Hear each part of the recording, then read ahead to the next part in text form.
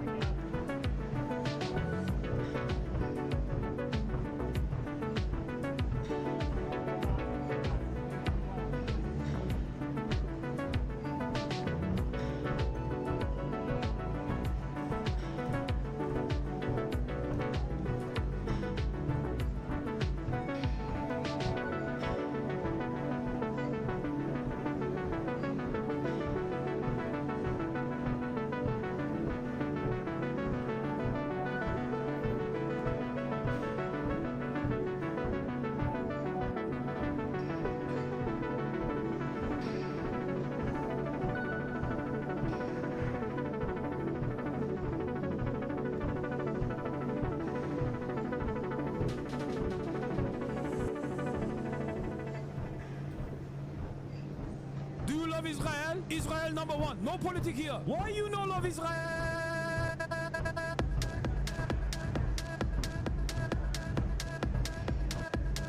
Oh, you hate it?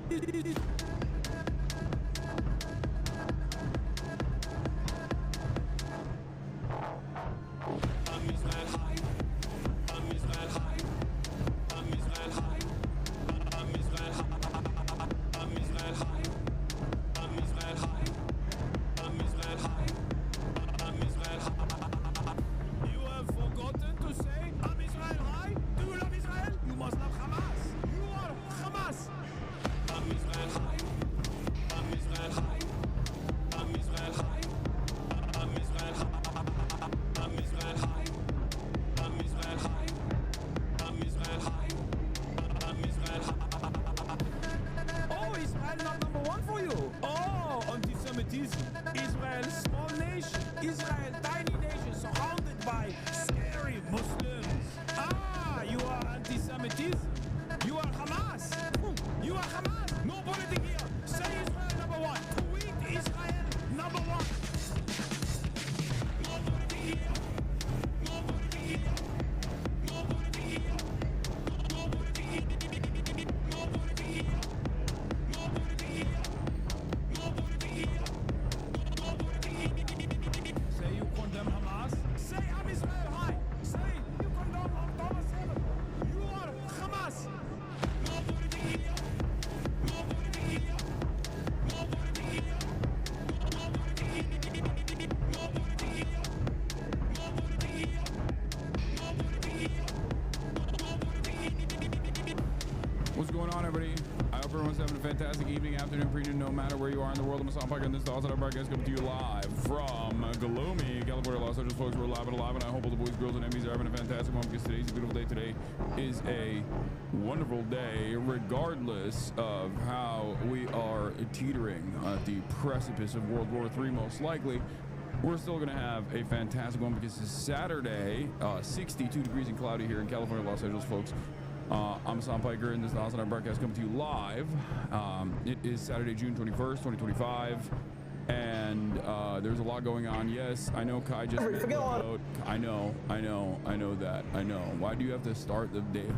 Why do you have to start my broadcast with by showing me someone else living my dream? You know what I mean? Someone else just actively living out my dream, my greatest desires.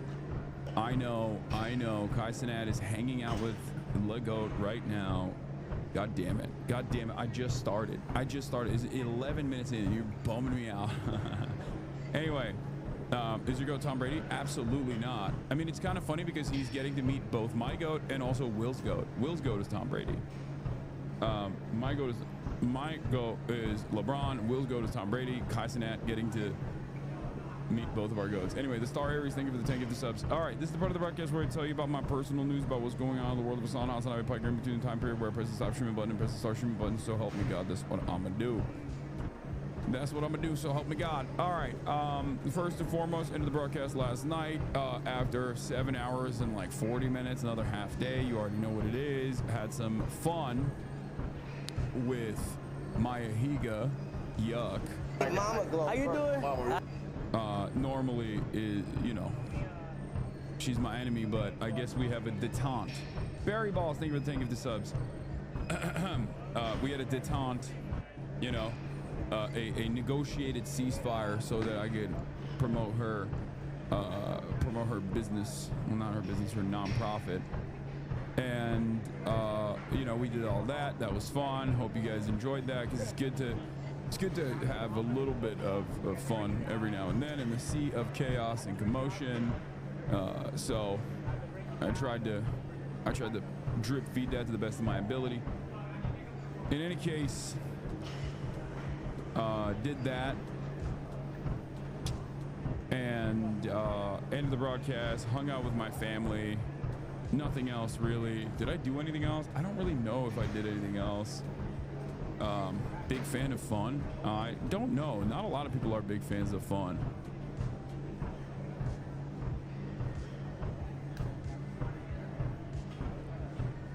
I feel like a lot of people in this community are actually anti-fun, like openly anti-fun. But yeah, B-2 bombers are flying over the Pacific. They're going to Guam. Maya is turning Kaya against you. Wait, what? I love her, but she's kind of a problem. No, and I hope that she's okay, and I felt super bad, but I'm also like, everybody's complimenting you up the ass. I'm just like, honestly, like, Is that real? Did you say that? I've been letting Kaya on the bed because she just got groomed like a couple days ago. So I've been letting her on the bed. What are you looking at, huh? What are you looking at? What are you looking at? Cutie. Anyway, God,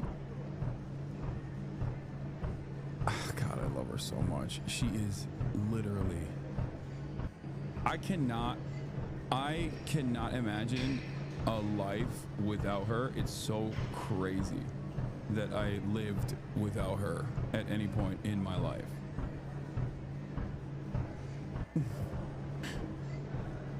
She got riled up this morning. She played with her favorite chew toy, a Belgian Malinois. But anyway, what was I saying? Oh yeah, I've been letting her on the bed. That's a big difference. And the funniest thing is, like, she basically lays on the bed like a human. It's so strange. It's so strange because she will just like lay there like this and fall asleep with her arms in the air, with her tongue hanging out like this. And I don't understand it. I don't, on her back,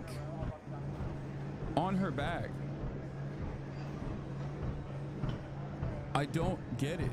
I don't know why this is comfortable for her. I don't fully understand why this happens, but it happens. And yeah, my cat does that too. Man, these feminists are going crazy over Khamenei's 2013 tweets about 2013 women. 2025 women think he's talking about them. What? That's crazy.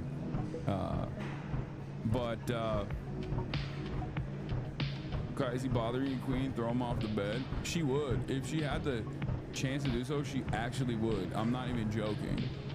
She'd kick my ass right off the bed. Actually, that's not true. She loves laying next to me.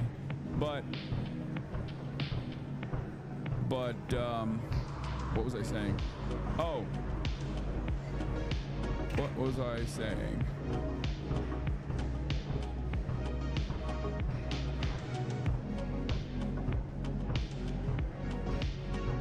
Oh, I've been watching. Oh, okay. Here's a controversial take. I've been watching the new My Hero Academia Vigilantes, and at first I thought it was gonna be ass, but I think it's kind of good. I'm a little embarrassed to admit it, but like, it's not ass and it's kind of good. I straight up, like, it is set up in a way where you're like, oh, this is not going to like scratch that itch. My Hero Academia isn't even that good, like, as an anime. It's like fun. It's fun to watch, but it's not like, it's like pretty bubblegum. It says it's very like what you see is what you get. And I think Vigilantes is like actually not bad at all. It's like even more gruesome than the original.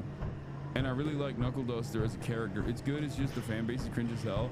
That's probably part of the reason why I don't really talk about My Hero Academia. I don't want to be branded as like a My Hero guy, because I know the fan base is like incredibly fucking cringe. But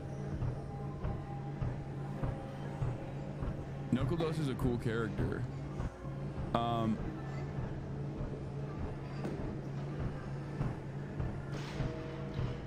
It's over for the Zionist state, bro. Khamenei has got book talk in the raps. Oh yeah, he loves Les Miserables. It's a good book of sociology, a book of history, a book of criticism, a divine book, a book of kindness, hashtag love, and hashtag affection. We'll do more Khamenei tweets today, because he's got some crazy ones. But MHA fanbase sucks. MHA is mid. Vigilante is just slightly above mid. My Hero Academia is watchable.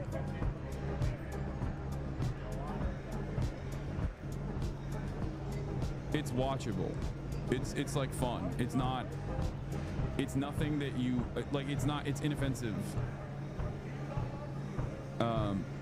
Theater is how the peace between Trump and Iran gets brokered. Yeah, Trump loves les mis as well. Les mis. But anyway, I'm all over the place. So yeah, anime takes, whatever. Woke up early this morning, hit 405 on conventional deads, even with a busted ass ankle, with the ankle braces on. Busted ass ankle with the ankle braces on, hit 405 for 7. Had hit it when I was not even hurt at all last week for like only 3 or 4. So I'm back up there on the conventionals as well, and I'm hoping to, and I could have probably done it no vid, no did. No, I have a video, I just look fat in it, so I didn't post it. I'm shirtless. I was deadlifting shirtless, so I didn't post it because I just am fat. That's what it is.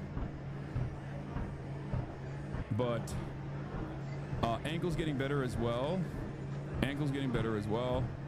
So that's good. That's good update. Obviously, I'm going to be in New York City. Do you take supplements or tests? No, I don't take anything. What's your max deadlift? I don't know. Well, my lifetime PR is very high, but I don't know what it is. But I used to be able to rip 405, so like 12. So think about it like that on the conventional. And on the trap bar deadlifts, as recently as like couple months ago when I was doing trap bar deadlifts before switching back to conventional, I was hitting like, I tried 500. I couldn't do it. Like I barely lifted it off the ground, but on the trap bar I could do like I was doing like 455 or 475 for reps, like for 6.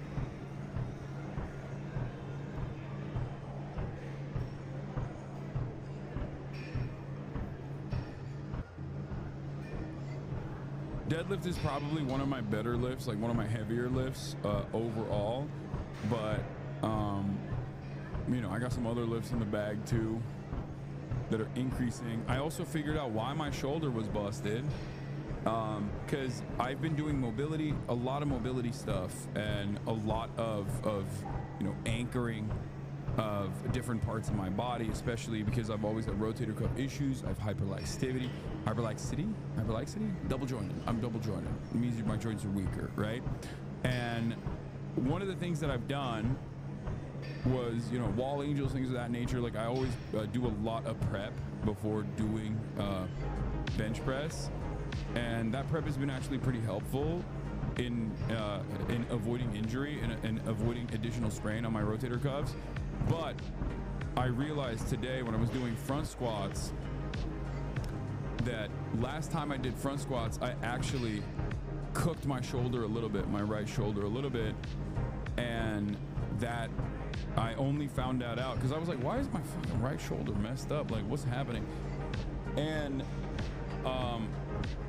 I figured out that it was actually the front squats that I was doing a couple weeks ago that tweaked my shoulder. So so at least I know what caused it, because when I went up for a front squat this time, it's just like I couldn't even hold it up. It was crazy. More flexible, not weaker. You'll thank the joints when cops can't cuff you. Yeah, no, it's still bad.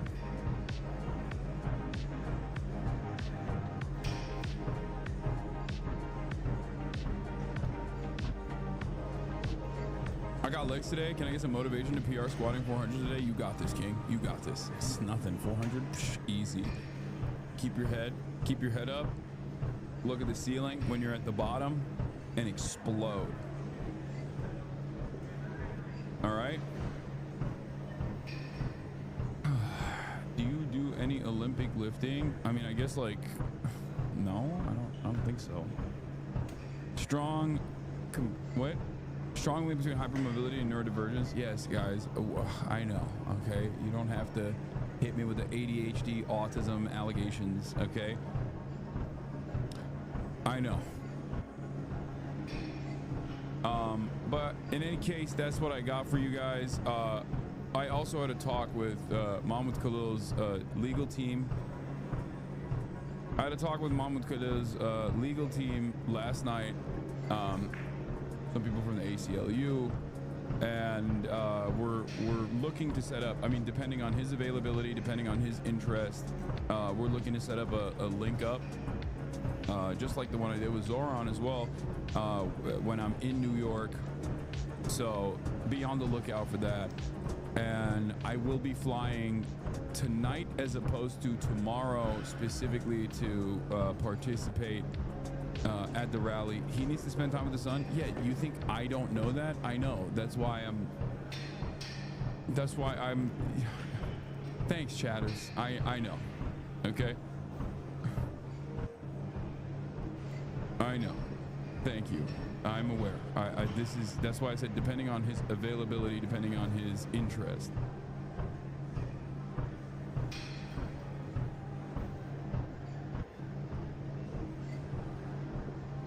Okay, let's blast off. Playlist for later. Thank you, Demasius, for the playlist. B2 bombers moving. Will Trump strike Iran today? World War III watch.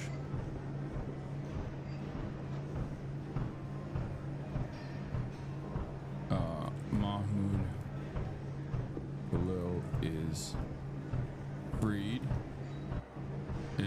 I don't want to say freed, released from detention. Will be in NYC for the rally tomorrow.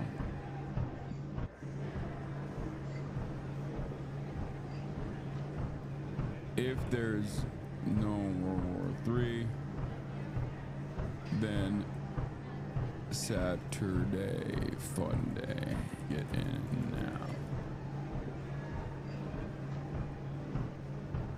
Yeah, Palestine Action is being classified as a terrorist group. I know, it's fucking ridiculous. Human Rights Watch has complained about it, understandably.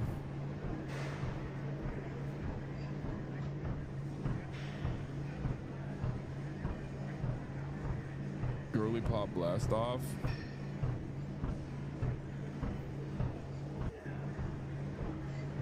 Okay, let's do the Girly Pop Blast Off instead of the problematic one.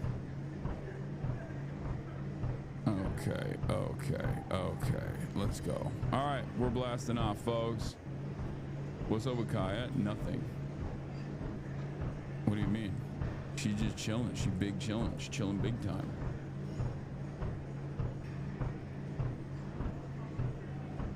Don't apologize. It was a good meme. I just can't use it. I feel like people will yell at me. Yeah. 350K at the London protest today per the organizers. Amazing. Yeah, speaking of pro-Palestine, anti-Israel activism, look at this. Look at this anti-Semitism. עורב! אנרכיסט! הלו! Hello. עזוב את הדגל, בחייאת! אני בשוק. This is messed up. עורב! עורב, מה? אני בהלם. אני בשוק. Amazing. Anti-Semitic. It's an old video, but still, yeah, it's messed up. It's messed up. It's messed up. This is anti-Semitism. This is a crow that is a terror crow. We must fight against the terrorist crow. This crow is Hamas. This crow is Hamas.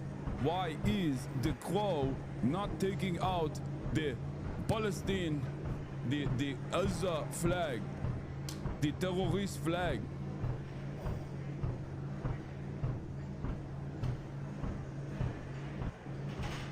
Hamas is training the terror crows. This is Hamas.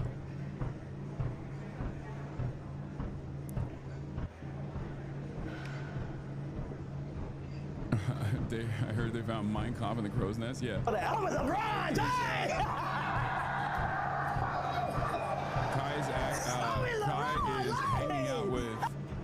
GOAT.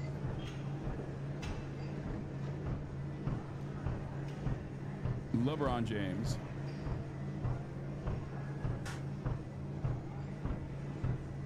You hate to see someone else live your dream, you know? You hate to see someone else live your goddamn dream. Hold on. I tried to hold it in, chat. I tried to hold it in. Look at Wemby, man. Bro, until you pointed him out, I forgot he went on his Shaolin arc. I didn't even realize. Yeah, he's a Shaolin monk now. Right? Hey, I'm not about to act like I'm not next to Tom Brady, LeBron James, American Wemby. Yo, I ain't gonna lie. I don't even know how I'm here right. I don't even know what's going on right now. It's like, yo, man. My boy. You gotta meet Mama Glow. How you doing? How you doing? What's up, boy? What up, bro? This is my boy. Cash, where you at? This is my boy Cash Nasty. I can't believe he got Cash Nasty to link up with LeBron James. That's so sick. Right here. You're a big supporter. You're my brother right here. How you doing? Yeah. Nice to meet you, Rob. What's up? It's an honor to be here, bro. Look at his eyes. He is keeping his fucking cool, dude. Tyler's already met LeBron, hasn't he? I thought he was already like I mean, he's like the #1 LeBron dick rider. I've seen the clips. Like the #1 on the planet. Also, I'm not gonna lie, I feel like Kai looks taller than I expected him to look next to LeBron James. Like, I thought LeBron was like 6'8". I'll come, right? If he know you. Tyler, what's up, what? It's my boy Tyler.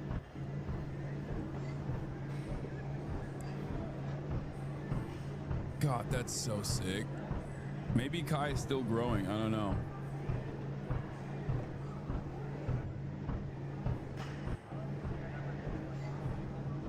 Nah, Cash #1, Ty #2. I know they're both understandable LeBron dick riders. Like, it's a dick that deserves to be rode should not be called out for being rode.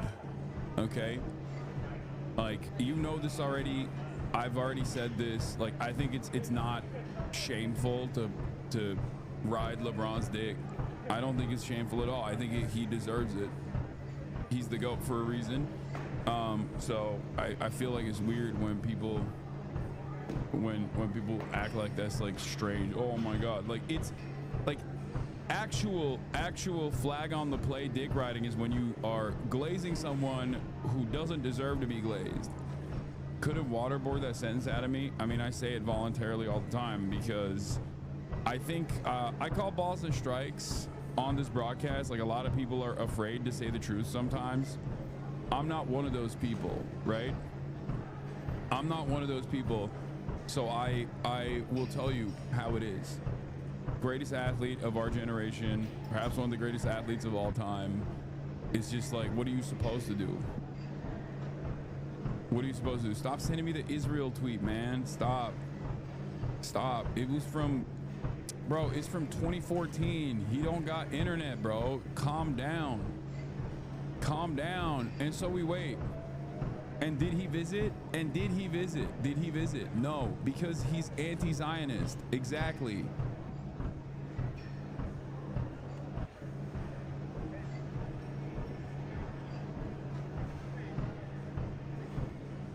Like, AOC was there. Wait, what? Dude, for a brief moment, I thought you meant AOC was meeting LeBron James. Like, I thought you meant AOC was there to meet LeBron freaking James. LeBron the GOAT James. No, you meant she was there at the Mahmoud Khalil release. Because we were just talking about LeBron. So when you bring up AOC like that out of nowhere, it's like, read the room, buddy. We're done with LeBron. Get to the news, weather boy. I mean, I'm gonna click away from this Israel tweet. It's disgusting. It's gross. And also the very fact that Israel was like begging for the GOAT to attend and the GOAT never attended is an automatic implied anti-Zionist act.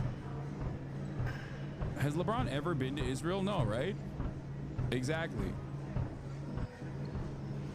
Exactly. Like Israel tries hard to be like, oh my God, LeBron definitely wants to come here. He's like, no, he hasn't been to Israel because guess what? Because he's an anti-Zionist. He literally was like, yeah, I'll go to Israel when it's Palestine. Like that's what he said to me in a dream. And I'm gonna go with that. It's like I have the reverse like girlfriend dream situation where, you know, like you'll have a partner who will dream that you cheated on them in a dream and then get mad at you. Like I go to sleep and I think about LeBron doing cool things. And then I love him more when I wake up. Anyway, let's move on from this. Okay. Yeah, see, I met LeBron one time and he whispered in my ear, globalize the Intifada, true story. I was the ear. I can confirm, was the ear. Beitar being explicitly racist now? What do you mean now?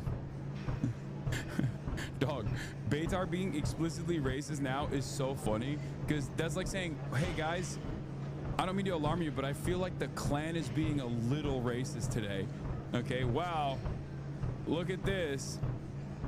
Look at this. The Klan, the Ku Klux Klan is being quite racist today. It's like, yeah, they're racist every day, you know? They're racist every day of the fucking week. But yeah, it's a mini F already. God damn.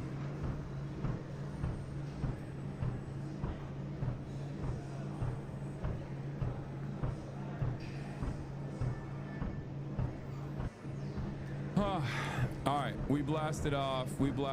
Let's get to it. Obviously, most important news of the day is World War III going to break out? Now, we covered the Seymour Hersh reporting on this.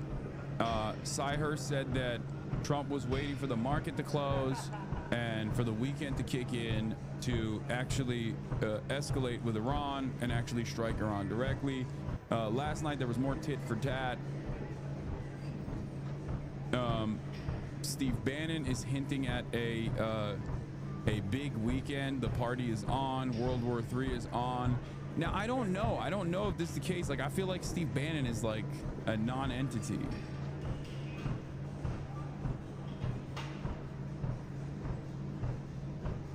But yeah, B-2 bombers are moving, but that could be nothing. I want cooler heads to prevail here. U.S. official confirms to the Post that B-2 stealth bombers are in the air over the Pacific heading west. They're going to go to Guam, and they actually could strike from Guam technically, but they do go to Guam routinely, so it's not like it's completely out of the it's completely out of order here, like the events. I don't know. I'm gonna engage in copium and say, who knows, maybe diplomacy will thrive. There's no need to strike from Guam. Diego Garcia is the B-2 base for Iran strikes. MAGA star Steve Bannon plays an outsized role in Trump's Iran decision, sources. Okay, but Steve Bannon is not trying to go to war with Iran, so that doesn't make any sense. Does that make sense? Like, it's just like he is supposedly the isolationist wing on the MAGA base. It's like him and Tucker on the isolationism MAGA base side, and Trump on the other hand, alongside everyone else, is like full neocon. This is a little bit reductive, but kind of like this. Ryan Grimm, Trump feeling clever. I'm going to take 2 weeks to decide whether to bomb. Entire world. He's bombing this weekend. Yeah, I don't know. We'll see. We'll see. We'll see. We'll see. We'll see. We'll see. We'll see. War Room is going to do a possible special broadcast at 4 p.m. This is so alarming and so sad and so pathetic that on the one hand, we're like looking at patterns of development for B-2 bombers loaded with munitions and whether or not those bombers will be used on Iranian soil as a direct act of escalation and direct involvement. America waging war with a foreign nation without congressional approval, of course, because who cares about that sort of thing? And like what? We're gonna learn about this from Steve fucking Bannon. Steve Bannon, the ugliest homunculoid that has ever existed, the human skin tag, Stephen Jedediah Bannon is going to be telling us on a shitty podcast whether or not Donald Trump is going to bomb Iran, because Donald Trump has conversations with Steve Bannon on these issues. Like, who's next? Is Kid Rock going to say it at a concert? Like, is that what's going on? Oh my God, I just spoke that into existence. The announcement for going to war with China will be done at a Kid Rock concert, okay? In between one of his pedophile songs. Kid Rock's gonna be like, and yeah, and we're going to war with China too. Donald Trump told me. Great. Great. Love it. Love the way that the world works. Love where we're at on the planet. Love our future. Does it even exist? Do we even have a future? I don't know. Great stuff overall, though. Fantastic stuff overall. Kid Rock, Deputy Press Secretary, in charge of the nuclear arsenal. Fuck it. Ted Nugent should be in charge of the nuclear arsenal. Who cares? You know what I mean? Yeah, I know there's a heat wave in New York City this weekend. I know. All right. Fantastic. Breaking moments ago, new reports from open source plane spotters show 6 B-2 stealth bombers from Whiteman Air Force Base in Missouri appearing to head toward a U.S. Air Force base in Guam. The B-2 can carry 2 15-ton bunker buster bombs that could be used to target Iran's heavily fortified Fordo nuclear site. This is a second U.S. aircraft carrier will arrive in the Middle East this weekend. President Trump will return later today to the White House for an intelligence briefing. Welcome to Fox News Live on a busy news weekend. Someone said, how is this a stealth bomber if we know where it's going? What do you mean? Yeah, when it's deployed to actually do a bombing campaign, then you don't know when it's flying in the air. If it's just like routinely flying somewhere and it's, what is it, like its transponder is on, like, yeah, you can track it. When it's about to do the bombing, I don't think that's when I don't think you can track it on flight radar when it's literally in the process of doing the bombing.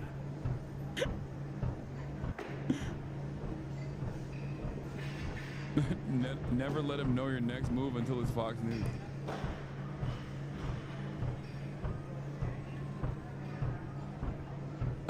U.S. has evacuated staff in the Tel Aviv embassy. I don't know if that's real or not, but I thought that they had already closed the embassy anyway, so this makes sense. This was slated to happen anyway. I'm Mike Emanuel in Washington. New airstrikes from the Israeli Air Force against missile storage and launch infrastructure in Iran overnight, as the IDF says it has killed the commander of the Quds Force, who is a key coordinator of weapons deliveries to Hamas. Fox News senior foreign affairs correspondent Greg Palcott is live in Tel Aviv with more. Hello, Greg. Hello, Mike. Yeah, we are into now day 9 of the war between Israel and Iran, and there are more raids on key Iranian targets as well as individuals. The ISFAHAN nuclear facility was hit for the second time by Israel. The IAEA confirms real damage was done to the centrifuge construction facility. And another assassination by Israel. Saeed Izzadi, a Revolutionary Guard commander who played a key role in the deadly October 7 Hamas attack against Israel, was taken out. And The IDF claims to have shot down nearly all 40 Iranian drones headed towards Israel this morning. Tehran has had less success with these relatively slow-moving projectiles.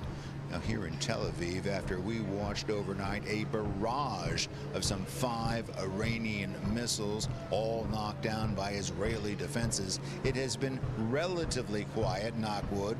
Evening usually sees more activity. And as you noted, Mike, Fox News, citing sources, is reporting that 6 B-2 stealth bombers have left their home base in Missouri, said to be headed to Guam, which is a bit closer and a bit of an easier run to Iran. Now, Mike, that aircraft is the only one that can deploy the much-discussed bunker-busting bombs needed to take out Iran's deeply dug and crucial Fordo nuclear facility. Back to you. Greg Palcott starting us off live in Tel Aviv. Greg, many thanks. President Trump will head back to Washington later today for a briefing on Iran after announcing... Oh, okay. Well, you know his ass hates leaving the golf course on a weekend to go back to Washington, D.C. So that's not good. You know what I mean? That's also not good either. On the weekend, when he's at his golf course in New Jersey, flying back to DC, that is a troublesome sign. Look, I want to say, you know, cooler heads will prevail, I hope. Cooler heads will prevail, I hope. Come on, do some diplomacy, please. Except, what good is, I mean, what does that even mean? They were already in the process of negotiations when Israel struck Iran, and then Trump came out and was like, haha, we fooled you, Iran. We knew that diplomacy ain't shit. We knew that Israel was going to strike you. We actually totally love that Israel did that amidst a round of negotiations that was slated to start again. And so it feels like, you know, they don't really care about this. They don't really care about this at all, as a matter of fact. The publicized B2 movement is a show of force, so who knows? I know. Fuck the pizza index. Today we watched Trump's golf time for the index. Yeah, I'm of 2 different minds here. Obviously, there's 2 different patterns here, judging by what Trump has done in the past. I've talked about this quite a bit. Either this is like a, oh, we are going to bully you into submission so that you, I don't know, throw away all of the civil nuclear power that you could have ever had, to get like a weird own over Iran, basically to just like effectively undermine Iranian sovereignty by force, even if it's not like a threatening presence at all, like them having a nuclear power grid in collaboration with like Russia and in collaboration with China is not necessarily a real threat. It's not nuclear armament. I don't know why they haven't made nukes at this point, but clearly that's not like the real point of these negotiations. The real point of these negotiations and the real ambition for America is to, I think, inevitably destabilize Iran. If not now, maybe 5 years down the line. And this is in that direction as well, weakening the regime, weakening the grip of power that they might have. So in that process, in serving that ambition, this could be like peace through strength, which is what Trump says he likes to do when he says he's gonna fucking do these kinds of like military actions, because he thinks like he can bully people into submission this way, and even like break previous understood negotiations processes by, you know, firing amidst the negotiation, knowing full well that they have to come back to the table regardless. Or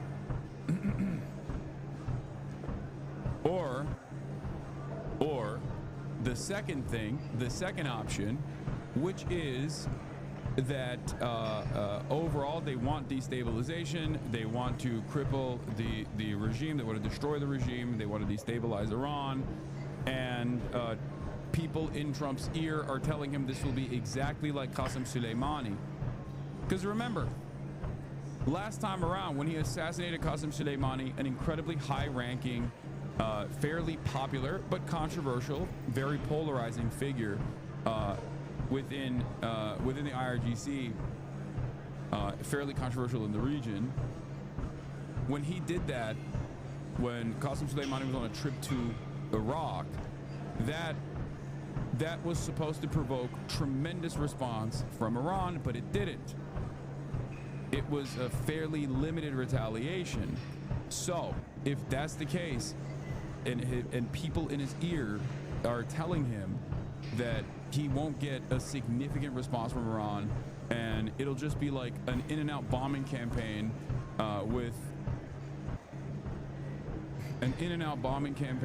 that will, I don't know, that Iran won't be able to retaliate against with significant force, then maybe it's fine. You should do it. Like, that could be one of the other, you know, that could be the other option here. Both of these goals obviously still play a formative role in weakening the power and the sovereignty that the Islamic Republic has in its sovereign state. Either one is a much longer, convoluted, drawn-out process that America and Israel's ambitions might look similar to what happened in Syria, which would be the negotiation aspect and like decreasing the Iranian sovereignty by bullying them into submission through force. Or the other would be a long, drawn-out, maybe closer to Libya or closer to Iraq even, depending on how ambitious the American military is, with boots on the ground warfare, which of course is incredibly stupid and incredibly devastating for everyone involved, both Iran but also America as well. It would be the end of, I think, the American empire.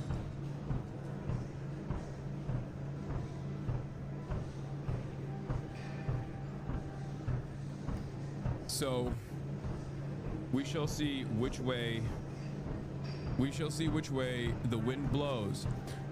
Here is the Iranian response, of course. Senior Iranian official says, if it's a choice between halting uranium enrichment and going to war, we choose war. This is on Reuters. You're thinking too short-term. Long-term is to install a puppet at the end of the Belt and Road Initiative. No, I'm not thinking short-term. I know that is the goal. And whether they do that through destabilization in the interim, or they do that immediately, which they can't, or their goal might be to do that immediately, it doesn't matter here. What we're trying to figure out is, what we're trying to do is parse through all of the limited amount of information, the will they, won't they, that's coming out of this administration, to figure out if they're going to fucking actually strike Iran or not. And then in the aftermath, we'll see whether or not Iran can even maintain a war with America and, you know, mine the Strait of Hormuz and close it off, at which point that cripples the entire oil production of the planet. Like, will they make it costly for everyone involved? Will they basically globalize the pain that they're experiencing and go all out or not? I believe that if the Ayatollah was still firmly in charge, they wouldn't take it to that position. But from what I understand, considering how much decapitation strikes have been on the table and discussed, the Ayatollah and the civil governance of the Islamic Republic has basically taken a sidestep here, taken a back step, and allowed the IRGC to come into charge. And the IRGC is more calculating, but also significantly more militant if necessary. So the generals are now running the show, from what I understand. I could be wrong, but that is what I have read. And I feel as though the generals might be willing to defend Iranian sovereignty a lot more than the Ayatollah would, because there's two different minds here. Iran has always wanted to remain a sovereign state, and in process of that, like, they've always been a lot more favorable to Western diplomacy than one might assume if you only read Western press. If you only read like pro-Israel outlets, you would think that these guys are fucking animals, right? Bloodthirsty animals. They're barbaric. They're Islamists. They're fucking, they don't know anything. But the reality is that the centralized force that is the Ayatollah, the centralized force that is the Iranian government, has been incredibly responsive to diplomacy. They've been responsible, they've been restrained, and they always, in the ways that they've even retaliated to Israel, they've always taken multiple steps backwards. They are Islamists though, yes, but that doesn't matter. That's like saying, okay, like Israel is Jewish. Like, what do you mean? That doesn't mean anything. Yes.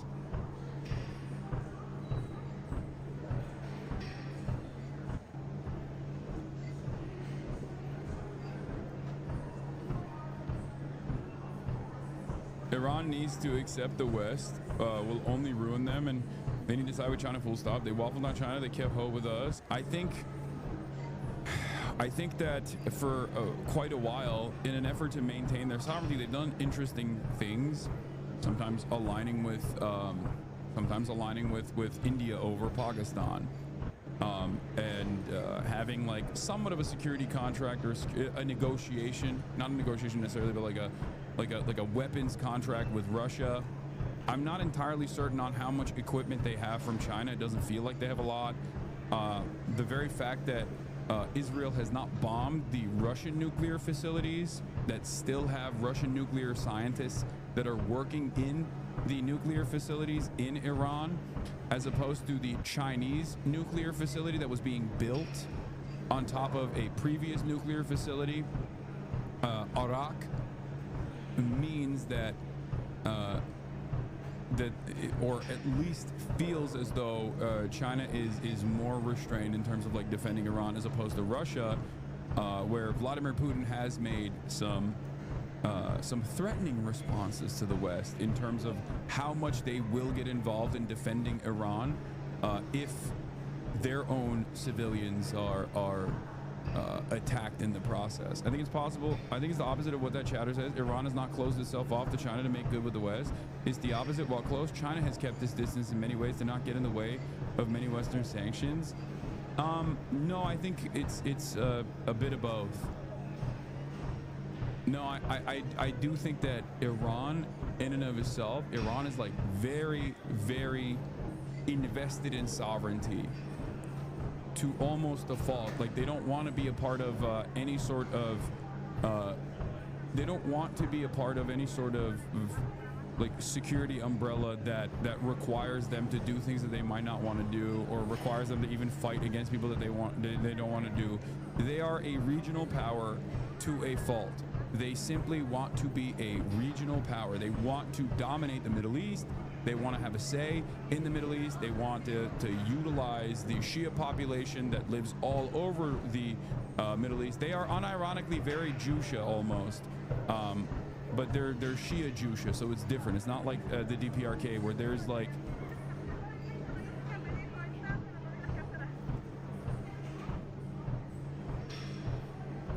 in any case, I think that they don't want to be under like a NATO style, like reverse NATO style agreement or anything like that with Russia or China, even though they will obviously collaborate with Russia and China. What?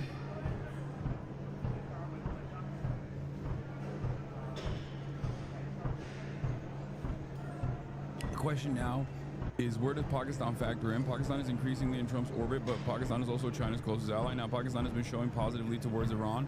I think Pakistan could be very influential in this in the coming months and years. This is the most like Pakistani you've ever sounded, Cloud District Enjoyer. I don't know. We'll see. I don't fully understand the relationship between Pakistan and Iran at all. I don't know why Iran has not been closer to Pakistan. There's obviously the issue of Balochistan, There obviously is there obviously is that a dual issue for both of these countries, and yet they've never really collaborated.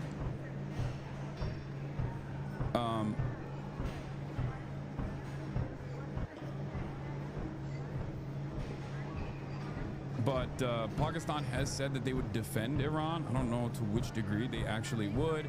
I don't know how much they'd be willing to defend Iran, especially considering that the Pakistani government is basically it's run by the generals, run by the ISI, and the ISI is deeply and heavily involved with the CIA. But a lot of these countries are also invested in sovereignty, if that makes sense. Like they're not completely subservient. Like I would go so far as to say Western, this is going to piss off a lot of people. Are you ready for this? I think European countries are more subservient to American interests than like even a country like India is. Okay? I think Western European nations especially, and you can see this with the way that they're talking. Anyone that actually thinks that they fucking ever step out of line are unironically as delusional as the Democrat dick riders are, thinking that American foreign policy is not uniparty. Pakistan went as far as saying they will nuke Israel for what it did in Iran. I don't think they will ever do it, but hey, I don't know.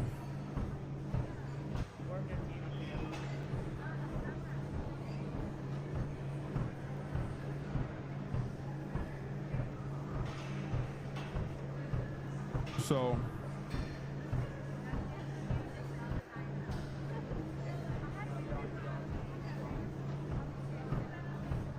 Western Euro nations were rebuilt to serve U.S. empire post World War II. Yeah. What say you of Turkey then? I would go so far as to say that Turkey is also deep in the pocket, deep in the cut, but very clearly they still sidestep from time to time because of their own regional interests, but they don't get the Israel treatment. Even though they are literally more of a reliable ally than even fucking Israel is like they basically play the same exact role. But the very fact that like there are Kurdish militias that the Americans will use against Turkey from time to time, and the very fact that they even try to do a fucking coup implies that every now and then Erdogan will do some foreign policy decisions that America doesn't like. It's still controllable, but the very fact that there needs to be this level of control through outside intervention implies that there's even more sovereignty, as opposed to Europe, where Europe will at most maybe say something like, we don't like what America is doing, but behind closed doors they're like, yes, we love you, sir, please, we will do everything you want us to do.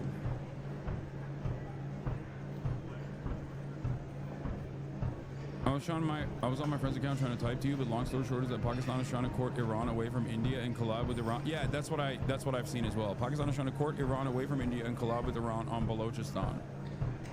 Yeah.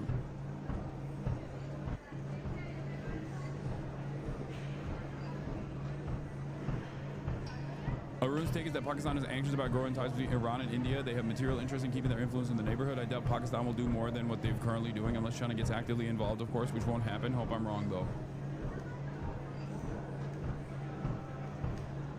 ISIS, Taliban, and Al-Qaeda are the biggest enemy of Iran. Iran hates these terrorist organizations and has fought against these organizations for a long time. We, India, are allies with Iran because Iran and Pakistan are not allies, but BJP is ultimately an Islamophobic party. I am Hindu. I am saying BJP is disgustingly racist, so BJP government hasn't said much about it yet. Yeah, this is not wrong. Iran and India have decent... No, this is literally correct. Iran and India... Iran and India are unironically cooperative countries. This is correct. You would expect Iran to literally be partnered up with Pakistan. They're both Muslim nations. They are not.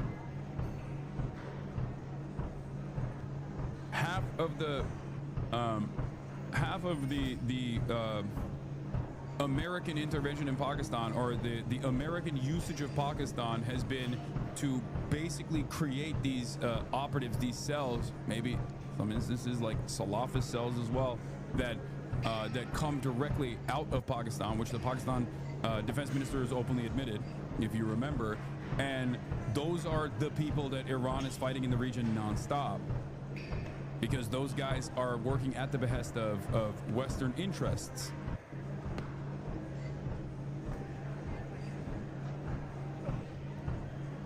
As a Pakistani, there's a lot of anti-Shia acrimony in Pakistan, particularly in the province of KPK, Parachinar, and in Jamaat-e-Islami circles. That being said, the vast majority of Pakistanis are like Iran as a state, and most non-Salafist politicians too.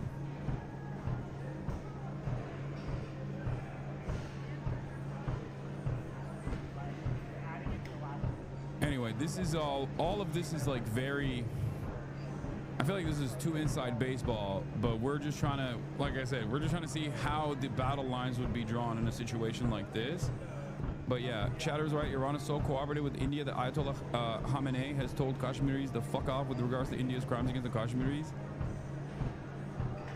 Anyway, let's play this. He would wait up to 2 weeks on a decision to strike the Middle Eastern country. Nate Foy is traveling with the president in Bedminster, New Jersey. Hello, Nate. Hey, Mike, good afternoon. So, yeah, the pieces on the chessboard and the posturing ahead of a potential decision from President Donald Trump, which he promises is coming in the next 2 weeks, continues to develop with, according to that open source flight tracking data, those 6 B-2 bombers, and according to the data that we are seeing in the refueling pattern of those planes, it appears that they left without a full fuel tank, which could indicate that they are, in fact, carrying those bombs on board. But the White House has not confirmed this independently. We are working for that confirmation. But President Trump is at his Bedminster Club here today in New Jersey. He's going back to the White House later today, where he will meet with his national security team. And he spoke yesterday about that 2-week timeline that he's promised. Listen here. Mr. President, what was the thought process behind the 2-week timetable? Just time to see whether or not people come to their senses. I'm giving them a period of time. We're going to see what that period of time is, but I'm giving them a period of time, and I would say 2 weeks would be the maximum. Now, Mike, Trump also pushed back on Prime Minister Benjamin Netanyahu's comments that Israel's capable of destroying Iran's Fordo nuclear facility on its own. The president said Israel has a limited capacity. He also said his own national intelligence director was wrong when she testified before Congress in March, saying that Iran was not pursuing a nuclear weapon. Listen here. What intelligence do you have that Iran is building a nuclear weapon? Your intelligence community has said they have no evidence that they are at this point. Well, then my intelligence community is wrong. Who in the intelligence community said that? Your direct...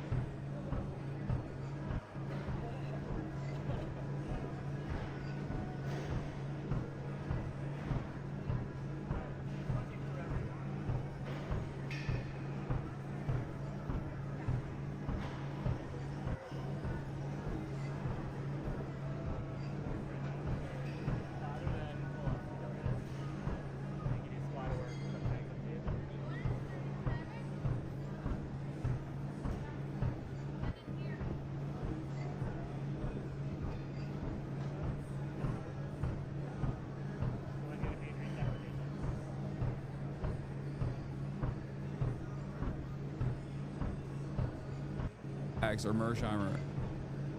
Oh, Noam Chomsky, like, he's so brilliant. Like, no, dude. Steven Seagal is the guy. He is the guy. He is the one. I've been deflecting nuclear war for 35 years. Yeah. Marxist, Leninist, Segalians rise up.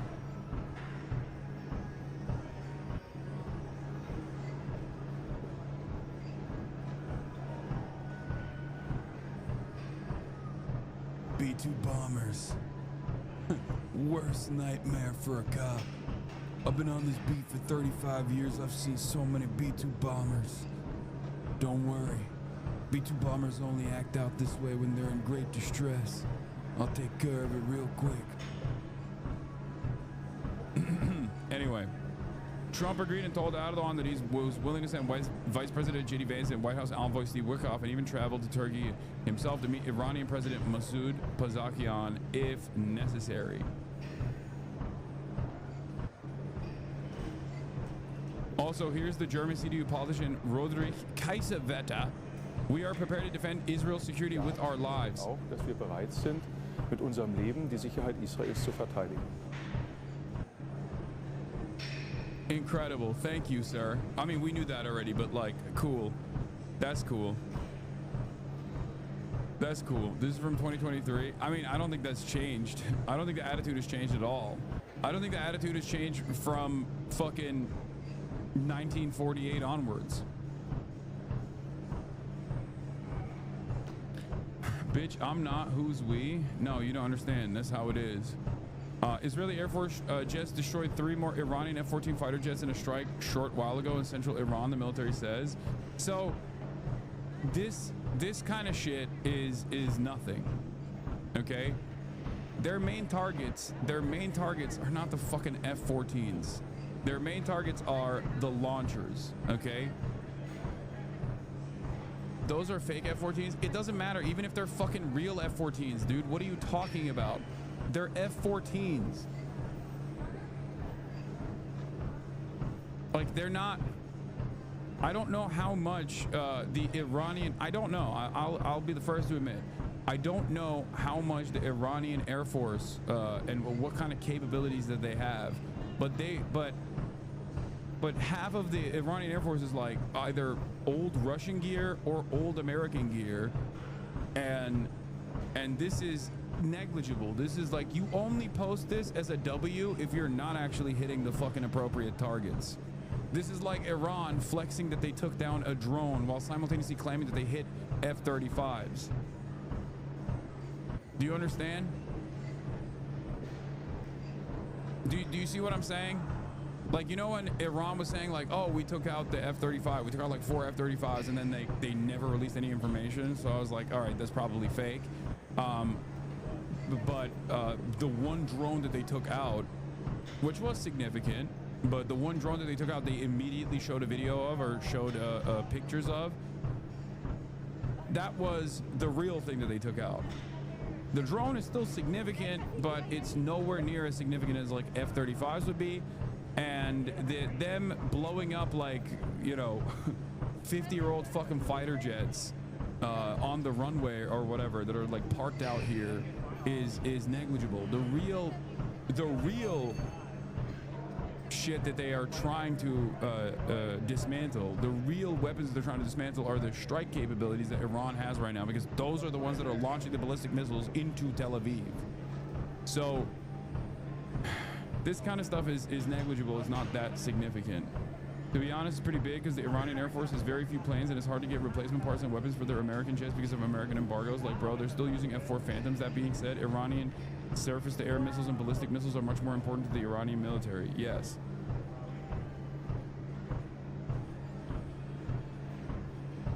Plane nerds are grieving right now. Hasan, have some respect.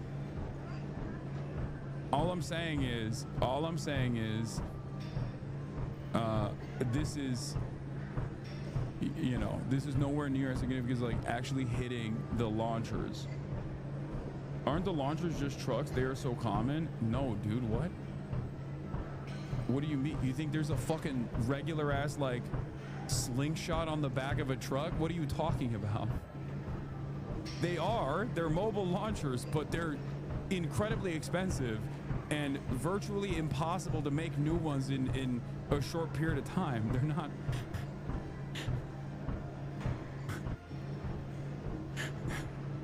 That's like, chat is like, what? Are you telling me that they're not launching hypersonic missiles from the back of a Toyota Hilux? Like, I don't understand.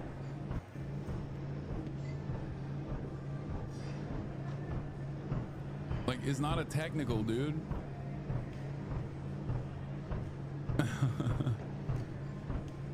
Let me lob Shabab 3 off my F-150. Yeah.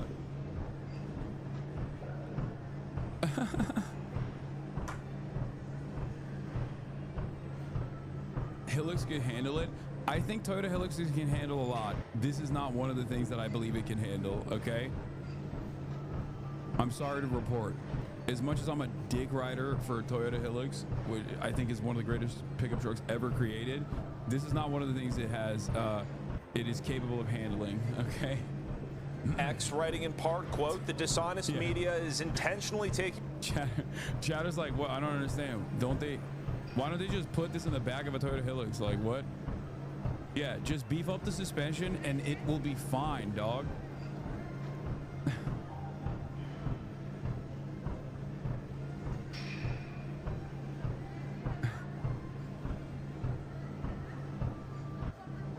My testimony out of context and spreading fake news as a way to manufacture division. America has intelligence that Iran is at the point that it can produce a nuclear weapon within weeks to months. Now, in that same testimony before Congress in March, Gabbard testified that Iran has an unprecedented amount of enriched uranium, and the White House is pointing to that as evidence that there's no daylight between her and the president in his view of Iran's capabilities in regards to her previous testimony. Trump is set to leave Bedminster for the White House later this afternoon. We'll send it back to you, Mike. Nate Foy live in the Garden State with the president. Nate, thanks very much. I'm Steve Doocy. I'm Brian Kilmeade. And I'm Ainsley Earhart. Meanwhile, in Washington, U.S. President Donald Trump has said he will decide on his next move in 2 weeks. But already there are divisions with not just his conservative base who don't want the U.S. to be involved in... She got bought. If anyone actually thought that Tulsi Gabbard was going to be an anti-imperialist, I don't know what to tell you. You guys are so silly. She was literally tasked with doing psyops in Africa while she was also simultaneously running for office and claiming that she was an anti-imperialist using those words, right? She was like, I'm anti-war, anti-war. There's never been a moment where Tulsi Gabbard has not been invested in killing Muslims. Never. That's not like a John Fetterman style situation, because at least John Fetterman made a convincing case early on and was not this insane at all. Tulsi Gabbard, on the other hand, has never, if you actually listen to me and listen to her, okay, speak on these issues, you would have recognized from the jump that she was doing the classic, I'm anti-war, but I'm only anti-bad wars. There are some good wars that I am totally on board with. That's it. People that claim to be anti-war are not actually anti-war. People that claim to be anti-war, especially in a position like that in the government, are never going to be truly anti-imperialist, anti-war people. They are literally working for empire. They just mean they don't like some of the wars, and they think that the resources should be redirected to good wars. Okay?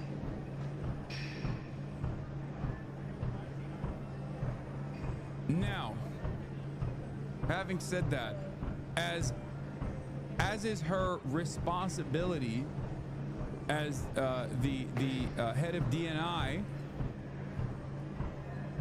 she has to reveal the actual accurate assessments coming from the intelligence community. So when she goes in front of Congress and says, as the director of national intelligence, okay, when she comes out and says our intelligence community assessments does not show that there's like any new any new enrichment opportunities for Iran or anything like that. When she basically said that, that wasn't because she was anti-imperialism.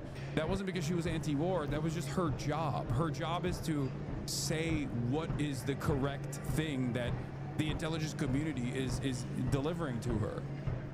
Okay? Which is precisely the reason why she tried to come out with a tweet, not a new statement, not a new revelation, but simply a tweet that massaged the narrative to suit Trump's demands. As it stands currently, the intelligence community's assessment is quite clear on this. The American intelligence community's assessment is that Iran has no nuclear weapons, have no capabilities of enriching nuclear weapons grade uranium enrichment. They're not moving in that direction, and that there was already an ongoing denuclearization negotiation talks that were taking place anyway, and this new information came from Israel. Okay, this supposedly new information was Israeli intelligence, which again is bullshit. It's fucking bullshit.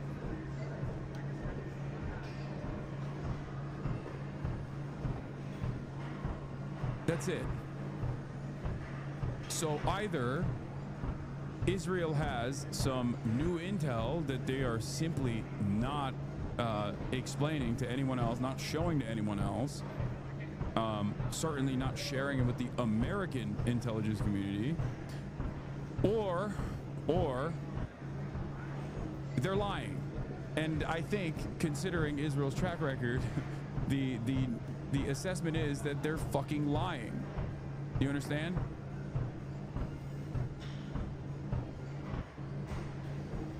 Another war, but also within his own intelligence community. Director of National Intelligence Tulsi Gabbard testified before Congress in March that Tehran was not building a nuclear warhead. And on Friday, President Trump dismissed her analysis. What intelligence do you have that Iran is building a nuclear weapon? Your intelligence community has said they have no evidence that they are at this point. Well, then my intelligence community is wrong. Who in the intelligence community said that? Your Director of National Intelligence, Tulsi Gabbard. She's wrong. Well, let's bring in Alan Fisher. He's live for us in Washington. And Alan, since that very public rebuke by President Trump, what have we been hearing from Tulsi Gabbard? Well, she has put out a statement saying that the media is wrong. They've taken her comments out of context. Here's the problem for Tulsi Gabbard. They weren't. She gave evidence to a committee on Capitol Hill on the 26th of March and said very clearly, here's the context, the international community has made the assessment that Iran is not working towards a nuclear bomb, that it's made no efforts to try and pursue a nuclear bomb since the plan of the operation, the whole project, was suspended by the Supreme Leader in 2013. She is also on the record back in 2019 during Trump's first term as saying that Donald Trump wants a war with Iran because Saudi Arabia and also Benjamin Netanyahu wants a war with Iran. So this is her desperately trying to claw back some credibility with Donald Trump after what was a stunning public rebuke. Here's the problem for Donald Trump and Tulsi Gabbard. A lot of conservatives, and not just conservatives, a lot of Americans are concerned at what is happening here. That there is intelligence that says one thing, but then we have Donald Trump and now the Director of National Intelligence saying another thing. And of course they remember going to war with Iraq on what was then faulty, if not downright misleading intelligence, and they're concerned that the same thing could happen again. Well, in the meanwhile, we are getting plenty of US military movements. Can you tell us about the latest ones that we're seeing there? Well, according to the military, a number of aircraft carriers that are moving into the region are doing so on a normal rotation or to relieve those that are already there. But in the last 24 hours, it's been reported that 2 B-2 stealth bombers have moved from the United States, from their base in Missouri, to Guam in the Pacific. And the intention is that they will then move to the base in Diego Garcia in the Atlantic. So why is this important? Well, a couple of things. Diego Garcia Persia puts them within one refueling stop of hitting Iran. And the B-2 stealth bombers are really the only planes that can carry the so-called bunker buster bombs, which would target Iran's nuclear facilities. Here's the thing for Donald Trump to consider. Experts are saying that even the bunker buster bombs will not be able to penetrate deep enough into the mountains to inflict any real damage on Iran's nuclear facilities there. So he has that to consider, and he'll be doing just that when he flies back from his estate in New Jersey, New York, in the next couple of hours. His intention is to hold a meeting of the National Security Council at the White House. There he will be advised of attack plans. He will look at his options, and of course he said that he'll make a decision within the next 2 weeks. So everyone is looking at every meeting of the NSC in the Situation Room at the White House to wonder if this is it. Absolutely, and we will be watching that meeting as well very closely. Alan Fisher, many thanks for bringing us the latest from Washington, D.C. For more on the escalating Israel-Iran conflict, retired U.S. Navy Rear Admiral Mark Montgomery joins me here at the MAP. He's a senior fellow with the Foundation for the... The libs are popping off. This is not a lib. Saying Iranians are uneducated from a country where over half the adult population reads at a 6th grade level is crazy work.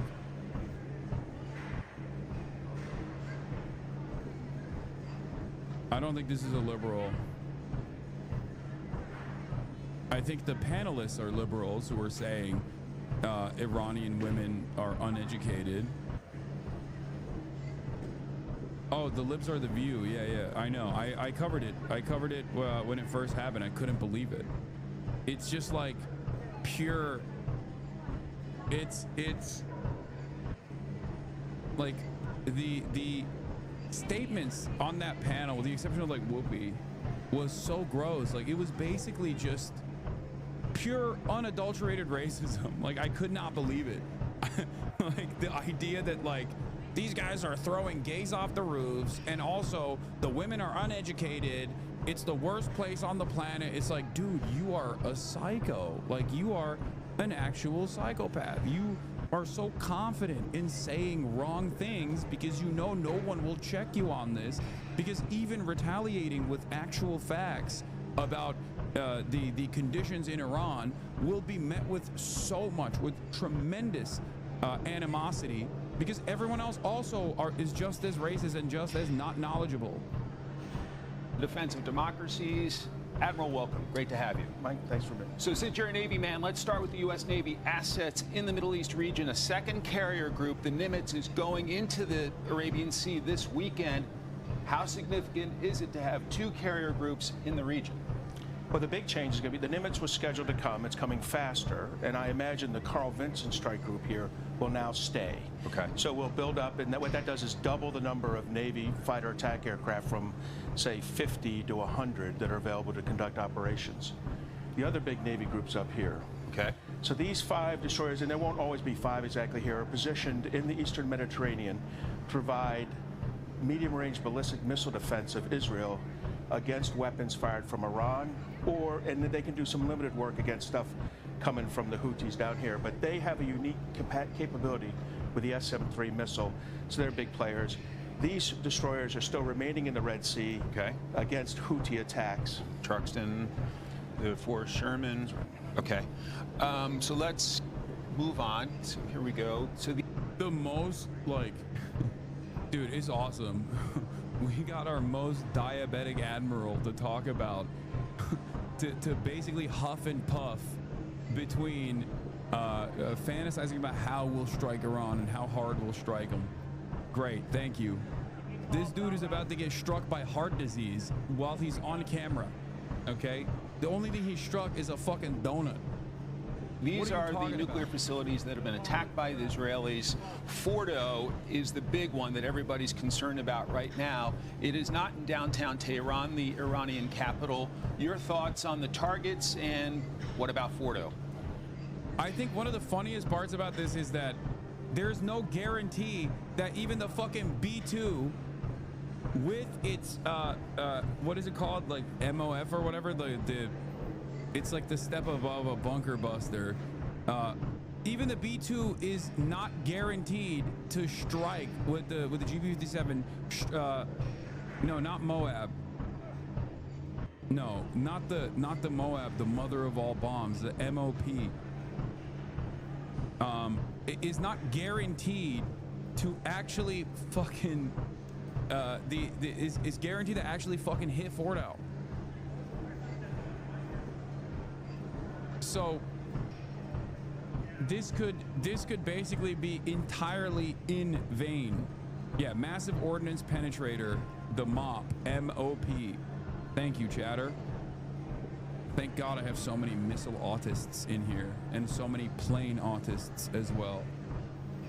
But basically, as far as I have read, and again, this is not my area of expertise at all, but everything that I read from analysts, everything that I read from people who love this kind of shit, there is no real guarantee that they can even strike the facility that's deep underground on the side of a goddamn mountain that they're even fantasizing about, which would imply that America would be joining this. America would be joining this military conquest with no real military ambition beyond simply escalating it because their ultimate goal is to destabilize Iran.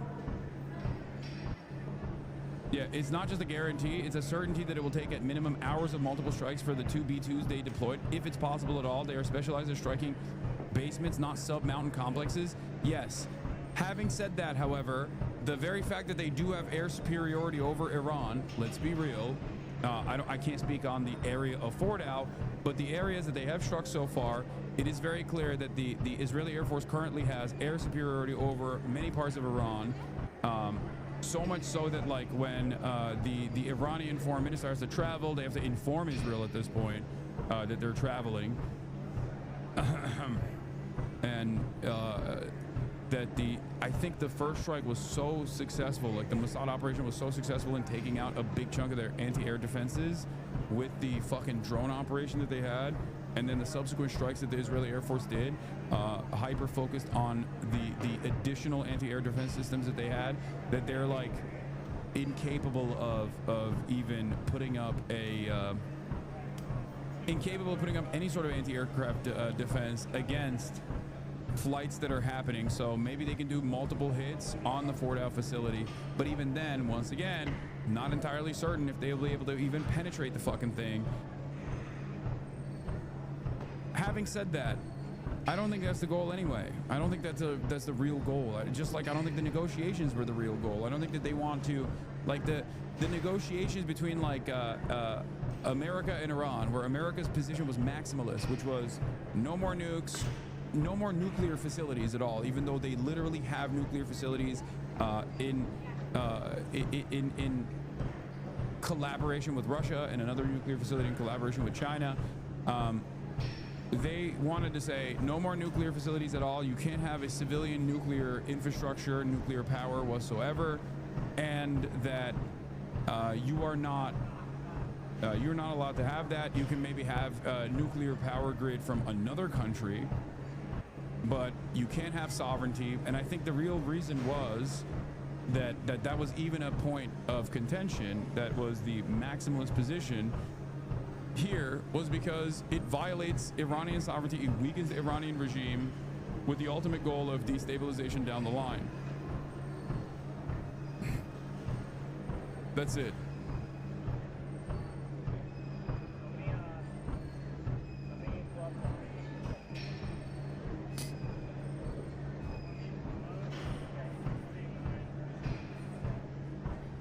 CNN's Van Jones tells liberals to get on board with Trump's stance on Iran. Iran can't have nuclear weapons. Wow, never thought I'd see the day that the media says something so bipartisan and factual. What? Yeah, you have never listened to the Democrats then, dummy. Democrats love fantasizing about the notion of bombing Iran. He's buying himself some time in it. God, I fucking hate Van Jones so much. God damn it, I hate all these fucking pieces of shit. It's crazy. It's crazy. God damn it, the liberals are so ass, bro. This is, once again, like, not even trying hard to manufacture consent at this point. They're not even fucking trying. They're just like, dude, shut the fuck up. and be on board with this. That's it. Trump isn't even trying. He's like, I don't know. Maybe I'll bomb them. Maybe I won't. They're not negotiating. It's like, bitch, they were negotiating. What the fuck do you mean? You were saying they were negotiating last week. And then Israel struck them and you were like, haha, we actually did this super cool, super secret thing, which is to violate every fucking principle of diplomacy by letting Israel do whatever the fuck it wants in the process of negotiations. This doesn't make any sense. They're not even trying. They're not even actively trying. And I don't know why they're not even actively trying. Maybe they've just like dropped all notion of democracy, where it's more like a might is right politics and what the fuck are you gonna do about it at the domestic level, where they're basically saying like, nah, you know, we're gonna bomb Iran. There's nothing you can say about it. There's nothing you can do about it. Sucks to freaking suck. And the liberals are running around also saying we should bomb Iran, but also we should do so in a way where it makes legal sense. Like, let's get congressional authorization first, please.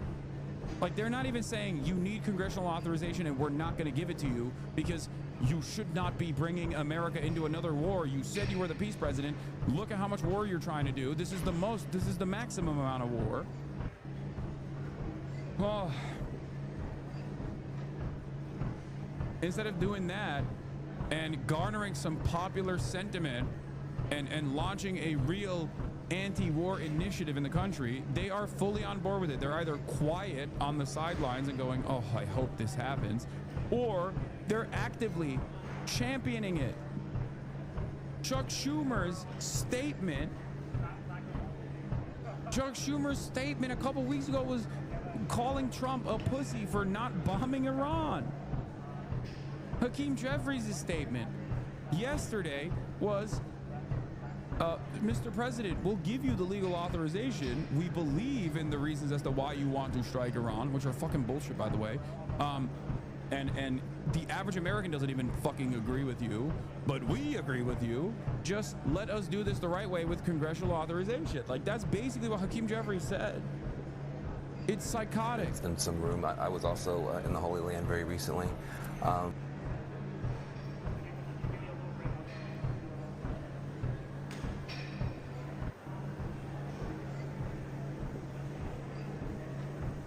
Bro, it's so, this is just single loyalty. Like, it's not even like, people will be like, oh, dual loyalty. Like, Van Jones just only cares about Israel. Okay. We've escalated beyond even like the dual loyalty stereotypes at this point. Well, I mean, he's not Jewish anyway, so it doesn't that doesn't fit that stereotype. He just doesn't care about America, I don't think. He just straight up only, so many of these motherfuckers are just like, no, I only care about Israel. Like, what are you talking about? What are you talking about? Israel is the only country on the planet. We went from Israel's the most moral nation in the Middle East, is the only democracy in the Middle East, to Israel is the only country on the planet that matters. No other country even remotely matters. Do not ever talk about Israel. Do not ever talk against Israel. We will strike you down. This man used to be a Maoist, Chad. A Maoist third worldist. I think progressives underestimate how dangerous Iran is.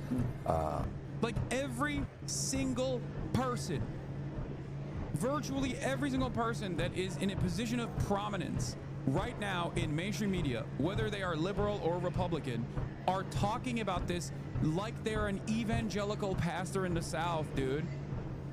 What the fuck? First of all, what do you mean the Holy Land? I just got back from the Holy Land. The fuck are you talking about? You just got back from the Holy Land. Just say Israel, dumb fuck. What do you mean you got back from the Holy Land? Are you that religious? Are you really a religious person? Really?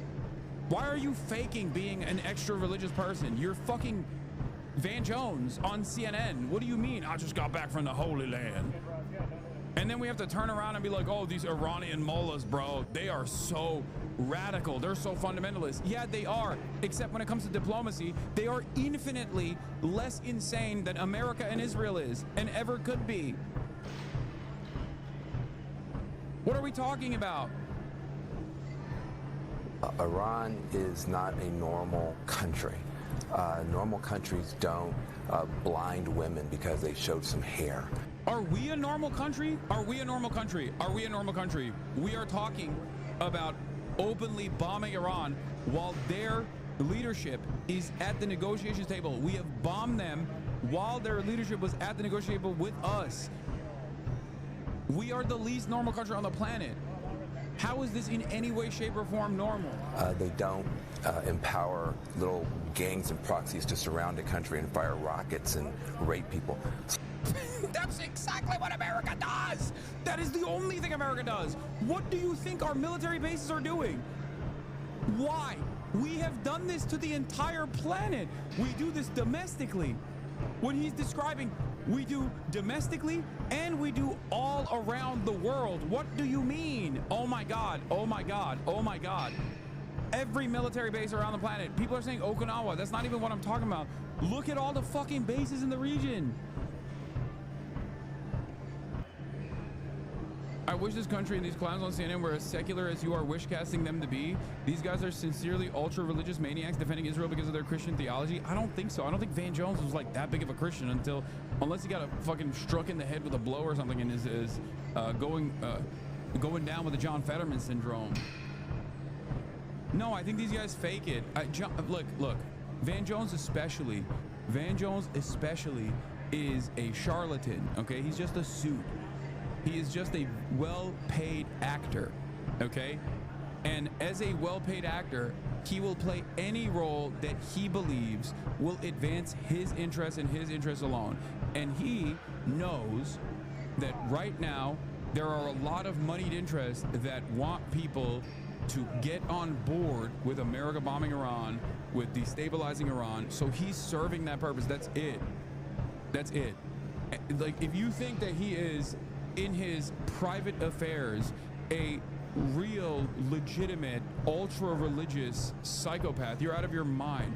The only religion he cares about is money, okay? That's the only thing he cares about. Money, clout, prominence. That's all this is. He didn't become like a born again Christian or something and he just like turned into Michael Pence.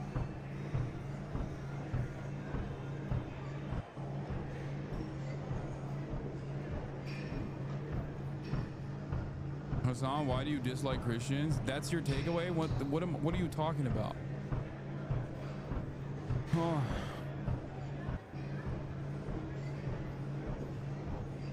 This guy got $100 million from Jeff Bezos. He's not a real Christian at all. He's just faking it because this is the role he must serve. Yeah, Mazel Tov to Scott Jennings and fellow CNN contributor Van Jones on getting a cut of that $150 million in Hasbro prices. The Israeli government plans to offset wartime spending and economic slowdown with tax hikes and deep cuts to public services. But the proposed budget for 2025 also includes a massive new allocation towards pro-Israel advocacy efforts abroad. Hasbro. Under the new budget, Israel's foreign ministry will receive $150 million on top of what it gets for its existing activities for what's officially known as public diplomacy, or in Hebrew, Hasbara. That sum is more than 20 times what such efforts have typically been allotted in past years.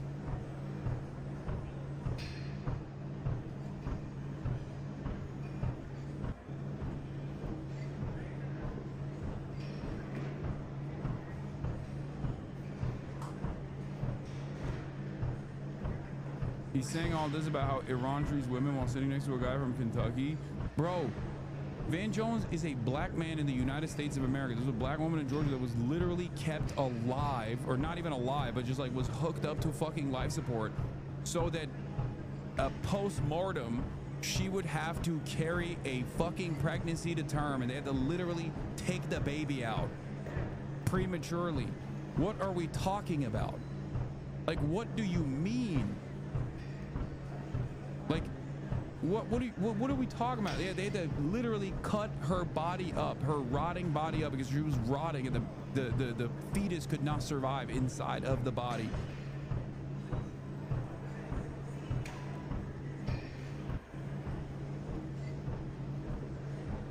Yeah, and at the start the baby was 9 weeks. She probably didn't know she was pregnant before death.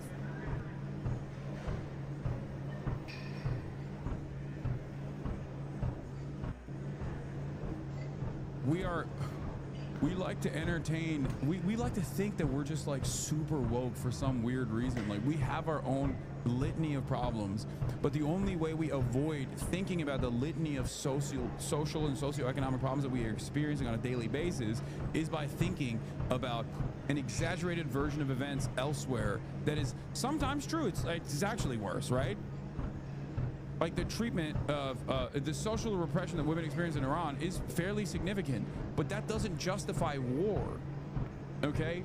As a matter of fact, war only accelerates further repression because it basically destroys any opportunity to have any kind of civil struggle internally in the country when they're constantly being fucking bombed or constantly being destabilized.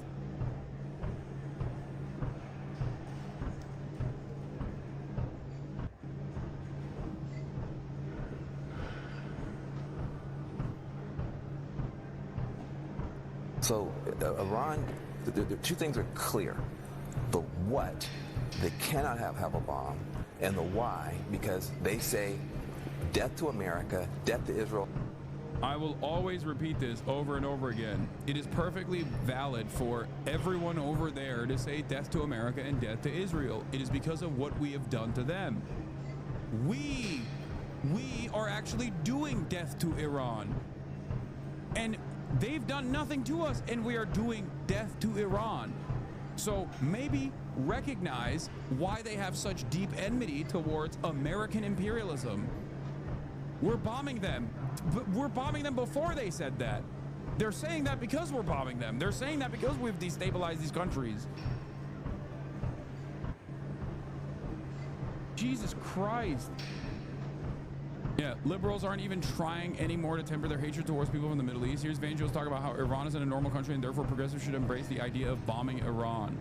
Iran is a country where they blind women for showing some hair, and the U.S. is a country where they make a dead woman give birth. Perhaps Iran and the rest of the world should devise their foreign policy towards the U.S. accordingly. And death to all the Jews. One of those should offend you if you're progressives. At least one should offend you. And so the question, though, is... No, they don't even say death to all the Jews. They say death to Israel, for the record.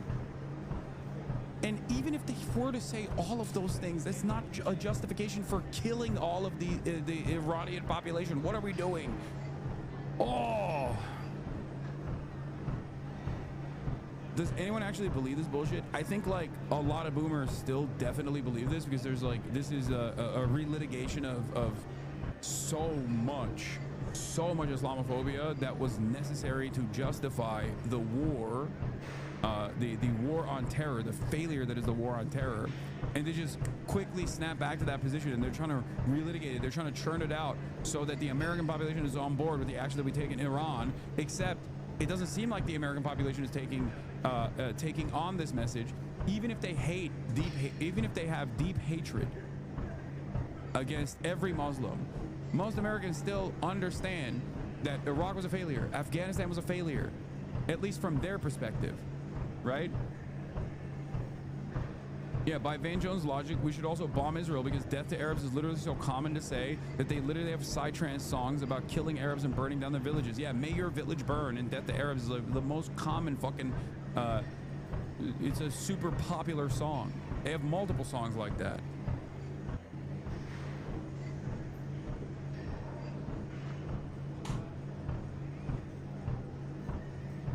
You're right, the relitigation and the way to frame it, it's the same old position, same shit my parents just rattle off. The sick part is my parents went to Columbia, so did I, but I'm not speaking to my dad over this loser. I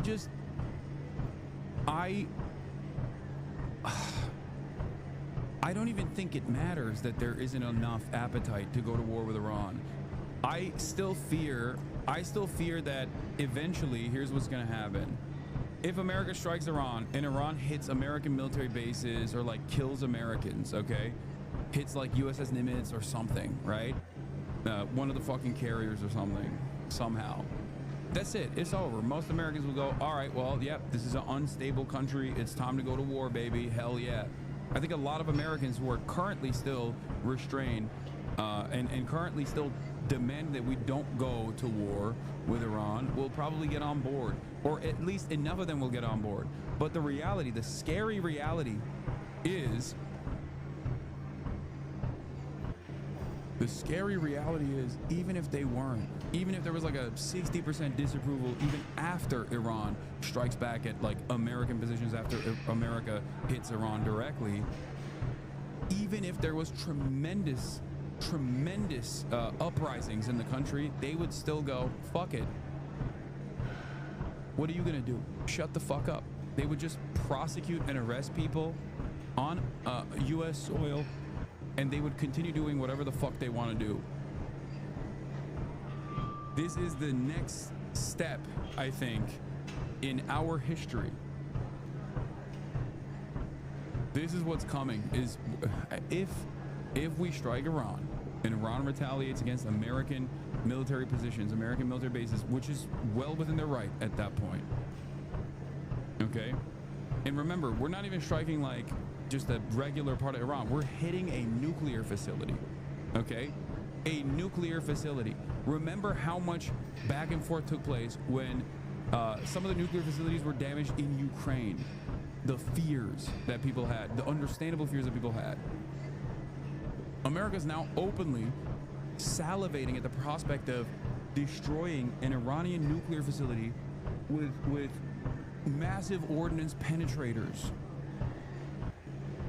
And then if Iran retaliates against that, which is what they said they would do, and they are well within their legal right to do so at that point, and Americans still hate that and still don't want to go to war with Iran, and they take it to the streets, we're just basically going to do the same shit that we did, and this time with maybe even more legal backing. Because in times of war in the past, America has stamped out any sort of political opposition against the wars. Eugene Debs, the most successful, the most famous socialist attempt at the presidency, had to run because he was a conscientious objector to World War I. He had to run from prison.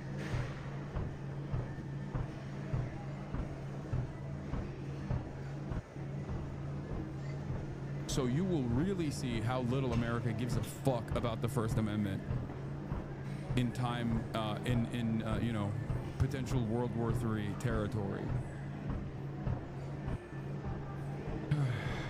Is the who and the how. Is Israel going to take out this nuclear capacity by dropping people there who blow it up? Or is America going to take it out by dropping a bomb that blows it up? But what? Dude, what kind of fucking Israel can't even drop its people to kill babies in Gaza? Israel, how many fucking troops did Israel drop against Iraq? The fuck do you mean Israel's gonna fucking put actual troops? Israel is going to actually put a single Israeli in harm's way. That is the least likely event of all time, okay? What are you talking about? What kind of idiotic statement is this? Half of the fucking troops that explode in the Gaza Strip explode because they're too afraid to get out of the goddamn tanks. So after the Air Force rolls in and reduces the entire strip to rubble, tanks roll through the streets, and because they're so fearful of offering infantry to the tanks to protect the tanks, as is normal standard operating procedure for every fucking army,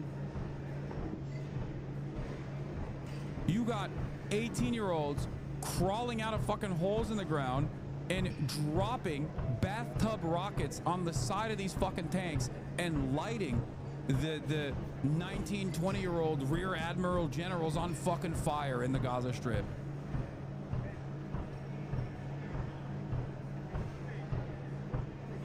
I don't even think America would drop troops into Iran. That would be devastating. It would be devastating for Iran, certainly, but it would also be insanely consequential for America. It would be the end of America.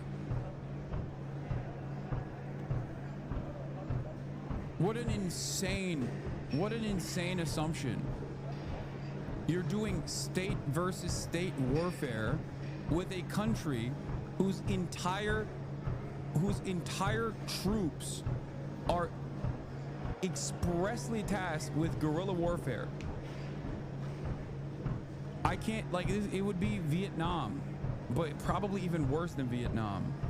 And Vietnam did get a lot of help from, of course, other countries on the Soviet side as well, in terms of, like, I mean, USSR weapons and things of that nature. And I suspect that Iran will probably have, at that point, similar help.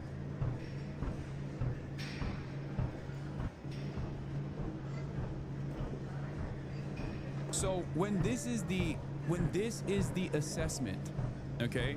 When this is the assessment on the table, if I can fucking see this, do you think America and American advisors are incapable of seeing this? Of course they're not. They are able to see all of these potential results.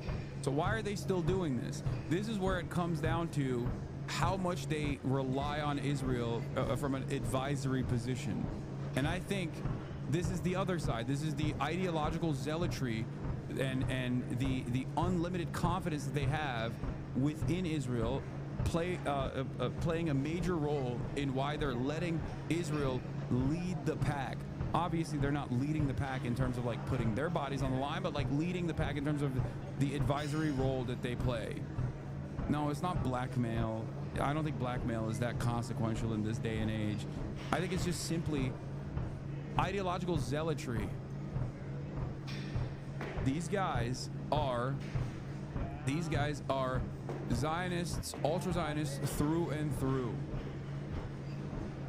They have a complete commitment to the greater Israeli project. They truly believe it. They truly believe that these they're almost like philo-Semitic in the way that the Japanese Empire was, you know what I mean? Where they're like, no, these are like magic military people. They know what they're doing. It's, you know, they are incredible. They're incredible warfare. They're a nation of special people that can do tremendous warfare. I promise. I believe it. Of course, we have to listen to what they have to say. Their intelligence is amazing.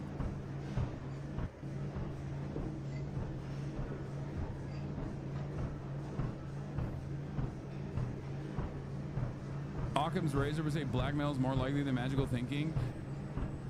No. This is not magical thinking. It's just social conditioning. It's not. I'm exaggerating when I say these are magical warfare people, okay? That's it. I'm embellishing. But no, it's not that crazy to assume that half a century of pro-Israel propaganda that is deeply embedded in every orifice of American society, all the way up to like institutes of higher learning, has probably taken a formative role in shaping the ideology of Americans in positions of power, especially considering how formative of a role Israel has played in our grand design in the fucking region. So it's both. It's both the Mersheimer principle of like the Israel lobby and its pervasive influence, but it's also Noam Chomsky's attitude, which is that Israel is an extension of America. But that is precisely the reason, because it's a bit of both, that there are instances where like Israel steps out of line or actually will make decisions that are not as calculated as people think they are, but America lets them do it. No, magical thinking is a psychology term. Basically means that an adult has an idealized view of a person or entity scenario like Disney or Marvel brain. No, I know. I'm just saying that it's not magical thinking at all. They just they are just like heavily invested in believing that Israel is like much more capable of a war-fighting nation than Israel actually is.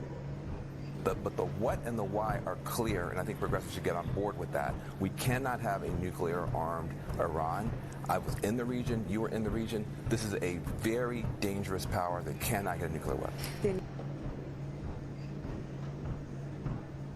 What? By the way, you should listen to this at some point. Will the U.S. be dragged into war? I sometimes take questions on my Instagram stories, and while I usually answer by writing, which I already did in this case, I'm particularly inspired to... Who's this person? I don't know who this person is. By the way, you should listen to this at some point. It's long, so it might be too much to stream. For stream, she's really a brilliant analyst. Pretext, new State Department announces U.S. citizens lightly wounded by Iranian counterstrike. Several U.S. citizens were lightly wounded as a result of the impact of an Iranian strike. State Department tells CBS. U.S. is unaware of any U.S. citizens' death in Israel and in the West Bank. I mean, we know when Israel kills American citizens directly, nothing changes. So it'd be really interesting to see how they turn around and go, well, Iranian rockets lightly wounded, lightly grazed an American, a piece of hair on an American's head. So I think it's time to nuke Iran. To make a video. Yeah. Scott Jennings scraped his knee on his, dick sucking mission, which we are attributing to an Iranian strike. I'm not going to watch the whole thing. I'm going to just see the first minute of it. Question. We are Thursday, June 19th, 2025. 6 days ago, Israel launched its largest ever strike on Iran, an unprecedented aerial assault targeting nuclear facilities, IRGC command centers, and air defense systems across the country. Key Iranian military leaders were killed, nuclear centrifuge networks disabled, and state media bombed during a live broadcast, not to mention the civilians who were killed. In response, Iran launched an unprecedented wave of missiles and drones at Israel, striking Tel Aviv, Haifa, and other major cities. And now many are wondering if the United States will be dragged into war. And this is my answer. The United States will not be dragged into war. The United States has been plotting for this war for a long time. It is its architect. Saying it's being dragged is like saying P. Diddy got dragged to his own parties. He's the host. And the U.S. is the architect of this war, not a reluctant participant. Let me explain. One of the great misconceptions about the United States is the belief that the president is the ultimate decision maker, akin to an emperor or a king in the classical sense. No, the decision maker is not Donald Trump, nor has any other president before him ever held control over U.S. foreign policy. The decision maker or architect of U.S. foreign policy is the national security state. What does this mean? The organs of the shallow and deep state, the Pentagon, the headquarters of the U.S. military, the State Department, the U.S. equivalent of a Ministry of Foreign Affairs, the CIA, and the intelligence community. And layered beneath them are the corporate and military industrial lobbies and powerful interest groups, oil and Israel, AIPAC and beyond. One could even include the hidden influence of secretive networks, Freemasons and other underground elites, some very, very dark, all embedded together. Think Jeffrey Epstein, a convicted sex trafficker, alleged Mossad agent, and operator of a global blackmail ring involving underage girls. The Epstein files are still sealed by U.S. courts, allegedly containing the names of presidents, royals, billionaires, and intelligence operatives, all accused of rape, abuse, and trafficking of children. You know, the same files Elon Musk recently accused Trump of being in before quietly deleting the tweet. Read with me. Time to drop the really big bomb. Donald Trump is in the Epstein files. That is the real reason they have not been made public. Have a nice day, Donald J. Trump. You see, this is not fantasy. It's part of the constellation of power that surrounds, insulates, and protects the system. That is the national security state. The president is not the architect. At best, he's a rotating spokesperson for interests that are far more permanent than his ego. And often, he owes his power, his protection, and his silence to the very deep networks that put him there. Okay? Even though campaign trails are filled with partisan rhetoric and dramatic contrasts, it's all theater. U.S. foreign policy has remained remarkably consistent across administrations, Republican or Democrat, dove or hawk. The illusion of change from one president to the next is a performance staged for voters. Voters too busy trying to stay out of a hospital that would bankrupt them to notice that it's exactly the same policy repackaged every 4 years. I'm not even kidding. If the American people were not drowning in medical debt, they might actually have time and clarity to notice the con.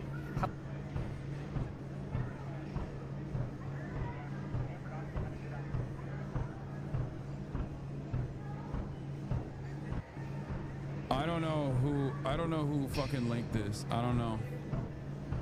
This is my favorite chat freak out. She said Freemasons?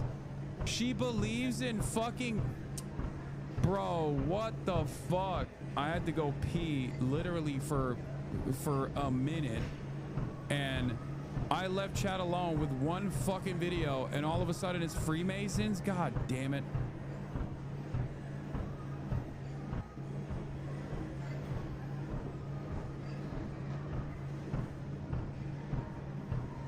She's wild, but some of the analysis is good. Okay, stop. Today I saw a shredded baby in Gaza for probably the 30th time in the past 20 months. Scores of starving people are killed, lining up for scraps in the daily sadistic mass killing ritual. This is what normal countries like Israel and the US do, CNN tells us. Reality has no meaning. What sustains this alternative reality is not, if not a sophisticated mix of racism, corruption, chauvinism, and a quick and unforgiving system of harsh disciplining of anyone with a conscience. Are you afraid of getting out-analyzed? Yes.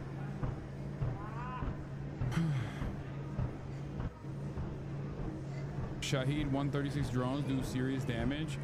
Iran launched a drone which successfully penetrated all American and Israeli air defense systems, evaded pursuit by helicopters, and targeted a house in occupied city of Beit Shan.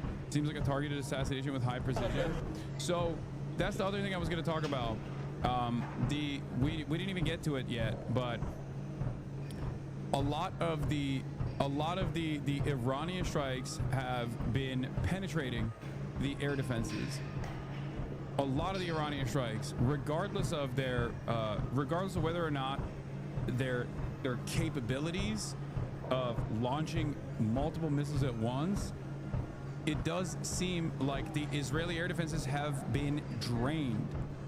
Okay, because now they're launching less missiles and less drones, and yet the precision has gone up significantly.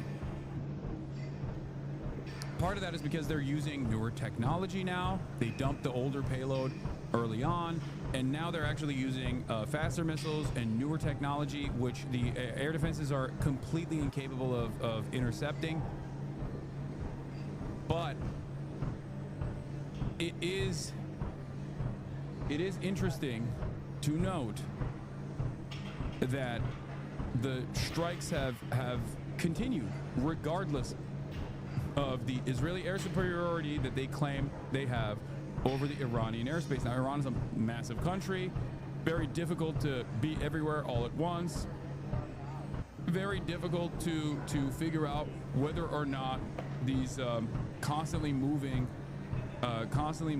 missile delivery systems are evading the Israeli Air Force. But this is not a good sign for Israel. Just in, new footage reveals the moment when an Iranian drone struck the base on area. Israeli air defenses failed to shoot down the kamikaze drone, now granting the Iranians greater air superiority over the occupied territories as it fails to shoot down much slower munitions. Early strikes was probing for weak points in their defenses so that when they were to send in the better tech, they increased the likelihood of actually hitting their targets. I thought that they were also hitting the air defenses as well, like the missile launchers as well. I'm pretty sure they hit a bunch of missile launchers early on. Obviously, they don't have the same capabilities that Mossad had in terms of like deep penetration into Israeli society, where they could like launch a bunch of drones internally and like blow up some of the anti-air defense missile systems, anti-air defense systems.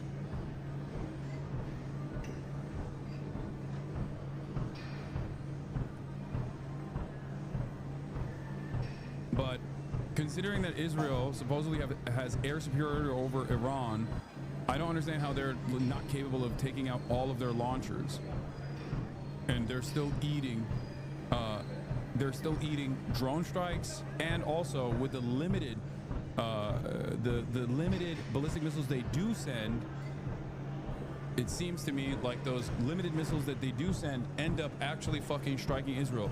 Now, the calculation here for Israel, if they are committed to defending their civilian population, as their defense capabilities are diminishing, should be whether or not Hassan avoids sex terms challenge impossible.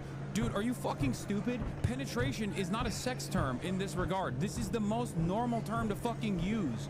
God damn, dude. Jesus Christ. What the fuck is happening?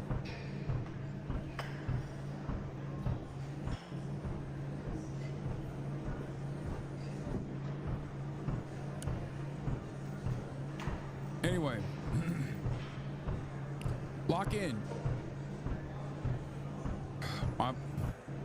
The point that I was trying to make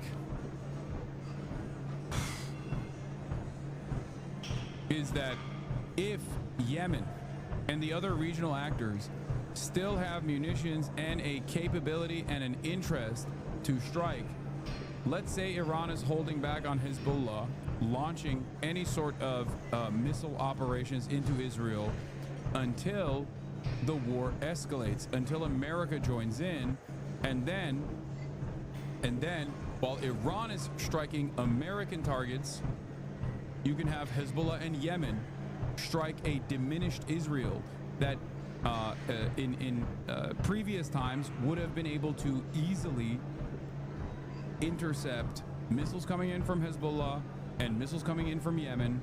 Not as easily for missiles coming in from Yemen because they have bigger ones as well, but still, because Yemen does not have the precise targeting capabilities that like Iran has.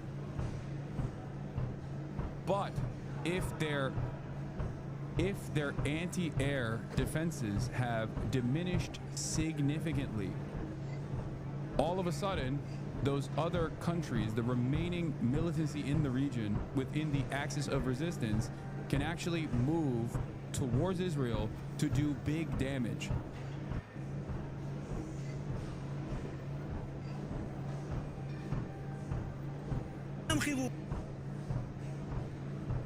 Just something to consider as what could be the trump card here. So exactly right. They've hit Natanz, Isfahan, and other Iraq and other sites here, and done significant damage. They've been around Fordo, but the reality is the president's right. Prime Minister Netanyahu said they could take Fordo. I think a fair statement is they could do significant damage to Fordo. Yes, Yemen has said that they will time their missiles, they will coordinate their missile strikes with Iran. But as far as I've seen, there hasn't been a lot of movement from Yemen so far. That could, given Yemen's resources and their tenacity, I would assume that they are holding off rather than having their capacity significantly reduced by the joint Israeli and American strikes that took place in Sana'a. Reuters now reporting, what? Reuters reports that Israeli officials told U.S. officials that they could act on Iran's Fordo nuclear site before the end of Trump's 2-week deadline. Yeah, no shit.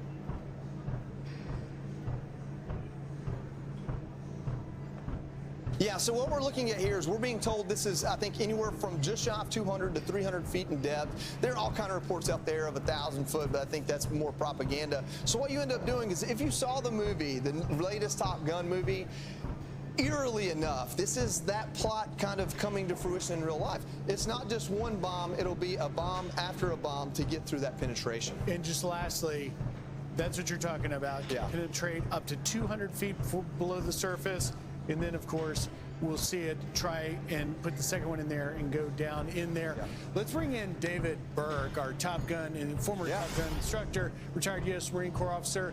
Now, David, I don't know how well we did that, but you know this better than anybody. Talk to us about, questions over whether or not this can successfully be done. Joey Jones just crushed that explanation. You guys hit the nail on the head, so really well done. This absolutely can be done. There is not a cave in the world deep enough to defend itself against the American military if it needs to hit it. And you described the weapon system and the aircraft and the mating of that exactly right. Now, this is a hard problem to solve, but it is absolutely a solvable problem with this system. This is just like Top Gun.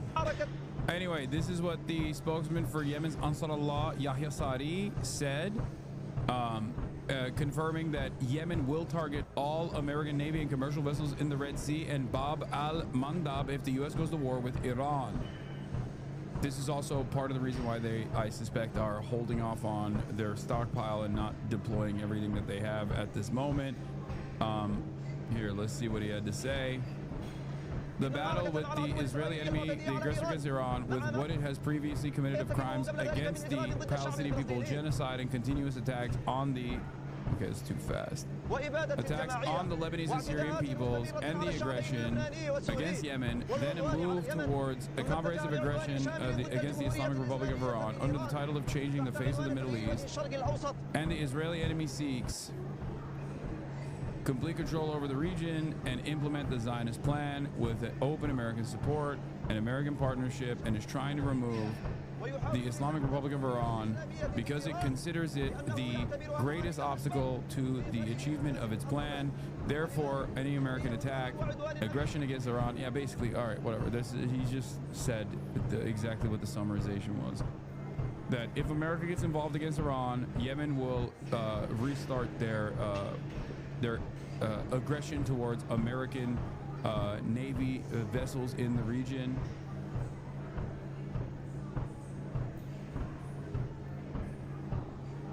And the ceasefire will be nowhere. But the only way you're going to destroy Fordow, and it's not a guarantee, but the only possible way are B-2 stealth bombers delivering the GBU-57, that 30,000-pound weapon. Okay, so let's continue on. This is Fordo. Good look at it. Here's the facility. So you've got tunnel entrances here. You got centrifuges beneath the mountain. You got a support building at 18,000 square feet, a checkpoint there. There's been some suggestion that Israeli commandos could do the job, but that has great risk. So there is a lot of attention, obviously, on American might. And was this type of diplomatic breakdown have a ripple effect even outside of the Middle East? It depends on what America ends up doing. I suspect in the long term, who knows, this might actually cause the populations of a lot of these Gulf region states and all the Abraham Accord states and even Turkey with NATO to really reconsider how their leadership has involved themselves alongside America and Israel.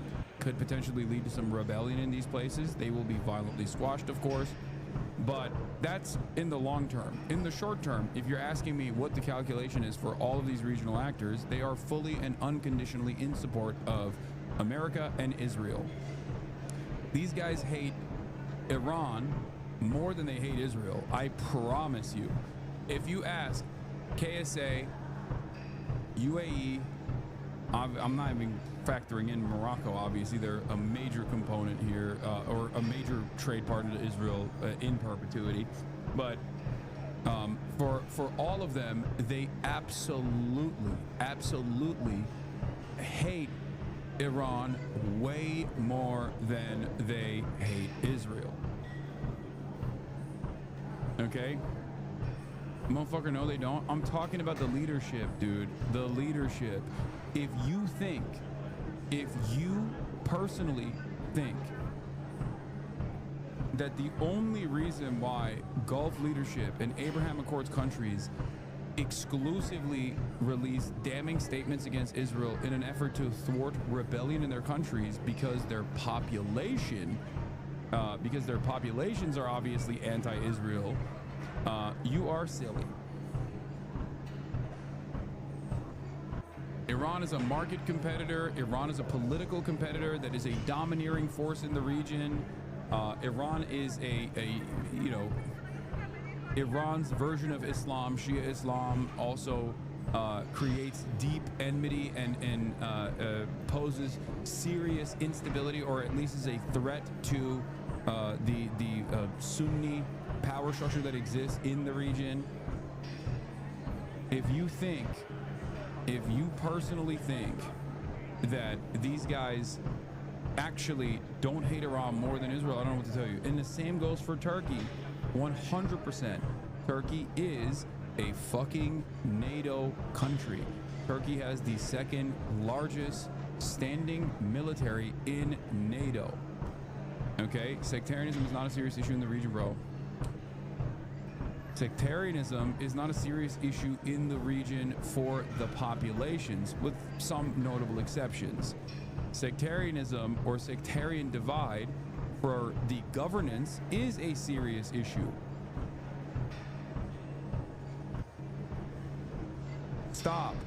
assuming that these guys who are in charge of the Arab League are not fully on board and fully committed to. Bro, do you think MBS gives a shit about Shia or Sunni? The guy is a gold goblin. I'm gonna lose my fucking mind. Brother, that's not what I'm saying. That's not what I'm saying. It's not like, this is not an ideological difference. This is one that threatens MBS's power. That's it. Iran is also a market collaborator or maybe even a market competitor.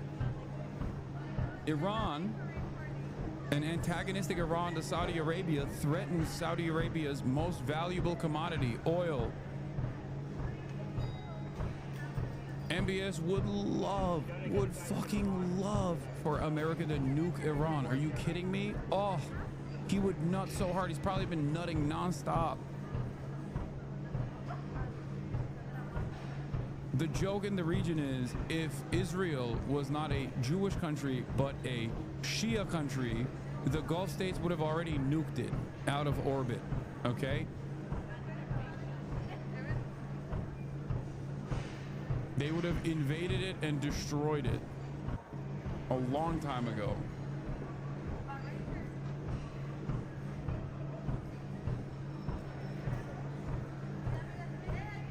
The impact it could have here at Fordo. You're exactly right. So the Israelis... Anyway, I don't want to listen to this anymore. This is a GBU-57, known as a massive ordnance penetrator. At 20 feet long and weighing 30,000 pounds, it is the world's largest non-nuclear bomb and can destroy targets buried deep underground, earning it the name Bunker Buster. To destroy Iran's heavily fortified nuclear facilities, experts say these are the conventional weapons with the best chance of success. This is a big sucker. It is called the massive ordnance. Fuck you, don't disrespect Morocco. We love Palestine here. We only trade with Israel for security reasons and the Sahara problem. Iran are funding terrorism in the Moroccan Sahara. Don't reduce it to we love Israel for no reason. Yeah, exactly. What do you think the fucking MBS position is on this? That's a carbon copy. You just literally copy pasted the Gulf. You just copy pasted the exact same reason that Gulf leadership and Jordan or any number of different fucking players in the region will say, down to the wire. Yeah, no shit. Word for word UAE propaganda, word for word MBS's opinion. That's it.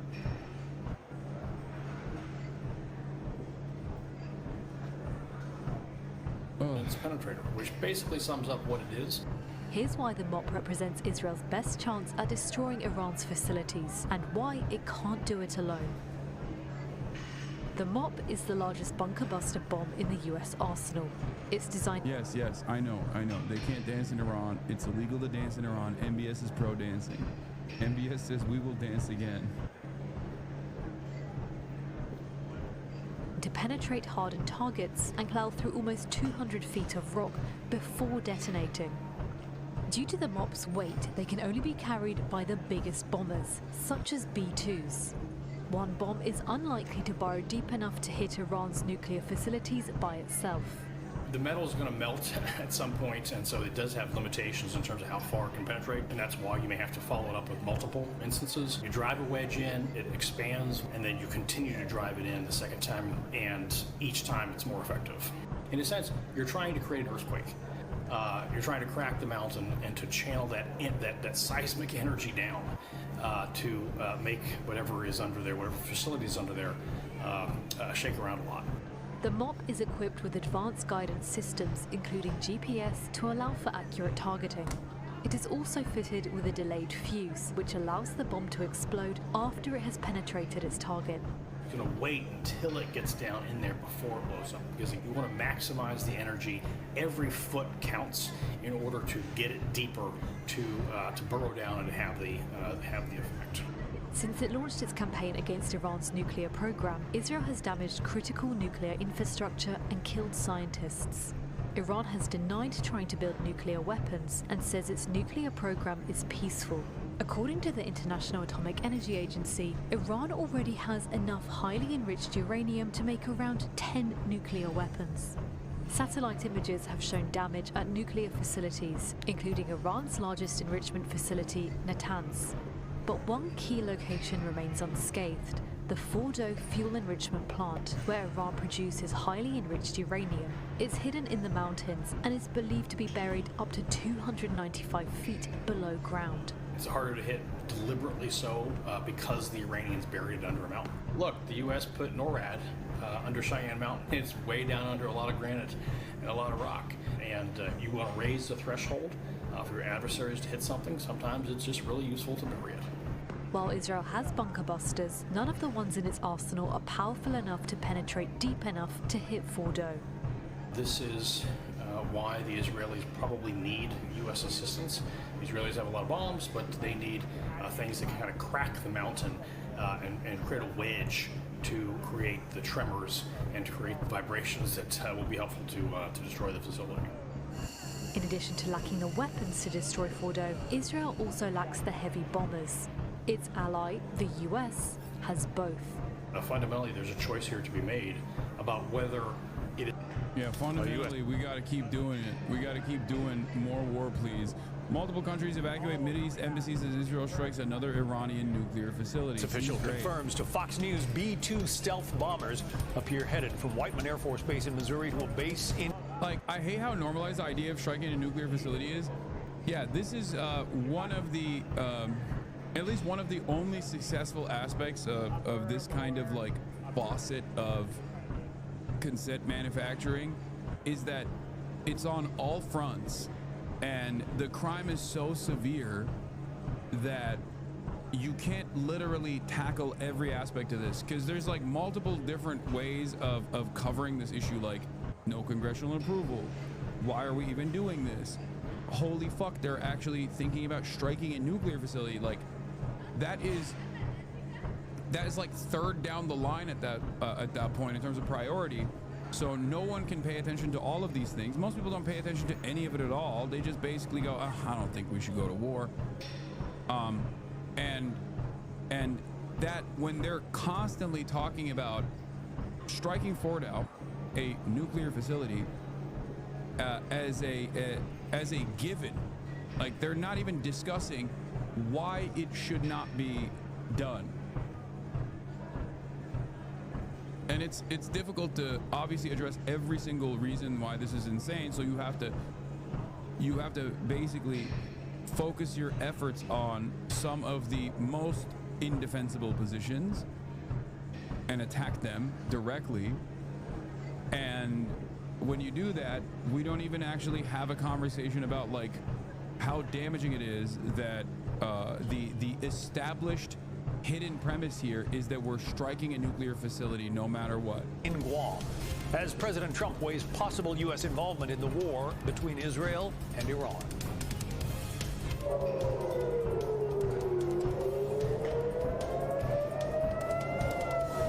It is now week 2 of Israel and Iran trading strikes. Meantime, the first talks on Iran's nukes since the warfare began were held in Geneva, but no breakthrough.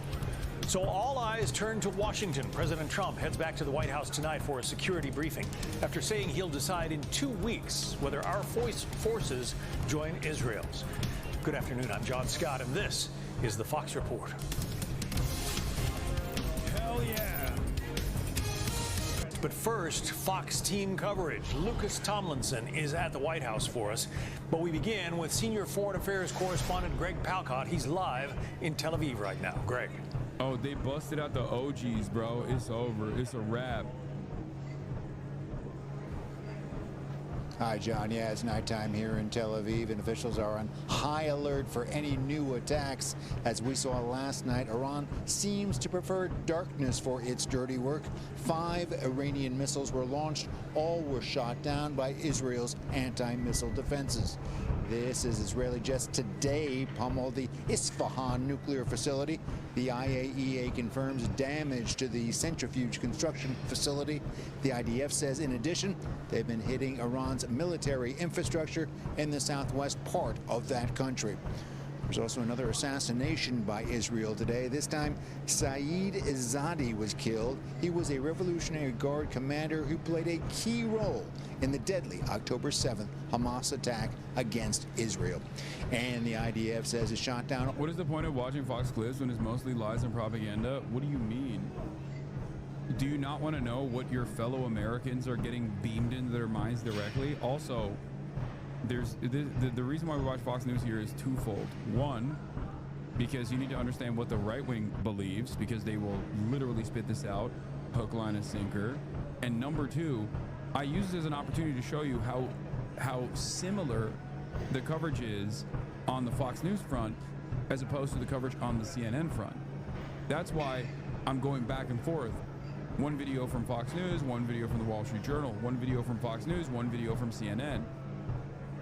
And it's to showcase how uniparty American foreign policy is and how much liberal outlets are also invested in the exact same ambition, going to war with Iran.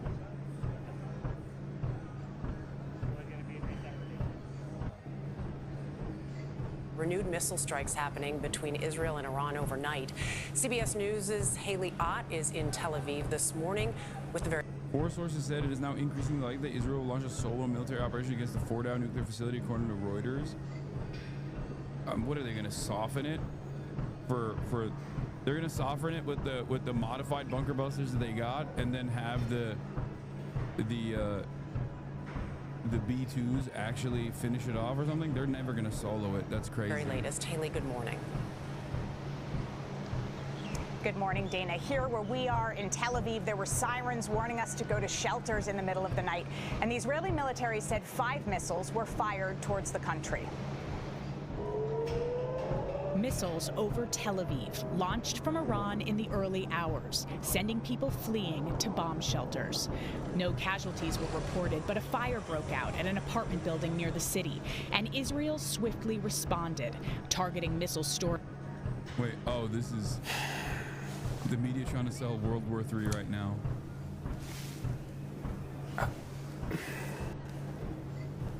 Imagine a playground, and there's a bully that nobody likes him, okay?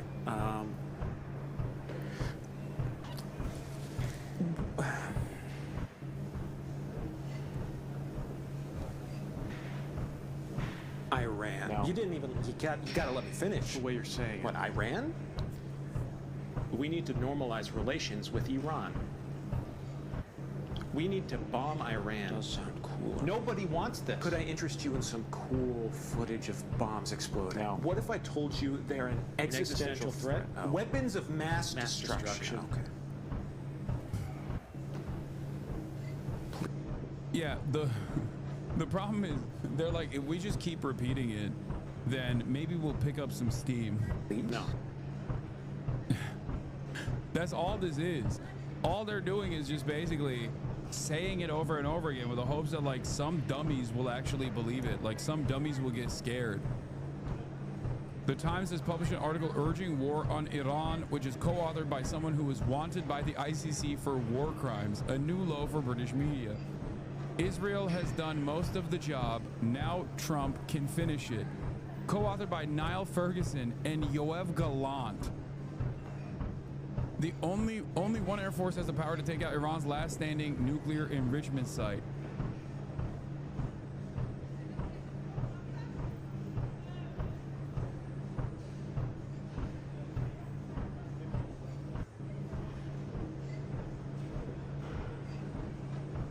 Incredible. As of 2021, more Americans thought Iran had nuclear weapons than thought Israel did. Tells you a lot about the quality of U.S. media coverage of the two countries. Yeah. Great. I love when they do polls like this and the media covers these polls, because I always say it's like a flex. This is the media basically flexing how successful they are at dumbing the American population. Like, remember, I think it was like 9, 10, maybe like a year in to Israel's ethnic cleansing campaign, where they would like put out polls asking the American public, like, who has killed more people, Hamas or Israel? And it was like obviously not even a question at that point.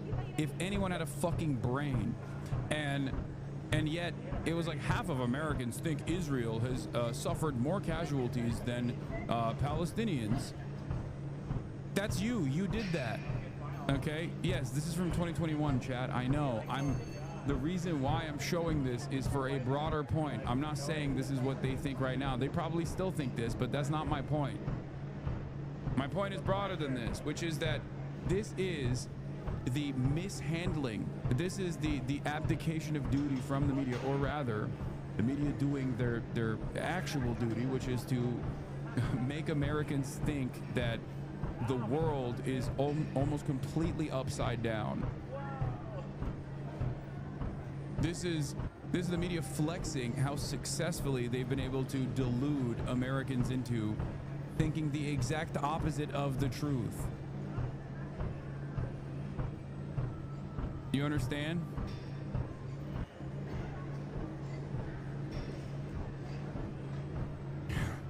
Yeah, March 2024. Majority in the U.S. says Israel has valid reasons for fighting. Fewer say the same about Hamas. This was the Pew Research that was conducted, and the majority of Americans thought that Israel had withstood more casualties than Palestinians at that point, which was obviously not the case. I can't fucking, it's not loading. All right, calm down. Origin launch infrastructure sites, it said, as well as the ISFAHAN nuclear site, and killing 3 Revolutionary Guard commanders. Iranian state media reported a 16-year-old was also killed when his apartment building was hit. Here in Israel, this week of war with Iran has rattled both residents and visitors caught up in the fighting. Wide-scale flight cancellations mean many Americans are now trapped, including Adi Gabai and her daughter Alexis, who have been sheltering in place as they wait for guidance from the U.S. Embassy. There's a lot of stress in the background with the uncertainty. It's as if sometimes it feels like getting out of here feels insurmountable. Warren Cohn was on a business trip when strikes began and his flight back was canceled. He thinks the U.S. should be doing more to get its citizens home. Mr. President, please bring me home to my family. I'm your neighbor in Mar-a-Lago, and I really want to go see my wife and kids. Israel also struck Gaza overnight, intensifying its air assault on Gaza City, with hospital sources telling us scores of people were killed as Palestinians still face the risk of starvation. And those who do seek what little food aid is available in Gaza risk even more. My husband goes to face death just to make us happy, Anwar says, with a little flour and a bag of pasta. I asked the IDF about the increased number of airstrikes in Gaza over the last day and night that our team on the ground is reporting. A military official said Israel is getting used to fighting in multiple arenas, and the war in Gaza is still ongoing. Michelle? Haley Ott, thank you.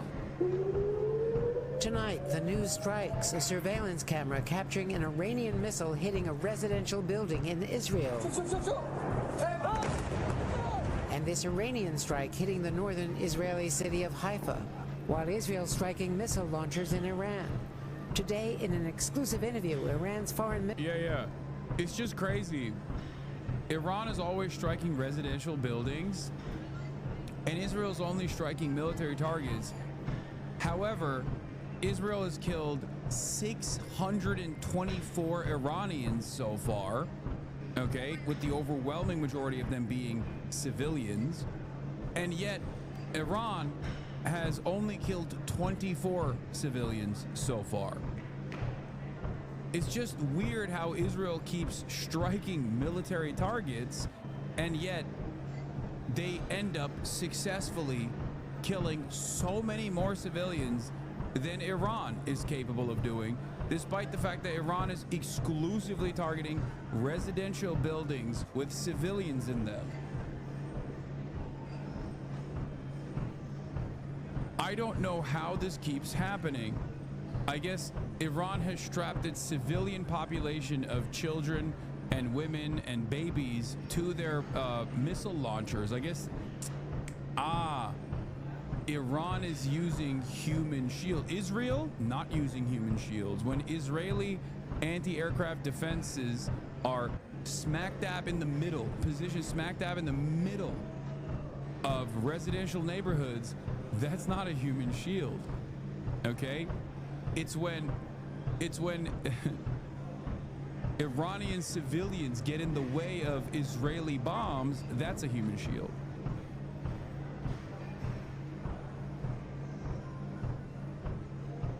Yeah, turns out Iran is also Hamas. Minister calling on President Trump to demand Israel stop its attacks. What it needs is only a telephone call from Washington to Tel Aviv to stop everything. Tonight, President Trump responding, saying Israel is winning. I think it's very hard to make that request right now. If somebody's winning, it's a little bit harder to do than if somebody's losing. But we're ready, willing, and able. J-Post misleading article photo about the target of Iranian strike in Haifa. Mosque hit by shrapnel is down the street. The building destroyed is the Israeli post build. The underground entrance to the Haifa government HQ.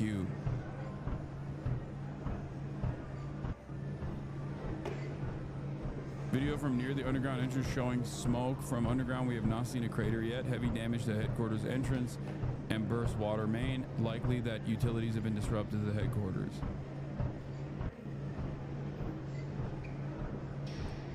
How is Israel financially sustaining fighting on this many fronts? I mean, shouldn't they be struggling financially? What are you talking about? Chatter. They are backed by every single Western nation. Every single Western wealthy nation is expeditiously sending weapons, missiles, offering political support, sending love letters, kissing Benjamin Netanyahu's feet. You know, what are we talking about? Israel is the tip of the spear for America's ambitions in the region. Almost every single country is like, come on, can we give you more money, please? Can we give you more weapons, please? Please keep using the weapons that we will ship you, that we paid for, instead of fixing our fucking infrastructure. Please use them on those dirty Arabs and Iranians, please. Those Muslims, eradicate all of them. This is awesome. Woke war crimes is awesome. 16 Israeli female fighter pilots are striking Iran. A regime that spent decades oppressing women is now being hit by them. Call it justice at 30,000 feet. I love woke war crimes. This is unironically the meme. This is literally hashtag girl boss genocide.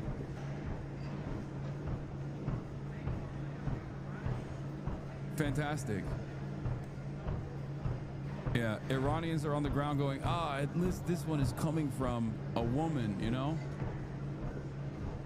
At least. We've been speaking. I wonder why they blurred her face. Interesting.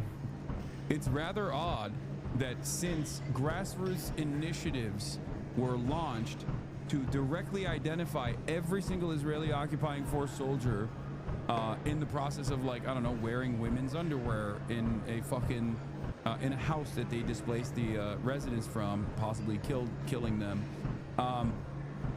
Since those lists started circulating online, Israel has, as a matter of operational security, decided to never show the faces of their soldiers. What are they afraid of? I mean, really though, what are they afraid of? Like, what? You think that fucking justice will ever be served? Do you think these people will be tried for the war crimes? Of course not. Unless they also are not confident that Israel can maintain this going forward. Who knows?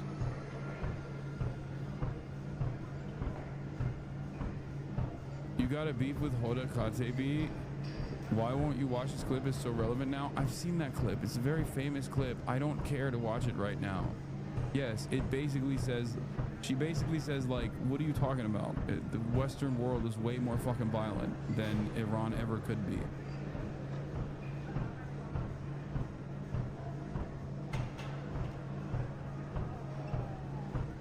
I know. I've seen the clip a million times.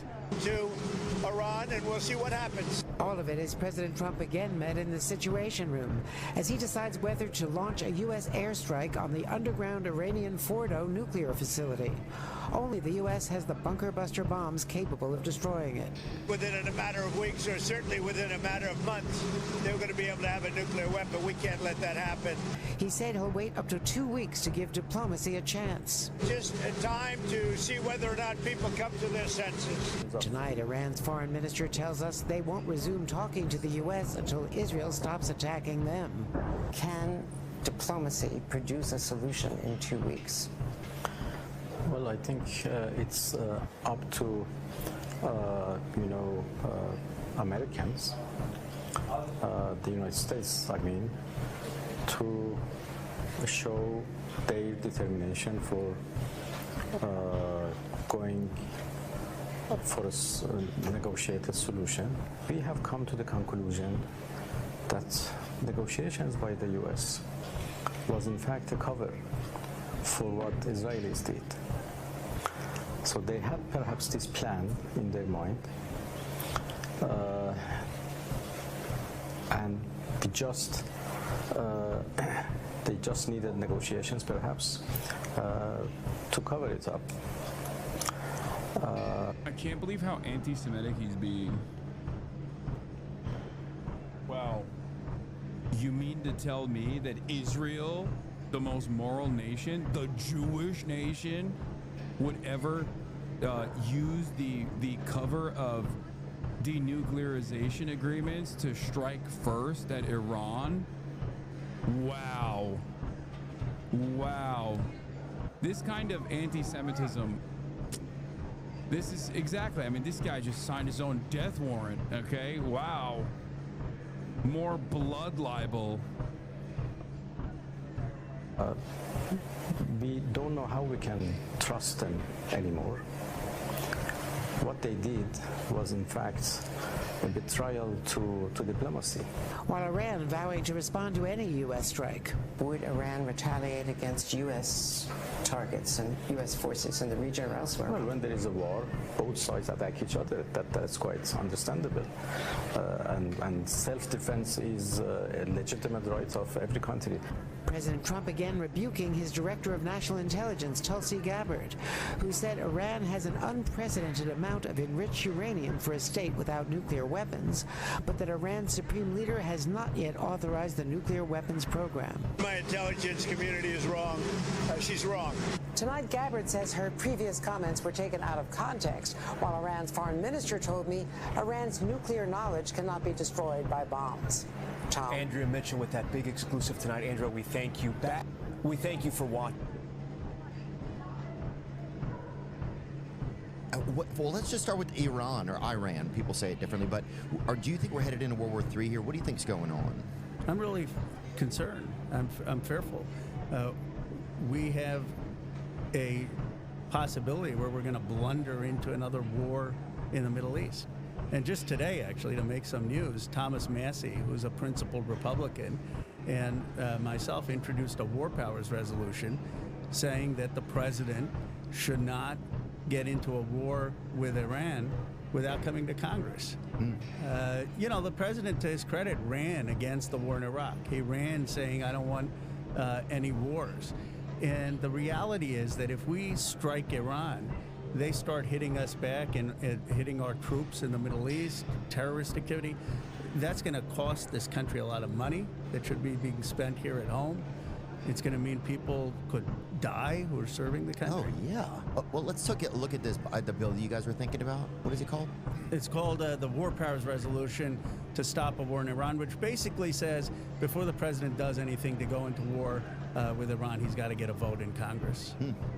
And how long does that take, though, like usually to get a vote in Congress? Like, is there a certain period of time? Like, can they do it in 24 hours? It takes weeks or what? They could. It's the decision of the Speaker of the House to when he can bring it. He has to bring it within 15 days. But what we want is today. But by the way, there are a lot of Trump supporters who are telling him, don't go into this war. Tucker Carlson, Marjorie Taylor Greene. Oh, Dave Smith was talking about it. He's a he's a comedian who also talks a lot about politics, you know. I think this is a horrible idea, you know. And yeah, people say, well, you don't know a ton about the Middle East. Well, like, that's fine. I don't want people I know, my friends, getting called up. I don't want the children of my friends getting called over to die.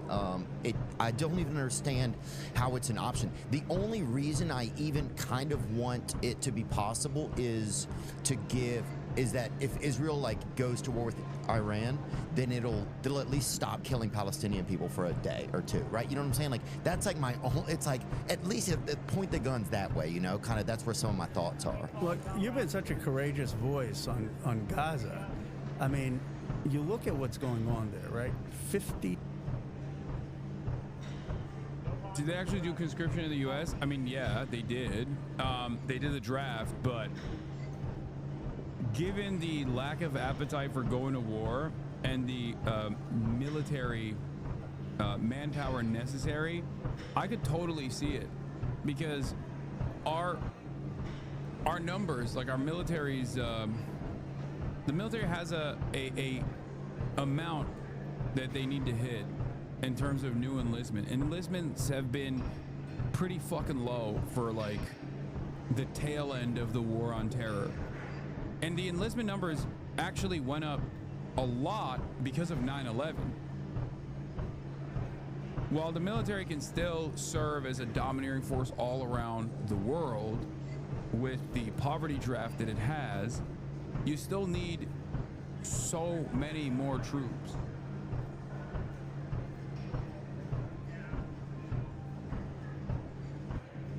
And in the absence of some 9/11 style situation that creates a incredible amount of patriotism, oh my God, take a day off, dude. Stop sending me the same link over and over again. It's like not even that long of a link, but I'm just now annoyed because when a chatter who has subscribed and has the privilege of sending links, okay, and you can get this privilege as well by subscribing for $6 or for free with a Twitch Prime, by connecting your Amazon Prime account to your Twitch account, okay? When a chatter gets the link privileges that they get only by subscribing and supporting the broadcast, the Piker Broadcasting Service, by doing so, because there's no ads on here, they think that I have to click on it. When I give you a verbal warning and I tell you I'm not going to click on your link and you just keep spamming it, I am going to give you a day off. When you come back, if you continue doing this, I'll give you a week off. And if you continue to do this, I will permaban you. Okay?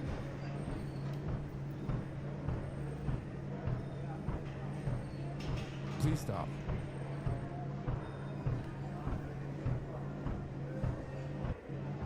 TRR, thank you for the 5 Get the subs. 5,000 people killed. Now, Israel says some terrorists, and they're right, some terrorists, but most of them women and children. Yeah. You've got 130,000 people injured. You've got over 600,000 kids who are not in school there. You've got the entire population of Gaza being forced into a corner.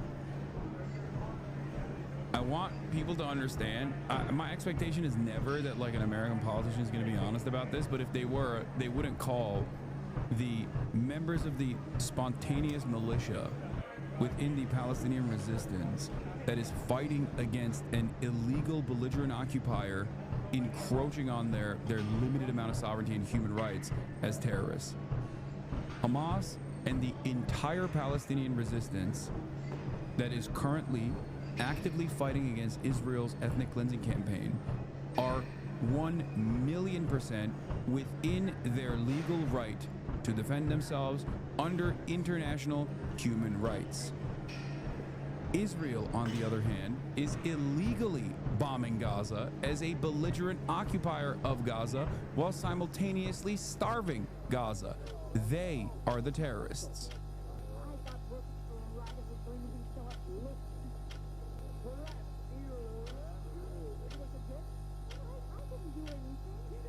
southern corner of Gaza. And then you've got over 400,000 people who are starving, who don't have enough food to live a decent life. Yeah, and the saddest part, I feel like, is you see this and you're like, somebody should come help them. That's my first thought a lot of times. And then the saddest thought for me after that is, we should come help. Like, it feels like America is the group that would go to help that situation usually. We're the good guys, right? I mean, we were the good guys in World War II. We saved the world from Nazism. We were the good. This guy said that doesn't stop them from being terrorists too. No, it actually does. Just because they didn't start it doesn't take away from what they've done in the past. No, it quite literally does.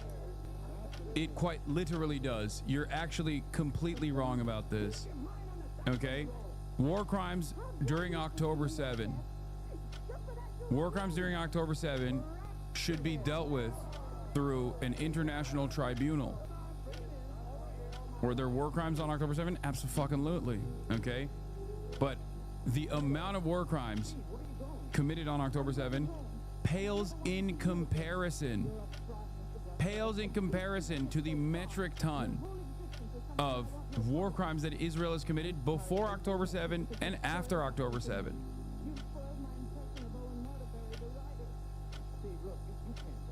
War crimes don't get reset. War crimes don't get reset after a certain period. No, you're misunderstanding what I'm saying. An international tribunal that would accurately assess who was responsible for any war crimes on October 7 and also all of the war crimes post October 7, which are so vast, it would be virtually impossible to accurately make an assessment there. Okay? And even before October 7, like the war crimes that Israel is engaged in, like the crime of an apartheid state, even the acts of resistance historically are usually matched against what the true responsible party, the settler colonial occupying party, has done. This is why, while there are some criminal penalties that are given to people who have resisted against violent criminal occupation, they are limited in terms of the amount of crimes, the actual war crimes that are supposed to be the actual war crime litigation against the occupational force.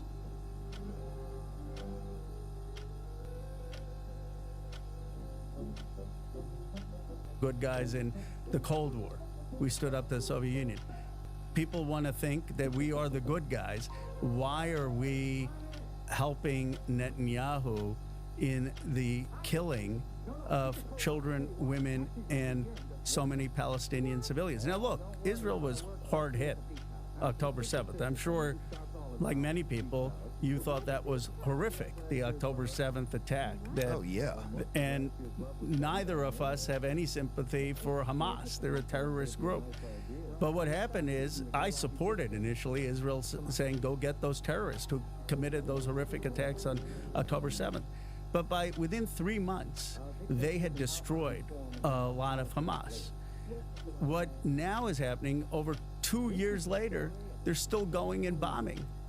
And they're bombing because Ben-Gvir and Smotrich, two of the people in Netanyahu's cabinet, are saying, don't stop the war, even though they know that they can't. God, this assessment is so juvenile, and I can't believe this is like one of the most like radical positions that a sitting congressperson could take right now. It's crazy. Like, oh yeah, it's Bezalel Smotrich and Itamar Ben-Gvir that's really fucking pushing Netanyahu to punish Gaza. Oof.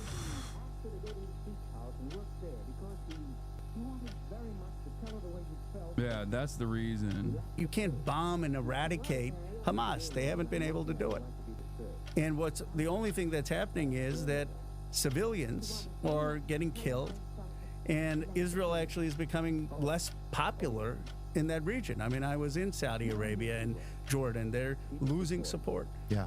So why is Netanyahu trying to drag us into it? What do you think that relationship is like between him and Donald Trump? So I think Donald Trump actually initially stood up to Netanyahu because he wanted to bring this war to a close.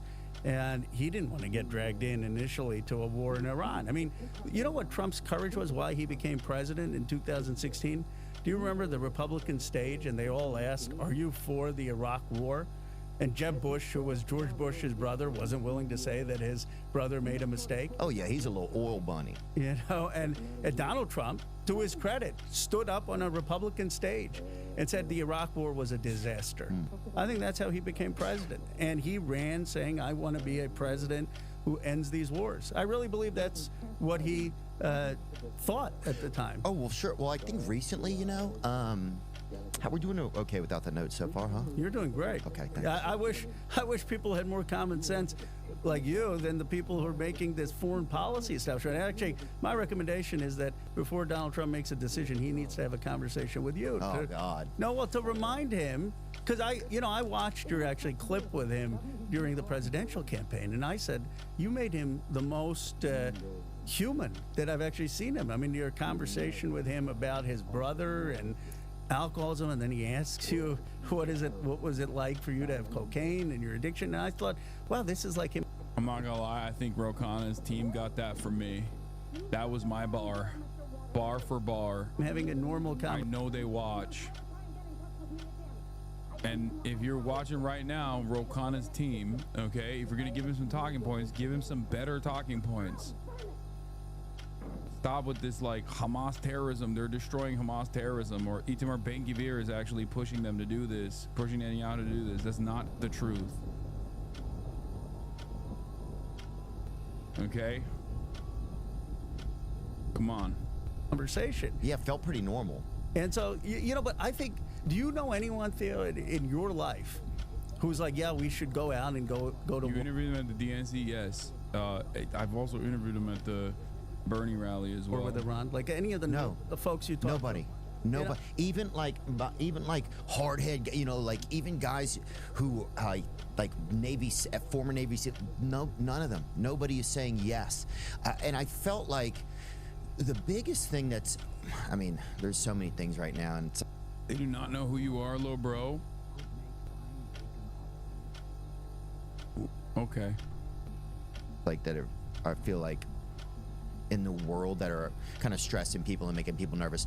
But one of the things is I felt like it was supposed to be America first. Like we're focusing on like, what are we doing to get things back into America, right? Exactly. To like increase like the purpose of being an American, to refill like our hearts with blood and like and make us feel something again here and make us be excited about being an American, right? Yeah. And I felt like that was what a lot of the energy was for. And then now that we're caught up here and it feels like we are just working for Israel, I think to a lot of people it's, I don't know, you just really start to feel very disillusioned pretty quickly. Also, Ro Khanna literally defended what Israel was doing at the DNC nearly a year since 10/7. So this 2-month narrative that he's talking about right now is such bullshit, and I expect nothing less from Ro Khanna. Yeah. I mean, I talked to him directly. I was like, Israel's doing a genocide. He's like, well, I wouldn't. He was like, oh, I wouldn't say that. I wouldn't use those words. I was like, well, I would, because that's what is going on. And many human rights groups would also use that term. And I don't mean disillusioned in people. I don't mean disillusioned in like the human beings, but this disillusioned in our leaders, right? You start to feel like, I don't know, at one point, neither one of these parties is helping us. Well, they both seem like parties that have gotten us into war. I mean, $6 trillion it cost us into Iraq and Afghanistan.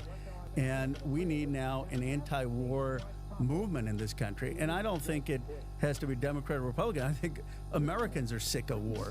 And thank you, man, for talking about this stuff with me, man. It even helps us, like, one thing I noticed, even we spoke on the phone the other night, man, and it just, like, after I got on the phone with you, I felt a little better. I was like, at least I have somebody to talk about this with. Dude, yesterday I'm leaving this restaurant, and a guy comes up to me. He's missing a tooth, or he was missing one.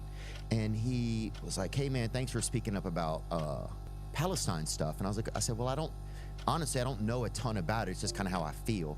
And he goes, well, I think a lot of people are just afraid to speak up. They're afraid if they speak against Israel that they're going to be labeled an anti-Semite.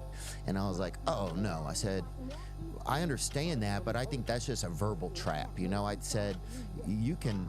I have tons of Jewish friends that I talk to every day, and I don't think what Netanyahu is doing is good. But anyway, don't undersell yourself. You have more common sense and your values than 90% of the foreign policy blob that has gotten us into all these wars and that has compromised our humanity. There's a reason the founders wanted Congress to be making decisions about war and peace. They trusted the American people, right? Like the kings of the past, when the founders were there, they would just do wars for their own glory. And the American people the founders were really suspicious of that. And so they said, you know what? We actually trust the farmers and the people in factories and ordinary Americans not to get us into all this stuff. And they trusted people like you, Theo. And the problem is that your voice has gotten out of Washington and not central to it, but now we've got all these podcasts and they can't ignore you. So good for you to try to take back citizen voices. That's what... Ooh, TRT World, the history behind the U.S.-Iran conflict. Let's hear what the Turks are up to.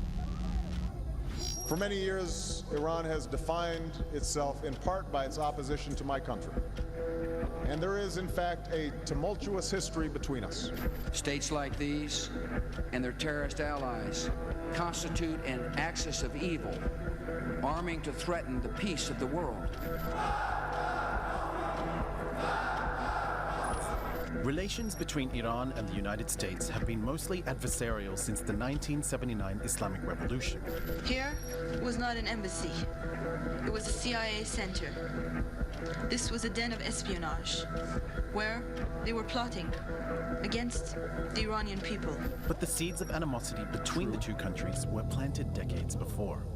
In 1952, Time magazine chose Iran's Prime Minister, Mohammad Mossadegh, as the 1951 Man of the Year for his efforts to nationalize his country's oil wealth, despite mounting economic pressure from Britain.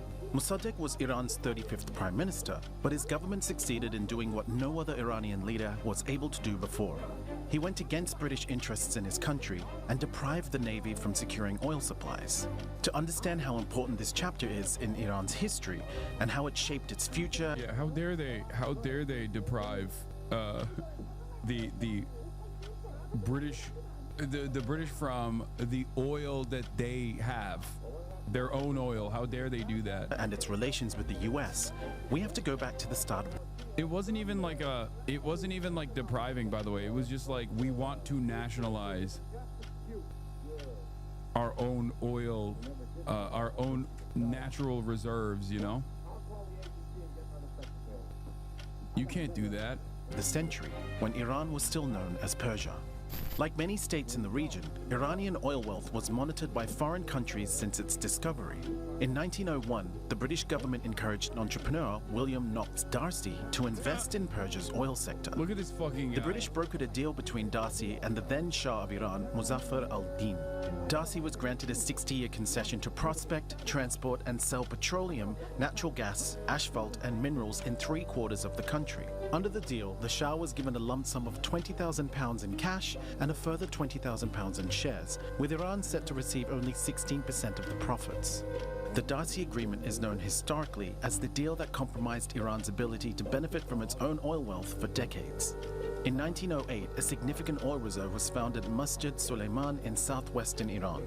It was the world's largest oil discovery at the time, and it set off a wave of exploration that would change the region's future. After the discovery, the British government bought out the Darcy concession and the Anglo-Persian Oil Company that later became the British Petroleum Company, or BP, in 1954. In the coming era, navies and national economies would be powered by oil, replacing coal. Iranian oil helped the British Navy substantially during World War I. Winston Churchill, who secured the purchase of the shares from the Darcy concession, affirmed the importance of Iranian oil. Fortune brought us a prize from fairyland beyond our wildest dreams. For the next 50 years, Iran's vast oil reserves came under British control. That is, until Mossadegh came into power. After an illegal move when when you democratically vote for someone with national interest in mind, okay, famously, that's something that the Western powers do not like, okay? They do not like that. Let me tell you, you are not allowed to do that. How dare you? You get democratically elected, and your population that is supposed to be sovereign in your sovereign nation decides to move forward in a different direction, to exercise their autonomy, to exercise their sovereignty. No, no, no, no, no, no, no, good sir. How dare you? How dare you? Here, let's do it. In 1951, Iran is even deeper.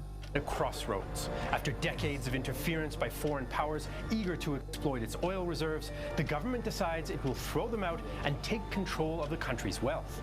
But with the superpowers' Cold War paranoia and thirst for oil, it won't be easy, especially once the CIA gets involved.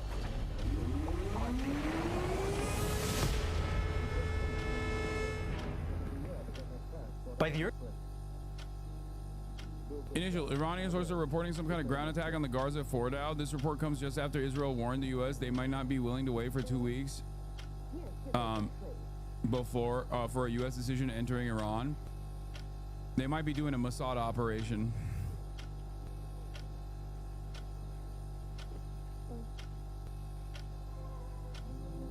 Not sure how successful this would be.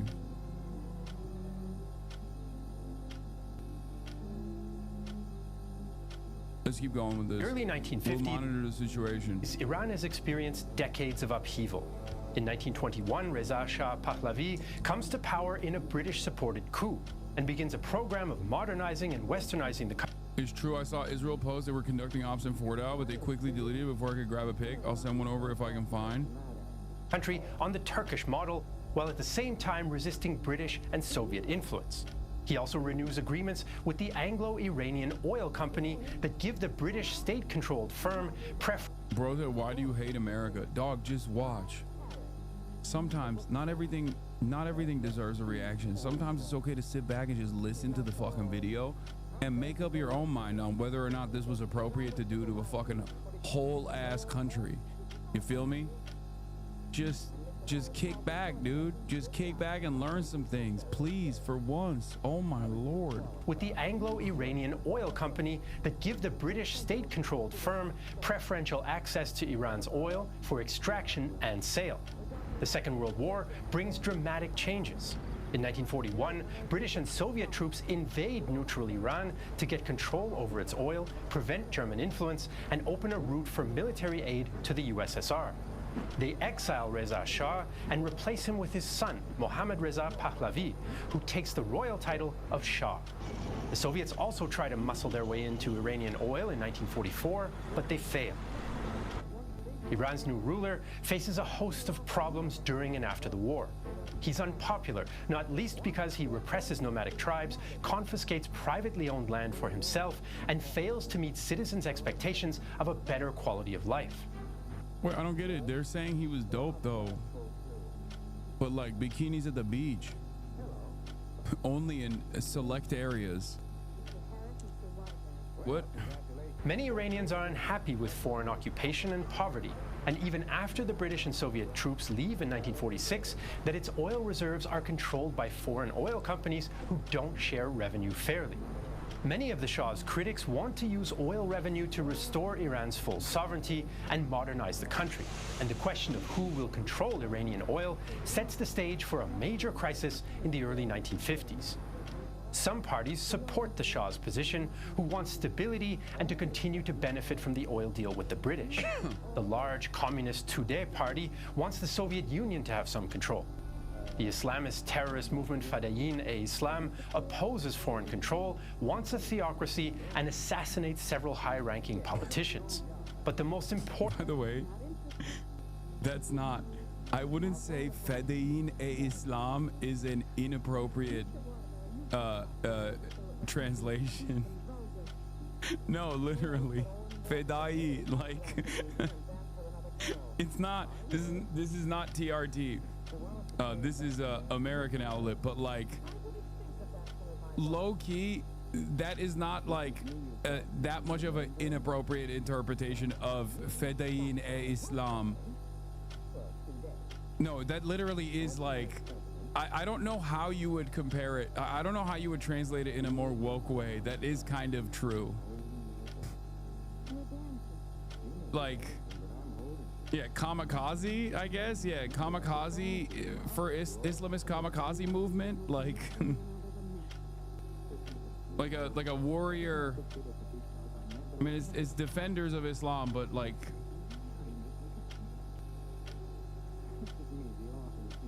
important political force. Martyrs, yeah, martyrs of Islam. Fedai is a martyr, a person who's willing to die.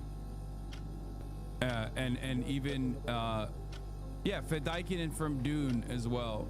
Mohammad Mossadegh's National Front, a broad coalition of leftists, centrists, nationalists, and even conservative clergymen. Oh yeah, okay. Sacrificers. Like the influential Ayatollah Khashoggi. This mixed group is held together by opposition to British influence, the wish to empower Parliament at the expense of the Shah, and the desire to bring the oil industry under Iranian state control by nationalizing it. In 1951, the Parliament elects Mossadegh Prime Minister with a large majority. He's a wealthy landowner and a monarchist, but introduces sweeping reforms, including more rights for workers, social security, and a tax on landowners. Mossadegh's priority, though, is getting the British out and nationalizing oil. He demands a better profit-sharing deal and expels some British oil company personnel, but Anglo-Iranian interrupts production. Mossadegh, with the approval of Parliament, announces... Yeah, remember, there is already a wing, as they described here, there was already a wing that was pro-USSR, pro-USSR integration. And the National Front, led by Mossadegh, is basic social democracy. And that is enough for Western powers to be fearful. Hasan, please shut up, idiot. What? Why? What did I say?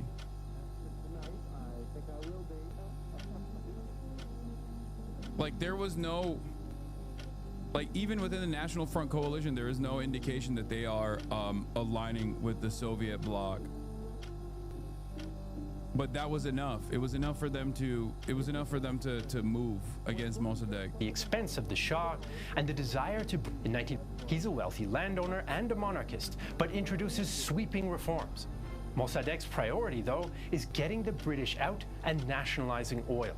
He demands a better profit-sharing deal and expels some British oil company personnel, but Anglo-Iranian interrupts production.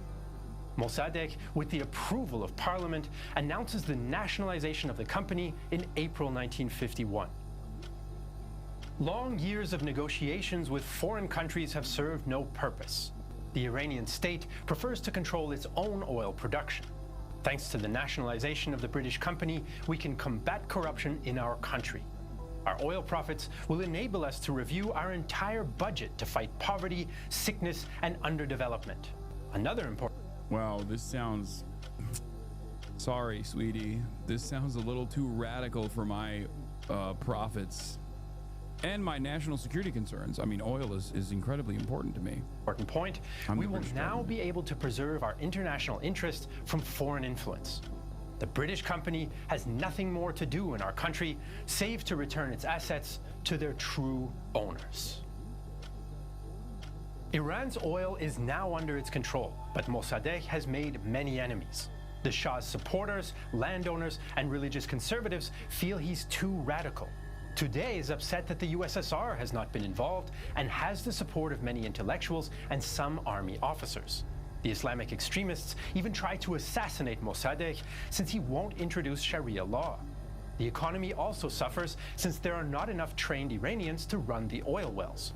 Oil production falls from 241 million barrels in 1951 to just 10 million in 1952, with a corresponding and catastrophic drop in... By the way, this is the exact same cope that they push for in Venezuela as well. The idea that like these countries simply are too barbaric. This is like a slight. This is a maybe not so subtle way of claiming that like these barbaric monsters don't know how to fucking control their own, or don't know how to make best use of their own natural reserves, and therefore we should still control it. Like, that's the hidden premise here. Yeah, farmers in South Africa and Zimbabwe.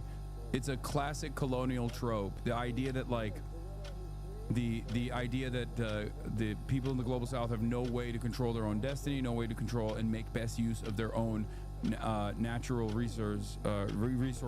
State revenue. The British are furious as they view their oil interests in Iran as a question of state security. London complains to the UN Security Council. Like, the fairness in this circumstance, the fair thing to do in this circumstance, if you truly still want to maintain oil production at similar levels, would be to train the Iranian nationals, right? And then just pay a higher fucking price, a price that they determine that is fair, and get into a negotiations process with the Iranian leadership. But that, of course, that's unacceptable, because that disrupts the steady flow of oil that they're getting. They would never do that. That's fucked up. And that was the point, by the way. There's not like it's not as though these guys are against that sort of thing. Council and the International Court of The Hague, but neither feel that the problem is within their jurisdiction. The British sanction oil sales. Their forces carry out military exercises in the region, and yeah, they sanctioned oil sales. By the way, this is when you know the empire has way more motion. Still, I mean, this is when Western imperialism is taking root in the region. Opposition leader Winston Churchill even suggests a coup. London does pressure the Shah to get rid of Mossadegh and appoint a more compliant prime minister, and British MI6 agents secretly support anti-government protests, although the Foreign Office sees a danger in half measures.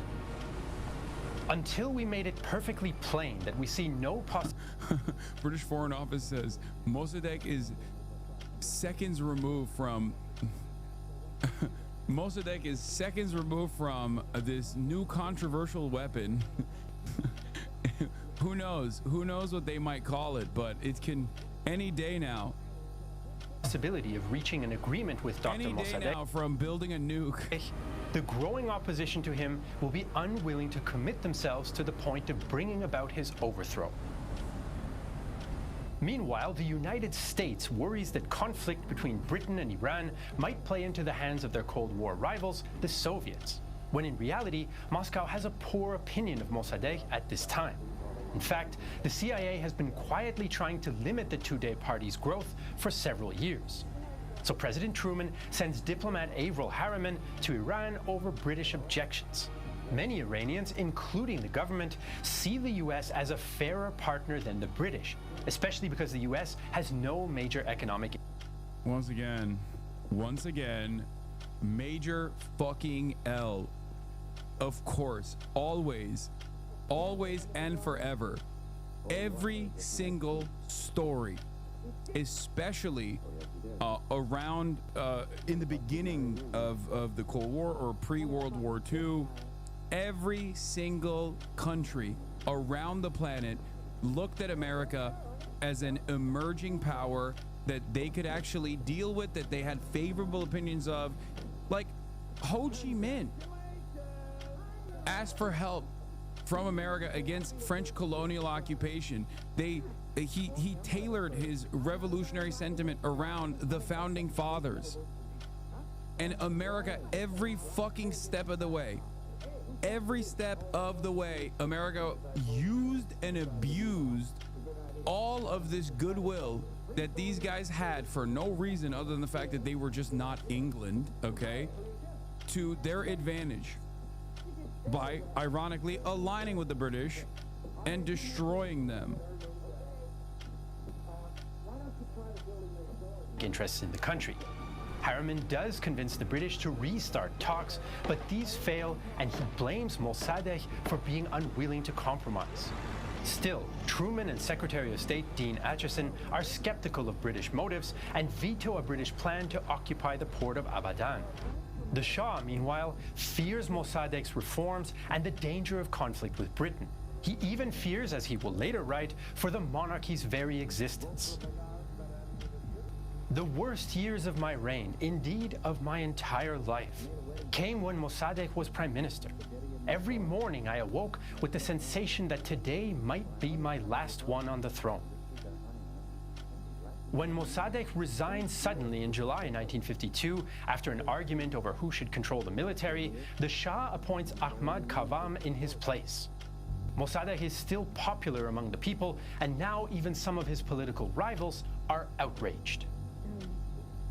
Kavam must know that the people will not submit to his colonialist policy. It is not by terrorizing people that he will manage to govern. If need be, I shall call Iranians to a holy war, the jihad, against all foreigners and their mercenaries who want to steal our country's assets and endanger its independence. Most parties support a 5-day uprising following Mossadegh's dismissal. Dozens are killed in the violence, but the revolt forces the Shah to reappoint Mossadegh as prime minister. Tensions have only increased, and Britain now turns to the US for help since Iran has broken off diplomatic relations. President Eisenhower's election in late 1952 changes US policy in the Middle East, as his administration adopts a more active, new-look foreign policy. President Truman had earlier supported Mossadegh and didn't want to provoke Soviet intervention by getting involved.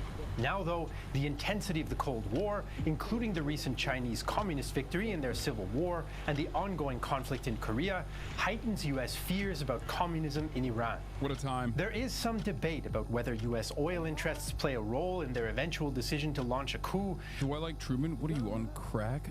What? No. But it's more likely that the worries about communist spread are the main motivator. Eisenhower will later share his view. Iran's downhill course toward communist-supported dictatorship was picking up momentum. For the Shah, the time had come to check that course. Iranian anti-communist political figures and some in Washington now suspect Mossadegh of authoritarian and communist sympathies. This is how they interpret events when Mossadegh interrupts the 1952 elections before all parliamentary seats are filled, requests emergency powers from Parliament, pushes for more centralized power, removes unfriendly army officers, and works with Tudeh in Parliament. Several National Front allies, including Ayatollah Khamenei, break with Mossadegh in protest. And it's possible that MI6 and CIA agents have contributed to some of this internal discord as well. Meanwhile, the British still want to recover their stake in the oil industry and approach the Americans with a plan for a coup in Iran. In November and December 1952, CIA and MI6 agents hold secret talks. British agent Monty Woodhouse chooses his words carefully. Not wishing to be accused of trying to use the Americans to pull British chestnuts out of the fire, I decided to emphasize the communist threat to Iran rather than the need to recover control of the oil industry. I argued that even if a settlement of the oil dispute could be negotiated with Mossadegh, which was doubtful, he was still incapable of resisting a coup by the Tudeh party, if it were backed by Soviet support. Therefore, he must be removed. The US agrees to the plan despite the objections of some CIA officers, and Operation Ajax is born. The CIA, MI6, the Shah, once he'll be informed, and some anti-Mossadegh Iranians will work together to remove Mossadegh from power. Among these are paid agitators and informants, including journalists, officers, and intellectuals, but some sources claim former Mossadegh ally Ayatollah Khamenei is also involved. Retired General Fazlollah Zahidi is to be the new prime minister, and the CIA sets aside $1 million for the plan, about $12 million today. The main organizer is CIA agent Kermit Roosevelt. In early 1953, anti-National Front propaganda appears in Iran, including several new newspapers, and several major anti-Mossadegh riots take place, especially after he dissolves the parliament via a rigged referendum. Agents also target members of parliament and army officers to turn them against the prime minister. In August, Operation Ajax goes into action, an episode whose events and interpretations are still controversial today. The Shah is hesitant to move against the popular Mossadegh openly and distrusts the British. He only agrees after reassurances from Roosevelt. On August 15, 1953, Mohammad Reza Pahlavi dismisses Mossadegh with a CIA-drafted decree and has several ministers arrested. But the Shah's decree is illegal as Parliament has not approved it, and Mossadegh is tipped off, possibly by today. Police loyal to the Prime Minister arrest the officer of the Shah's Imperial Guard. You mean to tell me that the Western intelligence community took advantage of sectarian disagreements and different political ideologies to cause instability and thwart a popular leader simply not even because he was aligned with the Soviets at all, but instead wanted to exercise sovereignty over its own natural reserves in its own country? Huh. That's never happened in this region before. This seems so strange. And then in the process, they worked with the monarch, a ruthless tyrant. This sounds so different from everything that has happened since and before. I don't get it.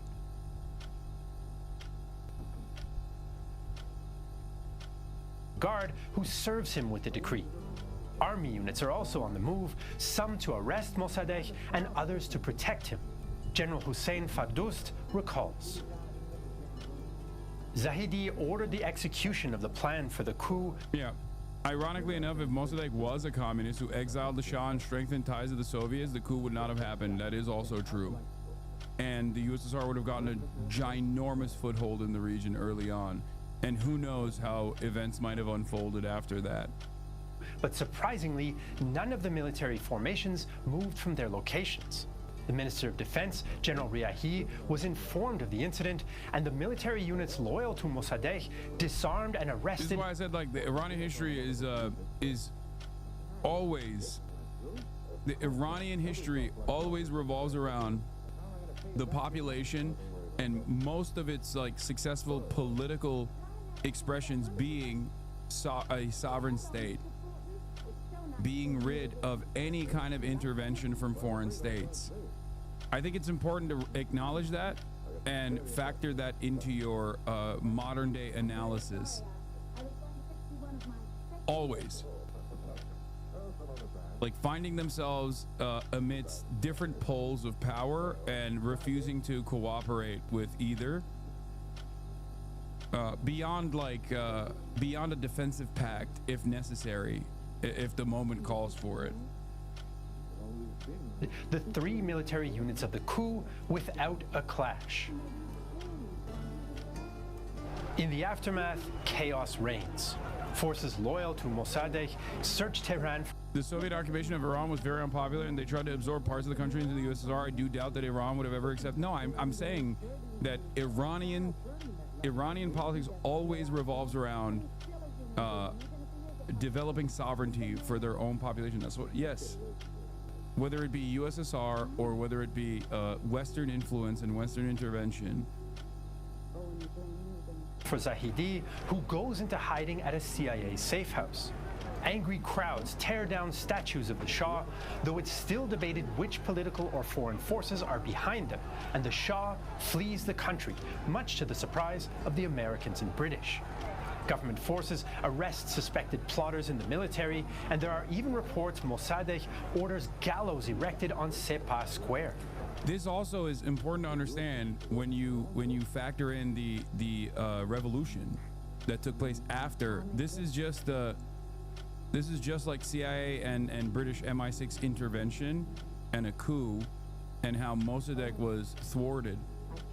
But in the events that unfold in the aftermath of this, the Western intervention playing a prominent role, developed so much more resentment towards that sort of thing from the Iranian population, which led to a popular revolt, a successful one. Large two-day protests add to the confusion, especially since they're likely started by Iranian CIA agents as a false flag to discredit Today before actual Today supporters unknowingly join. Washington believes Operation Ajax has failed. But Roosevelt, Zahedi, and their allies try again. Roosevelt arranges for journalists to interview Zahedi, and the clergy begins a new propaganda effort. U.S. Defense Department official Wilbur Eveland recalls what happens next. On August 19th, loyalist mobs were collected. Yes, I know Wynan and Channel 14 are reporting about a ground assault on Fordo. Mossad or special commandos from Israel are engaging in a ground battle, it seems, at the Fordo nuclear facility. And there's reports so far that the IRGC has also been fighting back. I don't know what that is. I don't know if it's real. It's just very limited information. We'll wait. Okay, we shall wait. We shall wait.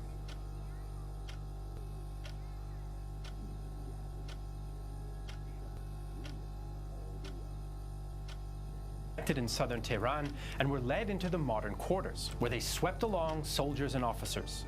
General Zahedi emerged from Iran. The IRGC has also launched the 19th campaign on Operation True Promise 3.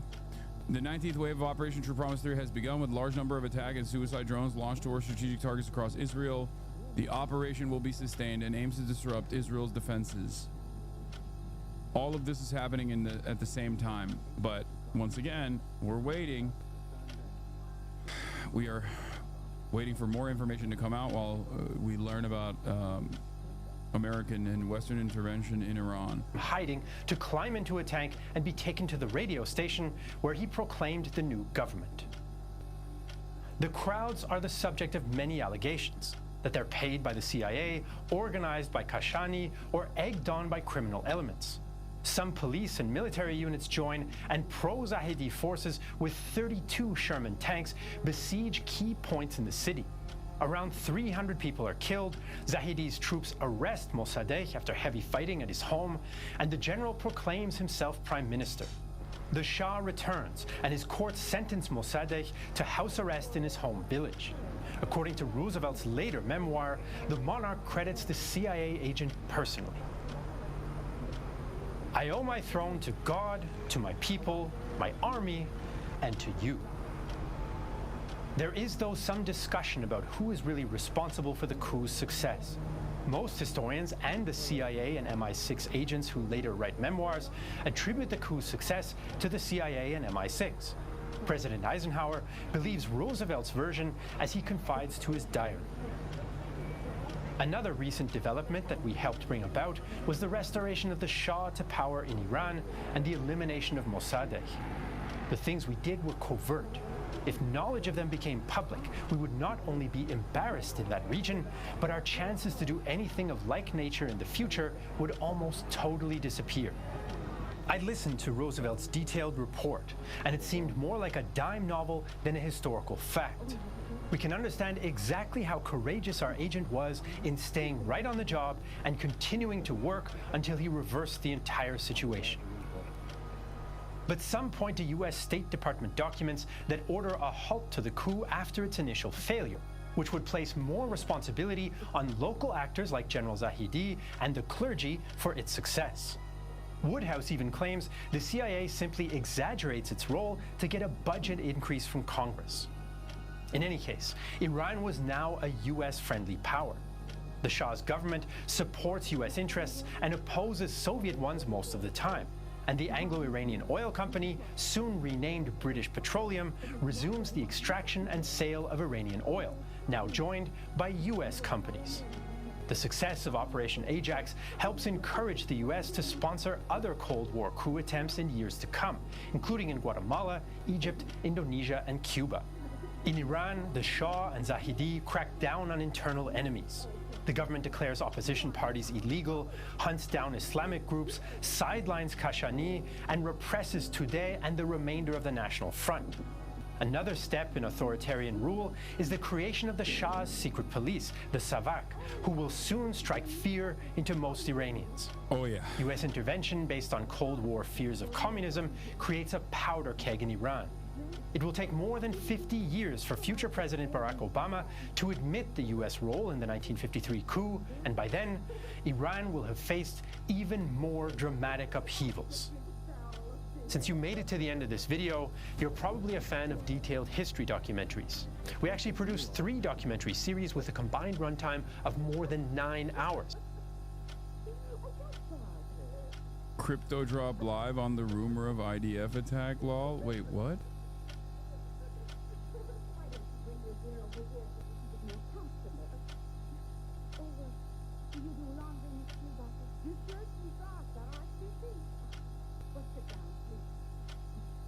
That was pretty cool. Here, this goes, now that we learned a little bit more about American involvement and Western involvement in general. World War II, Shah Mohammad Reza Pahlavi's rule was weakened by the real-time history for the video.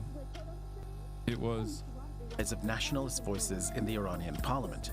In March 1951, Iranian Prime Minister Haj Ali Resmara was assassinated by an ardent supporter of oil nationalization. Shortly after the assassination, nationalists in the Iranian Majlis, or parliament, nominated Mossadegh as their new prime minister. Fearing the strength of the nationalist movement, the Shah was forced to approve Mossadegh's nomination. And in May 1951, the Iranian parliament voted to nationalize the oil industry. Addressing his victory, Mossadegh said in a famous speech, "Our long years of negotiations with foreign countries have yielded no results thus far. With the oil revenues, we could meet our entire budget and combat poverty, disease, and backwardness among our people." The nationalization of Iranian oil was a blow to Britain's economic interests and to the survival of the British Empire. Views of the great refinery at Abadan are sufficient evidence in themselves of its size and importance. This great undertaking, built up over many years by British skill and with British money, has now been evacuated in humiliating circumstances. Britain took the matter to the International Court of Justice and placed an embargo on Iran's oil industry, making it impossible for Iran to sell its newly nationalized oil on the world market. The British hoped that economic pressure would threaten the popularity of Mossadegh and force him out of power. But Mossadegh was adamant. Abroad, that strange politician Dr. Mossadegh continued on his strange way, refusing every offer for settlement of the oil dispute. Desperate to regain control of Iran's oil industry, the British government approached the United States to assist in orchestrating a coup against Mossadegh. Harry Truman's administration rejected the idea of a coup in 1952, but when Dwight Eisenhower came to power in 1953, the British were able to persuade him by warning him of Mossadegh's communist alliances. Demonstrations and riots in the streets of Tehran have followed the usual pattern in that troubled country. With shouts of "down with the Shah," fanatical leaders have been rallying the people in favor of Dr. Mossadegh. The initial plan of toppling Mossadegh had failed, but the British and Americans eventually succeeded when they relied on royalists, the supporters of the exiled Shah. The country was divided between the Shah supporters and Mossadegh supporters. This is how pro-Shah demonstrators took over the streets of Tehran. Mobs set pro-Mossadegh newspapers on fire, General Fazollah Zahidi surrounded Mossadegh's residence with tanks, and protesters clashed with his guards. Mossadegh and his cabinet eventually surrendered, and General Fazollah Zahidi became Iran's new prime minister. The US then restored the pro-Western regime of Shah Mohammad Reza Pahlavi to power. This was the first foreign intervention orchestrated by the newly formed CIA. The agency, with the help of British MI6, overthrew the first democratically elected government in the country. It was the beginning of the sequence of events that shaped Iran's relations with the US today. In the military court at Tehran, where he's been on trial for treason, the Persian ex-premier, Dr. Mossadegh, demonstrates that he knows how to make an entrance. Mossadegh was imprisoned for 3 years, then put under house arrest until his death. His family were forced to bury him at his residence. The overthrow of Mossadegh transformed Iran from a constitutional monarchy into a royal dictatorship, marking the beginning of public hostility towards the US. In 2000, Secretary of State Madeleine Albright acknowledged for the first time the US's role in the 1953 coup.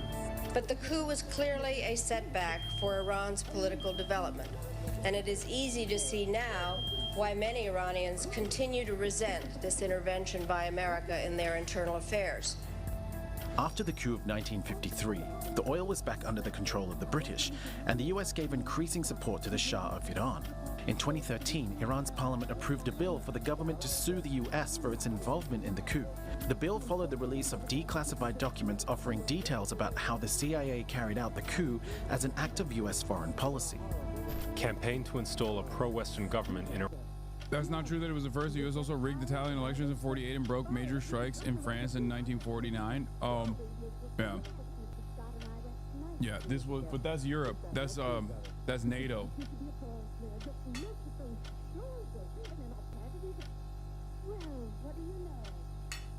Operation Gladio, baby.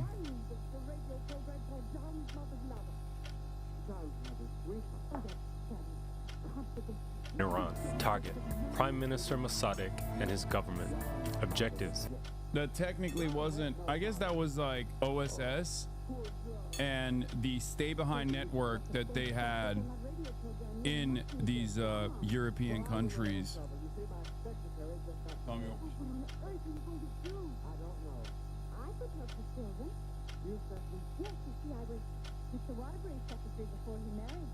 That's like post World War II, pre CIA, or the early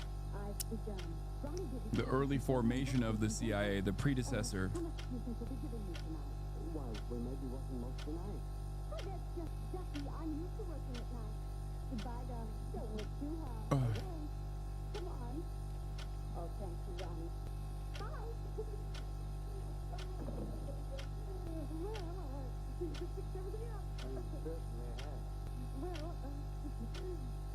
Through legal or quasi-legal methods to effect the fall of the Mossadegh government and to replace it with a pro-Western government under the Shah's leadership with Zahedi as its prime minister.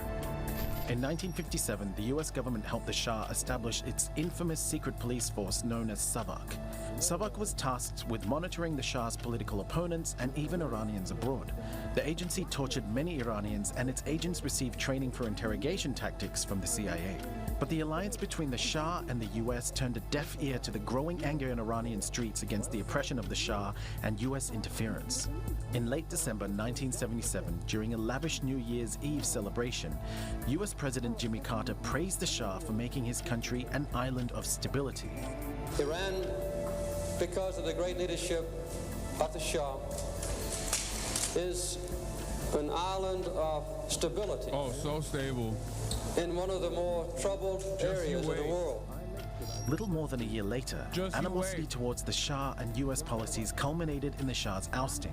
Religious leader Ayatollah Khomeini, who played an integral part in the Shah overthrow, returned to the country after 15 years in exile. His return marked the beginning of more than 4 decades of animosity between Iran and the US.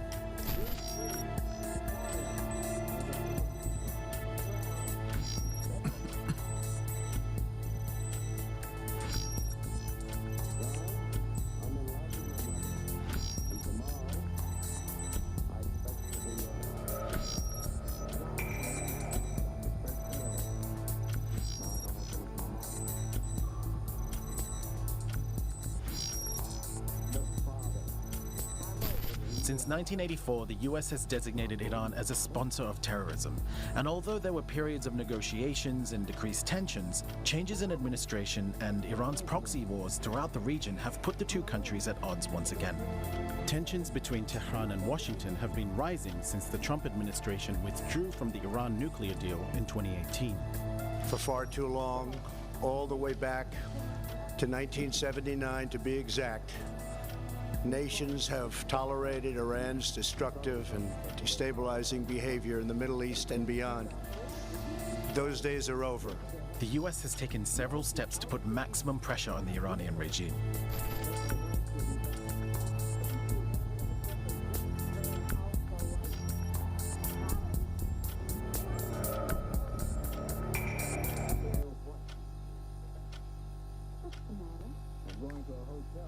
I don't know why TRT basically skipped this part, but while Barack Obama did normalize or start the process of normalization of relations with Iran, with the JCPOA, the Iran denuclearization agreement, when Donald Trump came into office, he basically threw it away because Israel wanted to throw it away. That's where Israel's interests or Israel's advisory role takes a front seat, and in the process, Iran still was like, no, we won't do enrichment, don't worry, and they still allowed international, they still allowed international investigators to go in and monitor the facilities until, of course, Donald Trump applied sanctions, regardless of the fact that they were still not enriching uranium, and following by the agreement that America had put forward that Trump had cast aside.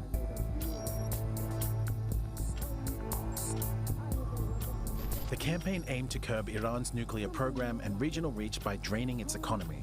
Iran responded to the maximum pressure campaign with a maximum resistance campaign. In retaliation, Iran showed off its ability to harm US interests in the region.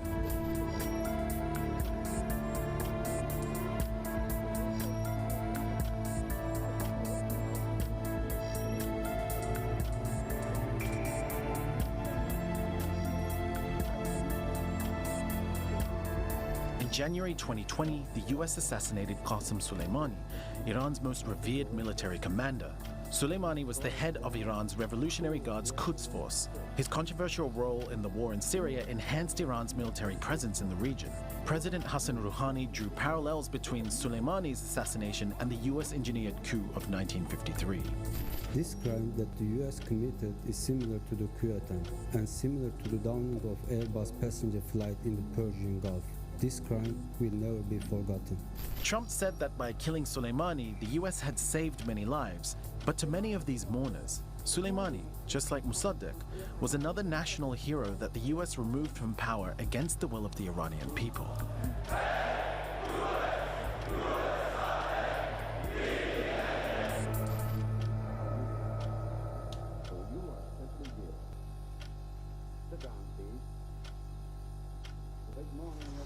This is the green line, I think, huh?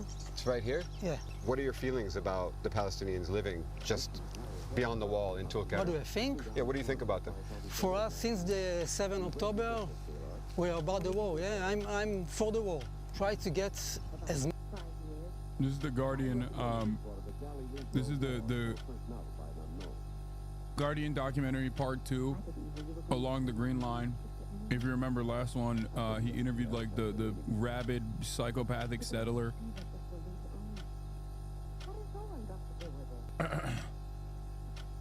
Anyway, let's go to real-time analysis from the warmonger networks, because there have been some events that have unfolded in the process of me watching the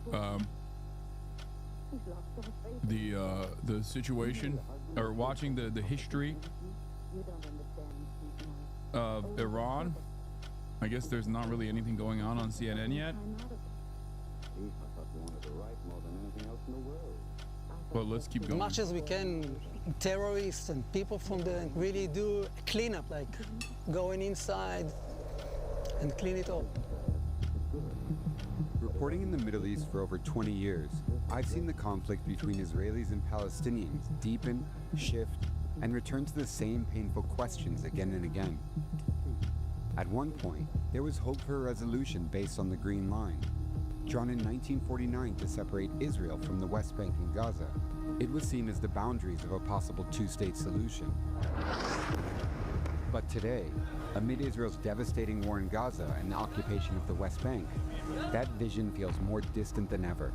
تخيل ما أصعب هذا التحدي وهذا الوجع. أنت المسافة بينك وبين بيتك قريبة جدا ولا تتمكن من دخوله بسبب وجود آليات الاحتلال داخل المخيم ومحاصرة المخيم. The Green Line still exists on maps, but on the ground it's been blurred, physically, politically, and in ways that continue to inflame the conflict. We must win every war. If we lost one time, it's over.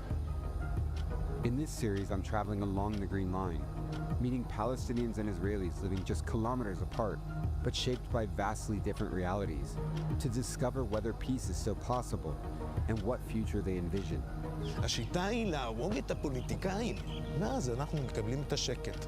כל עוד זה לא יהיה, אין סיכוי. In this episode, I'm traveling north in the occupied West Bank to a Palestinian city that's under siege by Israeli forces.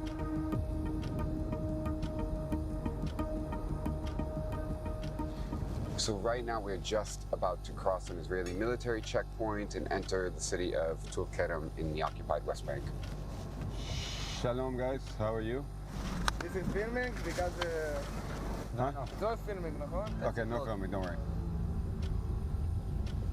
This is a very densely populated refugee camp. These streets are usually full with people, and as you can see, it looks like everything on this main street has been destroyed by the Israeli military. Look. Look at the Israeli flag, see it? I can't believe it's completely empty. Look at that, look at that, look at that.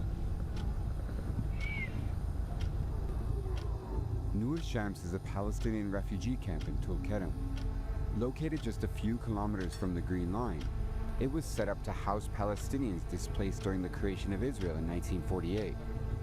Since March, the Israeli military has been conducting an ongoing operation in the camp, claiming to target Palestinian militants. But the army has forced the camp's nearly 14,000 residents from their homes and prevent... I need you to understand something here that the Guardian will not admit, or maybe they will, I don't know. The resistance in Tulkarem is literally legal. The Israeli occupation in Tulkarem is illegal. Just so you understand, like every single person that you see there that's being filmed on camera wearing the Israeli occupying forces gear is a fucking terrorist under international human rights. Obviously terrorism is a vague terminology here. I'm just using like how the Westerners would use it. So when these guys are conducting military operations against like the resistance, right? What they're doing is actually illegal. Those guys have a right to resist.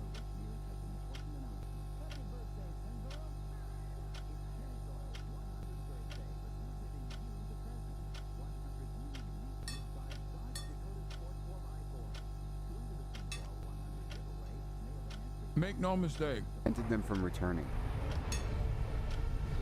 السلام عليكم. فينا نمشي لقدام؟ في جيش جوا. شو بصير إذا نمشي لقدام شوي؟ أول امبارح فاتوا الناس اعتقلوهم من الساعة 4 العصر للساعة 12 في الليل. أوجدوهم وهم ماخذينهم، إشي الشباب ضربوهم، إشي نساء حجزوهم ساعتين أو ثلاثة، بعدين أتركوهم. وهذا الحال اللي في المخيم. Your shop is right here next to Nur Shams. Do you feel safe right now? طبعا لا يمكن يكون في امان، بمعنى ما دام في جيش ما في امان، لانه الانسان ما كيف بده يفوت موجود، اما ممكن يعتدي عليه او يضربه. This is about as far as we're going to go right now. People have told us it's not safe at all. The Israeli military is occupying homes just inside the camp there. They've been arresting people, even shooting at people when they've tried to return to their homes over recent days and weeks. We're going to go. Okay. I'm just going to, one more PTC.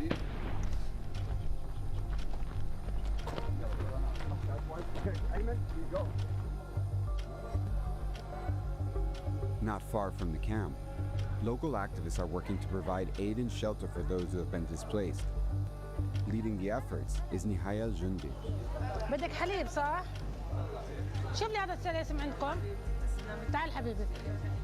الولد جاي لأنه عندهم حالة وفاة، سلمي ايديك. يلا. هناك في كفر الأبد في مركز إيواء، وفي ناس نازحين كثير بكفر الأبد، سواء في مراكز إيواء أو في بيوت مستأجرة، وفي ناس أعطوهم بيوت مجانا يعني تعاطفوا مع الحالات. ضربوا الجيش هسه. بعرف. كل انتم بدناش نساعدكم. لا مرحبا، كيف حالك انت؟ The guts to eat this while watching this is so gross. You're right. That's what's gross, not Israel's conduct. Perhaps you feel this way because I show Israel's conduct on a daily basis, and because you're not brave enough about your perspective. You have to hyper focus on something else.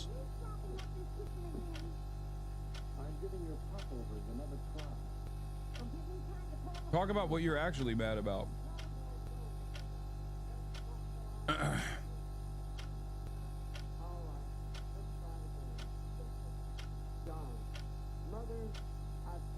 هون ساكنة؟ أهلا. قاعد بيناموا فيها نسوان. اليوم احنا في هذا المركز هاي القاعة بتحتوي على 16 أسرة وعدم خصوصية، الحمام واحد مشترك لكل الموجودين هون. القاعة هون فيها ما فيها تكييف، فيها هواي أو هوايتين وإحنا مقبلين على صيف. For Nihaya and many others here, what's unfolding in North Shams is a continuation of a long history of displacement, in many cases from towns and villages just kilometers beyond the Green Line. How does it feel to see the camp from this perspective, knowing that you can't go back to your house down there? أكبر شعور، أسوأ شعور في العالم إنك أنت تطل على بيتك ولن تتمكن من الوصول إليه، لن تعرف ماذا يحصل داخل بيتك. هناك أنا بنظر أنا هون للبيوت في وجع وحسرة وقهر وألم غص في قلبي، فوجع لا يوصف، وجع لا يوصف. We've been in places like Nur Shams and Tulkarm refugee camps and seen the presence of armed fighters there in the past. Explain to me who these armed fighters are and how they're perceived by the communities there. هذول الشباب داخل المخيم، هذول عانوا في محطات حياتهم سواء هم أو أهليهم، إما بيكون له شهيد أو جريح أو أبوه مسجون أو هو انسجن. كمان في هناك شباب انحرموا من التعليم، انحرموا من الحياة الطبيعية الإنسانية المتعارف عليه لكل دول العالم. لذلك من حق كل هذا الجيل أن يدافع وأن يقاوم حتى يتمكن من الرجوع إلى وطنه. It's interesting. Two different ladies have been interviewed in this series so far. One is an Israeli settler. The other one is a Palestinian woman, and they're both around the same age. And it's quite remarkable how different their perspective on the world is, how different they communicate, what their goals are, what their ambitions are, what they want to do. It almost feels like when you put them side by side, all of a sudden, you start recognizing that Israeli society is just fucking depraved. And the parties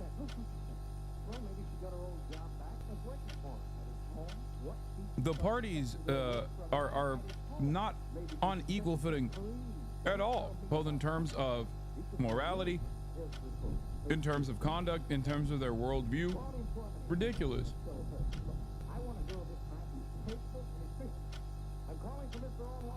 Where are these shadows coming from? Oh yeah, no, there's a lot of annoying shit stirs in the chat.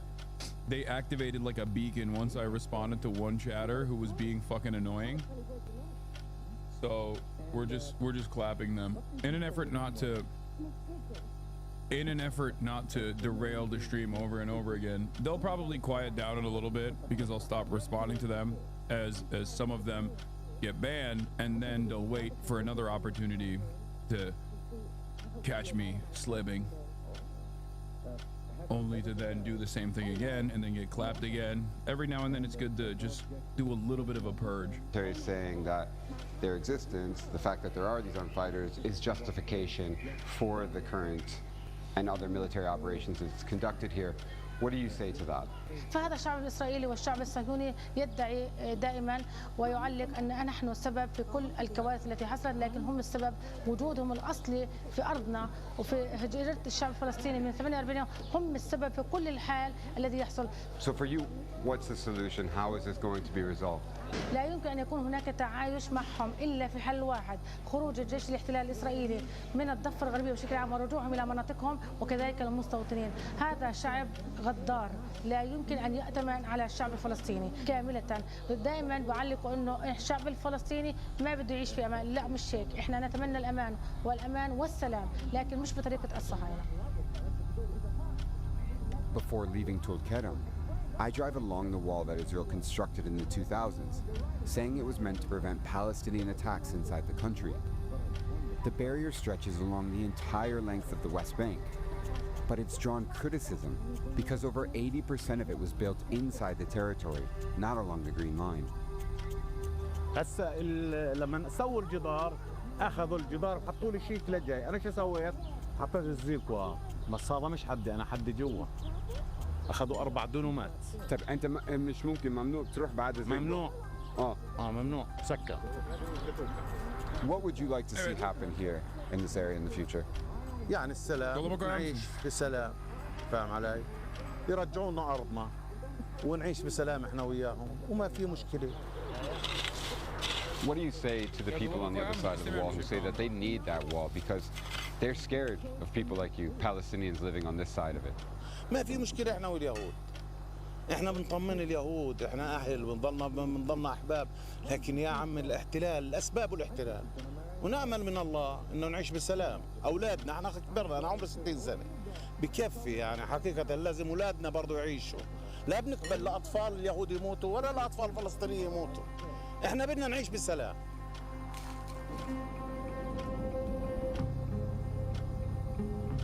We've just left Tulkarem and now we're driving only about a kilometer across the Green Line into Israel. Now, for the Palestinians we just met in Tulkarem, this journey would be impossible because they would be stopped by Israeli soldiers at the military checkpoint we're going to be soon approaching. For them, the Green Line represents a border that they cannot cross. But for Israelis, or in my case, a foreigner, it's as if there's no border at all. He's also capable of driving on those roads.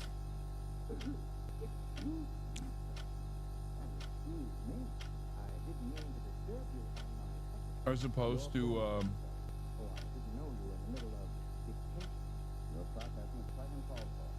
he's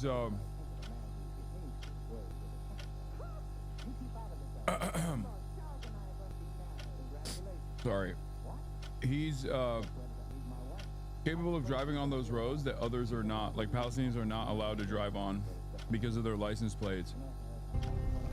If you're worried about the camera, you can stop it.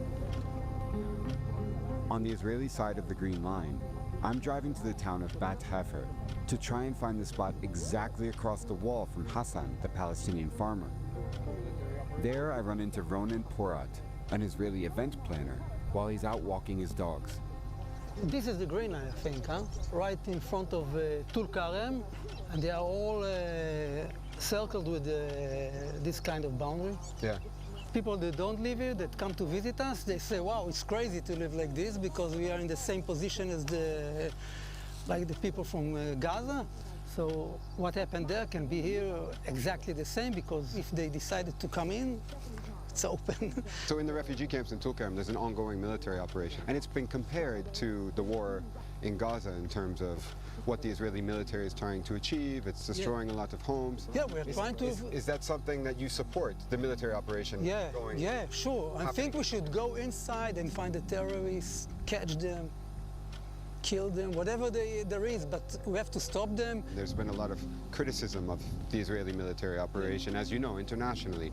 In Gaza, also in the West Bank. Do you think any of that criticism is valid?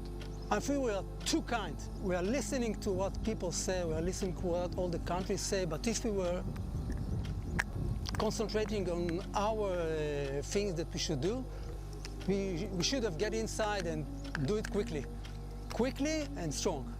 If you live next to a zoo and there is alligators and there is lions there, I won't let them go in. It's a big problem, but we have no other choice. Shalom. It's the dog walking spot, huh? This is the dog walking. I need him. Tell him everything. It's crazy, right? It's crazy where you guys are living. Yes, we're in prison. Yeah, we are in prison as much as they are. Yeah. We are here. So what is the solution for you? So the solution for me what's now, the solution? I think we should go and fight. Go on fighting till Go what? on fighting. Till what? Till everyone... Till everyone. Till everyone what? Till everyone decide to go somewhere else, like Trump said, go somewhere else and rebuild your life. Let me just come up with a radical idea. What? Least genocidal Israeli.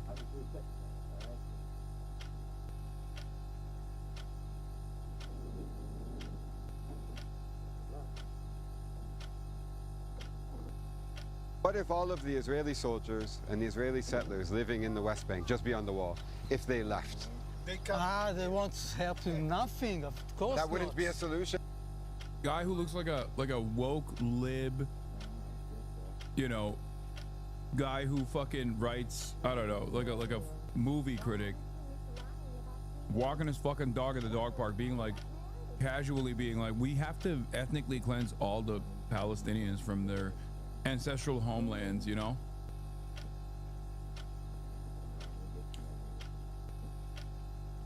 That's how you know society has completely fucking lost it, dude. When you got like grandmas or dudes that fucking look like this that are also churning out this kind of opinion. Do you understand? Like, that's how you know every aspect. Like this dude's position is like supposed to be the position of a dude who's like insanely hog-like under different circumstances.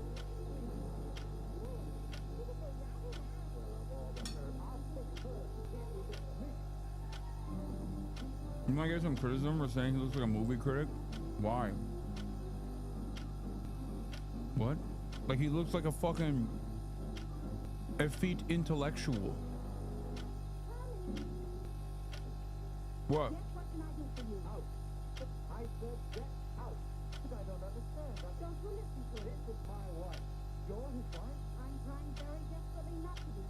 Who's gonna criticize me for this? Nothing, no. It never ends with them. That's anti-Semitic, dude. Somehow they Okay. find something to fight for. Saying that a Jewish settler in Israel has any profession whatsoever is anti-Semitic.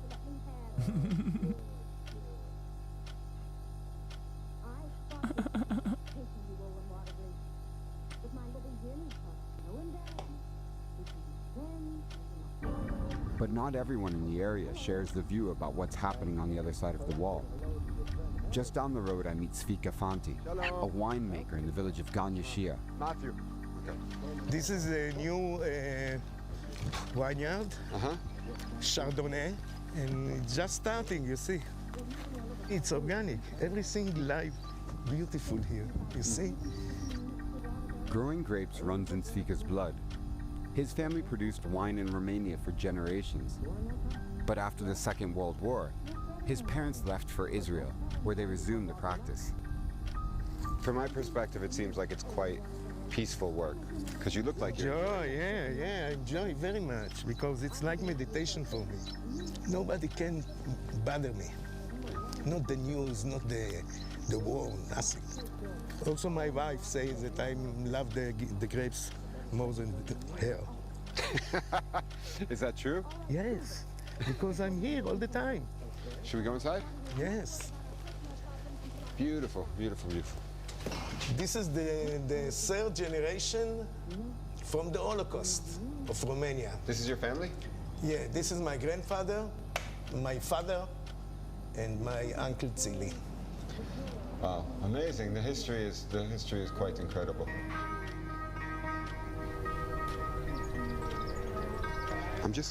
Every time I see a dude like this, in the back of my mind, I'm like, please don't be a fucking freak. You know what I mean? I mean, it's still zone of interest regardless. But like, I want to maintain hope that there's gonna be a dude who's like, what we are doing is unacceptable. You know? It's fucked up.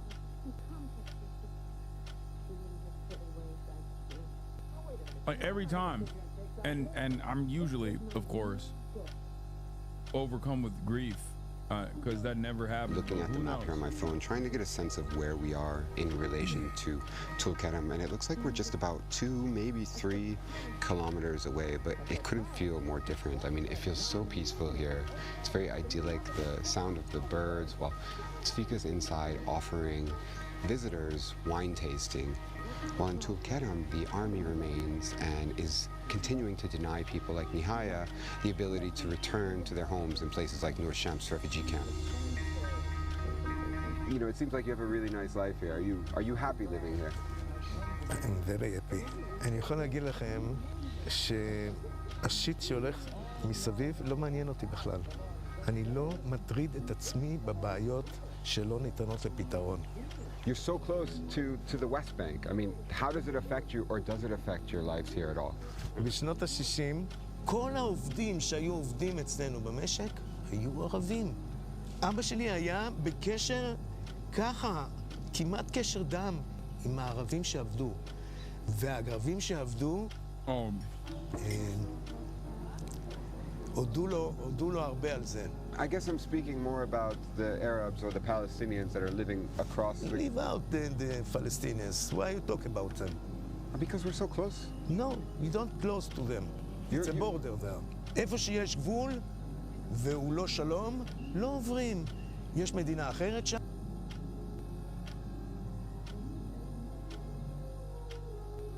Well, there it is.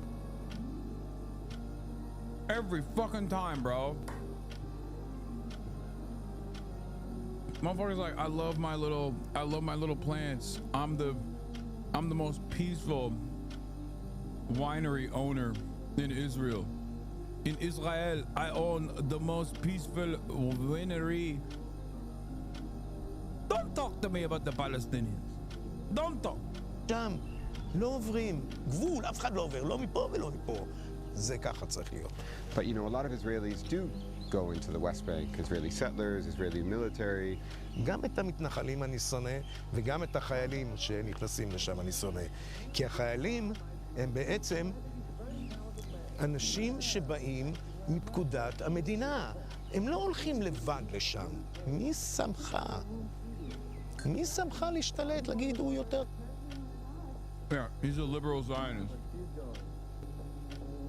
So I wasn't wrong for assuming. I wasn't wrong for assuming that he's a little woke. Yeah. אותו ממני, הוא יותר רע ממני. מי אתה בכלל? אתה שופט? אתה נביא? כלום. פוליטיקה מסריחה. Tzvika, what's the way forward then for you? I mean, is there any hope? כי המלחמות הן לא בין האזרחים, הן בין הפוליטיקאים. אין לי שום דבר נגד פלסטינאים. גם להם אין נגדי שום דבר. מה שקרה ב7 באוקטובר זה עונש. וואו. זה עונש שאנחנו קיבלנו על היהירות, על הגזענות, על השחצנות, על כל Okay.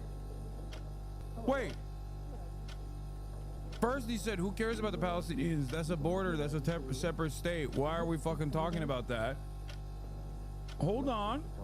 This guy's okay, I've moved my position. He's still obviously a liberal Zionist, but he's a Haaretz reader, okay? He is the Haaretz guy. הזבל הזה, המנהיגים הם אלה שגרמו לעוול הזה, לעם שלהם, גם שם וגם פה. וכל פוליטיקאי צריך לחטוף כטיפול אישי, כדור בראש. כל אחד מהפוליטיקאים, כדור בראש, והיית רואה איך נהיה שלום. In the third and final episode, I'll travel south along the Green Line to one of its most divided... He must be an anti-Semitism. This man contains multitudes. I know. But you understand the contradiction, right? You understand the contradiction. Like, he is closer to the correct position in comparison to the overwhelming majority of Israeli society. But ultimately,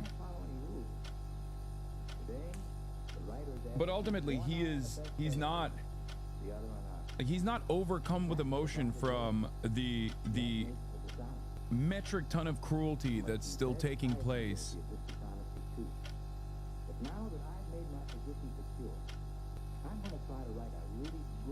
Where it's basically like, yeah, it's kind of fucked up. Fuck the politicians, but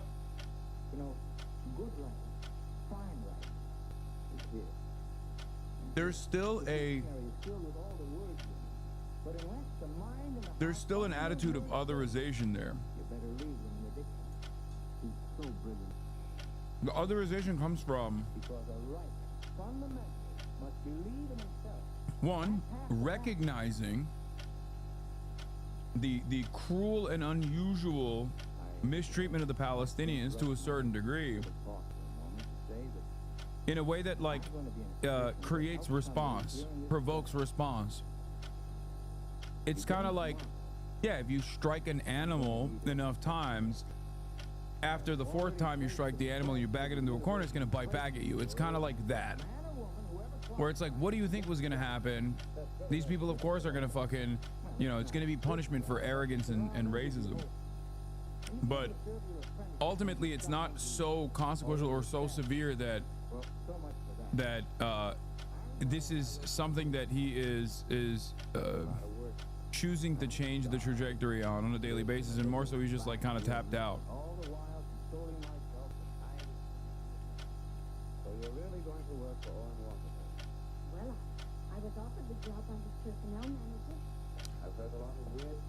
If I were to ask him, and we don't know, maybe I'm totally off base with this, but the question always remains, what do you think about a one-state solution? And for a lot of these guys, they'll say the settlers are disgusting, they're religious fundamentalists. There is there's a lot of that kind of sentiment expressed, especially amongst like Ashkenazi boomers who are like who have their very own version of like racism, even against Jews that are from an Arab background as well, depending on their age group. But when you ask them like, is there an opportunity, like, would you, like, what do you think about a dissolution of the apartheid state in and of itself, where everyone on this territory is forced to live together? Most Israeli society will say absolutely not. There are plenty in Palestinian society that would also say absolutely not. For the record. Brother, how can Palestinians live with Kahanas animals? I don't know, man. Do you feel like the Black American contemporary existence right now is better than the Palestinian experience in both the West Bank and also fucking Gaza?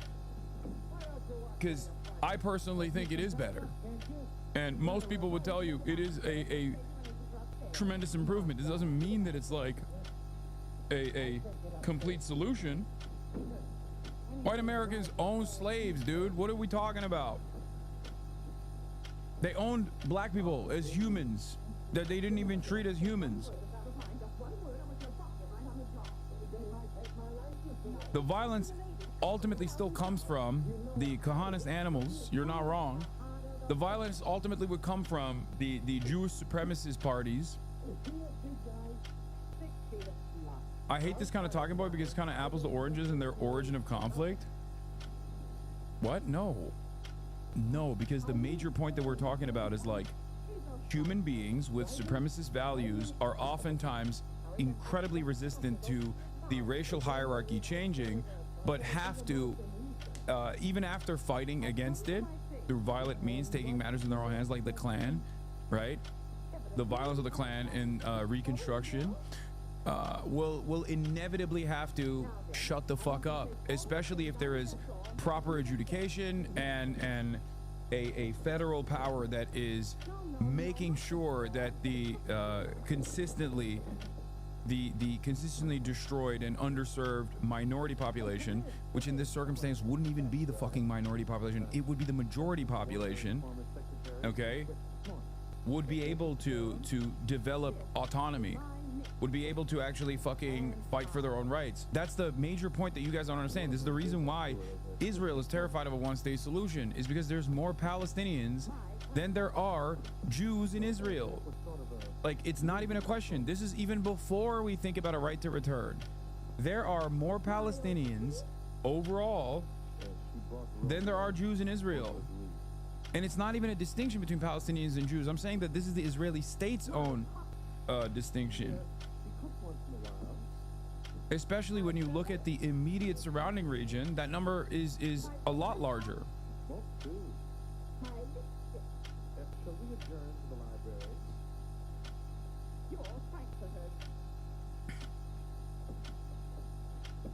No, before right to return is 50-50. No, it's not. It's close to a 50-50, but no, there are more Palestinians over. I mean, I don't know what the numbers are in the Gaza Strip any longer, but before October 7, it wasn't even 50-50. It was actually larger, especially when you consider Palestinian citizens of Israel. Palestinian citizens of Israel plus the West Bank population plus the Gaza Strip population was larger than the Jewish citizens of Israel population numbers. Because Palestinian citizens of Israel is also 25% of the Israeli population. This is before we look at, yes, the Jordanian Palestinians, Palestinians living in Lebanon, Palestinians living in Syria, Palestinians living all around, like in the immediate area, that have been forced away from their homes. But then when you add in the right to return, the total number is, I believe, larger than the total number of Jews around the world.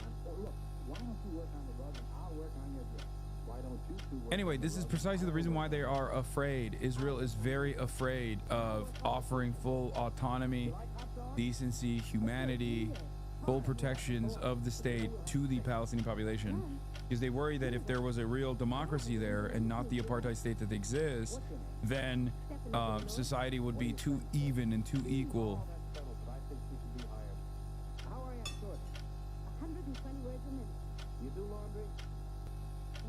And they can't have that.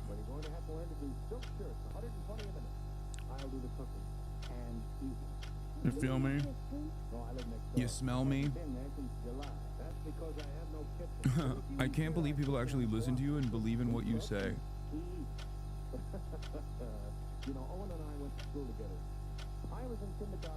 Trump has now arrived at the White House for his big national security meeting tonight.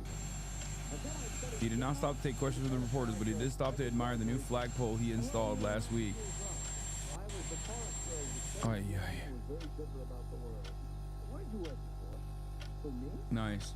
I was secretary to Charles Harris, who's dealing with her bookstores all over the country. And how is Mr. Waterbury's latest novel doing? Second only to the Bible. Oh, he won't like that. You married, Steve? Please, Ronnie, I'm not interested whether or not... AOC and Mahmoud with media. Thank you, everyone. First of all, My Mr. Bernie? Before people say that she's doing this as a photo op, her team has been coordinating with Mahmoud Khalil's, from what I understand, for a while, okay, from the jump. And secondly, he's happy that she's there. So I know that everybody loves to fucking complain and be like, why is she there? She's just there for a fucking photo op, whatever. Okay? Just understand that you're silly for taking this position.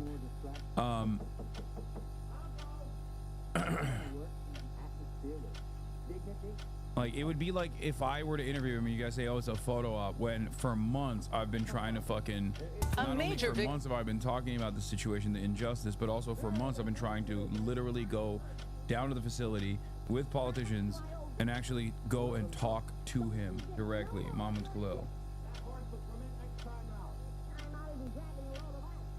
What is this? Working Fox News link, but it's ads? Oh. Thank you.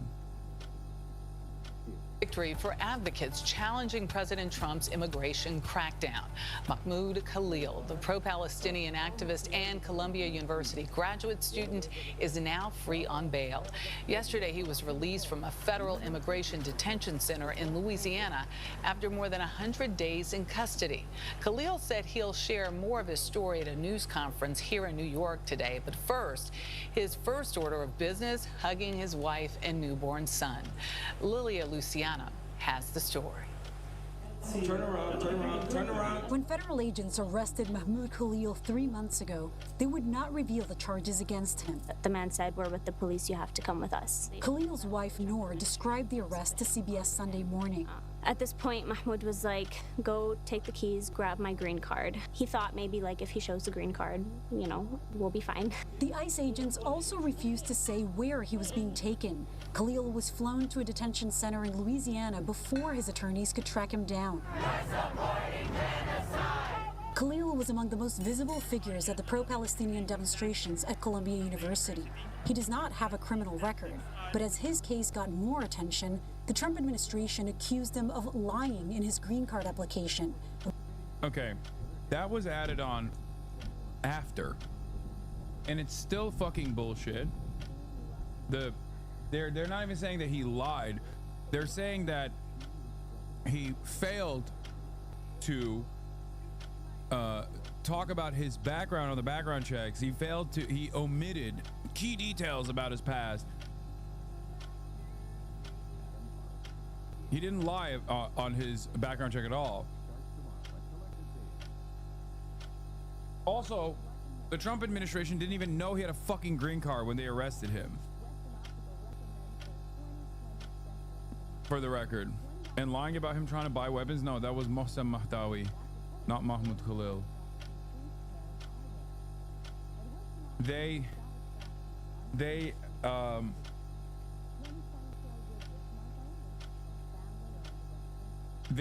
added on additional reasons to extend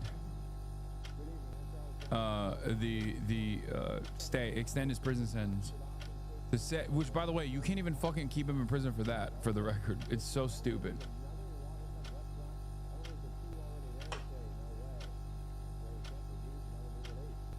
Like, it's literally like saying, oh, you failed to admit that you started a Marvel fan club in your high school.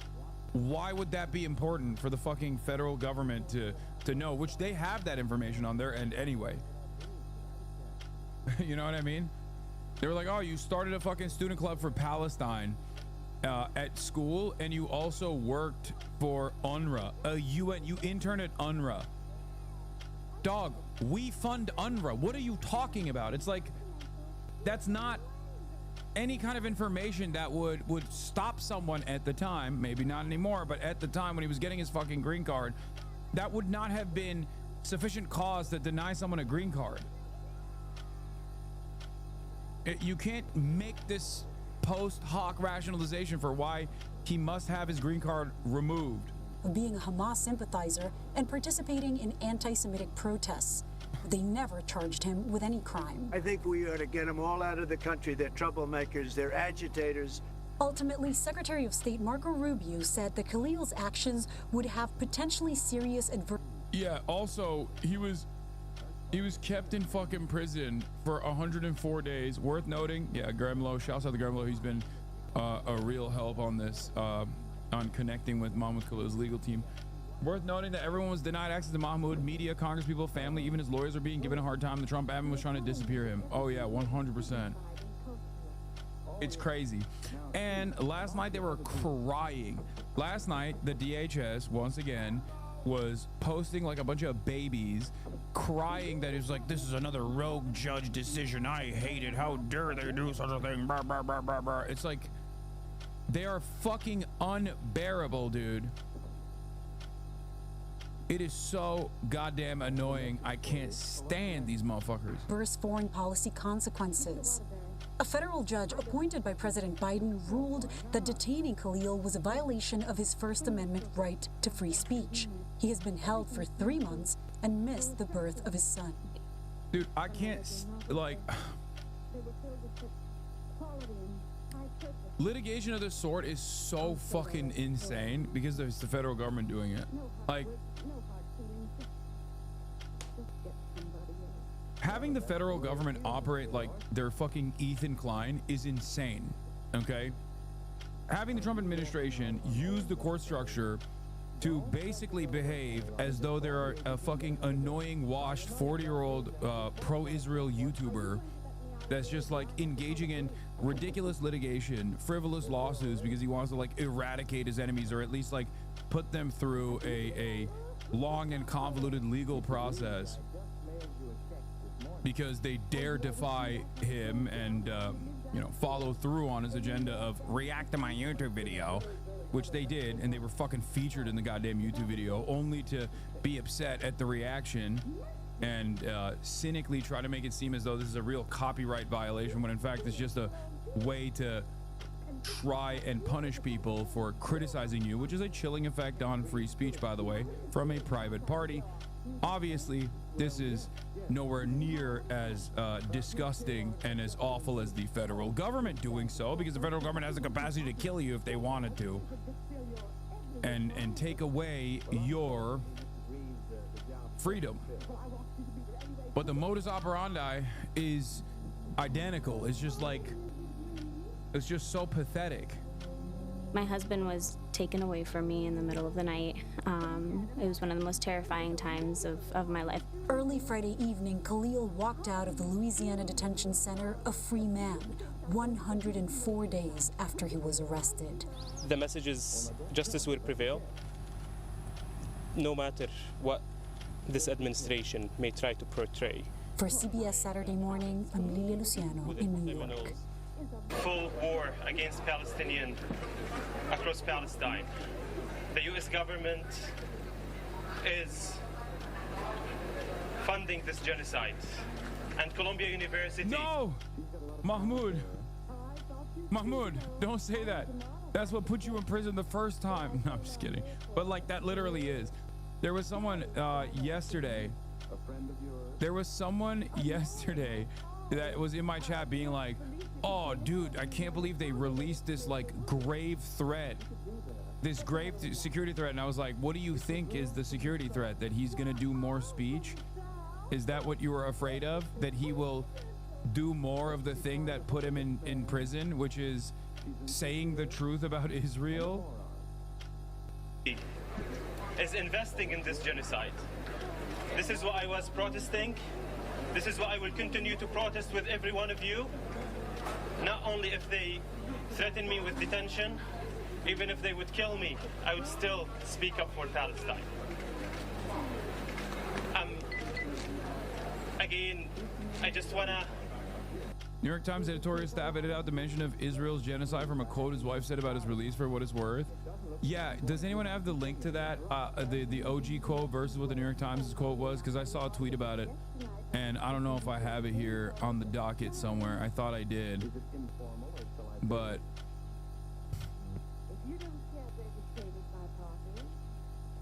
Where the frick is it? No, that's not it. Those are B2s.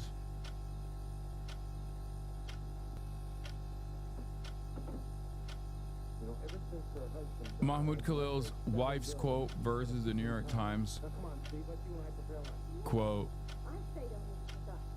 This ruling does not begin to address the injustices the Trump administration has brought upon our family and so many others.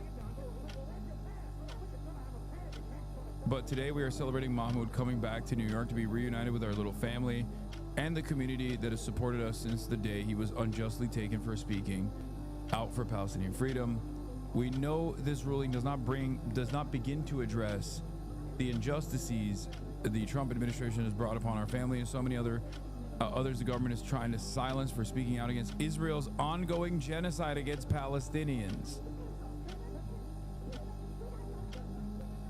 That's crazy, man. I cannot believe it. Like they just don't even want that mentioned.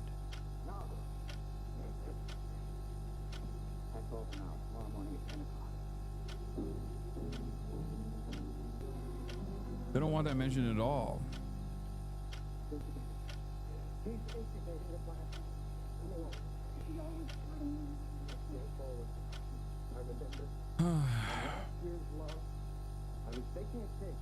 Most watched clip of Mahmoud Khalil at the airport with Rep. AOC and his attorneys. This astounded me how empathetic, clear-eyed, and resolute his is after being worn down by 3 months of unjust detention to chill his free speech.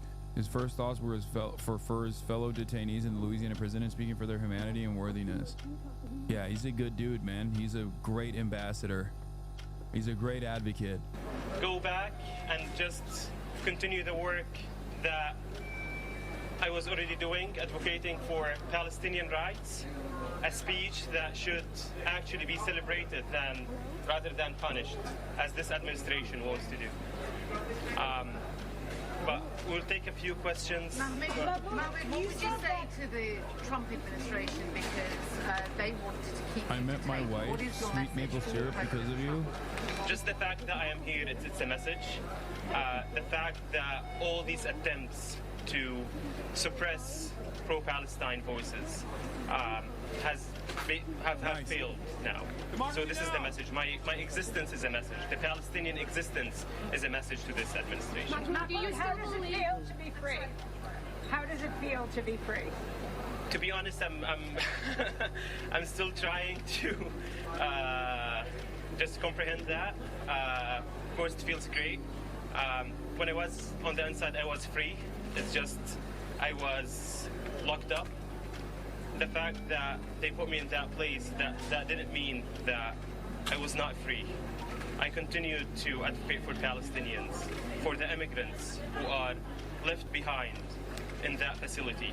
The 1,200 men who, all of them, are incredible men, who the Trump administration are trying to portray as whether criminals or just like illegals, as they say. And as I said yesterday, whether you are a citizen, an immigrant, anyone on this land, you're not illegal. That doesn't make you less of a human. And this is what the administration is trying to do, to dehumanize me, to dehumanize the immigrants, to dehumanize anyone who actually does not agree with what the administration is doing. Sorry, excuse me. We're not going to do any more questions today. Come tomorrow to the press conference. Mahmoud, do you still believe in the promise of America? Excuse me, please. No more questions today, but we do have one more speaker. And you can come tomorrow to the press conference where there will be time for many, many more questions. But because of the security here, we have to leave. So thank you. Thank you, everyone. First of all, first and foremost, I think we speak on behalf of so many people across this country, across the state of New York, but also across so many communities in the United States, and welcoming Mahmoud home to be here and to be reunited with his wife and his newborn son. Mahmoud Khalil was imprisoned for 104 days by this administration, by the Trump administration, with no grounds and for political reasons.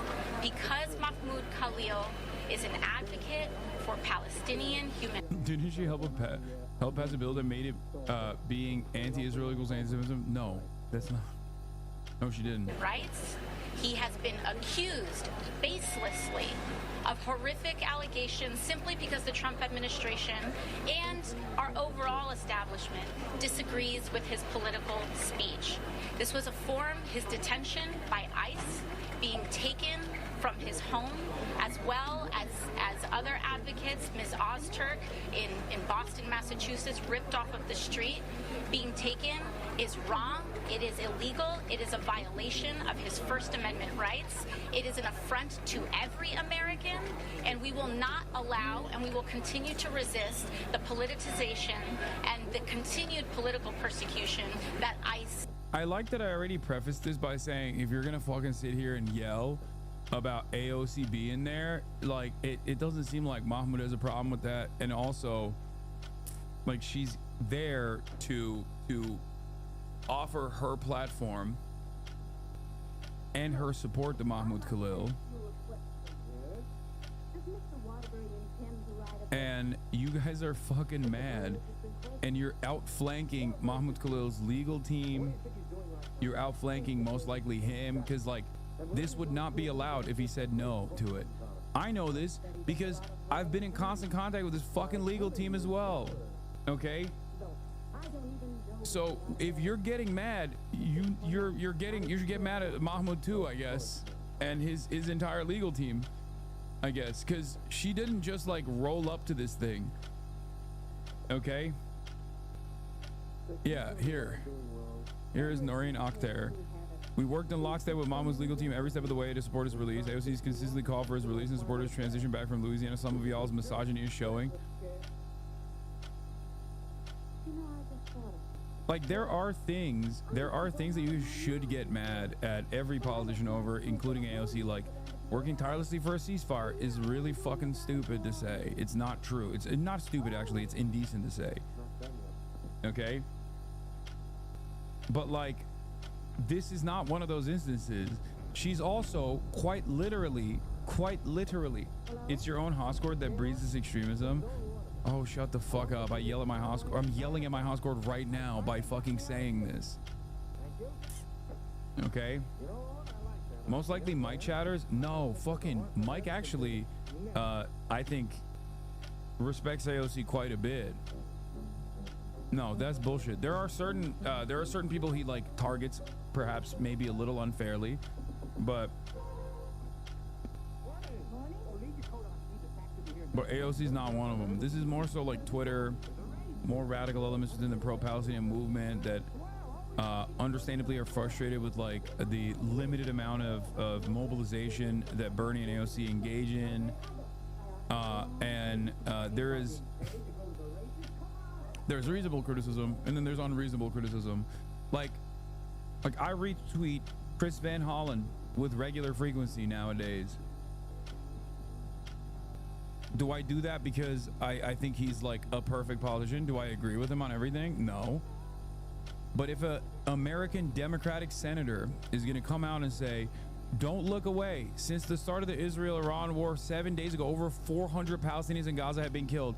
Many shot while seeking food. It's unconscionable that Netanyahu has not allowed international orgs to resume food delivery. The weaponization of food must end. He didn't call it a genocide, right? Should I say this is fucking, should I yell at him? He's not a leftist at all. Should I yell at him? Some of you guys don't understand what it takes to build a coherent and successful movement against like these atrocities that are unfolding that many people would rather turn a blind eye to. You feel me?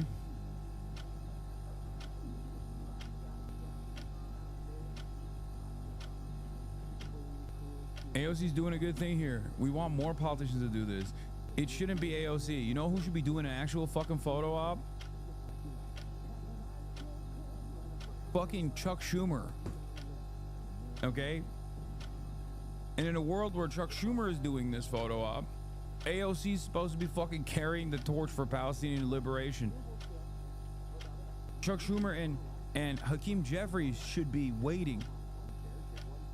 They should be the ones who are routinely releasing condemnations of the Trump administration every single day.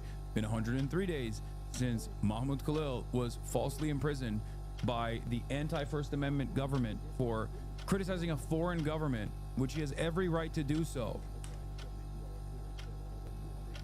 I'm not saying that's what Chuck Schumer would do, for the record. I'm saying that, I mean, if given the opportunity, I'm sure Chuck would fucking kill him. But like, in a normal, civilized country where there is truly an opposition party that isn't just servile to the uniparty interests of foreign policy and servile to a fucking foreign government, that's what would be happening. Do you understand?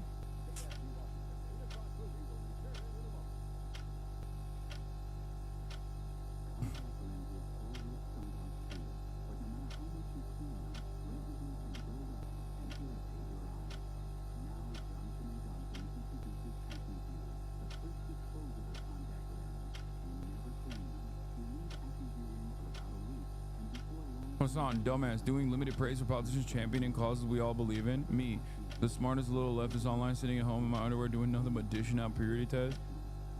Yeah. Like, for me, I don't give a fuck where this is coming from. I mean, I've even offered like very, very limited praise, like unimaginably limited praise, albeit still incredibly critical of fucking Tucker Carlson for doing the bare minimum decent adversarial reporting against Ted Cruz. You feel me? Am I a fan of Tucker Carlson? No, I am not a fan of Tucker Carlson. I have often said he's one of the most dangerous political actors in the country.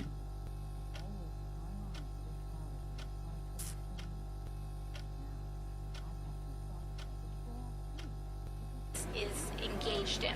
And so we welcome Mahmoud home. We will continue to support. I also want to thank the incredible work of CCR, the ACLU, IMEU, and many other advocacy organizations, the lawyers and organizers on the ground who have supported his family.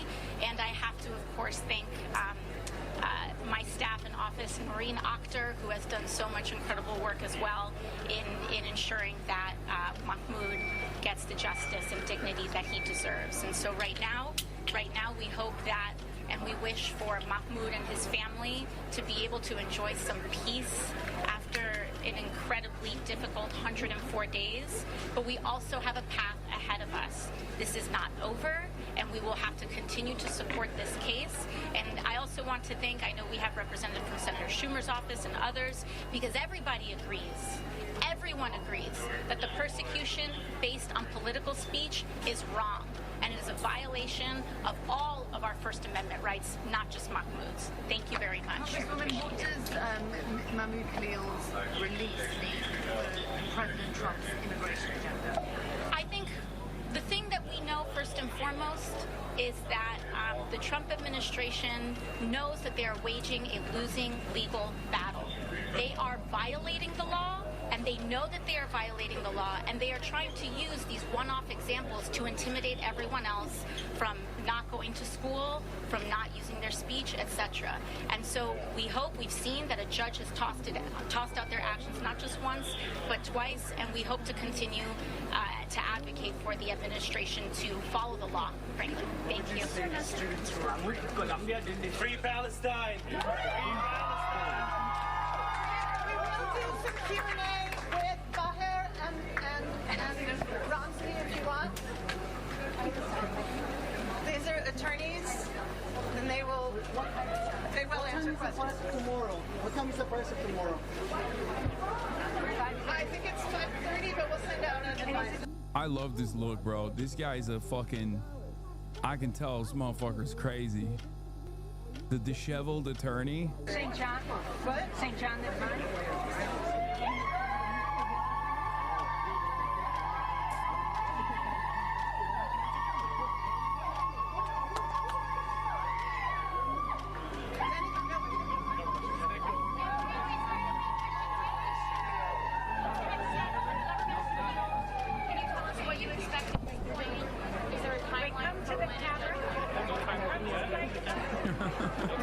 Waiting for someone to say from Hamas.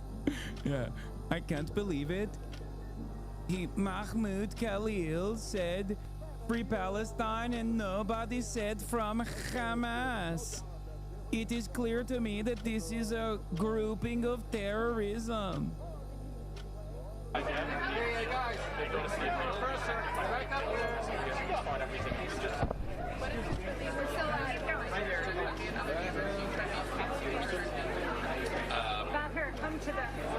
The question is about what is the meaning of his release. It's what is this? An important. Oh, this is the Beitar lady, fucking freak. A Zionist in New York was asked to stop antagonizing and stalking campaign staff of the mayoral candidate Zohran Mamdani. I can do whatever I want right here. I'm Jewish. No, I don't have to. I'm on public property. I can do whatever I want. I can do whatever I want right here. I'm Jewish.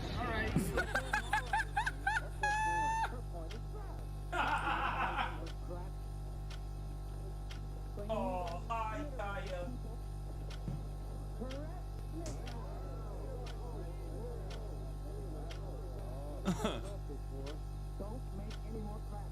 That's crazy.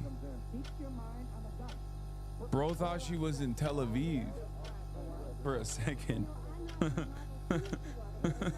That's crazy.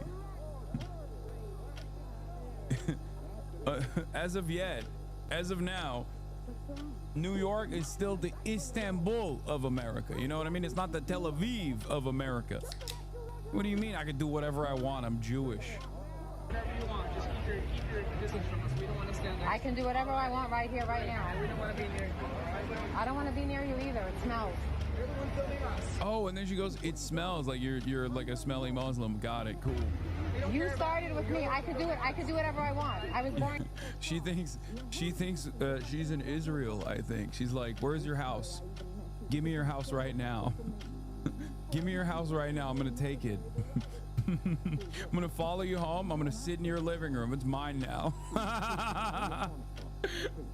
Insane.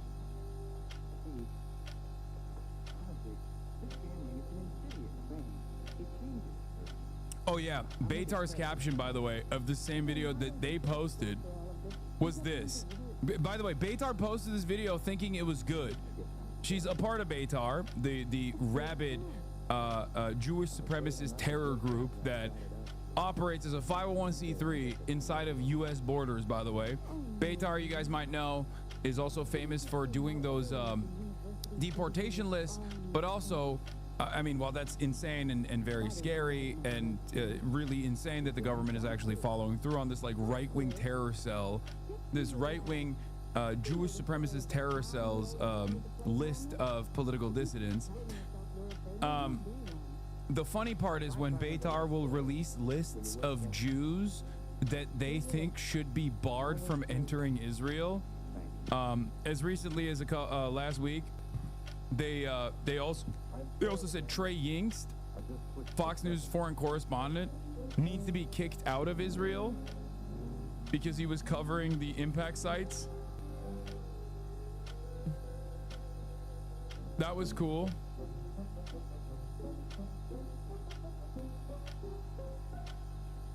Centrist Democrats fear a far-left Zohran Mamdani win in New York City could hurt the party's image.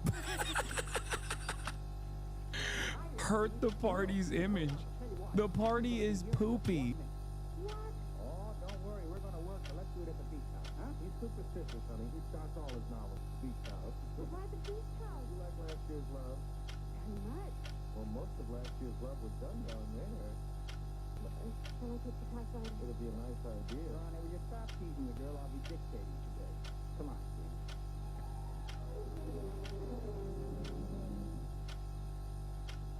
I'll dictate this in outline form and then I'll polish it up later. What's the matter, Dad? This is the story of a successful novelist who began to die, morally and spiritually, until a girl came into his life. And then the whole world seemed changed. He'd seen her one night while delivering a lecture to a short story class. There were so many things looming up in front of him, but he saw only one. Her. Wistful, delicate, exquisitely beautiful. Without her knowledge, he arranged to make her his secretary because in that fleeting moment, in that single instant, he knew he was desperately in love with her. One day, he asked her to go to his beach house and work there because he wanted very much to tell her the way he felt, but he lacked the courage. Mr. Waterbury, Miss Gaylord, when I'm working, I don't like to be disturbed. Where was I? he wanted very much to tell her how he felt, but he lacked the courage. Oh yes. Now here she was, seated before him, tender and fragile in his form. He had looked around a corner to corner, and there she was. What's the matter? I thought my pencil. Here you are. That's continue? He was tempted to take her up in his arms and sweep her to the summit, but he didn't dare. He knew very little about her, yet there was nothing else he needed to know. As he strode up and down the room dictating, he looked toward a polka dot necktie. What's the matter with you? Nothing. Oh. Where was it? Polka dot necktie. Oh, polka dot necktie. He was impressed by the loveliness of her hair, her soft blue eyes, her delicate mouth. A breathing, living thing that made him exalted and inspired. He wanted to take him around. All right, we're back. Can you see me? Can you hear me? Hopefully you can hear me and see me. I'm back now. That is a major F that just took place. A major F. And it took place because the internet is completely out in my house. I don't know what happened. I think Beitar came after me. And, hold on. Can you see? Can you see me? I think you can see me. Okay, you can see me. Do I look fine? I think I look fine. All right. Luckily, my trusty sidekick PC was here. No internet connection right now. Murad, did you restart it? Wait, what came back?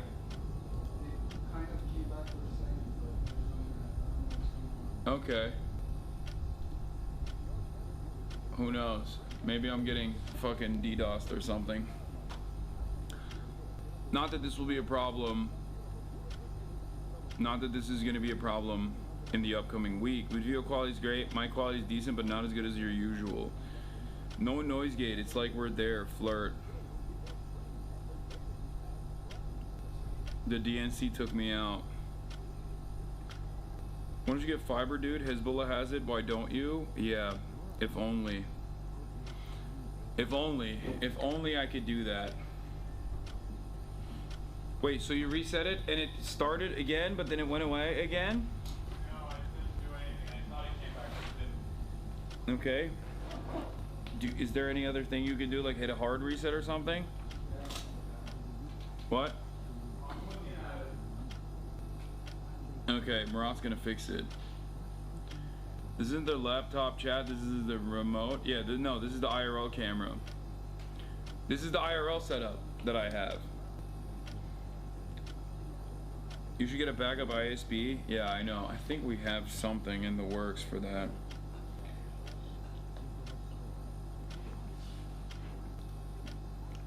But I also have to pee, and I don't want to leave. But I can't take you guys with me to the bathroom. So, don't know what to do here. Anyway, we're back for the time being. What was I talking about? Give the other guy the phone? No, Murat is working on the internet because he's here right now as well. So this is one of the few instances where I can get him to actually do some goddamn work in the house, because it's in his best interest as well. He lost his own internet as well. So for once, he's doing the dang thing and actually working. Is this a Daily Spectrum thing? Like, again, a few years ago, you were talking about how the Dems are saying that they want to, ruin the party image. I know. There is no party image to ruin. There is no... The Democrats are complaining that ZOHRAN's far left, ZOHRAN's far left image, if he were to win the New York City mayoral primary, would ruin the Democratic Party, like the image the Democratic Party has created. And I think that that is the dumbest possible thing you can say, considering that the Democratic Party's approval rating is at like what, 20%? Spectrum does do this constantly, I know. This seems a little bit different though. This seems different than a regular outage. Oftentimes when stuff like this happens, Spectrum will turn around and be like, hey, by the way, my bad, massive outage in your area. Like they'll famously, they'll routinely turn around and be like, hey, by the way, sorry about this, but you're experiencing a ginormous outage in your area. It is what it is. You know?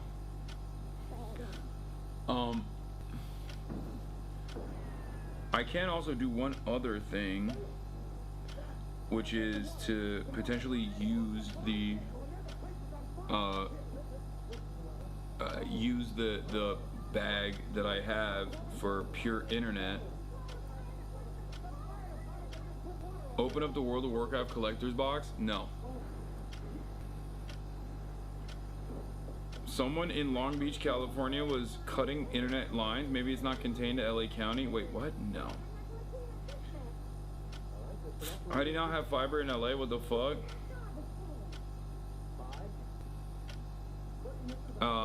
I don't have fiber because my neighborhood doesn't have fiber. In Los Angeles, there are plenty of places where you literally don't have fiber. Cuomo has a 15-year-old girl standing outside paying her $25 an hour handing out flyers for Cuomo. Tell her to do a bad job.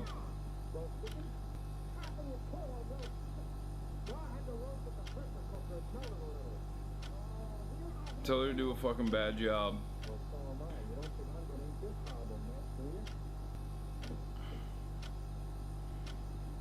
In LA, there are buildings that don't even have cable internet.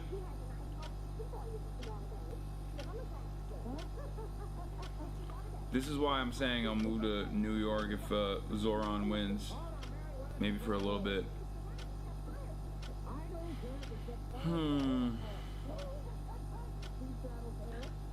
Is it illegal if someone is getting paid by the Cuomo campaign and they turn around and actually, despite being paid for by the Cuomo campaign, if they turn around and advocate for ZOHRAN Mamdani?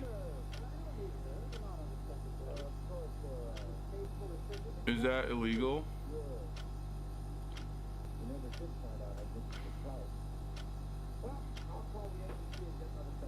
I have fiber in a village within dumb fuck nowhere. Brother, in Montreal, I'm installing 3 gigs next week. I can install 8 gigs in my new house. You need to move to Quebec. Yeah, let me move from one fucking incredibly expensive housing market to another one. At least they have fiber. That's what happens in competent countries, where you can literally move from where you can move to a house where they will give you that opportunity. We don't have that here in the United States of America, or especially in Los Angeles. If I lived in like maybe Tennessee or something, where, you know, you have Chattanooga, Tennessee is like all fibered out the wazoo from what I understand. Montreal is cheaper than America. In Los Angeles, Montreal is actually pretty cheap. How do you not have fiber where you are? I have fiber in the middle of the desert. Keckle. Yeah, I don't, okay? I don't, and I don't want to hear it. Also, I don't like that the internet is completely busted right now, which is why I wonder if I should just like swap over to the starting soon screen and then turn this into, turn the bag into a fucking full-blown modem in and of itself and continue off the computer, because usually I just swap it over to the bag. Oh, it's back. Never mind. We are back. Okay, we are back. Murad, it's good. It's back.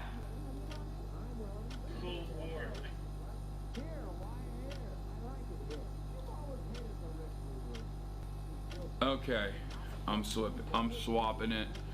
I'm freaking swapping it. Boom, we're back.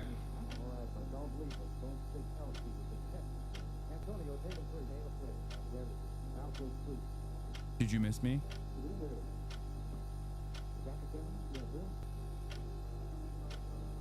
I'm gonna text Murat so he doesn't fuck with the internet now. It's back, yeah. Did you do something? Wait, I don't get it. Why does it have to be a hard restart?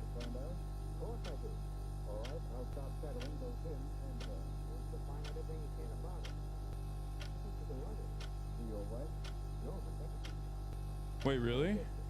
That's weird.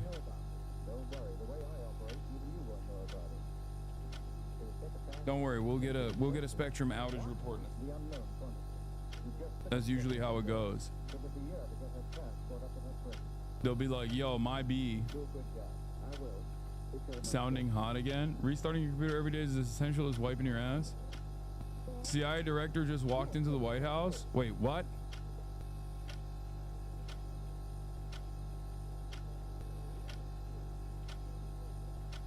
New York City, breaking, Democratic wins media. New York City's mayoral election is on Tuesday. We encourage voters not to rank ZOHRAN Mamdani. He didn't endorse Kamala Harris, doesn't support our platform, and if he wins, his policies will hurt our chance to win in the midterms, and we can't afford that. Wait, what? What the fuck is the Democratic wins media? Cuomo's doing full Donald Trump. Andrew Cuomo's appearing with the mother of a murdered 15-year-old Junior Feliz at Villa Verde in South Bronx, and he's got props of ZOHRAN Mamdani's tweet defund the police from tweets from 2020. Oh my God, he is literally Trump. We already had a Trumpian Democrat, dude. His name is Eric Adams, and he was a disaster. What the fuck is... The NYPD is wicked and corrupt and racist, anti-queer, Cuomo says, quoting Mamdani's past posts and interviews. To say these things is reckless and irresponsible, especially at the time when we're trying to hide additional police officers. What's Cuomo's closing pitch to voters? Experience matters, knowledge matters, accomplishments matter. He says, stepping into his Dodge to drive away. When a person says they have no qualifications for the job, but they believe the job of being mayor is to be the messenger.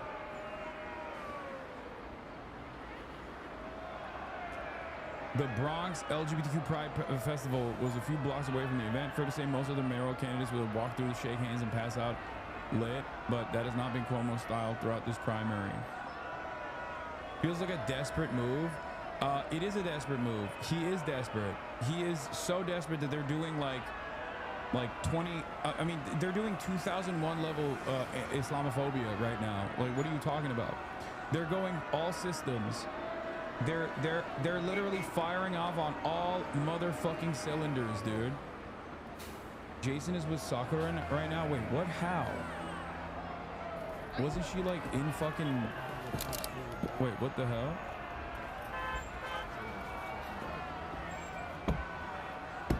He's got 82,000 people watching him, dude. That's amazing. I'm so proud of him. W nephew. Farm that shit. Farm the fucking parasocials. W farm, W farm, W farm. I really hope this doesn't turn sour. Thank you for coming. Wait, she came back? Wait, she came back to him? Wasn't she already in? Wasn't she in like have you met Sakura? No. I don't think I have. I might have at one of these events or something. I don't know her. I don't think I've ever met her. She helped Judge Master Baker as a judge. And then I don't take enough my back, so I feel really bad. What is this? Are you 55? No. Yeah. I'm not 55. We take it into Japan. We gotta go shopping.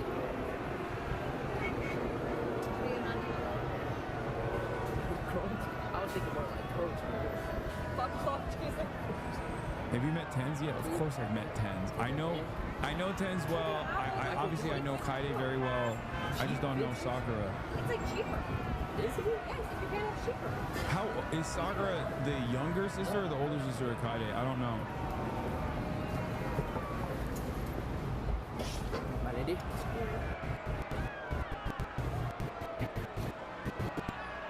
Younger, she's 20. Wait, isn't Kaide also like 20? That's crazy. Table for 3. Who's Kaide? Oh my god, I've cultivated a community that is so fucking out of touch with the rest of this space. It's crazy.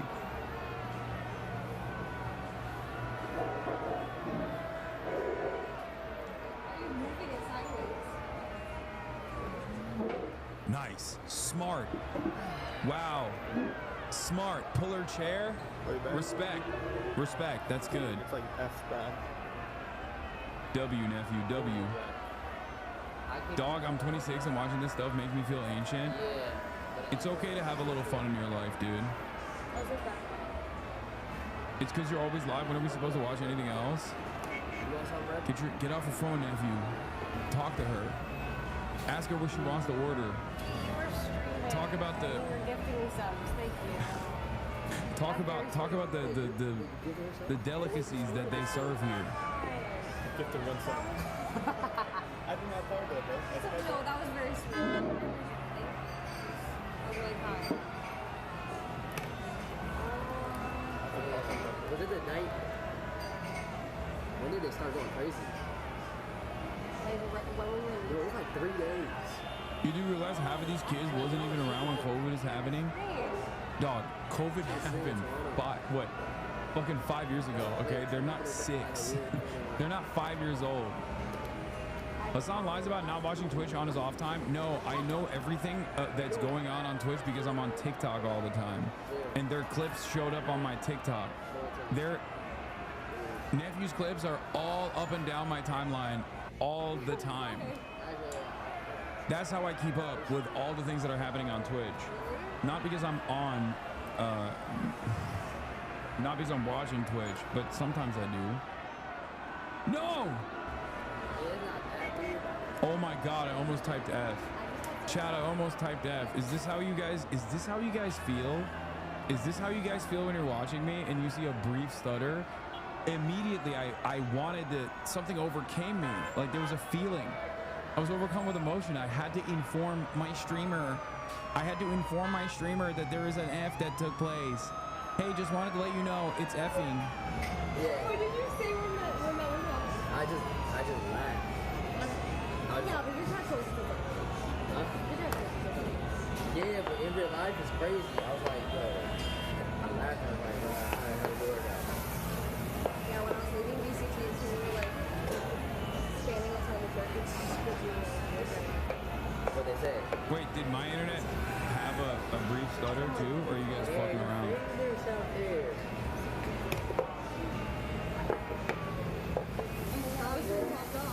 Sorry? Typically we make them earlier, right? I think so, yeah. Okay, so thank you. Wait, what do you want to get?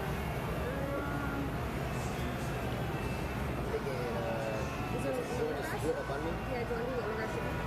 Do what? Lemongrass chicken. I've never read or watched Rent a Girlfriend, but I imagine this is very similar to the plot of that anime. I don't know anything about that anime, so I can't speak on that. I do like pork better. Now we can do chicken. Chicken is more lean.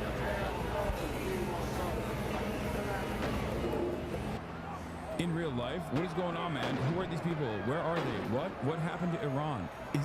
Is Israel and Trump in war yet? What about Mamdani? What about Mamdani? This is my nephew Jason the Ween on a simulated date in the real world with another streamer, Kaide's little sister Sakura. They've had a tumultuous last 48 hours. Okay. Going from Jason inviting her to the streamer prom, all the way to Sakura memeing too much in said streamer prom, Jason getting in his fucking feelings, and then feeling hurt by what she had said as a joke, and then like the parasocial fans losing their minds and like sending death threats to everybody involved, especially her. Okay, so this is not a real date? No, it's basically fucking interactive reality television.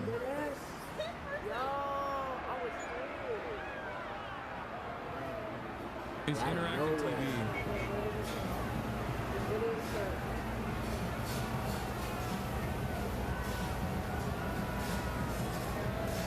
Damn, they're getting... Damn, they're establishing physical contact. This is good. Oh my God, I'm so fucking old. I'm old and I'm parasocial. What am I doing? What the fuck am I doing in my life? This is, oh my God. I gotta stop. I gotta stop. This is embarrassing. This is an embarrassing thing to do online. This is like, this should be done privately when I'm sitting on my couch and seeing this in like little TikTok. And that's what...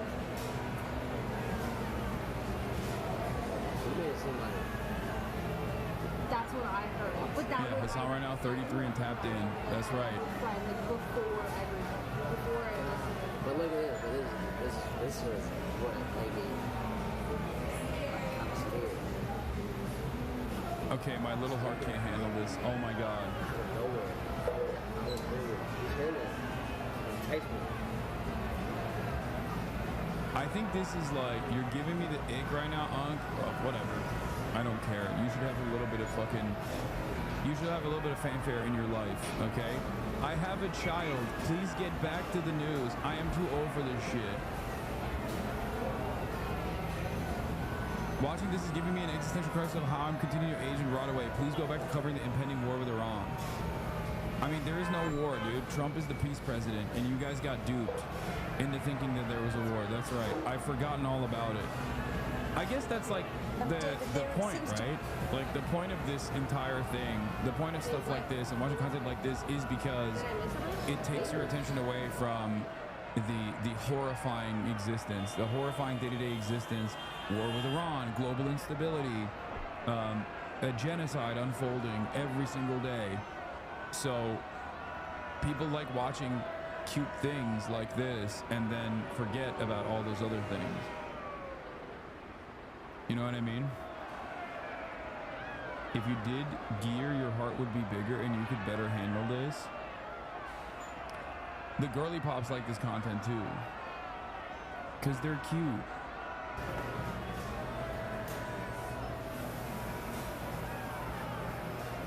Like, look, they're sharing secrets from the secrets away from the chat. Like, look at chat. They love it. They love it. Are they mudded?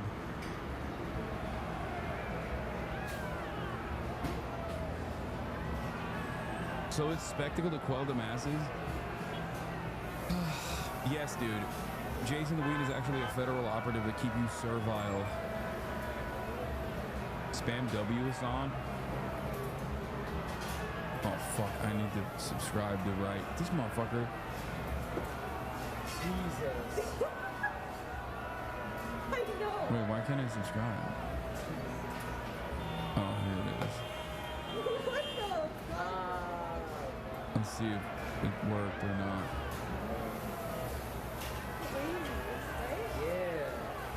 Okay, there you go. I hit the W. I hit the W in the chat. Look at that. Is this how you guys feel? This is liberating, dude. This is fun. I'm being a chatter today. I'm being a chatter. B2 Bomber is moving in, but is Jokera going to move further beyond the friendship? Get in here. Yeah. B2 Bombers are moving into Guam.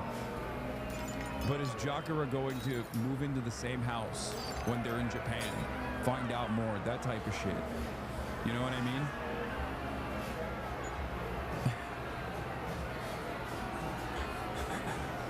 Yo, my bad, Chad. This is confidential. Y'all can't know.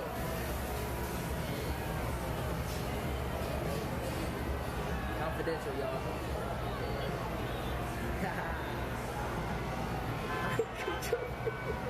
This feels like when I was in high school and everyone at my table were friends but me. Oh yeah, wait, no, did you? Jokera is not home.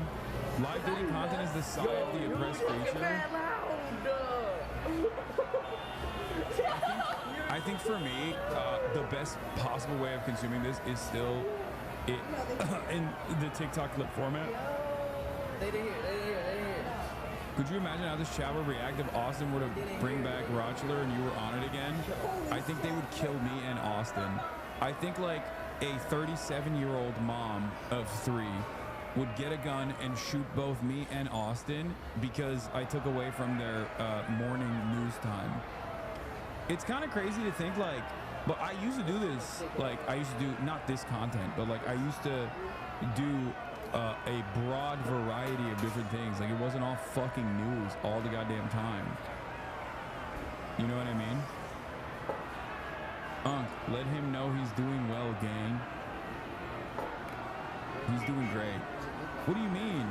She likes being around his presence. He's polite. He pulled her chair. Those are all great. They're close. They're sitting close to one another. They're whispering into each other's ears. These are all good things.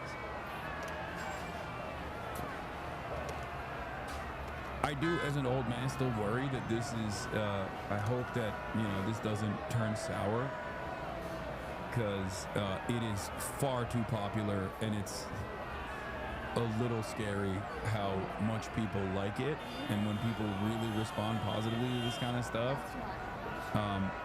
they read too far into things when people are making jokes and whatnot. You know what I mean? Sir, listen to yourself. She likes his presence. He pulled her up her chair for her. Get a grip.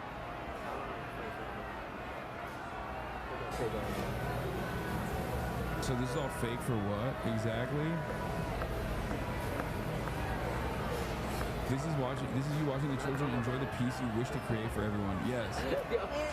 What? What's their ship name? Jopera.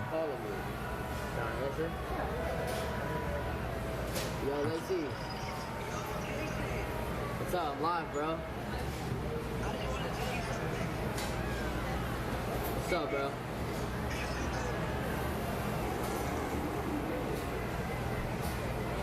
See, there's multitudes. This contains multitudes. I don't know what that means. See, I'm not as tapped in. What did he, I don't know what he said. L. Lacey is what people are saying, but I don't know. Hell the fuck no. Fuck Lacey. Lacey DM's just blown up right now. L. Lacey. Why is it L. Lacey? L. Lacey, Shizuku is his London home.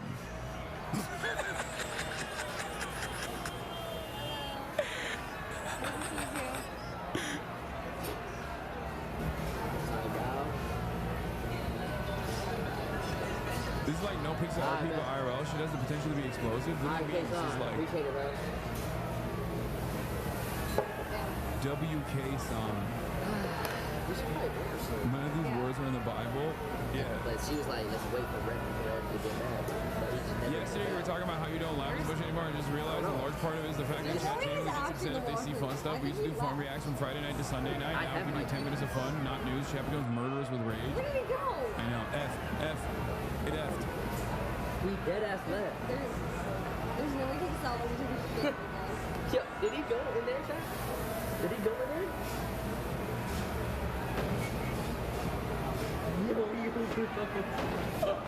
No. No, he didn't. I doubt it. There's no way. You're a cameraman now. No I feel so old watching this. I thought Maya Higa was with Jason. There's no way.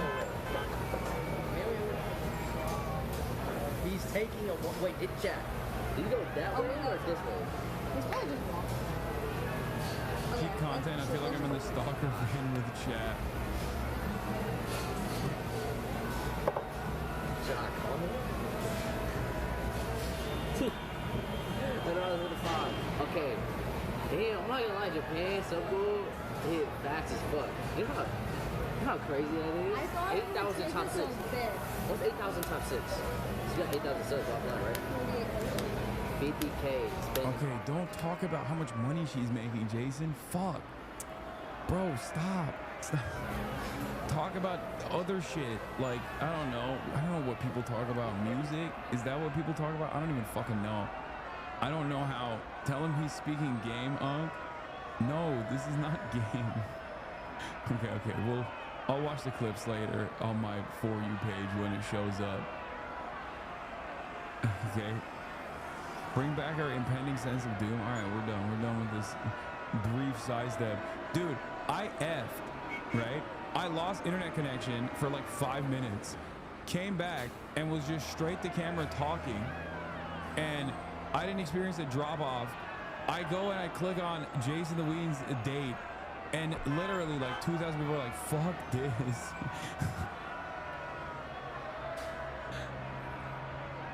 Y'all are terrible. You guys are, he's letting her lead the conversation. That's the point. I don't know. You should help Jason come up with plans for Japan since he's going there soon. Help with the content, old head. So what happened? Did the fucking commandos actually attack the Fordow nuclear facility or what? As a green card holder, is it dangerous traveling to Qatar? I mean, if you don't want to keep your green card, yeah, go off. You know what I mean? There is virtually no guarantee that you will keep it once you come back.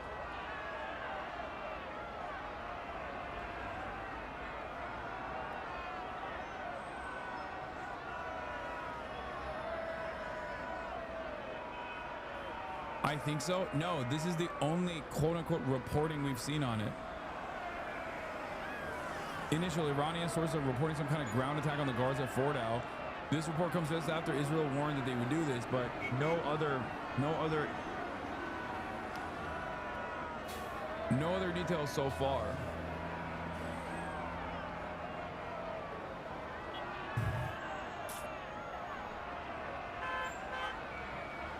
Yeah, you fucking moron. We like you for one thing and it ain't that.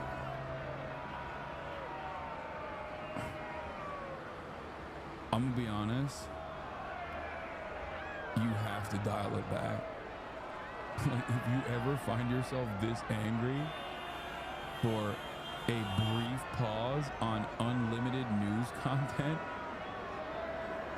you have to just, you know, take a little bit of time off and you know, maybe dial back from consuming the news.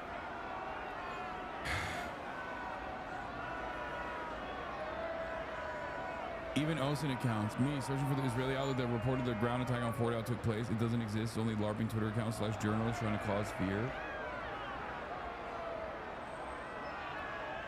I recommend chatters search the word kayfabe and its relation to wrestling. It might offer broader insight on the methodology behind a performance presentation and the viewer's observations within the meta behind the performance. Basically meaning, y'all need to take this shit less serious and enjoy the content. Yes.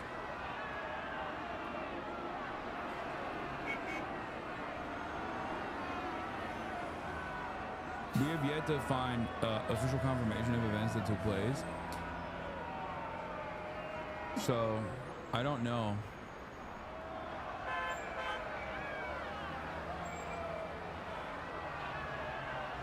New information coming out of Iran. The Israeli attacks on Iran so far have killed 865 and wounded over 3,000, according to a rights group.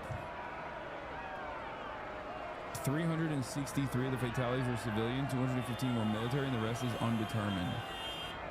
9-day Israeli military campaign has killed 865. I assume the reason why the rest of it is undetermined is because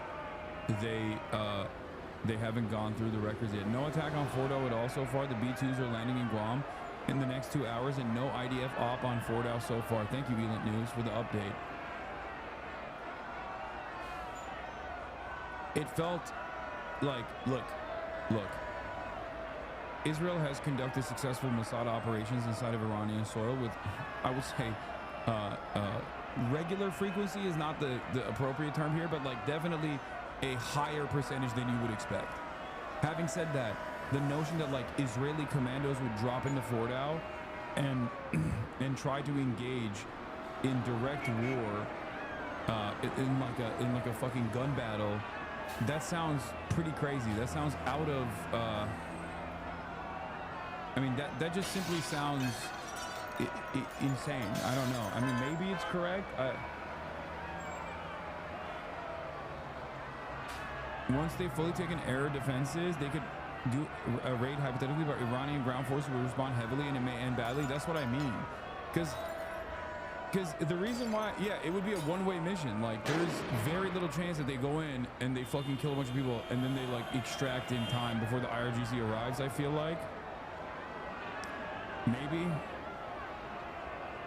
they could pull it off. I don't know at this point. I just find it to be highly, highly unlikely, especially considering that Israel values in its operations, with the exception of like Mossad operations and like espionage, intelligence operations, in which they even still use assets more than like use their own fucking citizens, especially when they're conducting operations in like Iran. They'd rather use assets than go in themselves. And also on top of that, the idea that like Israeli nationals are going to dropship commandos into Iran sounds fucking nutty, especially considering how little they choose to go out and fight on the ground, even in fucking Gaza. This isn't even about like the military might of the IRGC either. This is just more so how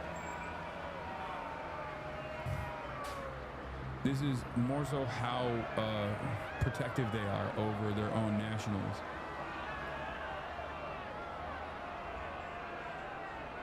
They're mad enough and arrogant enough to try it? No, they'll just fucking blow it up from afar. If they have air superiority the much more likely scenario is just like trying to blow up the guards at the fucking guard tower or something with a from afar with their air forces, or like a drone or something. When you think about it, it's not the Osama bin Laden operation where it's one house, the whole militarized facility. Exactly. Like, even the Osama bin Laden operation was like dead of the night, 3 Blackhawks, 1 down, and again, it's not like, it's not hostile territory necessarily. It's Pakistan. And again, it was a compound, and not fucking a foreign adversary's like nuclear facility that they have probably good reason to have tremendous security over.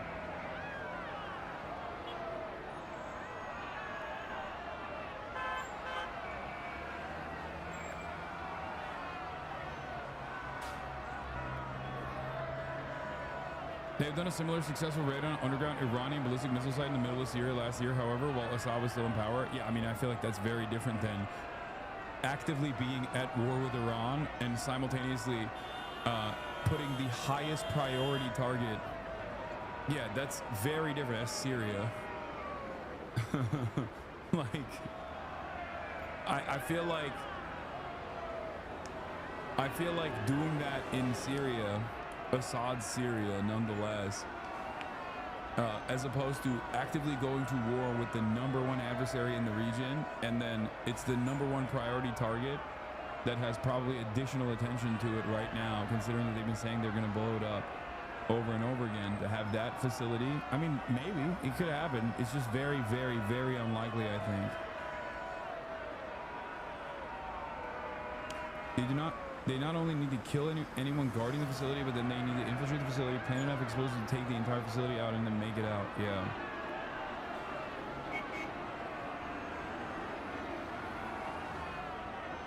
Is Elint News trustworthy? Yes. Probably one of the more trustworthy, if not one of the most trustworthy Olsen accounts. But as is the case with Olsen, people tend to sometimes get things wrong. It's understandable. I get things wrong as well, especially when events are unfolding.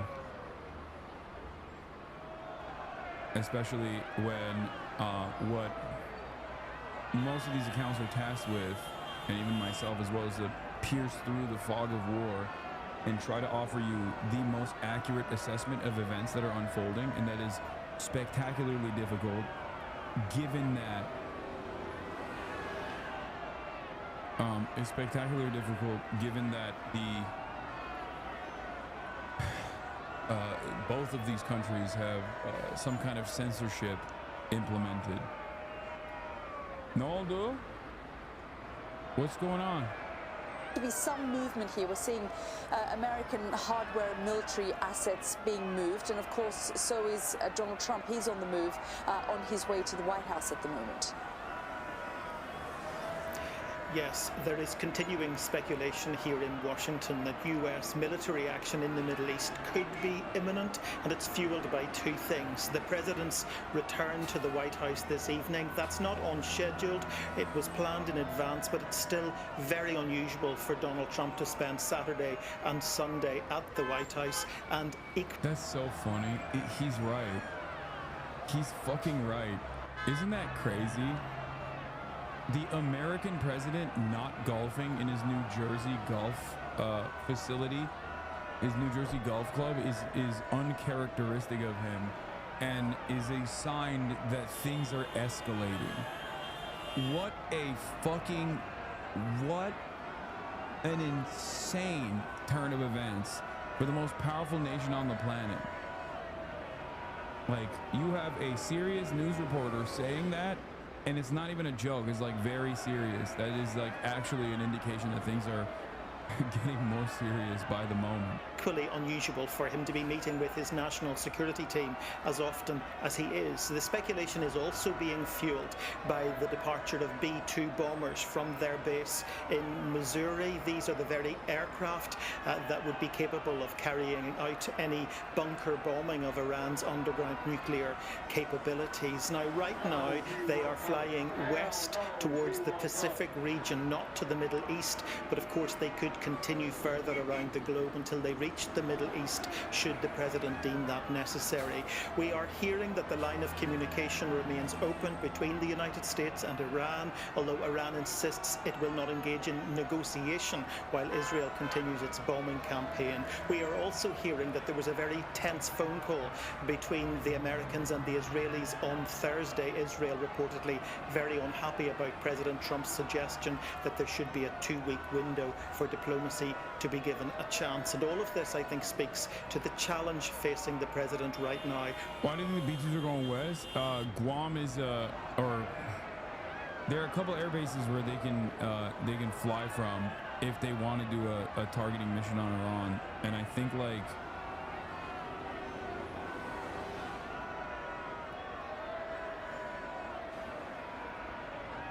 Guam is either a point, right? A point in the, like a checkpoint to reach Diego Garcia. Love is the answer. I hope you can have one day this freedom. Tel Aviv is an hour drive from Gaza and 20 minutes from the West Bank. I can't stand, dude. Israeli propaganda is so fucking gross. It's so fucking bad.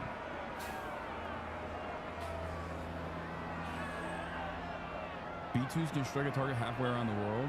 No, Guam ain't close, but it's in range for Iran. It's crazy, but I think the B-2 bomber range is fucking insane. Hold on. Yeah, the Northrop B-2 Spirit bomber range is 6.9 miles.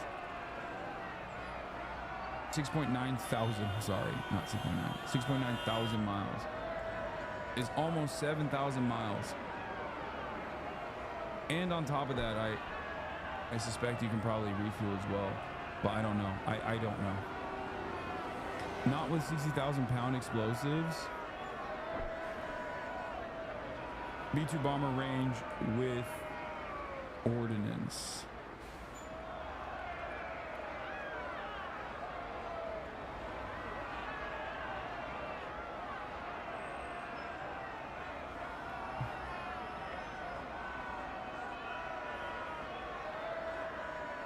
No, don't show on stream. Okay, then don't fucking send it to me. If they do it, they will fly from Guam. Usually it's Diego Garcia, but that's within the range of some Iranian munitions. B-2s with air-to-air refueling could technically fly from U.S. to Iran and back in one go. They refuel in the air. They can literally be in the air for 24 hours plus. More than likely, Iran has their AA defense against Israel on the Western Front, while if America launches from Guam, it would be the opposite direction, but it would still be awareness of it being deployed.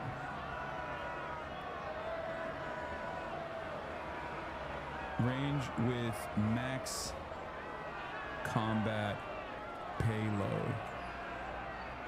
It won't tell me.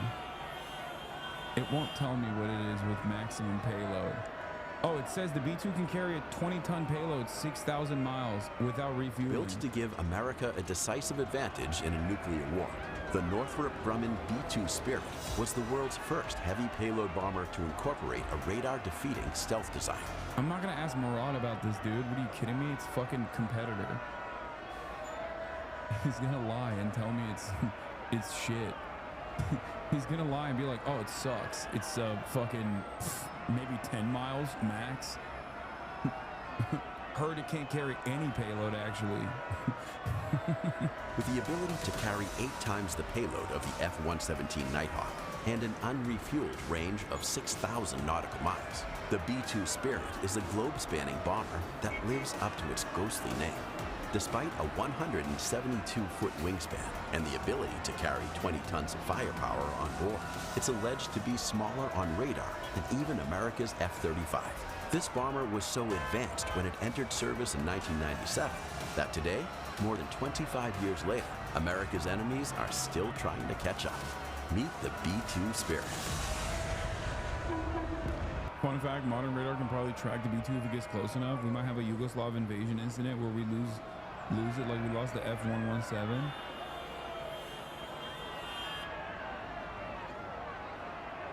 Here's the B-2 route from Afghanistan, so it's the same for Iran.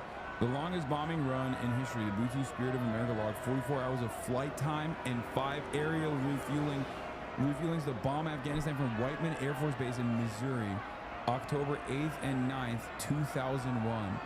Jesus fucking Christ. God, we are... Dude, can you imagine all the brain power necessary to make this happen?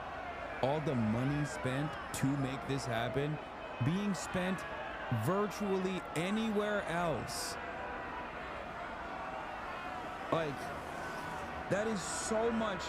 I want to start judging American expenditure on how many healthcares this is, okay? I want to judge this off of how many healthcares this costs. Like a dying orphaned cancer patient child. So sick, man. So fucking dope. I know there are I know there are people that see this and they're like, hell yeah, dude. It's fucking sick. And it's like, I look at this and I think, how many fucking free school lunches for how many years could every American child unconditionally receive free school lunches? Yeah, think about how much of our tax dollars are being used to just ensure Israel can continue its genocide and wars of expansion. The billions of dollars spent directly on the weapons Israel uses are only scratching the surface. Oh. But that's precisely the reason why, for the record, these guys, like all of these outlets, will be fucking talking about how sick these weapons are, how awesome they are. When I see that, I read it like an ad. It's like an organic ad that they just placed in there without telling you, without having to fucking say hashtag ad. You know what I mean? All of that. What is this? So someone worked out a timeline for the B-52s based on all available radar geolocations as well as confirmed refueling stops. The American B-2 bombers appear to set to arrive at Iran right around 6 p.m. on Sunday night, right in time for futures to open.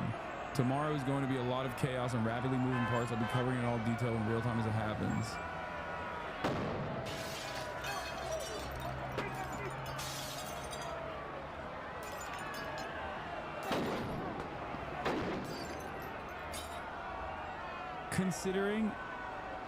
Considering that a lot of this has to happen for capitalism to continue because imperialism capitalism necessitates imperialism, and that this kind of imperialist dominance can only happen if you're constantly pouring all of your resources, your brain power and your money into being everywhere all at once, being able to reach anywhere around the planet in a moment's notice to fucking laser people out of orbit. If it wasn't for the current organization of the economy, we unironically would have already been living in fucking space colonies, I think. Like, we would have already had tremendous development in every field, as opposed to wasting it on aircraft that can just like bomb anywhere around the planet, deliver 60 tons of payload. Think about all the cancers we could have cured. Everyone could get the best education. Think about your fellow man being at least, at bare minimum, like 40% more intelligent. You know what I mean? Like actually literate. Hasan, I said this days ago, loud noises in Nebraska. It's been deployed days ago.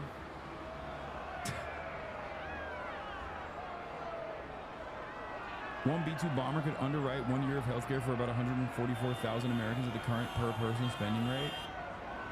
No, that is with the healthcare expenditures being as costly as it is, because obviously it wouldn't work that way. We wouldn't be funding the private healthcare industry that way. It would just cease to exist.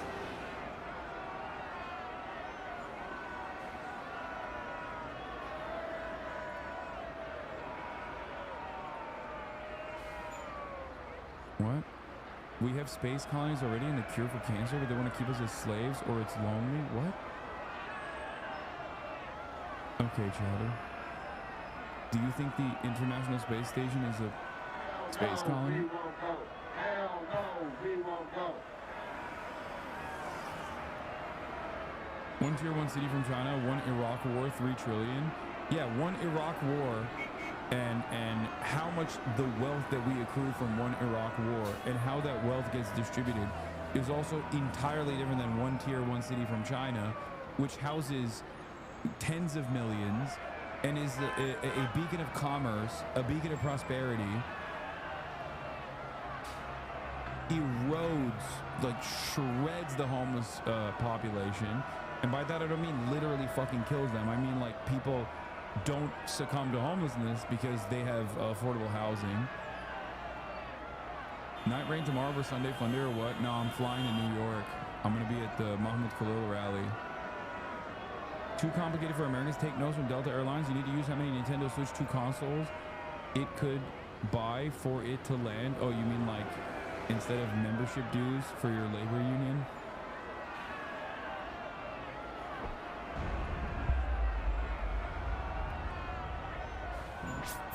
Although Lockheed took home the first stealth contract with a design that would lead to the F-117 Nighthawk in 1976, the competition at Northrop continued working on their stealth designs. By 1979, 4 years before the Nighthawk would even enter service, the Air Force was already on the hunt for another stealth platform, this time for a heavy payload bomber with a truly global reach. The Air Force called this new program the Advanced Technology Bomber Competition. Despite its unusually square and duck-like appearance, Northrop's experience with their Tasted Blue technology demonstrator helped position them to win the new competition in 1981. Unlike the awkwardly shaped Tasted Blue, however, Northrop's new bomber drew inspiration from legendary flying wings like the YB-35 and the YB-49, designed by the firm's founder, Jack Northrop. Initial plans called for a massive fleet of 132 new stealth bombers, but increasing costs and the fall of the Soviet Union ultimately led to a production run of just 21 bombers, skyrocketing the cost of each to more than a reported $2 billion. The B-2's stealth design was about more than just preventing radar detection. It incorporates elements meant to reduce detection against infrared, acoustic, and electromagnetic sensors as well. Its 4 General Electric F-118 GE-100 engines are tucked deep within the fuselage to minimize both radar and infrared detection, and the entire aircraft is covered in a layer of radar-absorbing material, said to be able to absorb as much as 80% of inbound radar waves. Originally intended as just a nuclear bomber, the B-2's design was shifted to incorporate precision-guided conventional bombs in the early 90s, leading to its combat debut in Operation Allied Force, where B-2s accounted for 33% of all targets destroyed in Kosovo during the first 8 weeks of the conflict, flying out of the U.S. for each mission. The aerodynamic efficiency of its flying wing design and 167,000 pounds of internal fuel storage could allow the B-2 to fly from Whiteman Air Force Base, Missouri, all the way to Moscow and back with just a single mid-flight refueling. Since then, the B-2 has flown missions over Iraq, Afghanistan, Libya, South Korea, and more. No B-2 has ever been lost in combat. With air defenses continuously improving and stealth bombers in development in both Russia and China, the B-2 Spirit now runs the risk of losing its competitive edge. In 2022, Northrop... No! No, not the B-2 losing its competitive edge, dude. What the hell? Grumman unveiled the B-2's successor, a similar but smaller flying wing that builds upon the B-2's successes while incorporating stealth technology. Northrop... Iran has not fired a ballistic missile in 24 hours. Yeah, they only shot drones into Israel in the past 24 hours. And I don't know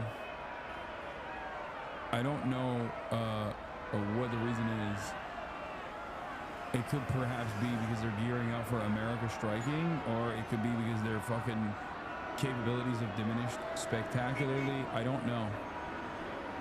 Why are people adding XUC and saying suck me? Claims is 2 generations ahead of the legendary Spirit. This new optionally manned bomber will replace both B-2 Spirit. More on how the bunker buster strike could work. See, missile autist Elent News immediately. As soon as I start watching one video, he's like, hey, check this out. We watched this yesterday, I'm pretty sure, didn't we? Yeah, we did. Or did we watch this today? Each GBU-57 MOP bunker buster, which was designed specifically for Iranian bunkers using composite concrete, is estimated to be $20 million a piece. $20 million a piece. All right, let's watch fucking Israelis talk about Iranians. If I was sitting one-on-one with an Iranian citizen, this is what I would say. To my Iranian friends, we are with you. We want peace. The war is not with you guys, it's with the regime. We live only once, so choose the good life. We all stand behind you here and just hope that at the end of the day, you know, we can have a direct flight from here to Tehran. I hope that one day we can get lunch in Tel Aviv. We want you to have what this is, which is freedom, peace, democracy, and hopefully you'll get that. Dude, the proximity that they have to a fucking death camp, like a Holocaust-style open-air Auschwitz, is alarming while they're saying this. Like, in the backdrop of all of this is a straight-up live stream 24/7 Holocaust happening to the indigenous population, and they're like, oh, one day you'll get to have this too, chap. You know, have your own, hello, have your own authentic, fair trade, organic, Mena region accent, yeah? Fucking hell.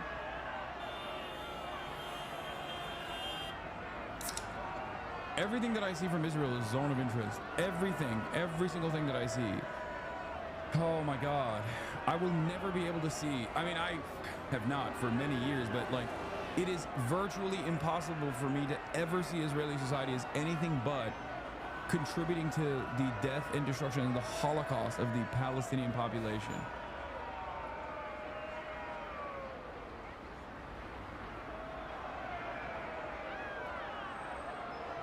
Yeah, you can have all of this, yeah? Maybe we can do this to the Kurds living in Iran. Fucking hell. It's called democracy, yeah?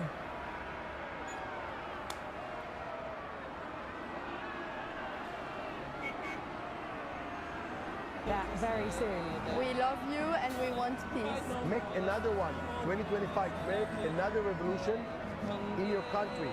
I mean, the last one didn't work out too well for you guys, I think. You know? Yes, do another one. Ultra Islamic Revolution. Ultra. This time have even, this time you get a super Ayatollah. Super Ayatollah. This is good.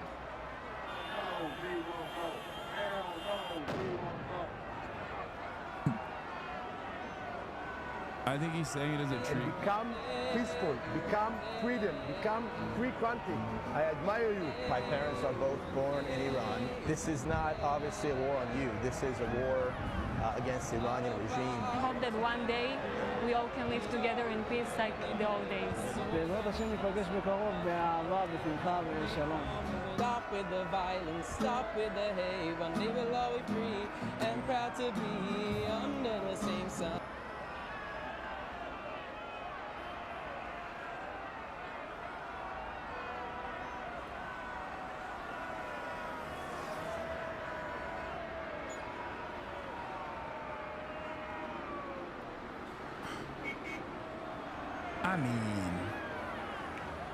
I mean, come on, dude.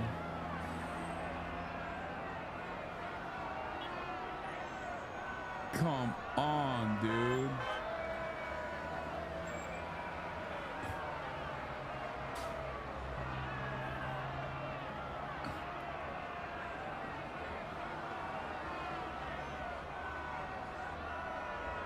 Why is it that no one ever says maybe Israel should stop being a violent nation and lay down their weapons? What do you mean? Look, does it look like violent nation? Does this look like Gaza? Does this look like Gaza?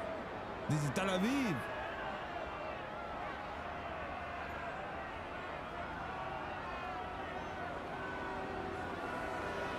This is Tel Aviv, Israel. What can the average Joe Israeli do about the situation? What do you mean, fucking revolt?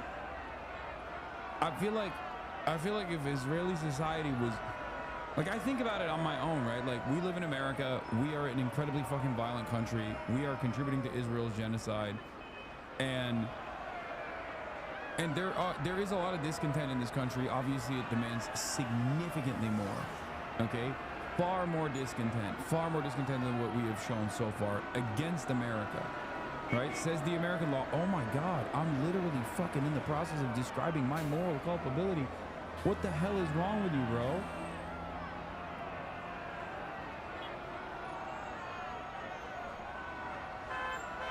What? We have completed, what the fuck? Breaking. Donald Trump just said, we have completed the very successful attack on 3 nuclear sites in Iran, 4 down, Natanz and Isfahan. All aircraft are now out of Iranian space. A full load of bombs was dropped on the main site, Fordow. All aircraft are safely on their way home. Congratulations to our great American warriors. No other military in the world could have done this. Now is the time for peace. That's it? What the fuck?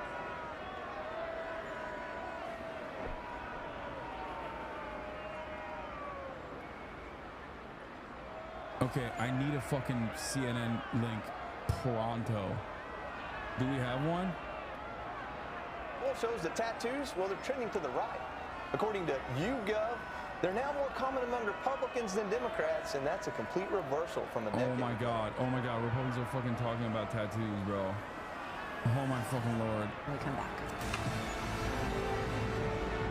Trump July 4th. prefers, okay, we're ahead of the news. We're ahead of the news. The news is not even caught up yet because this just happened, which is why they're not even, what?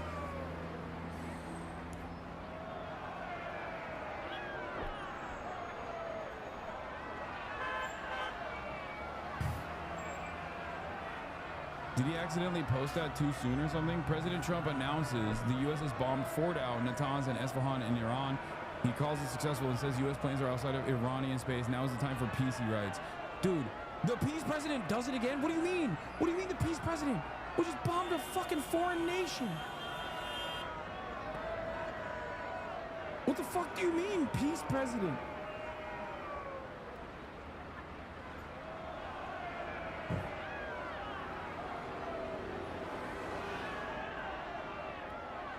He said it again. I gave Iran chance after chance to make a deal. What is, no, this is early, dude. This is from a couple fucking weeks ago. Or not a couple weeks ago. This is from like a week ago. Why are you sending me a tweet from June 13th?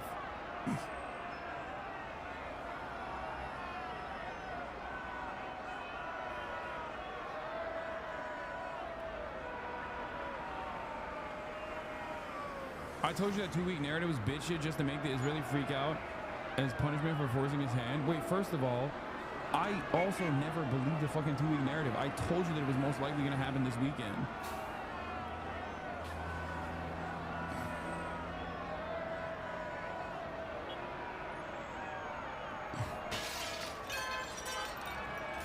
Yeah, here it is. We have completed our very successful attack on 3 nuclear sites in Iran, including Fordow, Natanz, and Isfahan. The Truth Social post got deleted and updated 18 seconds ago.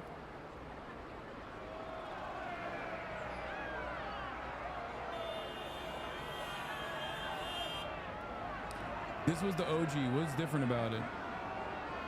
What's different about this from the other one? We have completed our very successful attack on the 3 nuclear sites in Iran, including Fordow, Natanz, and Isfahan. All planes are now out. Baba vurdu var. Amerika vurdu. İran'a. Nükleer siteleri. Fordow, Natanz ve Isfahan. CNN is fucking doing Viagra commercials. And Fox is talking about the Democratic Party's style still. I cannot. Trump said he struck Iran, the American troops, American bomb.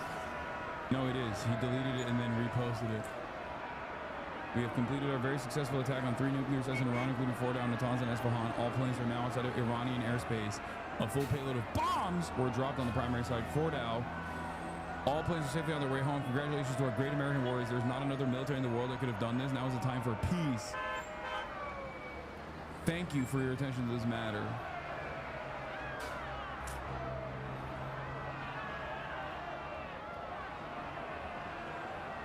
Nothing was changed in the fucking repost. Guys, I'm on CNN. There's nothing happening. Remember when General Keane advised them, tell the Iranians through the back channels it will be a one-time strike, don't respond or else? Now we wait. What are the other bombers doing today? What do you mean? They're probably fucking... they're probably coming in because of a potential retaliation, which might come. And I think it will, but I don't know. We'll see. Now we wait. Now we wait. From this point on, we wait. We see what Iran's retaliation is going to look like. But remember, right as this information was coming in, I said they are perhaps holding off on deploying ballistic missiles because they're worried about an imminent American strike. Literally, this happened out of... I mean, this was the most expected attack, the most anticipated attack of all time. Seymour Hersh was right, for the record. Cy Hersh's reporting was correct. No, oh shit. Al Jazeera is just now. Bringing you some breaking news now. We're just seeing U.S. President Donald Trump post on his Truth Social account that the U.S. has attacked 3 Iranian nuclear sites. Trump has said that during the Israeli air campaign, and now we wait to hear more from Tehran and the Iranian government. All planes are now outside of Iran airspace. This is, I'm reading now from the Truth Social post. They got caught so off guard that their delivery mechanism for this looks like a live stream. Looks like my fucking live stream.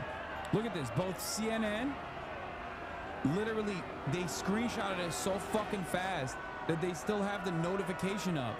He says in all caps, thank you for attention to this matter. Again, the breaking news coming from President Donald Trump that the U.S. has indeed bombed sites in Iran. I want to go to Elena Train, who is there at the White House.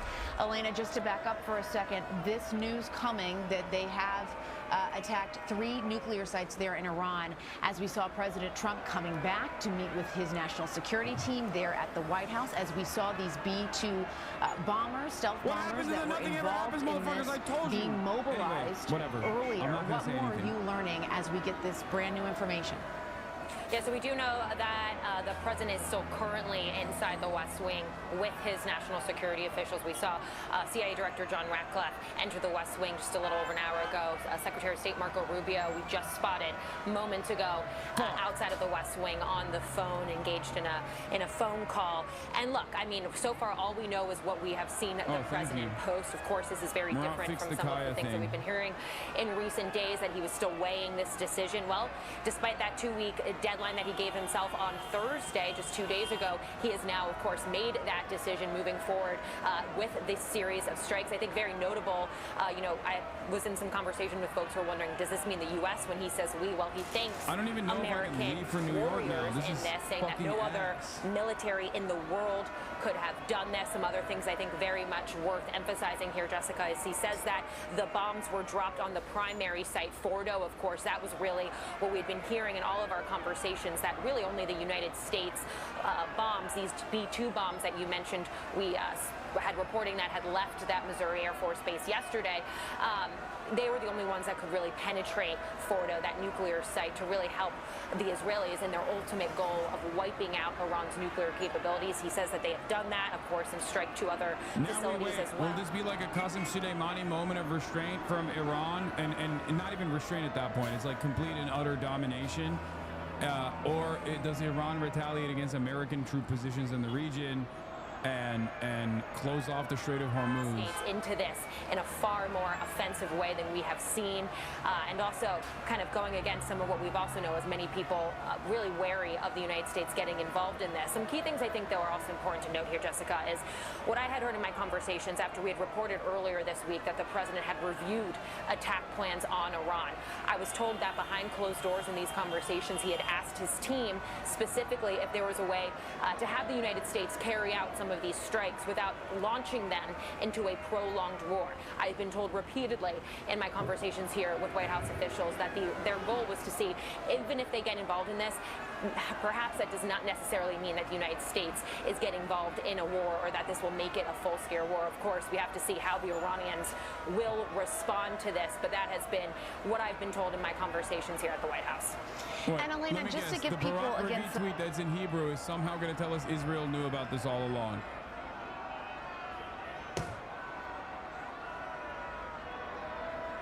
Wow, dude, color me surprised, brother. What a shocking development.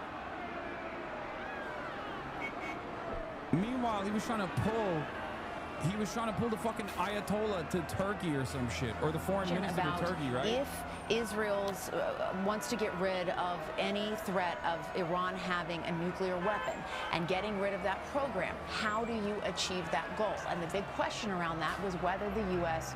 would get involved, because, as you mentioned, the key way to do that is with these bunker buster bombs. You need these B-2 stealth bombers in order to do that. Now, the Israelis had said they had contingency plans, but they certainly wanted the U.S. to step in here and help them offensively.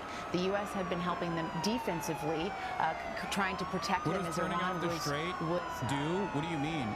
You shut off the Strait of Hormuz, the entire world's oil production collapses. Not the entirety of it, but a big chunk of it. That's exactly right. I mean, and you're right. I do think stepping back and looking at how we got here is so important. I would note as well, of course, that one, the president has been saying for months, even before he took office, that he believed that the Iranians could never have a nuclear weapon, that the ultimate goal was to find a way to prevent that. They're already packaging this attempt as at that was really what we've seen this administration do, was to try to engage. They did engage in negotiations with the administration. Ready to collapse the entire globe, but instead a peaceful demonstration of restraint, a first strike that was necessary. What a psychotic fucking country we are. To strike Tehran, and then of course those strikes began just over a week ago.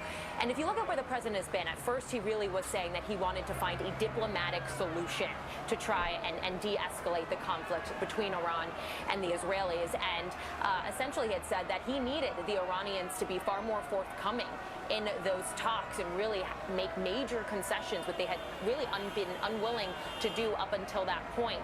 And then he gave himself that 2-week deadline on Thursday where he said, I will make a decision, even though we had been reporting up until that time that he was closer to wanting to involve the U.S. militarily than he had been.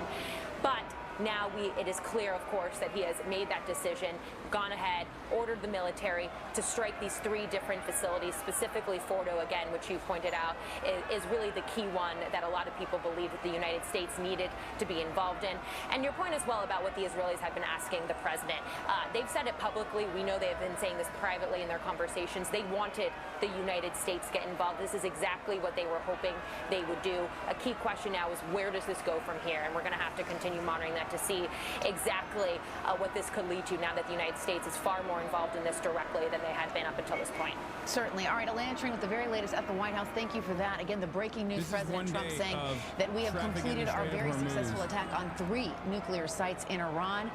We have special coverage of this breaking news continuing right now with Anderson Cooper, who is live in Tel Aviv. Anderson. Chatters. This is 1 day of traffic in the Strait of Hormuz. Through the Strait of Hormuz, of oil tankers, cargo vessels. It is a tremendously important choke point that Iran stated they would start mining if they were attacked. Look, the calculation here is simple. As I said, either the Trump generals are correct and Iran will behave in the same fucking way that they did after the Qasem Soleimani assassination, but this is a severe escalation beyond that. This is exactly what Israel did to the Palestinians for 75 fucking years. Basically, not in the same severity, obviously, but like this is a show of force that says you will not negotiate with us. We will not negotiate with you as even partners. We are here to dominate you. Just as the Abraham Accords basically proved to the Palestinian population that there was no other way out of this, that they were backed into a corner and they had to fight their way out of it. This is another escalation from the American government and the Israeli government, that their goal here is complete subservience from the Iranian government. They are no longer a sovereign nation from this point on, is basically what they are saying. They have their airspace. They fucking use the diplomatic talks as a cover, as a protective cover to basically blow up these facilities. Now, we don't know. Strike. The question, as you said, how many runs did it take? Were they able to destroy it completely? You know, we don't know that yet. We don't have that battle damage. Yeah, we don't know if they actually were successful. But the Natanz facility, according to the IAEA and others, that was damaged by Israeli authorities. That was damaged early on in Israel's actions against Iran. The exact level of damage was not clear. There were some initial reports that perhaps the damage was worse than it actually was. The electrical supply to the centrifuges at the Natanz facility were cut. That electrical supply was cut. I spoke to the head of the IAEA who said he believed that would have caused some of the centrifuges in that Natanz facility to spin out of control and probably go offline and be damaged. But again, it seemed like Fordo had not really been directly hit as far as we know. That's right. The Israelis had primarily focused their attention on the Natanz facility. We know that they had done extensive damage to the above-ground facilities, some damage to the below-ground facilities, and then as well some damage to Isfahan as well, although they left a lot of that untouched. Some of that, according to experts who I've spoken to, may stem from the risk of radiation that could... Heavy GPS jamming and disruptions are being recorded right now throughout Iran and across other areas of the Middle East, likely part of tonight's U.S. strikes against Iranian nuclear facilities, as well as the preparations for a possible response by Iran. From Phil Stewart, national security reporter for Reuters, U.S. B-2 bombers were involved in strikes on Iran's nuclear sites. U.S. official tells Reuters. This is the liberal media talking about this, by the way. The mother of all bombs, which is in Afghanistan. That bomb is actually not the mother of all bombs if you consider the GBU-57, because it is smaller than this 30,000-pound bunker-busting bomb, which would, every expert has said, would be the bomb that you would use for the Fordo facility. At this stage, we don't know. What will China and Russia do now? I mean, it is the fact that this happened probably means that China and Russia. Maybe I'm wrong, but the fact that this happened feels as though China and Russia allowed it to happen, if that makes sense.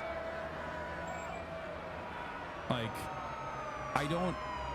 If they saw Iran as a valuable partner, a valuable enough ally, I doubt that they would fucking allow Iran to get bombed. They would probably intervene far before this took place. If that makes sense.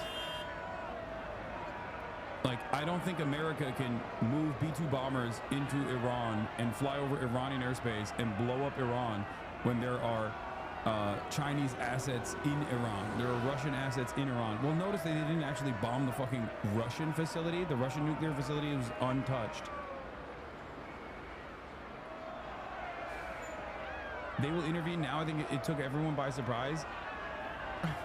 It took everyone by surprise. So why is a fucking dumbass 33-year-old Twitch streamer who is simply looking at the readily available reporting on it telling you that it was going to happen literally this weekend, because I read Seymour Hersh's reporting on it, which was almost entirely correct.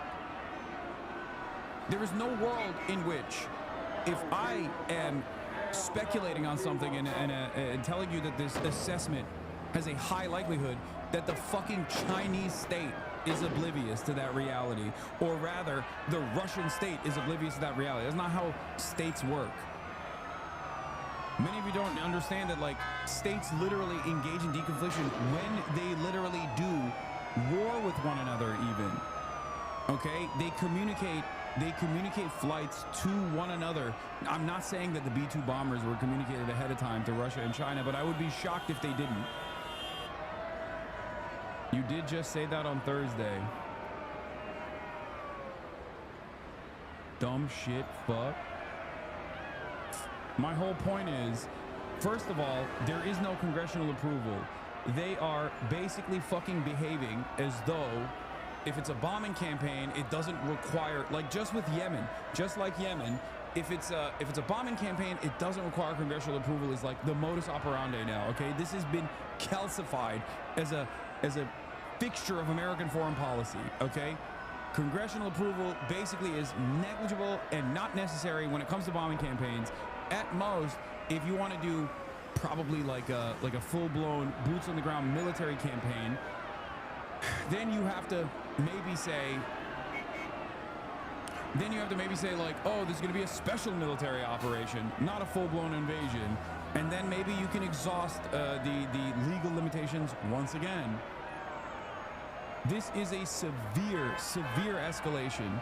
This is a severe escalation, an act of aggression against a sovereign state, directly going to war with Iran, specifically at the behest of Israeli leadership and Israeli advice. Who have you seen coming in and out of the White House? In the Syrian civil war, Russian and American air forces communicated their flight paths with one another to make sure no accidental shoot down of the other. This is something that the great powers did since the Cold War to prevent escalation of nuclear war. Exactly. Striking at these 3 Iranian nuclear facilities. America does not give a fuck about anything, dude. We do not care about anything. We are so fucking awful.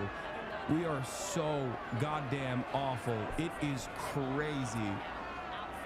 Fuck the Constitution, fuck international law. We designed it. We can break it if we want to, and you can't do a damn thing about it. That is precisely what's going on here. Now we wait for the fucking retaliation. Will Iran actually pull a post-Qasem Soleimani assassination, and their response is entirely so limited that it's basically nothing, it's negligible? Or will they actually retaliate with severe force, basically saying it's over, it's you know, all systems go, we're gonna fucking blow up every American base with ballistic missiles, we're going to mine the Strait of Hormuz, we're going to disrupt commercial sea traffic, and this is their final step this is their final desperate last-ditch attempt at sovereignty. The problem with the final last-ditch attempt at sovereignty is that it most likely will lead to extended conflict with America and with Israel, and it will most likely lead to the inevitable demise of the country that we know, the United States of America, if it goes in that direction, and it will be used as a proxy by China and Russia if they are clever enough to extend that conflict in the same way that America was using Ukraine against Russia. The difference, of course, between Ukraine and Iran is that Iran has designed its entire society to withstand this kind of thing if push came to shove. They've never used it, and I don't even know if push comes to shove, they will be able to use it, but we shall see what happens. Trump just tweeted a fucking OSINT account. Fordow is gone, says open source intel. This is so stupid. I'm sorry. What the fuck? I can't take this seriously. Open source intelligence, the OSINT 613 account doesn't know if fucking Fordow is actually gone. Well, you can anticipate that every intelligence gathering... They're like, what are we talking? What is this? Why is he fucking posting this? Does this mean he directly is saying that Fordow is gone? Is now focused at... You are the fucking president, man. What the fuck is going on? What damage has been done to that... I don't know if this is a retruth because he is saying, yes, I saw it, or if he's just simply a fucking moron and is retweeting an OSINT account to flex. I don't know. I don't even know if they have the capability of knowing if fucking Fordow is gone. How would they be able to know if Fordow is gone? Even Americans, do they have the surveillance technology to figure out, like, did they monitor the fucking crater? How would they even figure out it's in the side of a goddamn mountain? Intercepting their communications, whether it's digital or voice, get some sense of what happened down there. But you're absolutely right. You probably will only get a 10% answer to that question. I would not want to be the targeteers in the bomb damage assessment teams that now have to turn to the president and say, we got it, we didn't get it, or we didn't get it enough. What? Likely there will be a need for a reattack. What? Iranian TV saying no attack has been done. No one in Qom or Isfahan reported hearing anything. What the fuck is going on? All the Iranian media is sleeping right now. Okay, what about Fordow though? I mean, I know that it's like far away. The only way to possibly figure out, and this is, I mean, Fordow is the enrichment facility, okay? Fordow is the enrichment facility. So I assume that if it was like a successful strike, maybe there would be radiation, right? Iranian Twitter saying they cannot confirm the attacks. There is no confirmed information yet regarding the nuclear facilities, which are subject to tight security and media protection. Weak communications do not necessarily mean the attack was successful, and we are working to verify the details as quickly as possible. Okay, that's a little different. That doesn't mean that it didn't happen. There are 40,000 U.S. troops in the Middle East right now, and any lingering faith that Iran plus allies in Iraq, Yemen, etc. had in Trump's deal-making instincts is now shattered. Hard to see Tehran agreeing with Trump that peace will now come. More likely, they perceive an all-out war for regime survival. What is happening? Dude, I'm in Iran. TV says they don't know yet. So you guys, so people in Iran have internet right now, I assume. Trump set to address later. Trump's Truth Social account has been disabled. What the fuck is going on, bro? CNN brings on a guest to say he's impressed with Trump's use of deception and trickery. Liberal media, by the way. Of this announcement by the president and the decision to act now. Well, I'm fascinated, and candidly, I'm impressed. I never really could understand what the 2-week monsters, bro. These guys are fucking freaks. Wait, so they might not have even hit the fucking facilities? What is happening? It's got to be, nah. Trump's account is not, let me tell you something. Trump's account is most likely not fucking down. What's most likely happening is because Truth Social is a dog shit fucking website, when Donald Trump announces a nuclear facility strike and a first strike against Iran from the American government, of course, a fuck ton of people clicked on to confirm, and it basically destroyed the whole website. It most likely destroyed Trump's account. It's doing most likely like a fucking hug of death. Because their website is dog shit. Because everything Trump does is dog shit. Everything.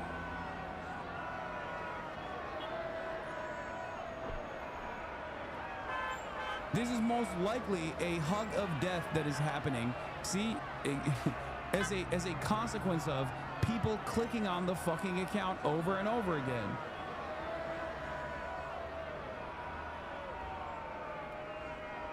Confirmation via Iranian sources.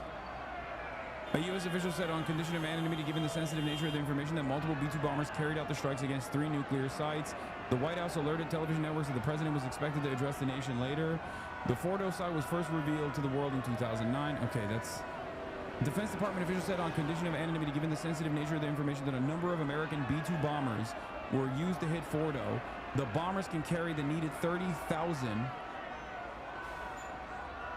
I will be giving an address to the nation at 10 p.m. at the White House, that is in 2 hours, regarding our very successful military operation in Iran. This is a historic moment for the United States of America, Israel, and the world. Iran must now agree to end this war. Thank you. This is what Trump said.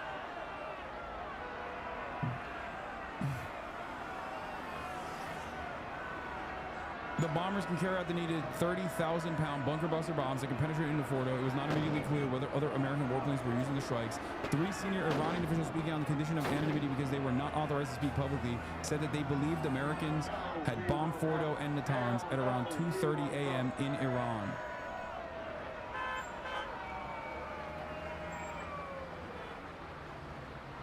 Fordo is right near Qom. Here's an Iranian journalist an hour ago. At least 2 explosions heard in Qom.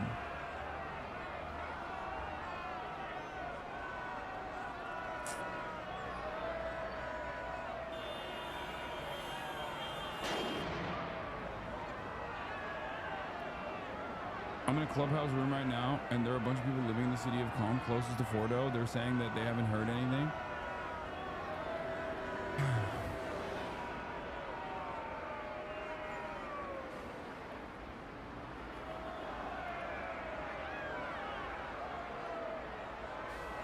Breaking. Iranian media claimed that the U.S. targeted Fordo with dozens of bunker-busting munitions. Israeli media state that B-2 bombers dropped GBU-57s. No confirmation of the extent of the damage.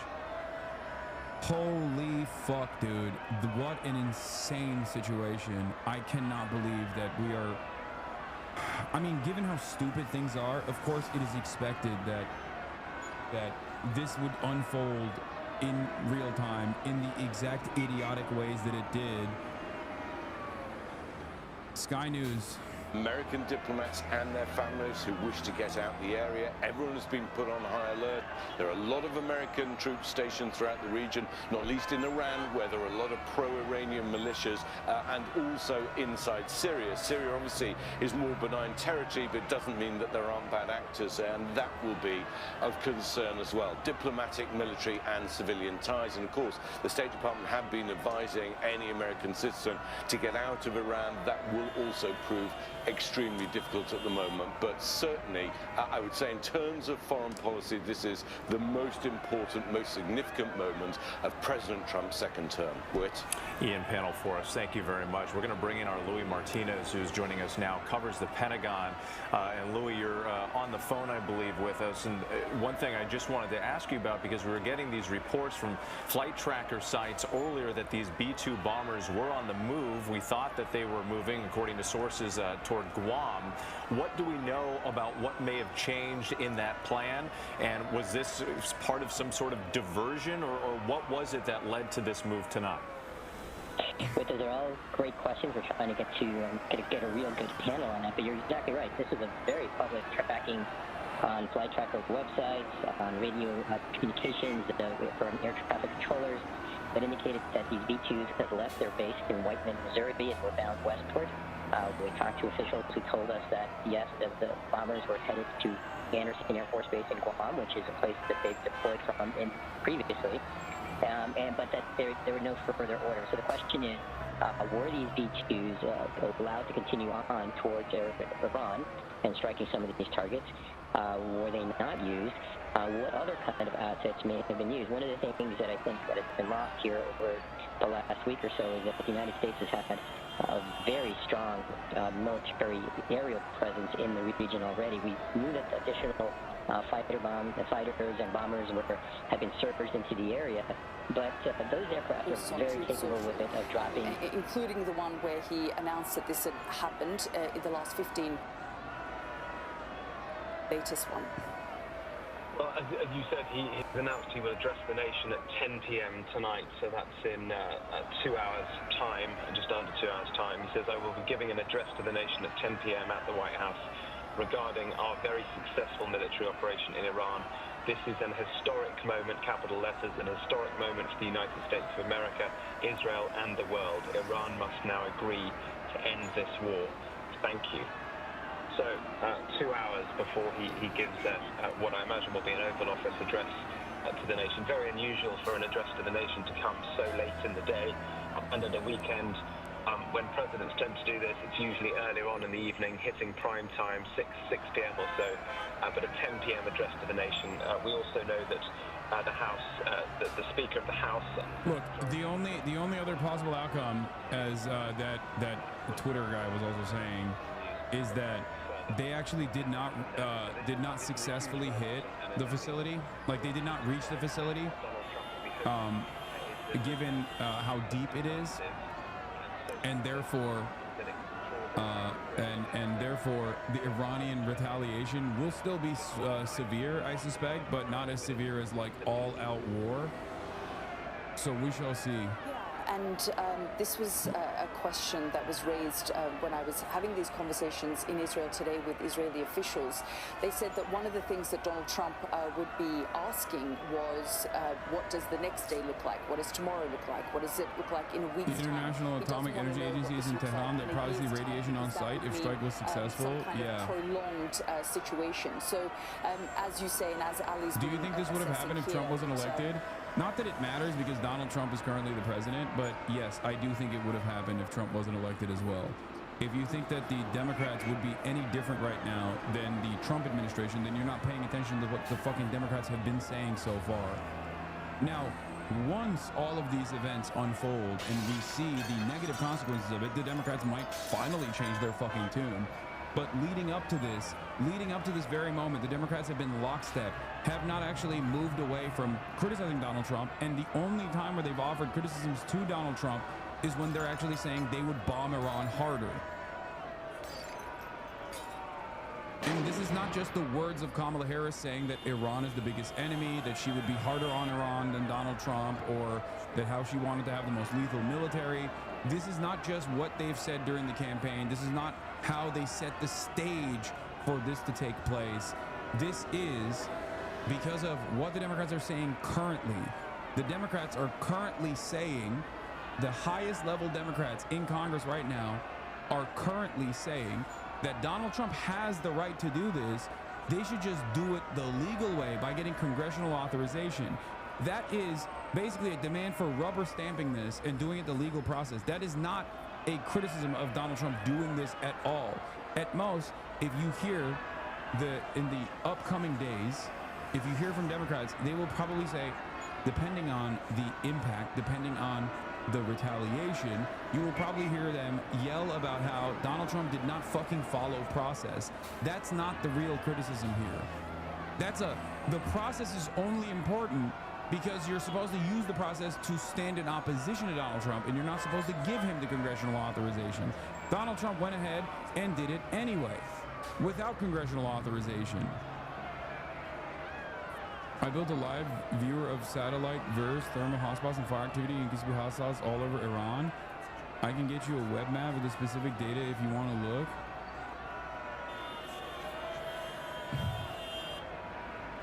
If Dems had control of executive and Congress, don't you think they would try to reinstate the JCPOA? We had a Democratic president for 12 hours since Fordo's opening. And no bombing ever happened then. Not running D for the Ds, but do feel like this degree of escalation could only ever happen under Donald Trump? Joe Biden was the president. Joe Biden was the president and chose not to reinstate the JCPOA.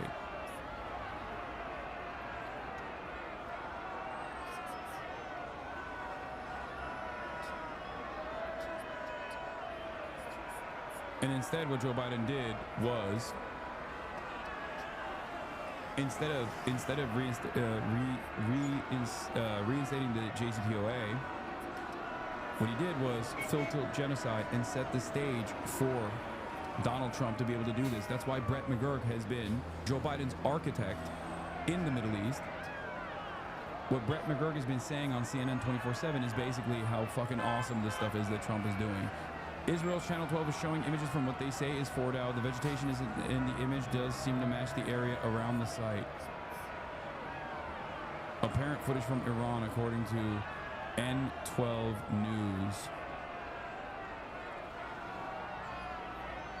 I don't know if this is real. We would not be at this terrifying moment without Biden and his team emboldening Netanyahu beyond even Israel's expectations in Gaza and Lebanon, abandoning hopes of a renewed nuclear deal and fracturing their voting coalition. A team that promised stability brought huge danger. This assessment is correct. Yes, it is, and I keep on saying it can go one of two ways. Not that it matters right now, guys. It doesn't matter currently. Okay, it doesn't matter what. To coordinate. It does not fucking matter what. Kamala Harris would have done if she was president right now. It literally doesn't, because Donald Trump is the president and he did this, okay? Yeah, I mean, the Iranian regime. But as you know, if you fucking come to me and you ask me a question such as this one, I'm probably going to be honest with you. They will be aware. They will be aware of the pounding they've taken over the last week and a bit, and they will be aware of the huge risks of getting into a big war with America. And so I think there is, and we have seen it before in the last couple of years, I think there is a scenario whereby, not necessarily coordination, but they maybe even take a little bit of time and they make sure some that dude on Twitter saw two BA-2s flying east in the region over his house in Missouri last night. Lamau, the only one who saw the real strike in such package. a way that it is very much signaling an off-ramp rather than an escalation. Now there is, of course, another scenario, a real scenario, that they say we're going to widen this conflict. I'm not sure how it. Yes, never forget, Cy Hirsch, Papa Hirsch was right, unfortunately, but he was 100% correct in his reporting. For example, we suddenly start to really disrupt the global economy. They could. Brett McGurk on CNN endorsing it? Oh, fuck me. Well, this will perhaps completely put to bed the notion that the Democrats will be behaving differently right now. Brett McGurk is Joe Biden's own Middle East guy, his envoy, okay? Is this fucking effing? What's happening right now? And he's on CNN. Let's see. Regional leaders and to Iran that this is it. This is about the nuclear program. This is not an expanded campaign. They still want to get back to the path of a diplomatic arrangement, which has been on the table for some time. So that is the message I think we'll likely hear from the president at 10 o'clock. They are prepared for a potential Iranian response. I would put it in three categories. We know them well. Missiles, militias, and terrorism, or hostage-taking. But I think we have, as I understand it, both sent a warning to Iran not to think about that. And if they do, we would have a counter, trying to avoid going up that ladder. There will be a lot of diplomacy here tonight. It's ongoing right now. What diplomacy? Clear Iran. This is about your free nuclear sites. It does not go on from here. Am I crazy? Have I lost my mind? Am I the crazy one? What do you mean, diplomacy? Oh, I can't wait to do diplomacy. This is a great opportunity for diplomacy. That's the dumb fuck shit that Trump is saying. What do you mean? You're supposed to be the fucking serious party. You guys are supposed to be the Harvard-educated foreign policy advisors. Fluidity today, everybody talking back channels. I was talking to a lot of my former counterparts, trying to find some opening and press upon Iran. Like, look, guys, agree to sit with the Americans and sit down on the deal that they presented 6 weeks ago. And there was just no opening from the Iranians. So in any case, I can't believe this is the fucking bullshit we were watching when I know this America operation struck Iran too. Down to the T. I am fairly confident it was quite successful on those three sites. But in any case, the message now going out is that this is it, and this can be the ceiling of this escalation, and try to get a deal. I say one more thing, Anderson. You mentioned last night's a little counterintuitive, but there are talks ongoing. Hamas is sending a delegation to Cairo to talk about a ceasefire in Gaza, which is extraordinary in the backdrop of this arrangement. And those who are working on that believe there might be an opening to actually get a ceasefire in Gaza, which is desperately needed. So there is some hope here, some hope. That this is my least favorite type of "I told you so" coverage, where like some de-escalation, where the goal here is not to take out Iran's nuclear enrichment facilities. The goal here is to have a either completely non-sovereign, completely servile state, or most likely it's not even that. It's just regime change. And if you can't do regime change, then complete destabilization of Iran. A country with 92 million people in it. Oh my fucking Lord. So again, Iran can do missiles, militias, terrorism. We know what they try to do. They are incredibly degraded from what we had assumed. But we have to see where this goes. But I just wanted, that's what I've heard from the senior officials involved in this. Those are the messages going out to the Iranians and to regional officials. And I think we'll hear more later tonight. I just want to reiterate, I mean, you have an extraordinary record of service. You have heard from the senior official the details on this, which you've just given to us. and that the U.S. has sent the message to Iran that this is essentially one and done. No, it's no further from the U.S. as long as nothing else further on happens. Is that correct? The objective of the mission are the 3 nuclear sites. That's the objective. And so if everything stops here, that's it. If Iran tomorrow, I don't think they will, but if tomorrow they come and say, okay, let's sit down, I think there's a path to an agreement. Look, these sites will eventually be rebuilt in some way. They can be rebuilt in a way that allows Iran to have a civil nuclear program. I do not think Iran will ever again have an enrichment program. Fuck you, dude. Fuck you. The Iran we have today, they have no air defense, and I doubt the Israelis are going to permit the Iranians to rebuild an air defense network. So it's just a totally different Middle East than we have assumed even 2 years ago. But Iran has capabilities. It's missiles, militias, terrorism. And they're going to have some choices to make, Anderson. But bottom line, yes, that is the message going out tonight diplomatically, trying to say this is what this is about. This is not about regime change. Again, something you and I have been talking about. This is not about regime change. It's about your nuclear facilities. Should have taken the deal, you didn't. This is where we are. It can stop here or it can escalate. And the objective through that diplomacy is not to go up that escalation ladder, to try to stop it here. But, you know, this is a incredibly serious moment. I think that diplomacy has to be active, engaged from all sides, our allies, our partners, even those who might not agree with this decision, trying to ensure we do not go up that ladder. But if we do, I'm fairly confident that, you know, CENTCOM has prepared our own counters should that happen.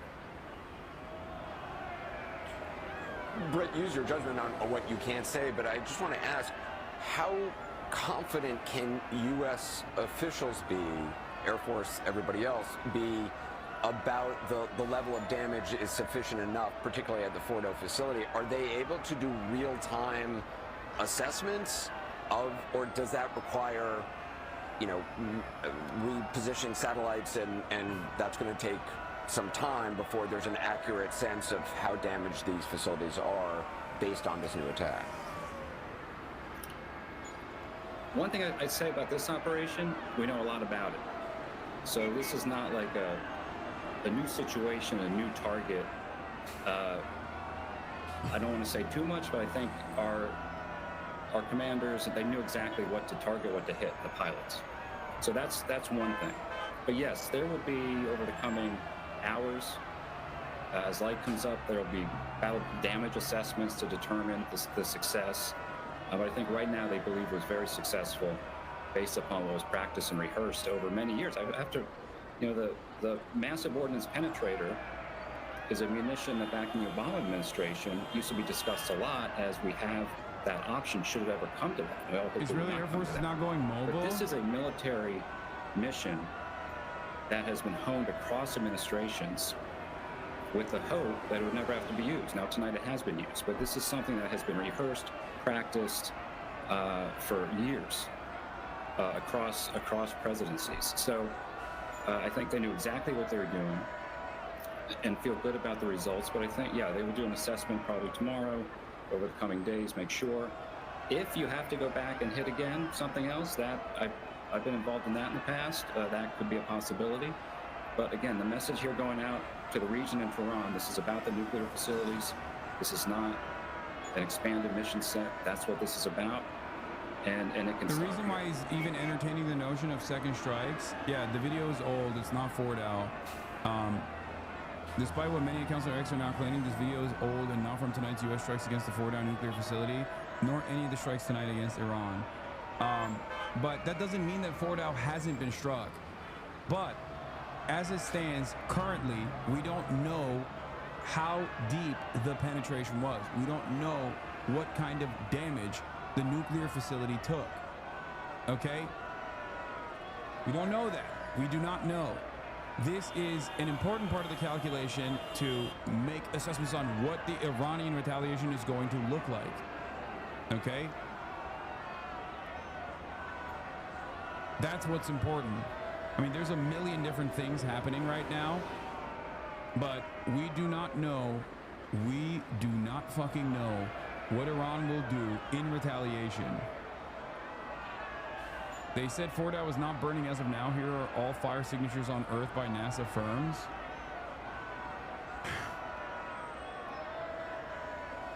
Yeah. Also, notice how Brett McGurk goes, oh, it's about nuclear sites, but also Israel won't allow them to rebuild their air defenses. Yeah, it's about not having sovereignty. That's what it is. That is precisely the reason why they wanted to take out the nuclear facilities, not because they're terrified of a fucking nuke that Iran might get, or Iran has, or whatever the fuck Israel is claiming. It's about not allowing there to be a sovereign Iranian state. They will either immediately try to implement a puppet state that will be incredibly unpopular and people will resist against it, or they will just destabilize it and turn it into a fucking fail state.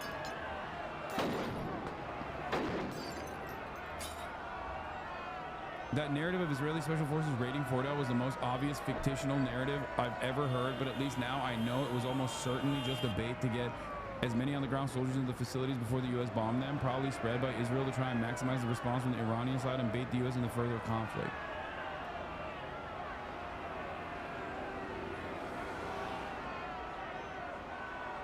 Iranian official? Wait, is this actually fucking from an Iranian official, or is this just like some dumb fuck account? Breaking. Islamic Republic of Iran state media says the 3 nuclear sites bombed by the United States had personnel evacuated some time ago. They already moved the enriched uranium from Fordow as well to a secret facility. They had already covered that, but it doesn't matter. It doesn't matter. Here is what the Senate Majority Leader John Thune said. The regime in Iran, which has committed itself to bringing death to America and wiping Israel off the map, has rejected all diplomatic pathways. What do you mean they've rejected all diplomatic pathways to peace? I'm losing my fucking mind. I feel like these guys are just like wish casting an alternative vision of what unfolded in broad fucking daylight. And honestly, the media is going along with it. The media is not even offering even a fraction of the fucking truth. Mainstream resources for the past week have been salivating at the prospect of American bombers doing exactly what they just did tonight. What kind of fucking insanity, what kind of insane world are we living in where mainstream resources are basically salivating, liberal, Republican alike, at the prospect of bombing a fucking sovereign nation state and its nuclear facilities while there was a denuclearization negotiation going on, and they kept saying, come on, get back to the table, as they kept bombing. Who the fuck would believe this? Who would believe this? Who would ever take mainstream resources seriously ever again? How many outlets? You guys, there's 75,000 people in here, okay? I covered extensively how these facilities were most likely going to be struck this weekend. I covered Seymour Hersh's reporting. I looked at all of this analysis. I warned against how fucking devastating this would be. How many mainstream resources did you hear this kind of information from? How many of them even had a single person this past week come out on television and say, what the fuck are we doing? What do you mean we're bombing Iran? Why is anybody fucking talking about bombing Iran? That is a whole ass different country. Did we learn nothing from Iraq? Did we learn nothing from Afghanistan? Not a single fucking outlet, not a single mainstream outlet offered even a fraction of this coverage. It is mind-boggling to me. What the fuck is going on, dude? What is going on? Not a single one. At most, you heard Chris Hayes have Ro Khanna on to talk about war powers, the congressional authority to go to war, and how crazy it would be if Trump violated that. That was the maximum criticism afforded on any mainstream outlet. One piece of coverage as opposed to literally having Brett McGurk on, which is Biden's Middle Eastern architect, for the record, who was perhaps most responsible in the Biden admin for the genocide in Gaza, constantly salivating at the prospect of doing exactly what just happened.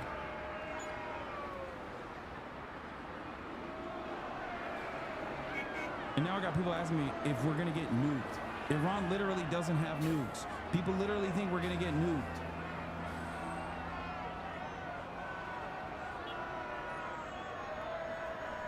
This is why I said if Iran had nukes, this wouldn't be happening, for the record. Ironically enough.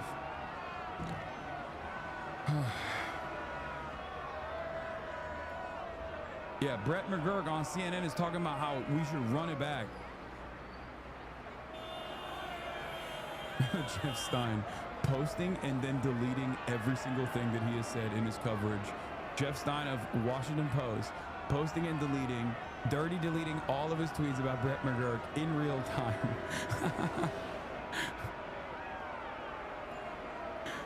Oh my God. This is the most insane thing. Like, I cannot believe it. Tommy Vitor, former Obama NSC staff, National Security Council, says, Donald Trump just took us to war with Iran without explaining why it was necessary or getting authorization from Congress. He is weak and got manipulated into doing Netanyahu's dirty work. What a pathetic lying moron. There is some truth to this assessment, by the way. It's fucking insane that we literally were like, nah, we want to go to war. Israel told us we should. And it seems like it was a good idea. I wanted to do World War III because I'm bored. Only a couple months ago, Donald Trump came out and was like, listen, guys, I want to nuke global trade. Why? Because I'm fucking bored. I'm bored as shit. And I feel like nothing cool is happening. Let me fucking nuke global trade. And then everybody yelled at him and turned around and said, what the fuck are you doing, moron? You have small businesses that rely on this shit, that you designed, America designed this fucking global trade to basically offer IOUs to every other country, and so that they can slave themselves so we can get fucking cheap commodities like $5 t-shirts from Forever 21. And then, of course, he had to slowly but surely back away from that position. But it shouldn't get to this point. Okay, it should not have to get to this point. It should not have to get to a point like this, and then everybody goes, what the fuck are you doing? What are you doing? You have cognitive dissonance, dude. You're on a permanent trip. I have cognitive dissonance. I told you this was gonna happen for the past fucking week. It's not my fault that you weren't fucking paying attention, and this is perhaps the worst, most inopportune time to come in here and be like, Hasan, remember the thing that you said was going to fucking happen for weeks? Now that it finally happened, I'm still gonna say you're hallucinating. Are you fucking stupid? Am I hallucinating or are you hallucinating? This is the worst time for you to come and be like, you were wrong, dude. You were so wrong. What do you mean?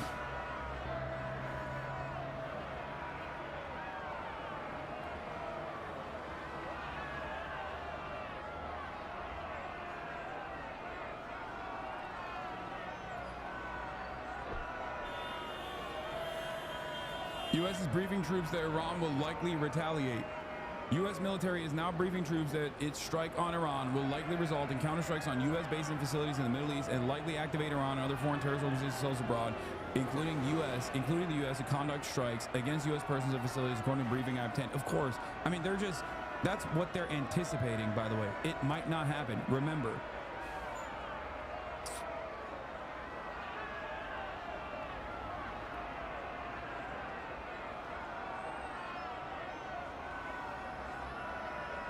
3 o'clock in the morning here in Tel Aviv. We got word. I'm joined again by Brett McGurk. Brett, just in terms of concern about U.S. forces in the region, other potential targets from Iran or their proxies, what kind of precautions do you think the U.S. has already begun to take, or would the U.S. have begun to take in order to prepare, in order to protect their forces? I think, Anderson, we have been for the last 8 days moving personnel, hardening positions, making sure air defense is in. So that has been ongoing. We've been seeing it, particularly movement from some of those facilities in the Gulf states, moving into Saudi Arabia, a little more inland. So that has been ongoing. We have in Iraq and Syria, probably it goes up and down a little bit, probably about 1,200 troops or so at positions that can be vulnerable. I have to say, though, I want to remind everybody and the viewers, after October 7th, those positions all came under attack almost every single day by Iranian-backed militias. And 3 Americans were killed at a facility in Jordan. So these militias have attacked us, and it stopped. We got a ceasefire because we did a number of things to deter further attacks. But the point, we know how to deal with that. It's a risk, but it's not a new risk. I think the challenge of Iran's missile program to some of our facilities in the Gulf is real, but the Israelis have been going after those missiles in a systematic way. Dude, I would not discount or understate the risk at all. Bro, go work in Israel, bro. Go fucking live in Israel. Why are you here? Why are all of these people here? You can live there. Israel loves white guys. They love them so much they let every Russian on the planet become Israelis, okay? Why don't these guys just go fucking live there? Why do they live here? Why do these guys live here and fucking act like they are living in Tel Aviv? Why do they care about the interests of Israel more than they care about the interests of America? Get the fuck out of my country, dude. What the fuck is going on? What do you mean? What is this? Oh, dude, this is a fucking really important thing that we're doing here. Like, dude, I'm telling you, American foreign policy and Israel's involvement in American foreign policy is one direction, okay? They are aligned. This much is true, but the fucking the reality that Israel gets to call the shots in any capacity is so fucking insane to me. Now, that's very good. So preparations have been underway, but this is extremely serious. I'm sure our intelligence community is doing everything to see what Iran might have in mind, and whether Iran, given their disarray, can really muster any sort of an effective response. And the hope, I know, in the administration here is that with the diplomacy and making clear to Iran that, don't think about it, this can be it, prevails. That would not be unprecedented. I have to say something, Anderson. This event we're seeing right now, totally unprecedented.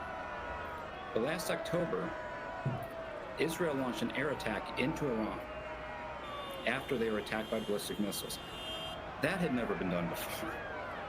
An overt air attack, Israel attacked Iran. The assumption was Iran would massively respond, and they didn't. A couple other things, Anderson, to keep in mind. All presidents they're experienced, determined decision making. President Trump did the strike against Qasem Soleimani in January of 2020, and the response was not insignificant. About 15 ballistic missiles were fired at an American base. I told you they would use Qasem Soleimani. Did I not fucking tell you that every single person, Brett McGurk obviously is not in Trump's ear because he was Biden's guy, but they are uniparty, so it doesn't matter. I fucking told you that they would use Qasem Soleimani's retaliation from Iran as a reason to quiet Trump down if he were to be like, oh, what if war breaks out? Then they probably told his fucking stupid ass that, remember when nothing happened after Qasem Soleimani's assassination? Don't worry, these Iranians are fucking servile. They won't do anything. So now that's the best possible outcome here. The best possible outcome here for global stability, I guess, is if Iran doesn't fucking retaliate. If Iran doesn't fucking retaliate, and then they're just like a failed state from this point on.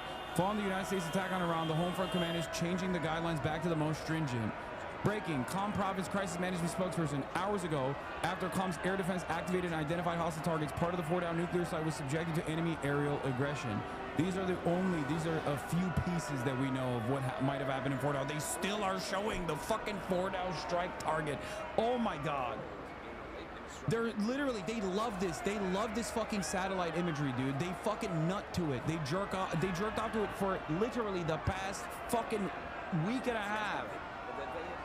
Look at that. Look, it's just so strikeable. It's just look at what it's wearing. Look at what Fordow is wearing. It just looks so submissive and so ready for a fucking strike. Or who would be involved in any kind of response of proxy forces, correct? Yes, as a military tactical campaign, this Israeli campaign over the last 9 days has been incredibly effective. That's tactical. Does it lead to the strategic effect you want of Iran no longer having a nuclear enrichment program by which they might be able to produce a weapon? Still remains to be seen. I think the odds of that after the American strikes tonight are very high.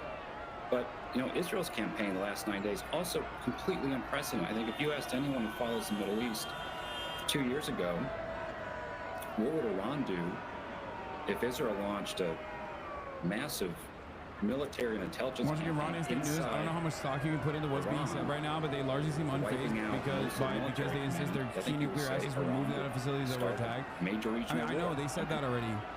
I know, they said that a couple days ago. They said that they had already, before even the new nuclearization agreement started, that they would move the enriched uranium that they already had to different places, to secret locations. So I don't think they have it there. I don't think they're bluffing. No. That part is not a bluff. I don't think that part is a bluff. But it still doesn't matter. This is a violation of the fucking country's sovereignty, man. What are we talking about? This is America entering the war directly.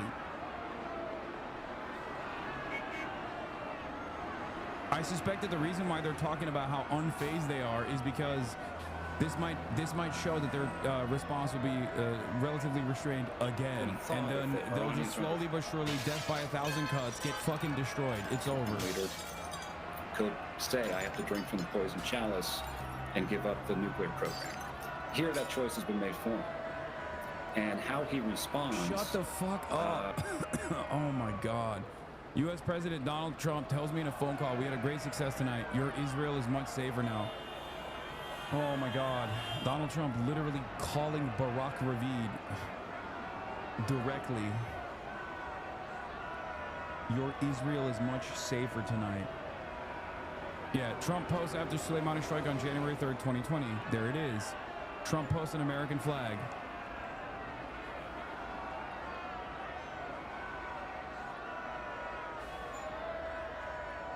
Why doesn't Donald Trump go live there, dude? Oh, that's right, because they don't have enough fucking, you know, gay activities that he likes, like fucking Broadway shows, and enough interest in churning out good art. Is that why? You don't want to fucking listen to psytrance every day, Donald Trump? Go live in Israel. Why the fuck are you the president of America?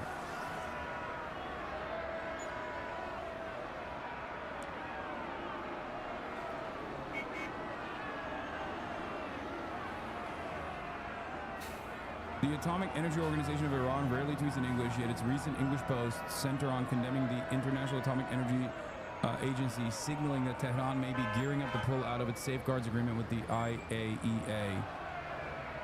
Our nuclear facilities have been attacked. Why has the International Atomic Energy Agency remained silent? If these attacks are not condemned, the consequences of our decisions will directly fall upon the International Atomic Energy Agency. We no longer trust the IAEA or its inspection regime. They shouldn't. They shouldn't. They're not wrong. That's not a wrong statement.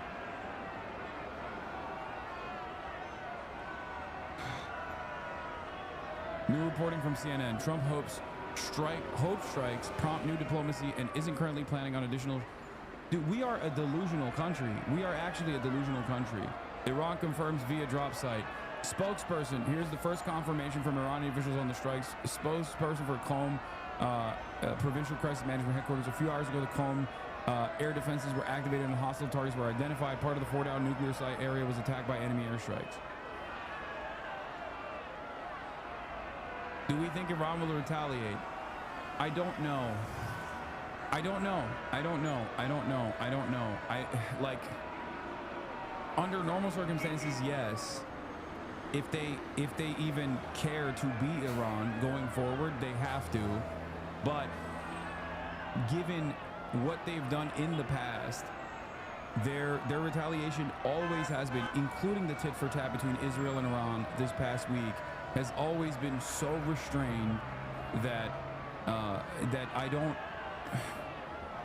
don't know if they will do the nuclear option, which is not nukes, obviously. The nuclear option in this circumstance would be lighting the fucking Gulf's oil refineries on fire, mining the Strait of Hormuz, and starting a untold barrage, a previously unforeseeable barrage of fucking ballistic missile fires at all American assets in the region, while simultaneously getting Hezbollah to strike Israel now that Israel's air defenses have been depleted, seemingly, considering that even fucking much slower drones were able to penetrate the Israeli Iron Dome. Getting Yemen to also strike American assets in the region on the other side, while getting Hezbollah to fucking strike into Israel would be the nuclear option. I don't think that they're going to do that. We shall see. But if they were to even entertain a fraction of what I'm talking about, gas is going to be $1 million, okay?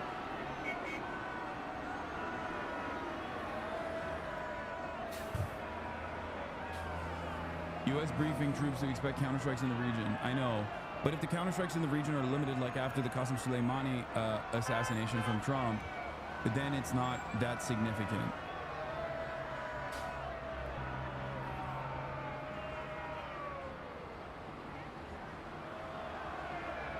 WWE has an event in Riyadh next Saturday. Would blowing up John Cena be seen as a big enough strike on America? I don't know what this would look like. Yeah, if Iran doesn't retaliate, they're just basically telling the world that they're totally chill with what's going on and are basically conceding they don't have sovereignty anymore. It's dire.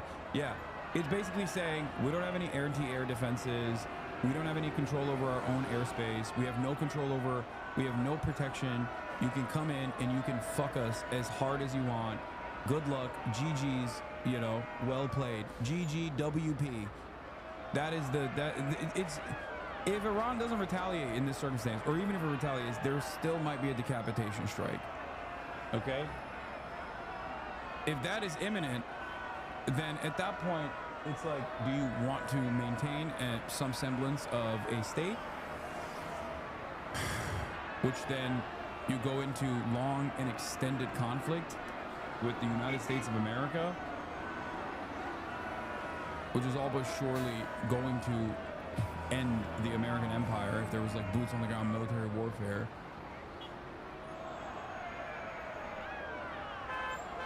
Someone said MAGA would instinctively fall in line, and they are. Matt Gates, President Trump basically wants this to be like the Soleimani strike, one and done, no regime change war, Trump the peacemaker.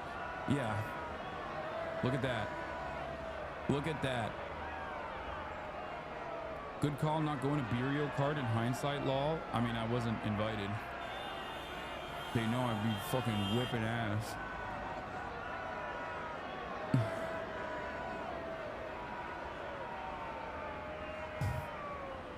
Bernie's live response. Yeah, they're too scared of me over there. They know I'm too much of a good gamer.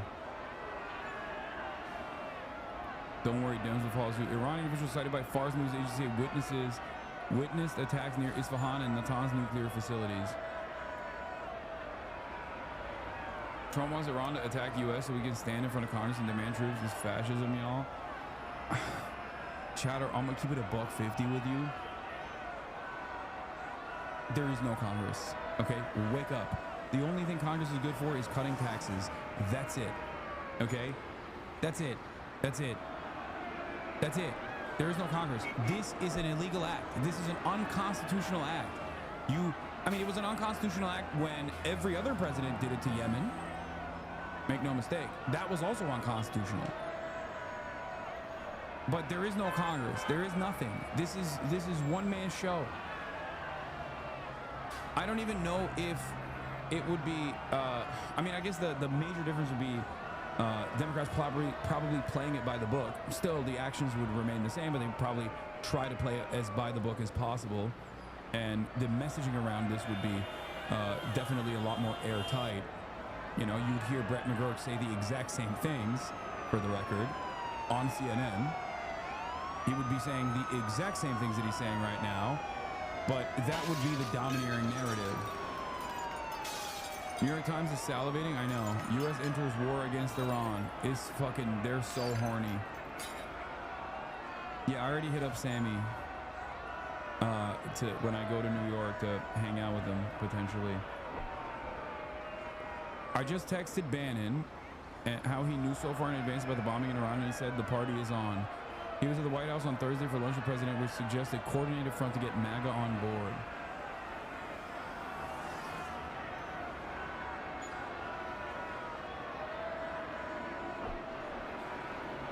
Bernie Sanders found out mid-rally about the strike. This is a statement from Donald Trump. Quote, "We have completed our very successful attack on the 3 nuclear sites in Iran," etc.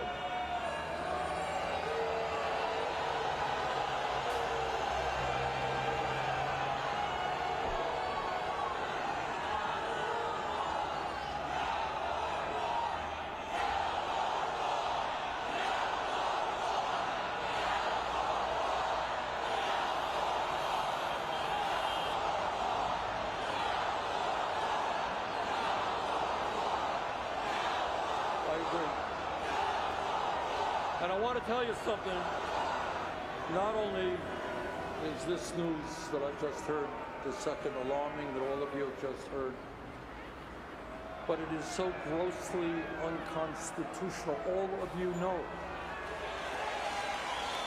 that the only entity that can take this country to war is the U.S. Congress. The president does not have the right.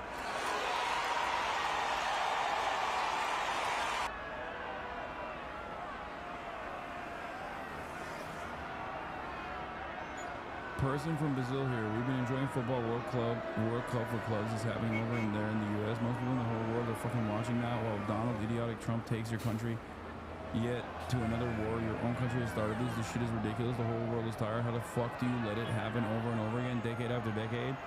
Because it is not a fucking real democracy. We are not living in a real democracy. Your voices and your opinions do not matter. Real democracy is only as real democracy is simply aesthetic. Okay, most countries do not have what people read in books and understand as theoretical democracy. We don't have it here. You probably have something maybe closer to it, I guess, in Brazil, but not necessarily a real theoretical democracy. We've declared to the rest of the world that every Palestinian Gaza and the West Bank, U.S. diplomatic capabilities, Bill of Rights, potential nuclear catastrophe, and now Iran are all worthwhile sacrifices for the... Okay. Israel is mini America. That is true. Sean Hannity reports 6 bunker-busting bombs were dropped on Fordow from U.S. Air Force B-2 bombers. Isfahan and Natanz. Felix Biederman is Jewish, for chatters who don't know. Isfahan and Natanz targeted with Tomahawk cruise missiles from submarines. Straight out of Top Gun Maverick, hot damn!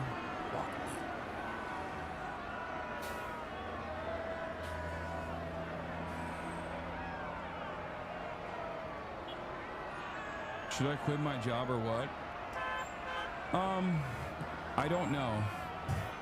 I'll tell you maybe in a couple hours, if not in a couple days.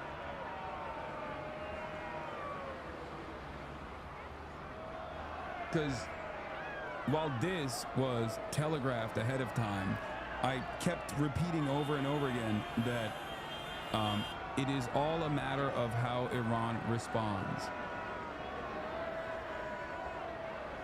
If Iran, which is well within their rights, attacks American positions in the region, because there are so many fucking bases, and those bases are not as protected as Israel, because remember, M is real high, of course. M is real high, M is real high, 10 times, maybe 20 times, please, you know, of course. They do not have the same fucking level of protection. Those bases do not have the same protection that Israel does, because all of our money and all of our air defenses are base boosting Israel right now, so they can do fucking genocide in Gaza. And they can fucking siege and occupy further Syrian territory. Maybe even fucking fight with Turkey along the way, which is a fucking NATO ally and working at the behest of America to begin with. And also simultaneously, you know, take some of this additional conflict to Iran as well.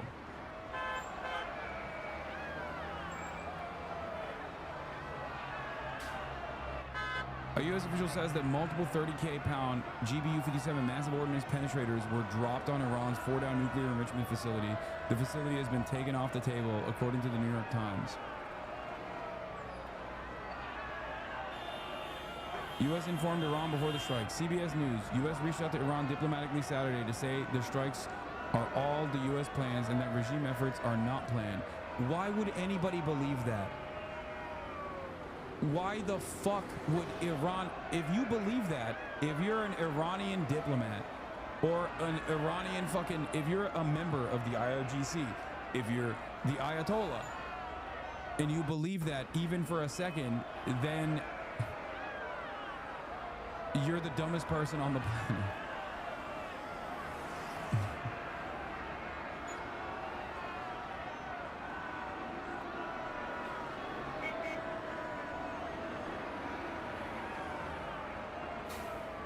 Threatening messages towards U.S. have started to air on Iranian TV, according to the New York Times. Oh my God, I can't believe they're making threatening messages. A news anchor said on Iranian state television, Mr. Trump, you started it and we will end it. The broadcast showed a large graphic of American bases in the Middle East with the headline, within the firing range of Iran. The anchor said the United States had no legitimate place in the region. I mean, that was true before they started fucking bombing the nuclear facilities.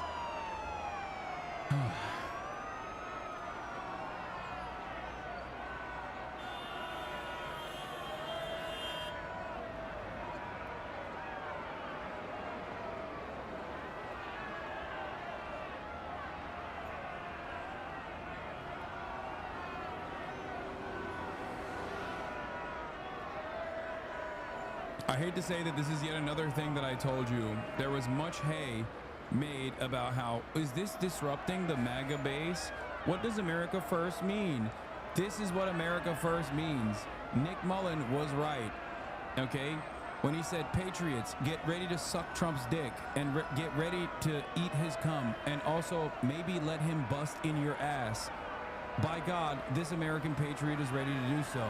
This is what that means, okay? This is what that fucking means. That's what America first is. I didn't say that. Nick Mullen did. Get mad at him.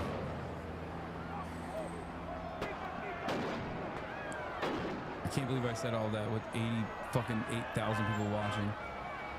But it's true. I'm sorry to all the family members that you, for the first time ever, tuned in to watch your favorite political commentator. It had to be said.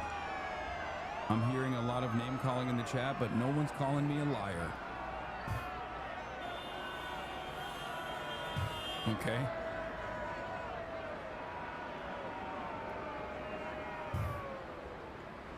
That was someone's first impression of you? Good. Yeah. These guys are ready to fillet him harder than Melania ever did, okay? Yeah, here's him 4 days ago. 60% don't want America involved in war with Iran.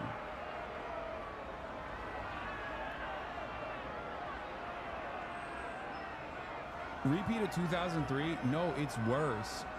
As everything has gotten worse for the past multiple decades at this point in America, even America's war fighting has gotten worse. Even the fucking machine that is supposed to manufacture consent has gotten worse. That's precisely why when after 9/11, when America talked about invading Iraq for no fucking reason and then lying about them having weapons of mass destruction, it was that campaign of lies was infinitely more sophisticated than what the Trump administration did. The Trump administration didn't even go to the UN with a respectable figurehead that is trusted by international users like Colin Powell and hold up like a fucking vial and be like, this is terrifying. They didn't do any like Senate hearings about how our intelligence assessment shows that, you know, Iran has weapons of mass destruction. They did the opposite. Tulsi Gabbard came out and was like, yeah, our intelligence community's assessment is that Iran does not have any new enrichment interest or capabilities, basically. And then they didn't even try. They basically were like, no, we're gonna fucking bomb Iran because Israel wants us to do so, and we love fucking Israel. We hate you. We hate you. Americans, we hate you. We love Israel. We will do what Israel says we will do, okay? They are the brave war fighters in the fucking region. They know best. Miriam Adelson gave me $150 million, okay? The very same Miriam Adelson who made a brilliant decision to fucking trade Luka to the Lakers. Now, I'm a fan of LeBron James, okay? Not to sidestep too much away from this conversation. So I don't fucking mind it. But if you're a Dallas Maverick and you still think Israel is a valid state and you're not demanding to dismantle it, okay? Remember, Miriam Adelson, #1 Trump donor after Elon Musk, did that fucking Luka trade. Why did she do it? Because she wanted to move the Dallas Mavericks to Las Vegas. Miriam Adelson, wife of former Jabba the Hutt, Sheldon Adelson, who's dead now, rest in peace, is a casino magnate. And because they would not let her put fucking casinos in Texas, she said, fuck it, I'm gonna tank your franchise team and I'm gonna move that franchise team that I bought from Mark Cuban, another fucking asshole billionaire, and move it to Las Vegas. Now remember that, okay? Remember that. If you don't care about Israel sending your friends to potentially go and die to Shahed drones, fucking striking them in the dome, because, you know, that had to be done so that we can, I don't know, advance America's interests, advance Israel's interests in the region. Get mad because Miriam Adelson wanted that to happen, gave Trump $150 million fucking dollars to make sure that that happens, and Trump said, yes, ma'am, I love you. I will, of course, do your bidding. I will, of course, hold out Benjamin Netanyahu's seat and push it in when he comes and visits. I will give him a standing ovation.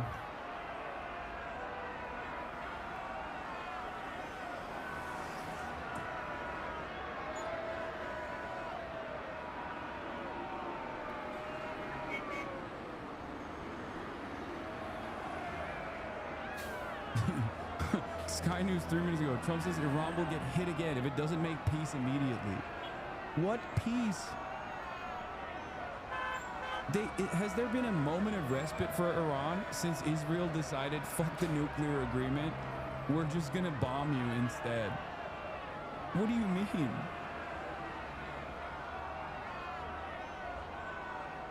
There are obviously lots of factors that contribute to our horrible glib media coverage, but a major one is that most of our pundits and anchors view dropping bombs on brown and black people as a game. They have fully dehumanized most of the world before they even get the job.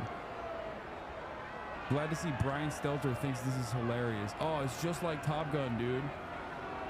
Yeah, you want to know why he's saying that? Because his son or his nephew is not in the fucking military, okay? Because he's gonna be fine. It's gonna fucking turn into ratings for him. That's what he cares about. He cares that he's gonna get eyeballs and attention. The media's gonna be relevant again. You know what I mean?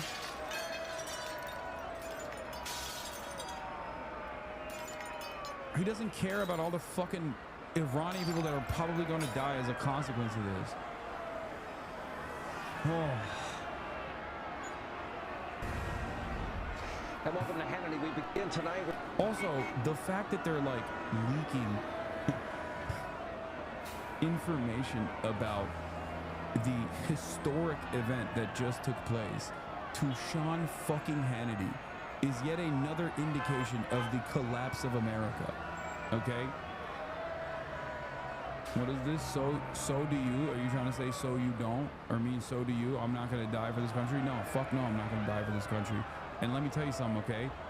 At least I'm also advocating to make sure you don't die for this country, okay? That's the difference between me and fucking Brian Stelter. With this Fox News alert, I just spoke to the President of the United States. I have some new information and breaking details to share about tonight's what is historic air campaign. Now, tonight, Iran's nuclear ambitions, they are officially dead. It appears the United States just completely obliterated Iran's top-secret Fordow nuclear facility with 6 huge Would you die for Turkey? Fuck no. bombs. It was originally speculated that you would only need 2. It turns out they used 5 to 6, dropped from America's stealth B-2 bombers. And that's not all. 2 other major Iranian nuclear sites, Natanz and ISFAHAN, were wiped out with 30 Tomahawk missiles launched by American submarines some 400 miles away. Everyone is out of harm's way for now. That does not mean that American assets in the region are not at risk. And Al Mayadeen Live says Iran, advises the Iranian Parliament Speaker Mehdi Mohammadi the 3 nuclear sites were not irreparably damaged in the U.S. attack. Now, when Iran says shit like that, instead of screaming bloody murder, that means that their response is going to be incredibly limited, perhaps. But that also means that this continues. Like, they're gonna America, and more importantly Israel, especially Israel, not even America. Israel only responds to retaliation in kind. That is the only language that they speak. Okay? And if it's not punishing enough for Israeli society, it's not disruptive enough, they're going to keep going. And so is America.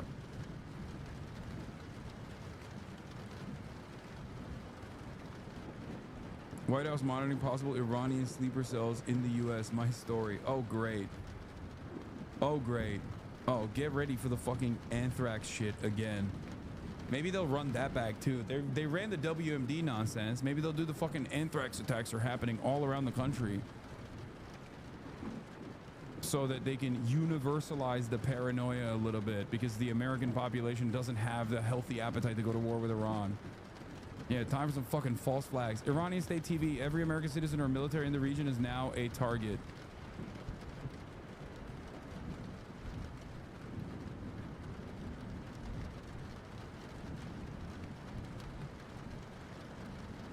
Yeah.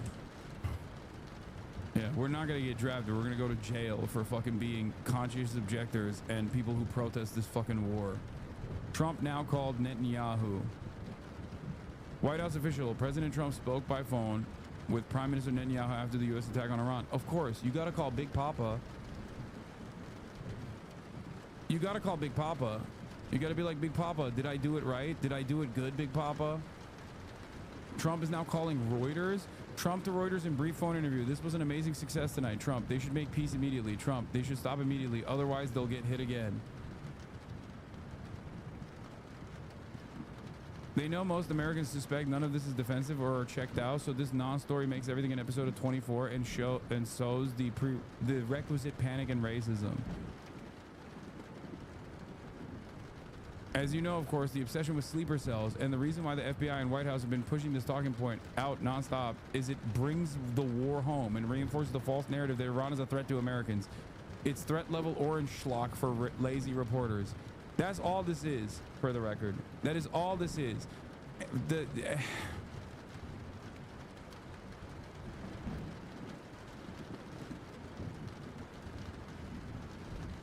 God, American society is about to get so much dumber. Holy fuck. I mean, we were already at maximum stupidity and maximum racism. Get ready. It is about to be a fucking roller coaster. Oh. Yeah. Countdown to the anti-Islamic crackdown in the U.S. There's that. Islamophobic hate crimes.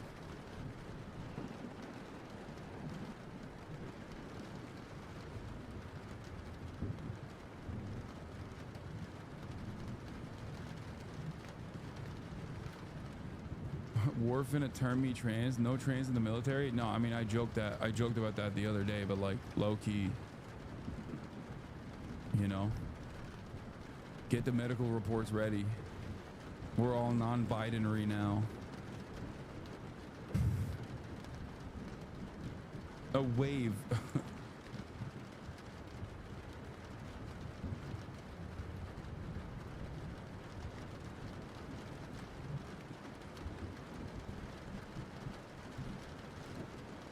U.S. President Donald J. Trump is hopeful. Okay, we covered that already. I can't tell what Iran's response is going to be to this, because if it's like Qasem Soleimani, they just like blow up a couple American bases, maybe kill a couple troops, and then they pack it up, and then they push the can of destabilization down the line, maybe like a couple months. But if there's like severe escalation, I don't know. Who knows where that goes? Yeah. Look at that. March 26, 2003. This war will destabilize the entire Middle East region and set off a global shockwave of anti-Americanism. Add also anti-Semitism to that too, for the record. This time, at least we've added a new ally to the anti-sentiment, because it won't just stay at anti-Americanism. It's gonna be a lot of gonna be a fuck ton of anti-Semitism as well. Versus no, it won't. And part of that is because they weren't even airtight. They didn't even justify, they didn't even find like a casus belli. They just straight up were like, no, we're doing this for Israel. After spending the last year and a half being like, Israel is the Jewish nation state. And if they don't, if you fucking say that they shouldn't kill children, you're an anti-Semite, you're a Jew hater, we should throw you in jail. What the fuck are Americans gonna think after all of this? The Islamophobia is going to explode as well, of course. I'm just reporting on what I suspect will happen with anti-Semitism because, like, you know, the institutional control over that form of bigotry will probably fucking be woefully inept at dealing with the sea of with the wave of anti-Semitism exploding in the country. So yeah, you know, welcome to where we've been. Real on smaller ones, largely because for the smaller ones the stakes are existential. If this were a one and done exercise, 3 successful strikes against Fort or Isfahan, and No. particularly Isfahan, by the way, people aren't paying attention to the fact that they're Chatters, Iran does not have a capability of fucking hitting US. They don't have any ballistic missiles that can reach the United States. Why do you think we're such a fucking violent, belligerent nation? It is because we are sheltered by proximity, okay? At most, they could do like, I don't know, like a terror attack, but I feel like they're a little bit busy right now to implement a successful terror attack on US soil. They got their hands full, you know what I mean? There are also 40,000 American troops right at the ass cheeks of Iran right now in perfect striking distance. So I think there's plenty of Americans that they could kill in the immediate vicinity if they have even the capability to do so, or even if they have the interest in doing so. Well said, Mud Slime at Hasanabi. Is Mud Slime like a Islamophobic take? Is this like a new thing I haven't heard before? Like, is that a different way of saying Muslim? Is that a slur? Damn, I'd never heard that one before. And I hear I hear crazy shit all the time. That's a new one for me. New slur unlocked. New old slur. He's picking up the phone for everybody. Jonathan Carl, ABC News chief Washington correspondent. I called President Trump about 10 minutes ago. He didn't talk details or next steps, but he wanted to say this. Tremendous success tonight. Careful, you're going to be banned for showing slurs. I think this person is probably going to be banned, not me.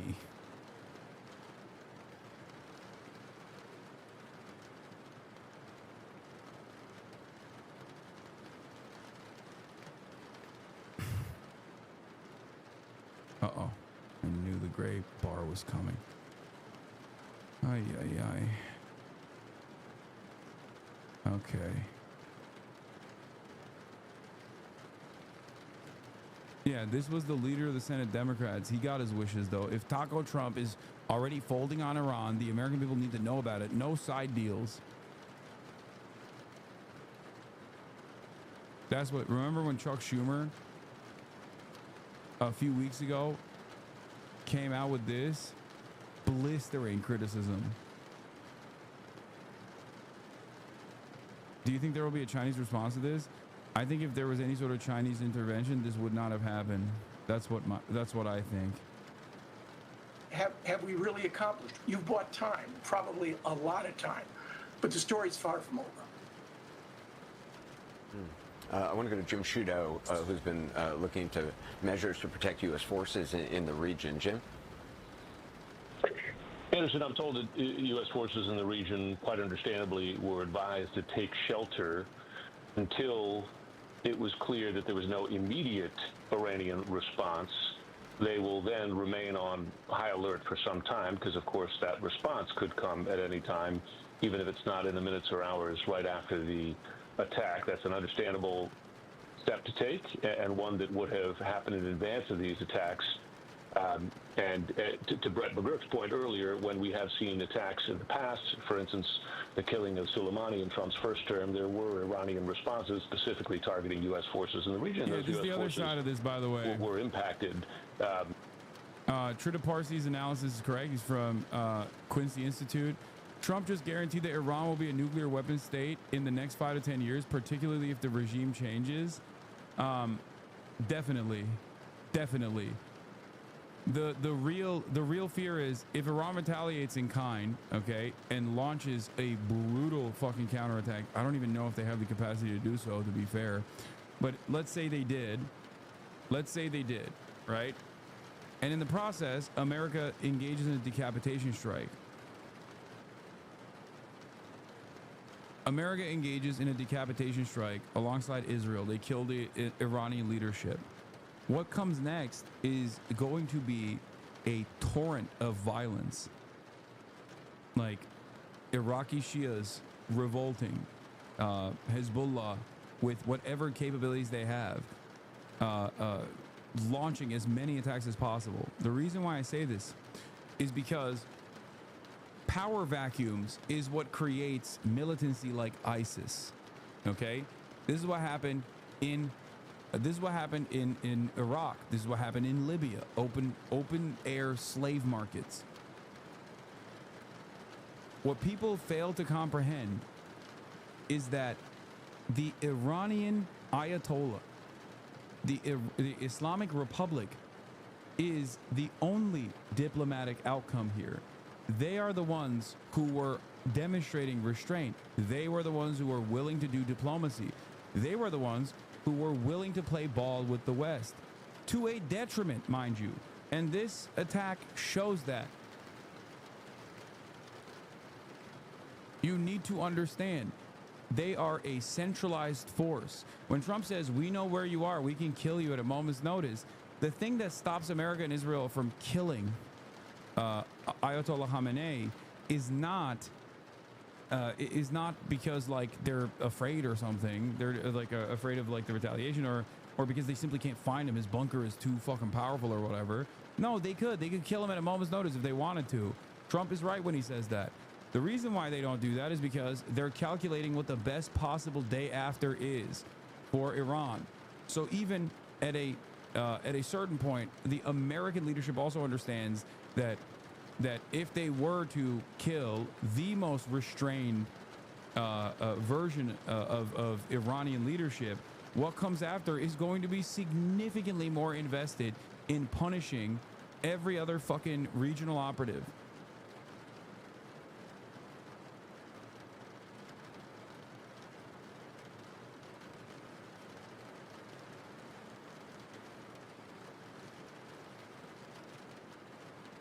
No more restraint.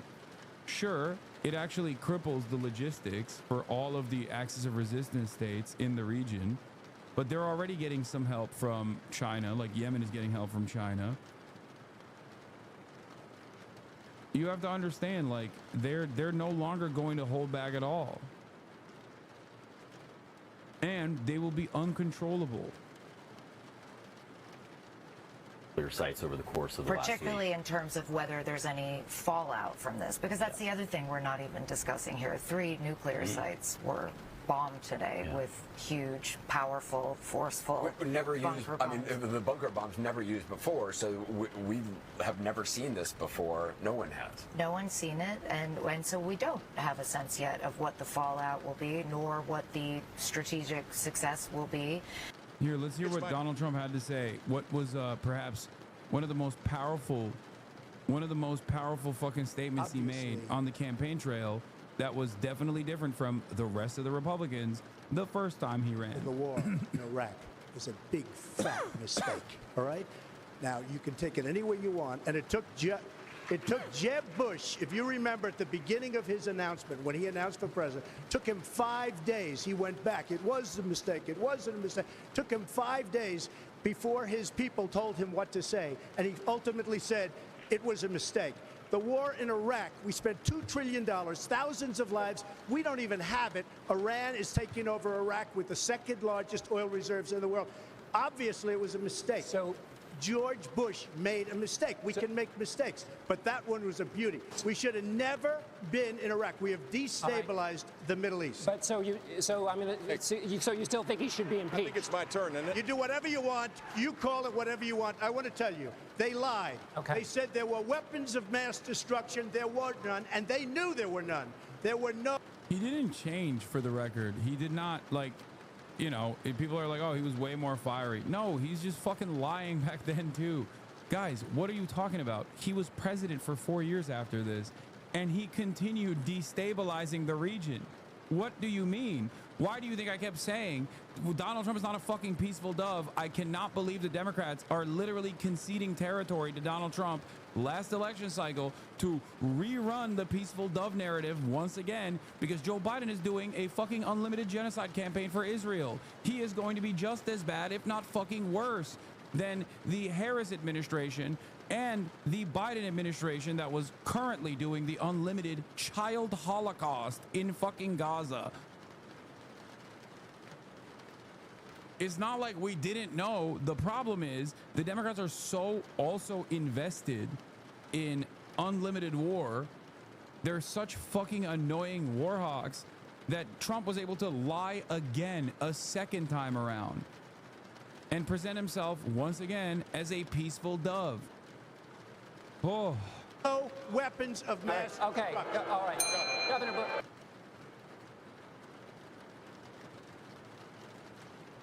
Yes, I'm going to be covering Trump's speech in 26 minutes or whenever the fuck he goes live.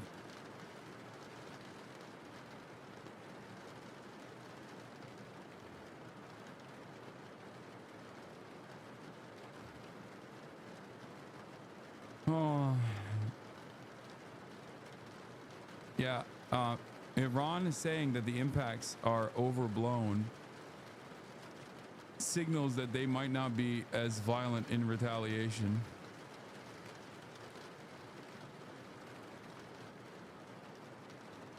Fartux Network, Meteostat 9 detected a flash over the Fort Hour enrichment plant. The event registered at 3.90 micrometers and was visible on nighttime microphysics scans. The location aligns with the salt plain east of Fort Hour.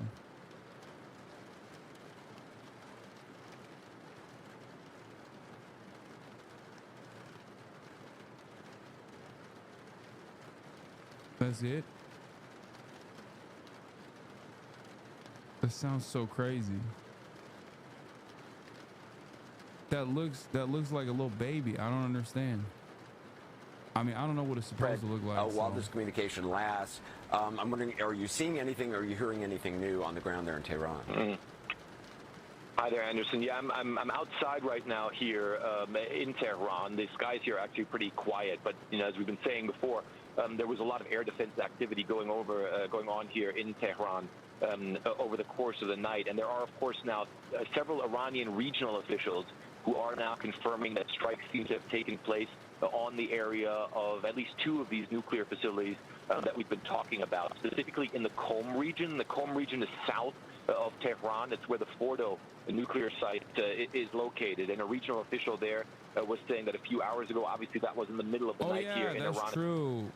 The explosion is it penetrates first, and then the explosion is delayed. I forgot. The GBU-57, so the impact is like hard to, but I still assume that it, like, if it blows up in the fucking nuclear facility, there'd be, you know, we would probably see something more, right? Air forces. So that's what a regional official there is saying. But when they talk about air defenses being activated, some of them are sort of short-range air defenses. You know, one of the things that we've been seeing here, especially over Tehran, as the night's been going on, but also in the past couple of nights, a lot of those were anti-aircraft guns that were being activated. I've seen less anti-aircraft missiles being fired into the air, even though Iran certainly still does have that capability. Also in the ISFAHAN region, the ISFAHAN region is in central Iran, and that's actually where the ISFAHAN nuclear facility is located, but also where the Natanz nuclear facility is located as well. And there also a regional official is saying that they witnessed what they call intrusions near those nuclear facilities, obviously meaning intrusions into the airspace there, that then air defenses were also activated to confront hostile targets, as they put it, but that several explosions were heard in that facility, in those facilities as well. So the Iranians now having local officials confirming that explosions took place at those nuclear facilities here in Iran, but again, still trying to come to terms with what is going on there. Still very little information coming out, but certainly it does seem as though regional officials... It looks like we lost that communication. We had a video actually from Fred Pleitgen before earlier this evening that we were going to show. I don't know if we have it ready right now, but let's get that because it does show what he's talking about. It's video I believe he shot, or his crew shot, from Tehran earlier in the evening. I'm not sure. I think it was around in the 9 o'clock or 9:30 time frame p.m. in Tehran, and you see some bursts in the air. You also just hear anti-aircraft fire, but it gives you a sense of sort of it's just anti-aircraft fire. It doesn't seem like it's a lot of interceptors, the type of which we see here in Tel Aviv and other cities in Israel, giving a sense of the level of air defenses that they still have left. What the fuck did Hakeem Jeffrey say? Wait, hold on. Before I look at it, I'm assuming. Hold on. I'm not even looking. Okay. I'm gonna predict that he's going to say that this was illegal. This was illegal only because it was conducted unilaterally by the administration without getting congressional approval. And he might even heavily imply once again that he would have been on board with the attacks because Iran must not have a nuclear weapon and Israel has a right to defend itself. Let's see. Let's see if I'm correct. Donald Trump promised to bring peace to the Middle East. He has failed to deliver on that promise. The risk of war has now dramatically increased. The risk of war? It's war, man. What do you mean the risk of war? We're in war. You, what? Okay, good start. And I pray for the safety of our troops in the region who are put in harm's way. President Trump misled.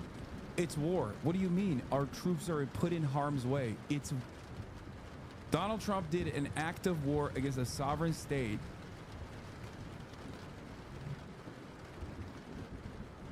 That's like this is giving this brave Israeli hostage was kidnapped from a tank. Like they're soldiers in a military base that is now becoming an active zone of conflict. What do you mean? President Trump misled the country about his intentions, failed to seek congressional authorization for the use of military force, and risks, oh my God, again, risks American entanglement in a potentially disastrous war in the Middle East. First, the Trump administration bears the heavy burden of explaining to the American people why this military action was undertaken. Second, Congress must be fully and immediately briefed in a classified setting. Third, Donald Trump shoulders complete and total responsibility for any adverse consequences that flow from his unilateral military action.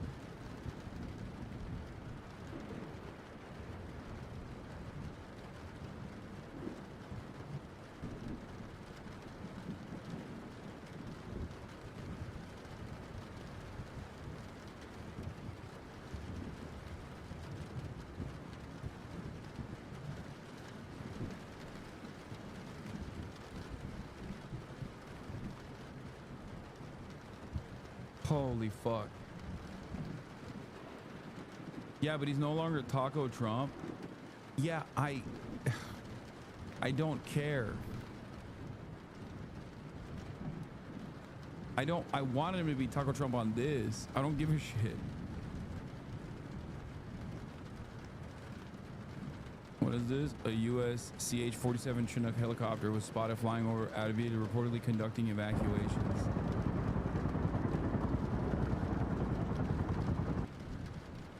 I think a lot of people, their immediate fear in this is like, oh, we're going to war, like we're gonna be unsafe, like Iran is gonna nuke us or something. Iran does not have the actual targeting capabilities. Okay, Iran does not have like the ballistic missiles that they could launch at the United States of America. Okay, what you should be upset about and what you should be fearful about and what you should be gearing up for is that in spite our incredible proximity to all of the fucking chaos that we create over there, the impact will be met with economic instability here. Okay, the impact will be met when your family members that are in the military because they wanted to get a fucking comms degree for free because we don't have free healthcare and we don't have free college education in this fucking goddamn country are now possibly going to get their shit blown up. That is how you're going to feel the impact, just as we did after 9/11, just as America experienced the impact for years. Okay? If you don't care about all of the potential Iranian civilian casualties in this process, because we just chose to destabilize a massive regional superpower, a massive regional power that has been around for a very long time.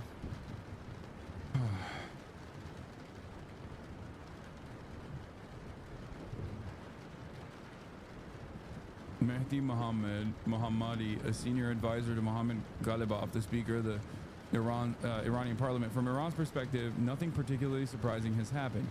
Iran has been expecting an attack on Fordow for several nights. The site was evacuated long ago and has not sustained any irreversible damage in the strike. Two things are certain. First, knowledge cannot be bombed. Second, this time the gambler will lose.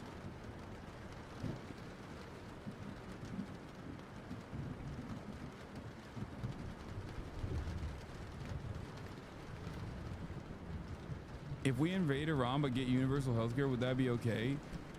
What are you talking about? The very fact that we're even talking about having a military capable of invading Iran, which, make no mistake, would be devastating for America as well as Iran, is the very fact that you will never have healthcare. There's an opportunity cost to having endless empire, okay? And that opportunity cost is you not getting healthcare. What did I just tell you?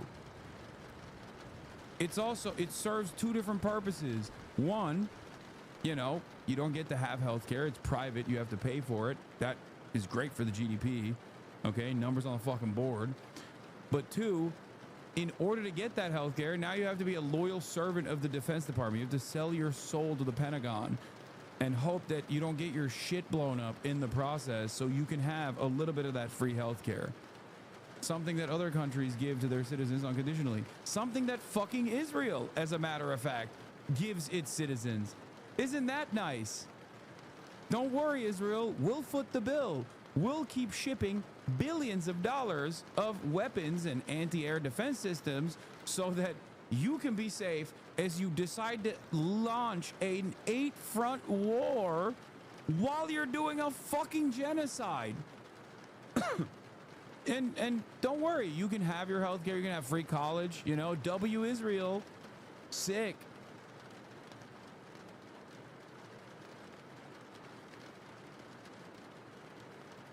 The president's disastrous decision to bomb Iran without authorization is a grave violation of the Constitution and congressional war powers. He has impulsively risked launching a war that they may ensnare us for generations. It is absolutely and clearly grounds for impeachment. At least you said it's grounds for impeachment. Like, the anti-war position here is supposed to be, why the fuck are we going to war with Iran at the behest of Israel against the fucking intelligence community's own assessment? The American intelligence community, which has never met a war it doesn't like, literally was saying there's no reason to do this. There was a negotiation process taking place. According to sources, the VP, SecDef, and DNI advised against getting involved. Why have them if you're not going to listen to them? I suspect that that might be, that's just probably speculation. Look, this is what I said. I said the U.S. attacked Iran's nuclear facilities while using a denuclearization negotiation as cover for Israel to implement a first strike because Israel lied about Iran having WMDs against our own intelligence community's assessment, all while talking about Iran's disinterest in diplomacy.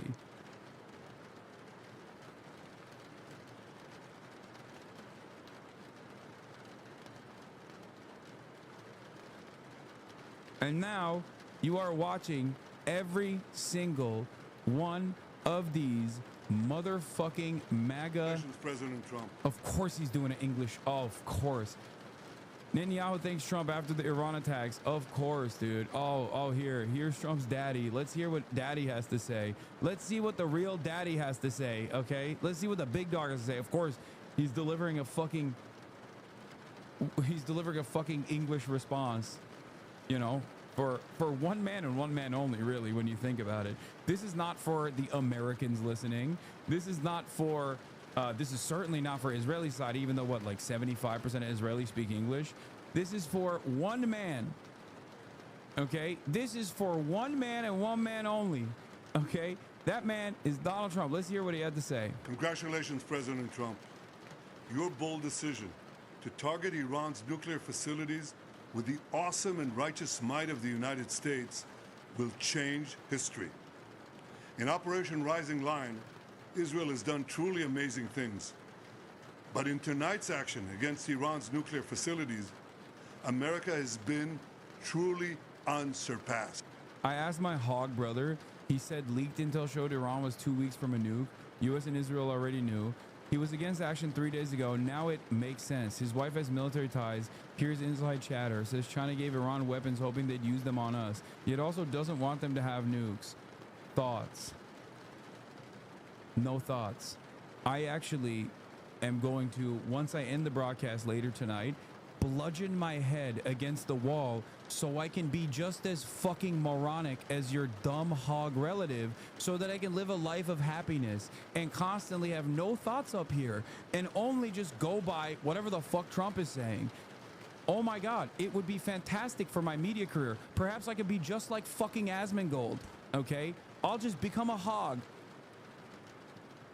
I'll just go, yeah, based, this guy, yeah, chat, war with Iran, based. It has done what no other country on earth could do. History will record that President Trump acted to deny the world's most dangerous regime the world's most dangerous weapons. His leadership today has created a pivot of history that can help lead the Middle East and beyond. Literally, Yuba, okay? Come on, chatter. What kind of analysis have you gotten from any other fucking outlet that literally told you down to the fucking day that this was going to happen? Was there, I'm sorry, where were you getting your news from? Tell me about who your fucking favorite newscaster was that was literally also openly fucking explaining exactly the events that were going to unfold in the exact ways that it did. Go ahead. Holy fuck, look how many Twitch badges this guy has. Jesus Christ, please get a life. Jesus, Lord mercy, never mind. Your account is freaking me out. To a future of prosperity and peace. President Trump and I often say, peace through strength. First comes strength, then comes peace. And tonight, President Trump and the United States acted with a lot of strength. President Trump, I thank you. The people of Israel thank you. The forces of civilization thank you. God bless America. God bless Israel. And may God bless our unshakable alliance, our unbreakable faith.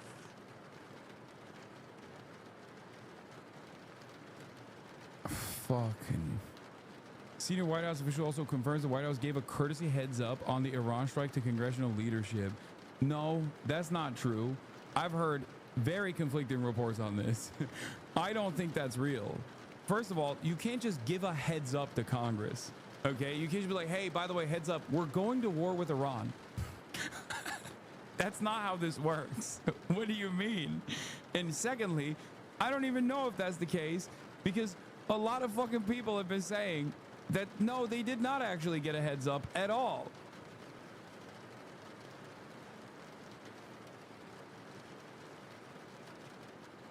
Initial Iranian reports claim the U.S. hit Fordow.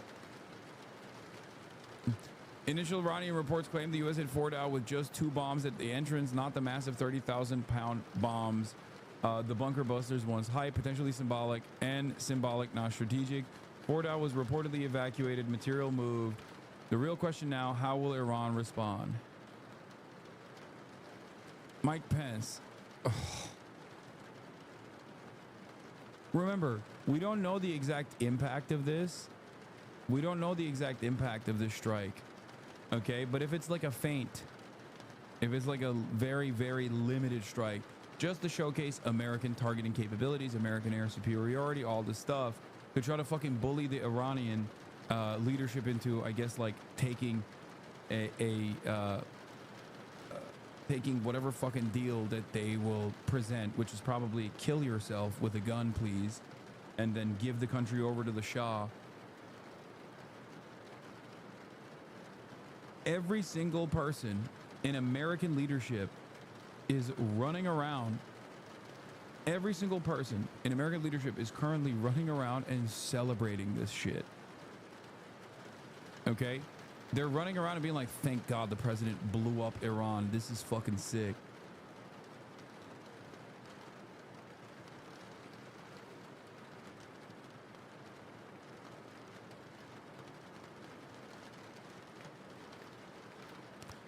President Trump is going to be speaking in 8 minutes, and we'll hear what he has to say. Here's what Michael Penis said. U.S. House Speaker Mike Penis. The president made the right call and did what he needed to do. Leaders in Congress were aware of the urgency of the situation, and the commander-in-chief evaluated the imminent danger outweighed the time it would take for Congress to act. The world's largest state sponsor of terrorism, which chants death to America. Oh my God. Still talking about death to America. I'm going to fucking lose my mind. Brother. Of course they say death to America. We've been fucking them over for the past 50 fucking years. Why wouldn't they say death to America? They, way before they said death to America, they tried to say, hey, we like America. Can you please help us? And then you, us, we did things over there that made them turn around and say, actually, never mind, death to America. This is really fucked up.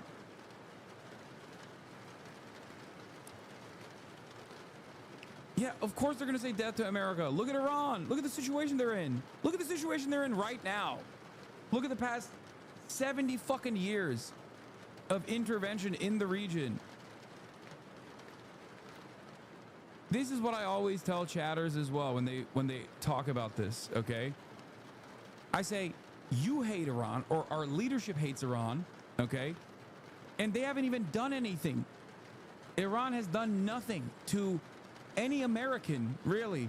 Like, at most you can point to like proxy forces or some shit, okay? Whereas we have done a fuck ton of awful violence and instability to Iran. Of course they're gonna say death to America. You say death to America, they haven't done shit to you. I mean, not death to America. You say death to Iran, and they haven't done shit to you.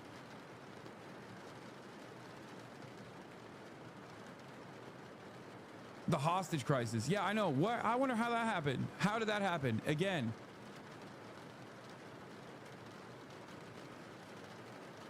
Why would anybody like us? Why would anybody in the fucking region like us? The Iran's regime is not to be defended. I don't give a fuck about the Islamic Republic, you dumb fuck. You are so goddamn stupid if you think that this is a defense of the non-secular or fundamentalist governance of the Islamic Republic. What the fuck are you talking about? In Georgia, the Republican administration forced a woman who had become a vegetable to carry a pregnancy to term. They literally cut her body and cut the fucking fetus out of her body because the body was rotting. Do you think that this gives a righteous cause for Iran to nuke Georgia? No, I don't. Do you? People do awful, nonsensical things to their own fucking citizens all the time. This is not a good reason to fucking bomb the country and destabilize it further. Half of the reason why these countries don't have the woke civil struggles that we have gone through, and then there's still a fucking shit ton of issues here in America, is because we're constantly placing them in a state of panic. They're too worried about being exploded to actually go out and march on the fucking streets and be like, hey, we want gay rights. It's the biggest fucking lie that Americans have told other dumb Americans who love believing in it because they have to maintain a position of superiority. And it's oftentimes a lie that is told by people who are themselves conservative.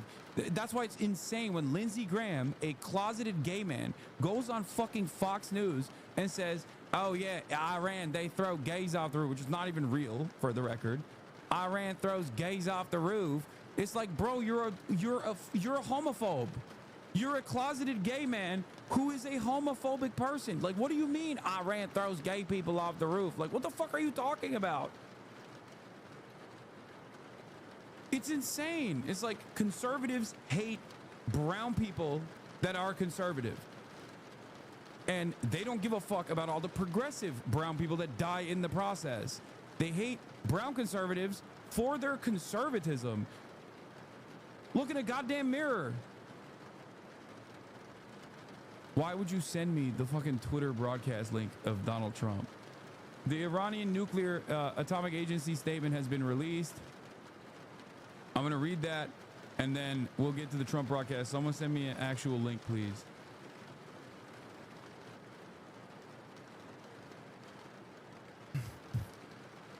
Statement from the Atomic Energy Organization. Following the brutal attacks of the Zionist enemy over the past few days, at dawn today, the country's nuclear sites in Fordow, Natanz, and Isfahan were attacked by the enemies of Islamic Iran in a barbaric act that contradicts international law, especially the Nuclear Non-Proliferation Treaty. This is true. This action, contrary to international law, was unfortunately carried out in the shadow of indifference and even cooperation of the International Atomic Energy Agency. The American enemy, through cyberspace, has claimed responsibility for the attack on the aforementioned sites, which are under the continuous supervision of the International Atomic Energy Agency, based on the Safeguards Agreement and the NPT Treaty. The international community is expected to condemn the lawlessness based on the rules of the jungle and support Iran in achieving its legitimate rights. The Atomic Energy Organization of Iran assures the great Iranian nation that despite the evil conspiracies of its enemies, with the efforts of thousands of its revolutionary motivated scientists and specialists, it will not allow the development of this national industry, which is the result of the blood of nuclear martyrs, to be stopped. This organization has put the necessary measures, including legal action, on its agenda to defend the rights of the noble Iranian nation. I thought they were going to pull out. This is also a very limited, restrained, legal response that is within the legal confines. So they're not even saying, they're not. I don't think Iran's retaliation, maybe I'm wrong, and I hope I'm not wrong on this, but I don't think Iran's retaliation is going to be that fucking crazy. I think it, I mean, unless this is a mistranslation, because it's from Persian, Farsi to English, I don't know. I think basically Iran is going to continue being restrained and diplomatic against an increasingly belligerent enemy, as this increasingly belligerent enemy completely fucking destroys all of its resources, exhausts its fucking resources. They're downplaying the impact of the strikes, which there's truth to, right? This is a violation of their sovereignty in spectacular fashion. Having said that, I believe that they reported days ago, almost a week ago, that they had moved the enriched uranium away from the Fordow facility. So I think they're going to be like, oh, this wasn't even that big of a hit. We only got a little boo-boo, and who knows what happens after that.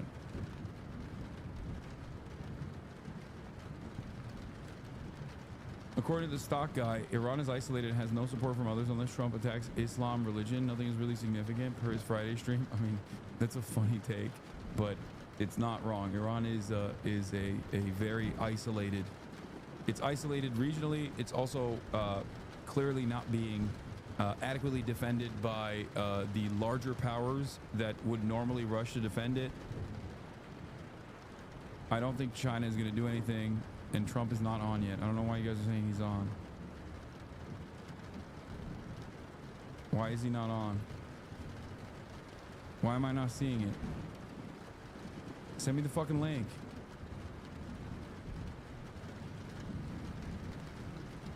Are you guys baiting me? Typical fucking streamer. He's late. Dude, typical streamer. Typical streamer, he's late. He's live on ABC. Oh my God, Brett McGurk is still nutting.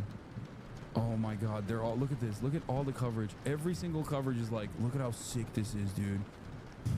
Look at how sick this is. We fucking destroyed them.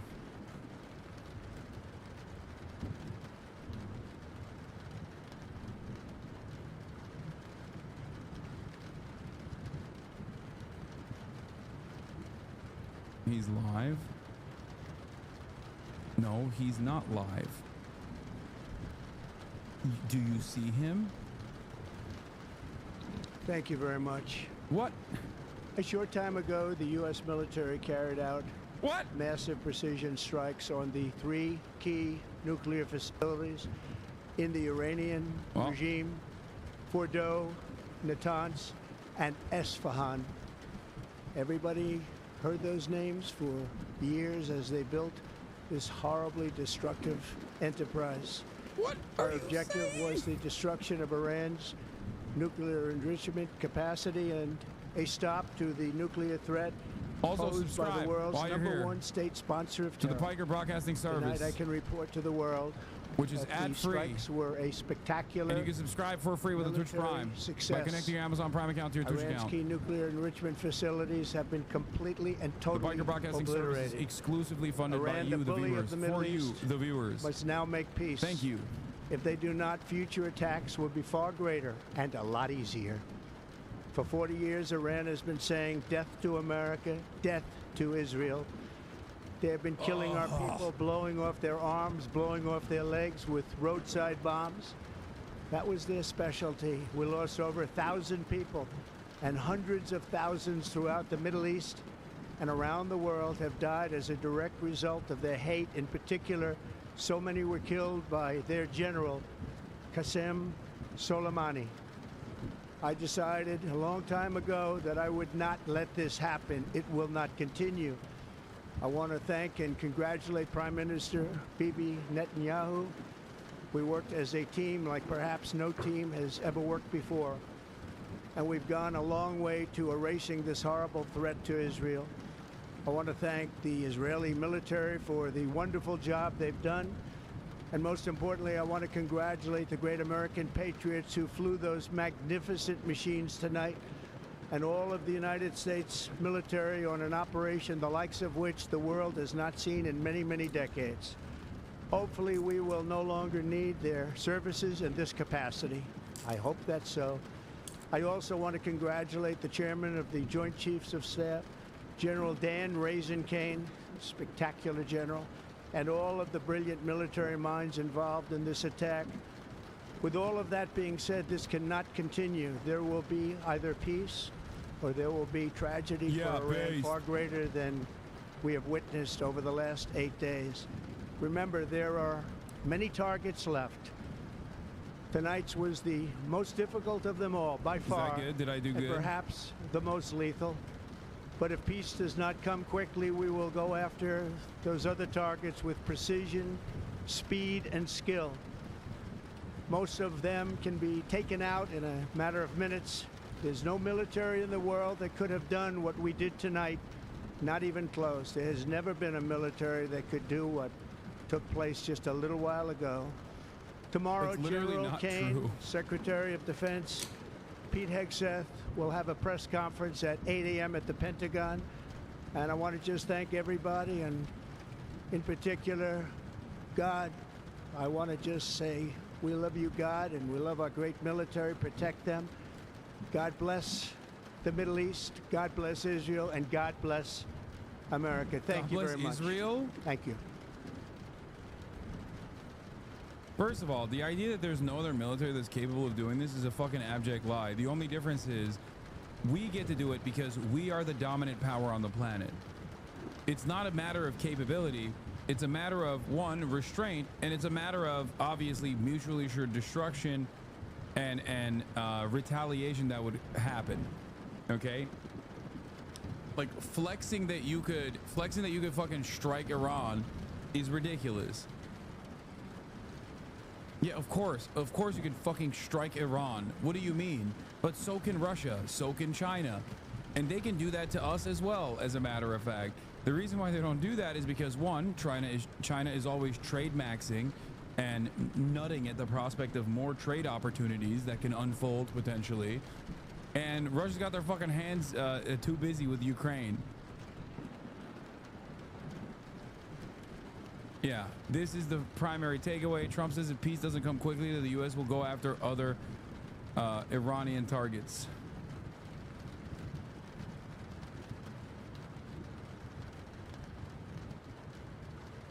Stop this fear-mongering crap. This was much needed. Guy living in a fucking trailer park in Terre Haute, Indiana, fantasizing about how much better the world is because America spent the healthcare money that you will never get on a massive fucking bombing campaign on the other side of the planet.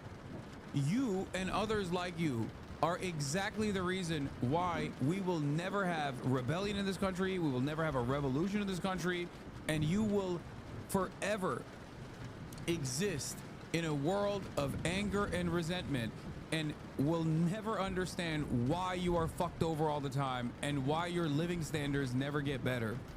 Okay? Biden sent $300 billion to Ukraine and more money to Israel. And do you think I like Biden? You fucking moron. Shut the fuck up. You don't understand anything. What is wrong with you? It's not partisan. American foreign policy is uniparty. These people that you think you're on board with, this team that you think is actually fucking doing right by you, is doing the exact same fuck shit that Biden did, but you hate when Biden does it, but you love it when Trump does it? It makes no fucking sense. Neither of these teams give a fuck about you. Wake up. That's my point.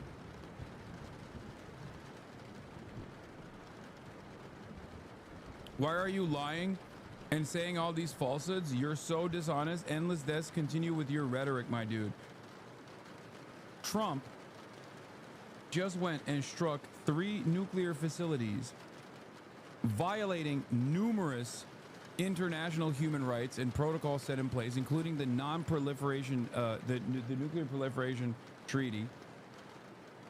And my assessment of those events are what's causing the deaths. A Twitch streamer. Do you hear yourself? I know when you wrote that with your tongue sticking out of the side of your mouth, you were like, I'm about to get him with this. It's a fucking real banger. But the only thing you've done is basically expose how unimaginably stupid you are. Okay, my dude? Good job.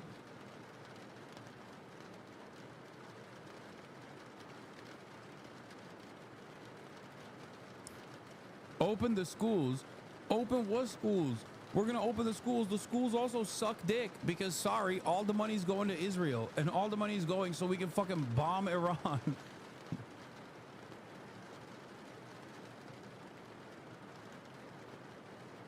Slasher says, as we enter the next major world war that will take tens of thousands of lives, I just want to say that I now feel much safer from anti-Semitism. The biggest fear in my life. Thank you, Mr. President. Yeah, also remember, literally half the country also is now going, oh, why did he thank Israel? Are we doing this shit for the Jews? Which is, of course, certainly not going to explode anti-Semitism in this country either. The great anti-Semitism destroyer, Donald Trump. Fucking running around being like Shalom Mahmoud and like arresting people for saying Israel should stop killing children. He's making it real safe.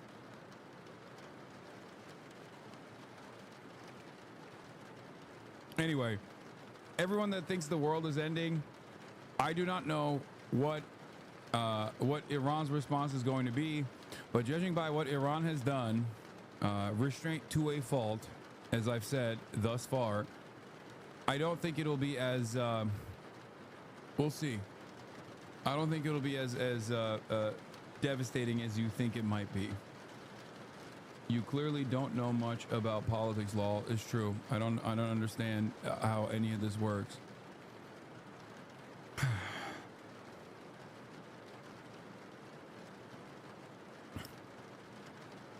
I think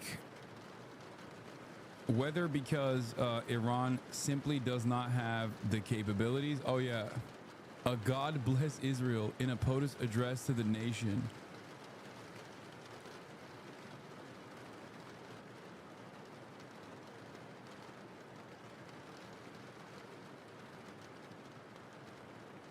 And technically, their anti-Semitism will be valid based on the fact that Israel supporters claim it's inextricably a Jewish state for Jewish people. Obviously, that is not the case, but that's exactly what Israel wants to be the case. Another example of Israel exacerbating anti-Semitism globally. Oh, yeah. Wait, CNN is reporting that Trump only told the fucking Republican leadership in Congress before the strikes? Anderson, is the question as to why now? Why did President Trump feel the need to do this, given the fact that his own Director of National Intelligence, Tulsi Gabbard, testified in March, saying that the conclusion of the intelligence community was that Iran had not made the decision to go forward with its nuclear weapons program? Well, the understanding I have is that a lot of Israeli intelligence has contradicted that, especially in the last few months, especially at the Fordo and ISFAHAN nuclear sites, and as it was described to me, the Iranians, even in the midst of negotiating, Anderson, even in the midst of negotiating, the Iranians had their pedal to the metal, as it were, in terms of the nuclear enrichment program. And so the feeling was inside the White House, they just could not take that risk, and that's where we are.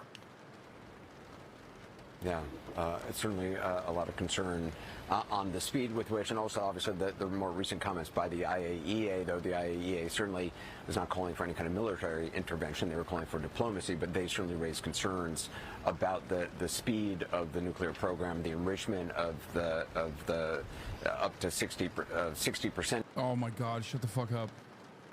America's so deindustrialized, we don't even manufacture our own consent.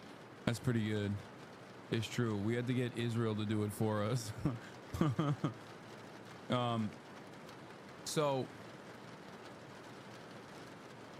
Iran has nothing left to negotiate for. Nuclear bombs. Now the whole world knows for a fact that Iran can't develop nukes because it has no nuclear facilities. No, it still has nuclear facilities. It still has enriched uranium. It still has nuclear facilities, and we don't know the extent of the damage in Fort Howe, which is where they could potentially enrich more. The difference here, however, the difference here, yeah, Tulsi Gabbard was not invited. I know. That was reported on earlier. Tulsi Gabbard has not been invited to any of the fucking Situation Room meetings in the last couple of days, I'm pretty sure.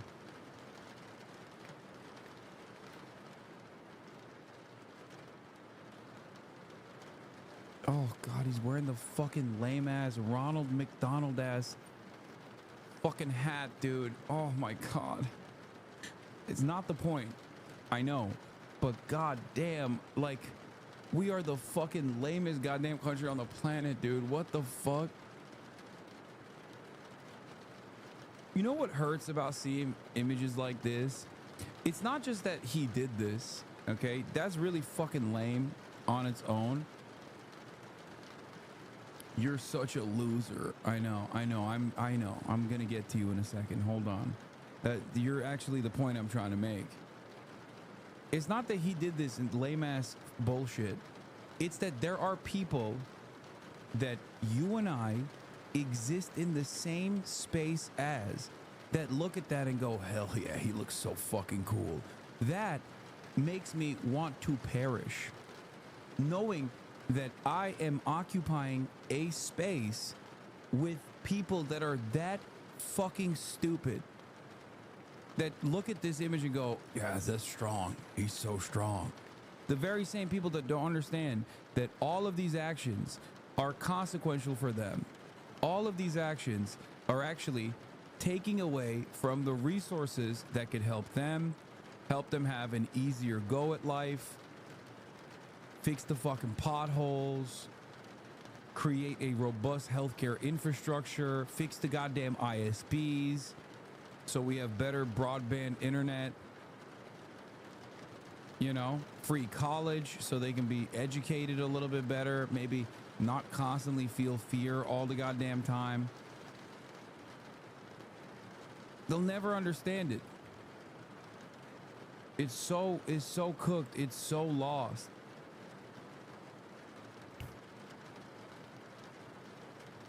Today, Democratic leader Hakeem Jeffries released the following statement. Donald Trump promised to bring peace to the Middle East. All right, we read this already. It was fairly limp dick, but... A lot of concern, obviously, about what Iran is going to do next, and all eyes waiting for that. We'll check back in with you a little bit. Fareed Zakaria also standing by. Fareed, I mean, this is moving... Jake Tapper just referred to Iran's weapons program as a target of the U.S. attack. Again, there's no nuclear weapons program.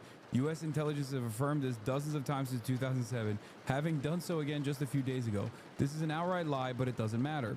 But U.S. intelligence assessments had reached a different conclusion. Not only was Iran, this is from CNN's own reporting, which is also backed by the New York Times' reporting as well. U.S. intelligence assessments had reached a different conclusion. Not only was Iran not actively pursuing a nuclear weapon, it was also up to 3 years away from being able to produce and deliver one to a target of its choosing. And remember, they do not have a delivery mechanism that can reach beyond the point of Eastern Europe. Okay?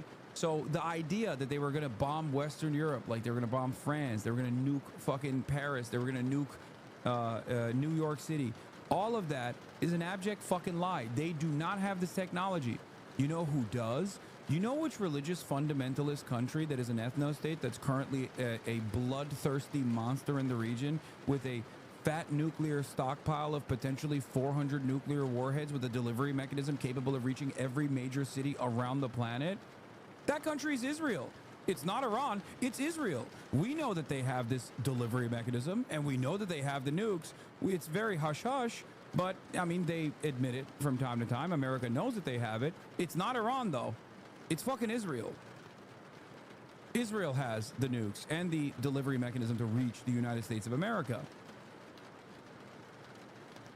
You're lying? I'm lying.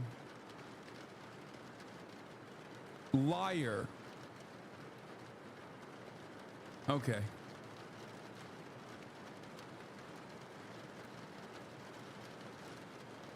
You should Google the Samson Doctrine. Just figure out what that's about.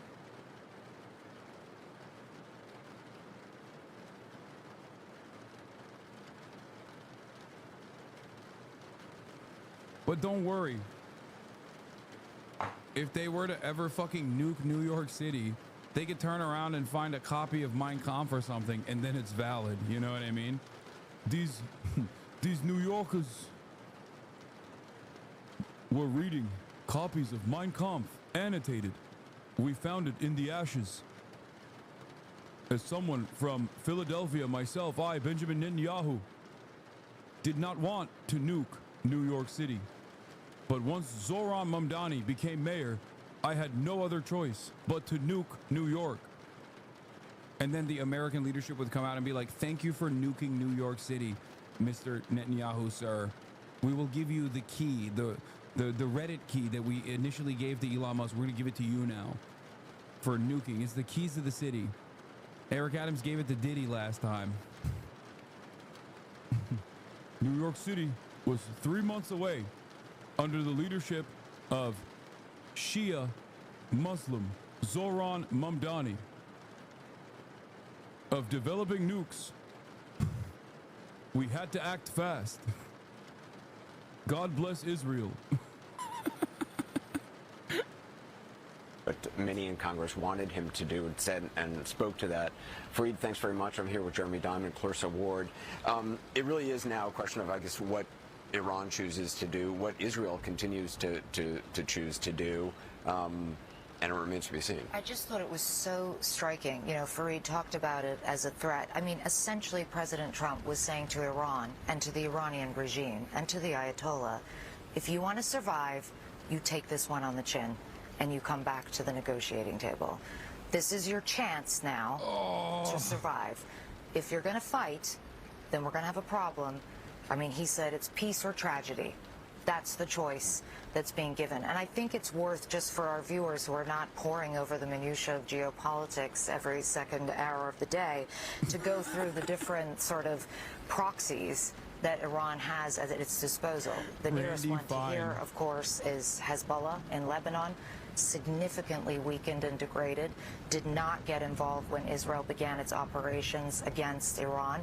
Do they now feel pressured to do something, to respond in some kind of way? Because, by the way, Iran has been very clear that if the U.S. got involved, every American citizen and every American soldier in this entire region is... It's crazy. It's like, why won't Iran do peace as we are fucking bombing them? Yeah, I already read it. Like I said, the fact that the Iran Atomic Energy Agency is saying that they're going to pursue legal avenues. The Ayatollah is basically the Democratic Party. Okay, that's it. They're feckless institutionalists holding on to a fantasy that does not exist within the confines of international laws and the international rule-based order. It is not real. Okay, it is not real at all. And these guys think it's real for some reason, and it's a mechanism of survival for them. But what they don't realize is it's either today or it's, you know, maybe a couple months from now or maybe next week. Who knows? But it's coming. They are literally like the Ayatollah is basically the way that the Democrats operate in this country, where they're like fantasizing about a diplomatic outcome that does not fucking exist. It's clear to me that their initial response to this severe violation of their sovereignty, just like their initial tit-for-tat campaign between them and Israel, in the process of a nuclear denuclearization agreement that they were having with the United States of America, has been so limited and so restrained and so focused on maintaining some sort of peaceful solution that even when they are bruising the Iranian public bloody, even when they are destroying Iran, wiping out Iranian sovereignty, his response is, oh, it didn't hurt that bad. That's what they said tonight. They said, oh, we hit our enriched uranium, which is true. They did do that ahead of time. Oh, we moved all of our stockpiles elsewhere. We moved all of our civilian nuclear scientists elsewhere. They're hidden. You just gave us a little boo-boo. Who cares? Wait, I want to learn something. Is Iran actually democratic? No. Doing diplomacy as a state actor and being an actual, you know, democratic republic is very different.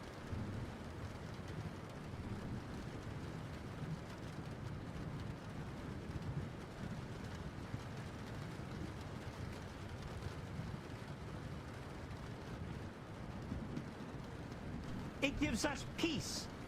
So I want the so-called, I don't know what to call them, people running around, warmonger, the sloganeers. This should be an education for you too. This should be an education for you too. America, don't you feel relief? Of course you feel relief. It gives us peace. So I want the so-called, I don't know what to call them, people running around, warmonger, the sloganeers. This should be an education for you too. This should be an education for you too. America, don't you feel relief? Of course you feel relief. It gives us peace. So I want the so-called, I don't know what to call them, people running around, warmonger. Stupid ass Master Shake, Master Levin. Iran is pursuing legal action. That's so funny.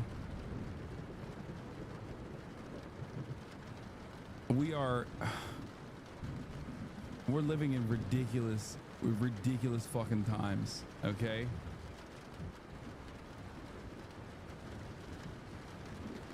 Like what process? What legal process? First of all, the entire sham of international human rights was directly concocted by a group of vassal states that are utterly servile to American interests.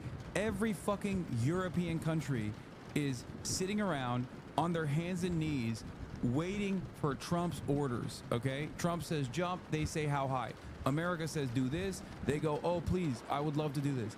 Every single thing that you hear from European leadership about how angry they are at America's reasoning, America's actions against them, is all bullshit. It's all bullshit. So the entire international rule-based order that is designed and is supposed to be upheld by these European defenders of liberal democracy is not being upheld. Benjamin Netanyahu flew over French airspace. France is supposed to be one of the only countries in Europe that at least have has some aesthetic interest in sovereignty. They got nukes. They don't give a fuck.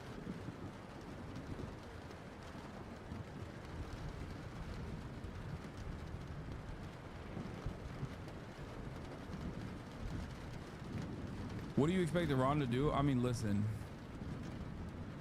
I don't know, but if I was in this situation, if I was the head of state of a country that is being fucking bruised and battered by a belligerent attack dog for the largest superpower on the planet, okay, I would very quickly cut as many deals as possible with the other big dog. I'd be like, please give me the Dongfeng missiles. I will do anything for you. I have a 25-year energy contract with you. Give me some Dongfeng missiles. I would like to launch some Dongfeng missiles instantly. I would like to launch maximum amounts of Dongfeng missiles is what I would probably do in that situation.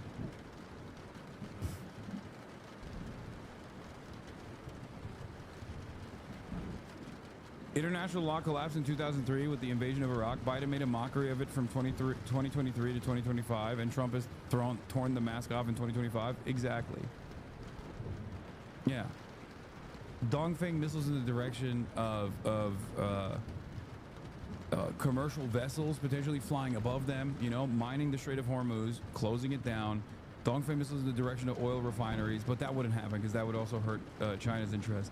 Also, there's the other side of this as well. China loves trade maxing, as I've said before, and they would hate for a global disruption of any sort against shipping or, God forbid, energy.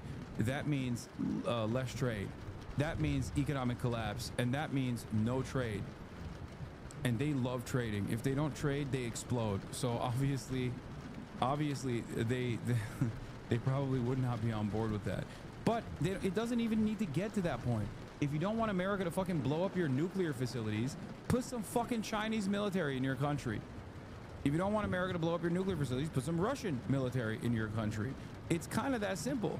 There are Russian civilian nuclear sites in Iran. They were not attacked. It would also be weird, of course, for you know, relatives to kill one another when you got, you know, Israeli Russian Air Force pilots throwing missiles in the direction of Russian nuclear scientists down in on Iranian soil. That would be really fucked up, but they didn't do that. They didn't do that. Where? Yeah, I think that's a major concern. You're talking about, it's not, the problem is that we're talking about hundreds and hundreds of kilograms of... Look at this. Look at this. Oh, God, I hate Barack Rabin. I talked with President Trump tonight on the phone, and he touted the tremendous success of the military operation. No other military could have done that, he added. 2 days was within 2 weeks, pointing to his comments on making a decision within 2 weeks for operational security. So he just lied. He just, like, talked about diplomacy, got the European dickheads to talk to Iranian envoys, okay? To talk to Iranian envoys specifically so they could feel like, you know, maybe in 2 weeks we'll do something. Which, by the way, I mean, as I've said before, if a dumb fuck Twitch streamer like myself could figure out that this was happening this weekend, I'm pretty sure the Iranian state is not oblivious, okay? Just so you know. All this does is show the rest of the world, and maybe the Iranian leadership, that American talks and American ceasefire and American negotiations are meaningless. They just want complete domination. They want death and they want destruction. Let's go back to some more MAGA defending the strikes. Let me ask everyone tonight after these recent strikes, a country that consistently chants death to America, they got their fucking nose. They're all bots. I swear to God. Bots, all of them. A day before the current war began, the Iranians announced that they had already built and would activate a new uranium enrichment facility separate from its current facilities. Several Iranian officials have also said that they began moving materials from their current sites in March. Unless bombing is accompanied by a new political agreement and inspection regime, it's not really clear the degree to which losing Fordow and Natanz sets back the current nuclear program. The main impediment towards weaponization is that there was no political will. If the Iranian government is still silly enough not to fucking immediately get their hands on nukes, number 3 of the Hasanabi nuclear doctrine, a doctrine for nation building, I don't know what to tell you.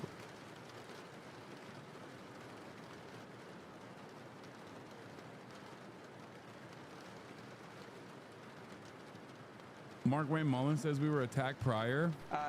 Chad talked about the reporter that you visited about earlier, talked about the war powers and how AOC, who really gives a flip what AOC is saying, and some others are talking about impeachment because we should come to Congress first. Underneath Article 2, it has been debated and has been put into court multiple times on what exactly the length of war powers have, with the president having to come to Congress before he committed troops. We didn't commit necessarily troops here, but it also goes on to say, according to court rulings, that if we are attacked, the commander-in-chief, not the president of the United States at the time, but now he becomes commander-in-chief, has the authority and the ability to protect Americans home and abroad if we feel threatened or attacked, including our assets. There is no question Iran has threatened us, and there is no question they have attacked us. This is well within the... What?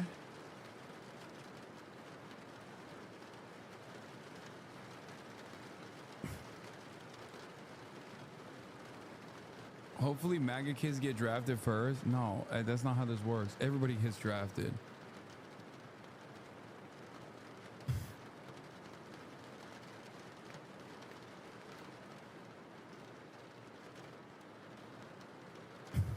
The president's authority to be able to do just exactly what he's doing. He's keeping America safe.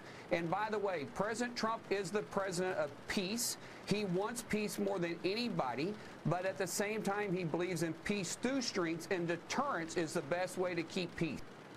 I swear this doctrine has infinite mileage. It's not that fucking complex. My very apolitical friend just said to me, no one fucks with North Korea. Why do you think that is? Yep, there's a clear message for a lot of global South and Middle Eastern countries tonight, sadly, and it isn't a non-proliferation message. Hasanabi nuclear doctrine. Hasanabi doctrine for nation building. Number 1, develop nukes. Number 2, don't give up the nukes. This is for Ukraine, okay? This is for Ukraine. Don't give up the nukes. Number 3, if a Western superpower claims you have nukes or a WMD, drop everything and immediately obtain nukes. Because if you don't do that, they're gonna fuck you. They are gonna ass fuck you with a bayonet like they did in Libya to Gaddafi, who did not have nukes, but they said he did. Okay? They're going to assassinate you without any fucking, without any sort of trial whatsoever, like Saddam Hussein. Okay? Doesn't matter if you're a good guy or a bad guy. It doesn't matter. If you're a fucking head of state and America says you have nukes, they're coming for you. You have to get nukes immediately. If you don't get nukes, you're fucked.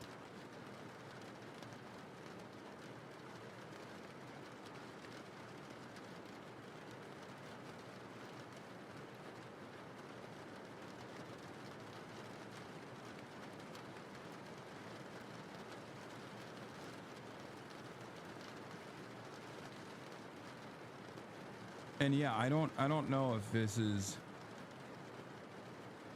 this Hasanabi doctrine also getting heavily vindicated. If America gets attacked again, we probably deserve it. I mean, I'm not gonna say anything.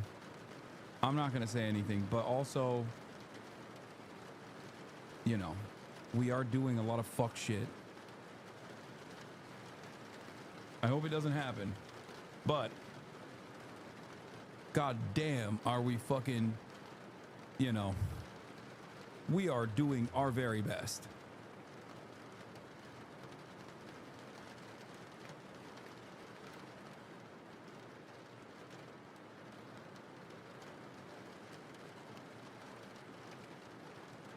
Iran is going to close the Strait of Hormuz? I don't think so. This is CNN's actual program name right now. Why Iran hates America? A Fareed Zakaria special? I don't know. Is he just going to do an accurate assessment of the past fucking 7 to 8 days?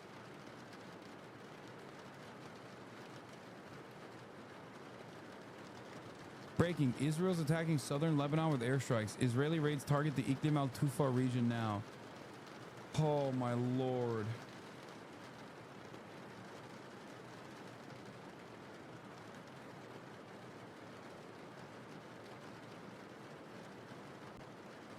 Director for rapid response for Kamala Harris is blaming Muslim voters for Iran. What?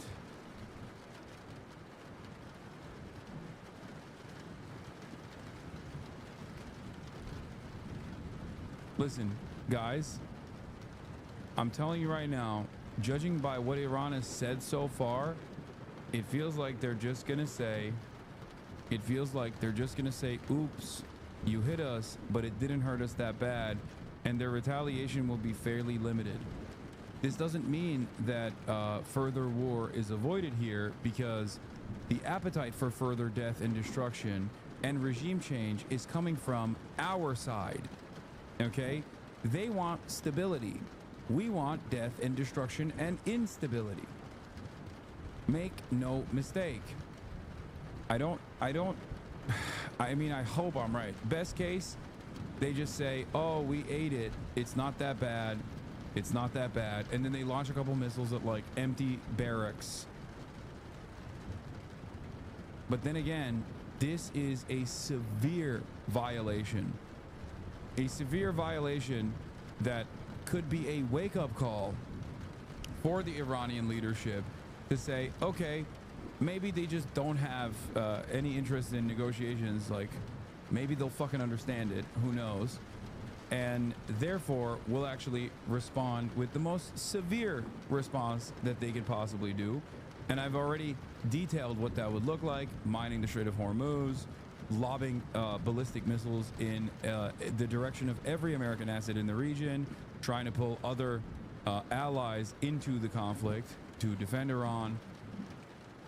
But that is less likely, I think. They have to do this to establish deterrence. If they don't do this, then America is going to do the bombing campaigns again and again and again. And slowly but surely, they're just going to erode the entire leadership structure of Iran. They're going to kill a fuck ton of civilians in the process. And ultimately turn Iran into a failed state.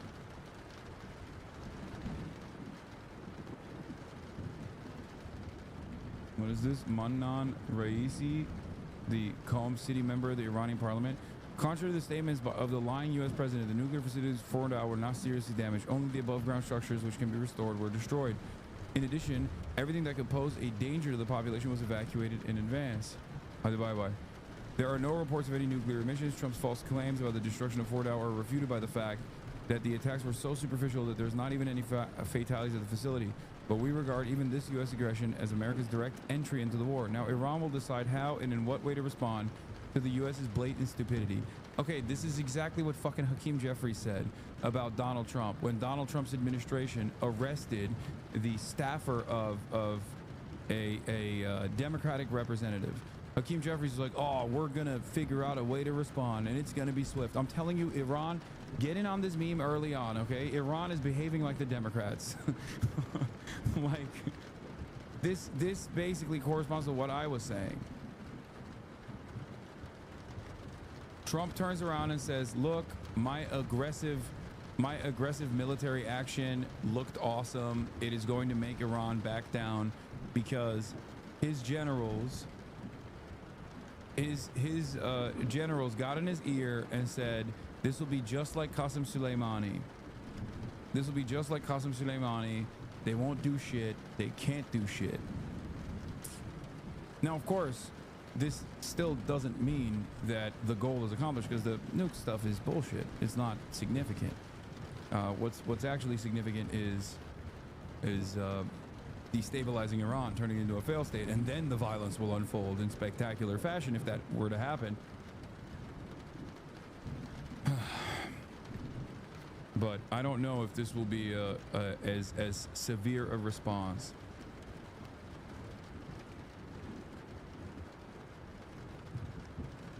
And the Fox general told them to tell the Iranians don't respond and they will listen because they don't want the smoke. Yeah. Any retaliation by Iran against the United States of America will be met with force far greater than what was witnessed tonight. Thank you, Donald J. Trump, President of the United States. That's what he tweeted out.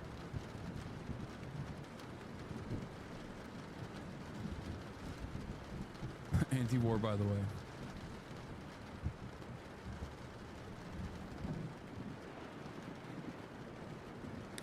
You say Iran only wants peace and stability. You clearly have no understanding of Iran's goals. Iran wants to close the Strait of Hormuz, remove the Gulf states, and implement control of the Persian Gulf and all the oil. They have said this repeatedly. Okay, dude. Well, I want Chinese-style democratic centralization, okay? That's what I want. I want high-speed rail. Am I getting it? No. So shut the fuck up. What Iran wants and what Iran is capable of doing are entirely different things. Also, you just made that shit up anyway. The fuck do you mean? Oh, Iran wants... Oh, dude, Iran wants to actually nuke Washington, D.C. Okay, cool. I guess we should listen to that guy.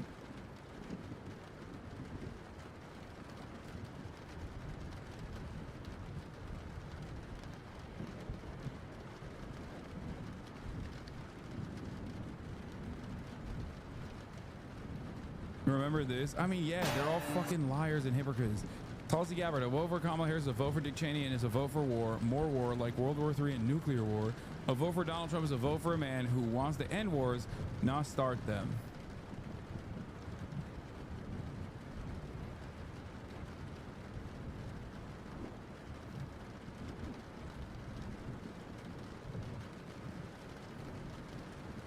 I'm told by experts that the underground tunnel in Isfahan is much harder target than Fordow, and it is not clear whether the Tomahawks were able to destroy it. There is no way they got in that tunnel. It's deeper than Qom and harder rock. Well-placed source tells Fox. International Atomic Energy Agency inspectors reported multiple times that it was used for storage of UF6. UF6 was one of the large precursor materials to make enriched uranium, but that there was no enrichment going on inside that mountain. But it's important that UF6, uranium hexafluoride, be accounted for and eventually removed. Isfahan is where Iran also manufactured centrifuges.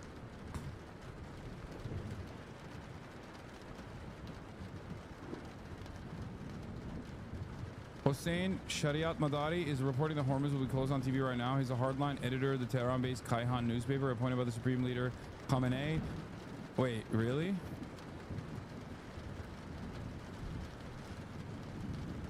If they close the Strait of Hormuz, that's like, that's different.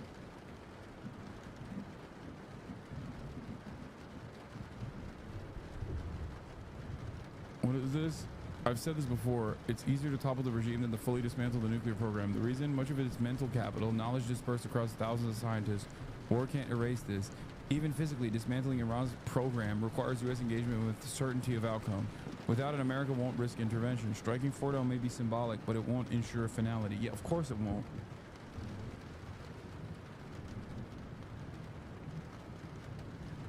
Like the nuclear program is also built on scientific knowledge, and Iran has exported this expertise to allies across the region.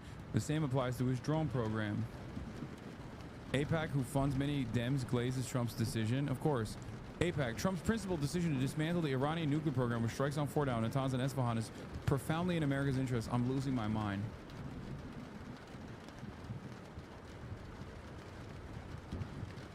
You voted for this? Wait, I did?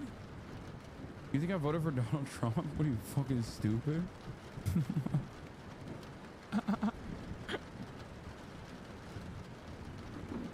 Yeah, I'm a huge Trump supporter. By the way, vote for any party. You're voting for this, for the record. You're voting for AIPAC either way, big dog. So technically you're not wrong.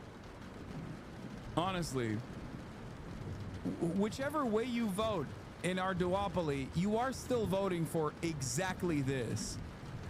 It's just whichever flavor of this you want. Do you want the gay version or do you want the homophobic version? still gay, but homophobically gay. Which version of gay fascism do you want? The openly gay one or the homophobic one? Inside of you are two wolves, okay? Within the American duopoly, there are two wolves. Both of them want to nuke Iran.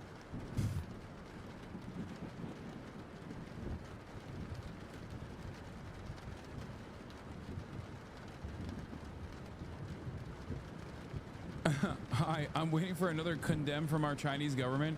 Oh my God. Oh my God. Victor Gao about to go on fucking Sky News and hit the condemn so hard. Dude, I'm telling you, just wait. China's gonna write another stern letter talking about the importance of international trade, and everyone is gonna be like, look out.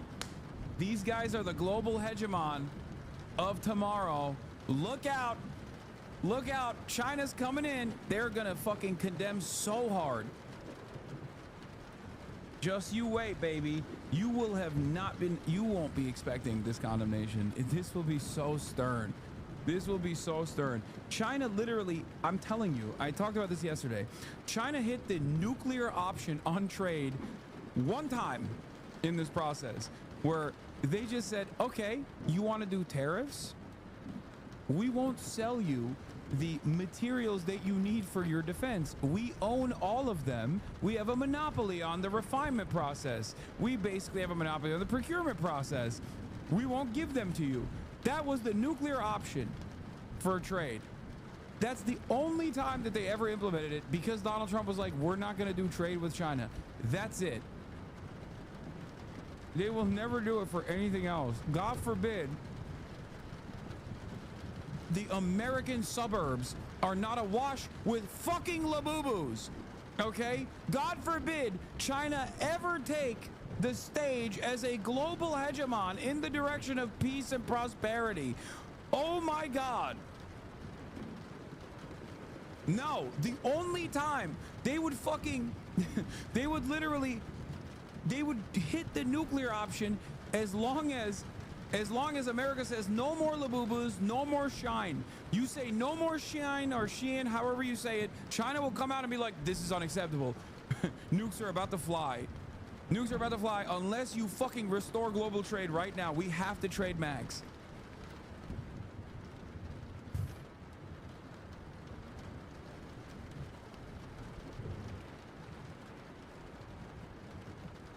Oh.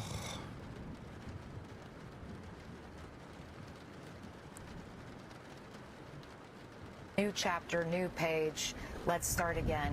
I think realistically, even if this does end up in the long term having a positive impact on some level, this is a new chapter now, and we have no idea what it entails. And you also have to think about the years and the millions and hundreds of millions of dollars that the Iranian regime spent on this nuclear program. How much they have staked on this program, even just from a domestic politics standpoint. I mean, this is an incredibly embarrassing moment for the Iranian regime to see these 3 sites, according to President Trump at least, destroyed in one fell swoop with these strikes.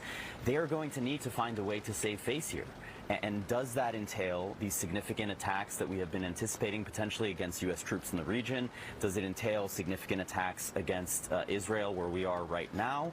And how do they move forward? And so this is an incredibly volatile moment. As much as we were talking before about the way in which this is, earth-shattering and changing the face of the region potentially, we don't know which direction things are going to go in. And this is a very delicate moment for Israel and also for U.S. troops and civilians in the region as well. Kylie Atwood is standing by. Kylie, I understand you have new reporting on U.S. diplomats in the region. Yeah, so what we're learning as you guys are talking about the potential Iran retaliation, we don't know what that will look like or when it will come, but the U.S. Embassy in Iraq and the U.S. consulate in Erbil, both of those are undergoing a pretty dramatic drawdown as we speak. There are flights that are leaving Iraq. Earlier this evening, they were actually halted for some time because there are questions right now about the airspace in this area, as you can imagine, Anderson.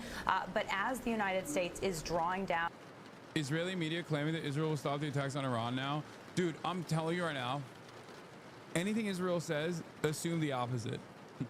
Okay? You're going to get like a 90% hit rate. Maybe they'll stop. I don't know. Maybe this is the 10% where they're being honest. Okay? But I swear to God, if you were to listen to everything Israel says and take it seriously, like fucking Anderson Cooper, you would be wrong 90% of the time. If you were to unconditionally state that everything Israel says is a lie, you would be wrong 10% of the time. I think I would rather go with the second option. Okay?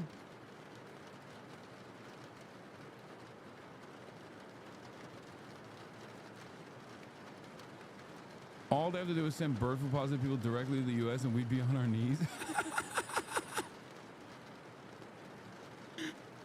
You're not wrong. You're not wrong. Oh my God. All they have to do is, maybe that's what the Iranian government's hope is that like they're gonna collapse eventually, and by they I mean me, us, we. So we should just keep doing as much diplomacy. We'll tank the damage to the best of our ability. Any day now, they're gonna fucking kill themselves anyway. Is probably their position. Everyone is trying to play the waiting game. Nobody wants to be the hegemon right now because inevitably it's gonna end. It's gonna end. We can't sustain this. A lot of people have deluded themselves into thinking we can, but we can't sustain this. This is crazy. It's madness. Israelis traveling, people with dual citizenship traveling through Jordan or traveling through Egypt overland for understandable reasons. I want to bring in General Wesley Clark, former NATO Supreme Allied Commander. General Clark, your thoughts on this operation? Jason Sakura, shut the fuck up. This is a further escalation.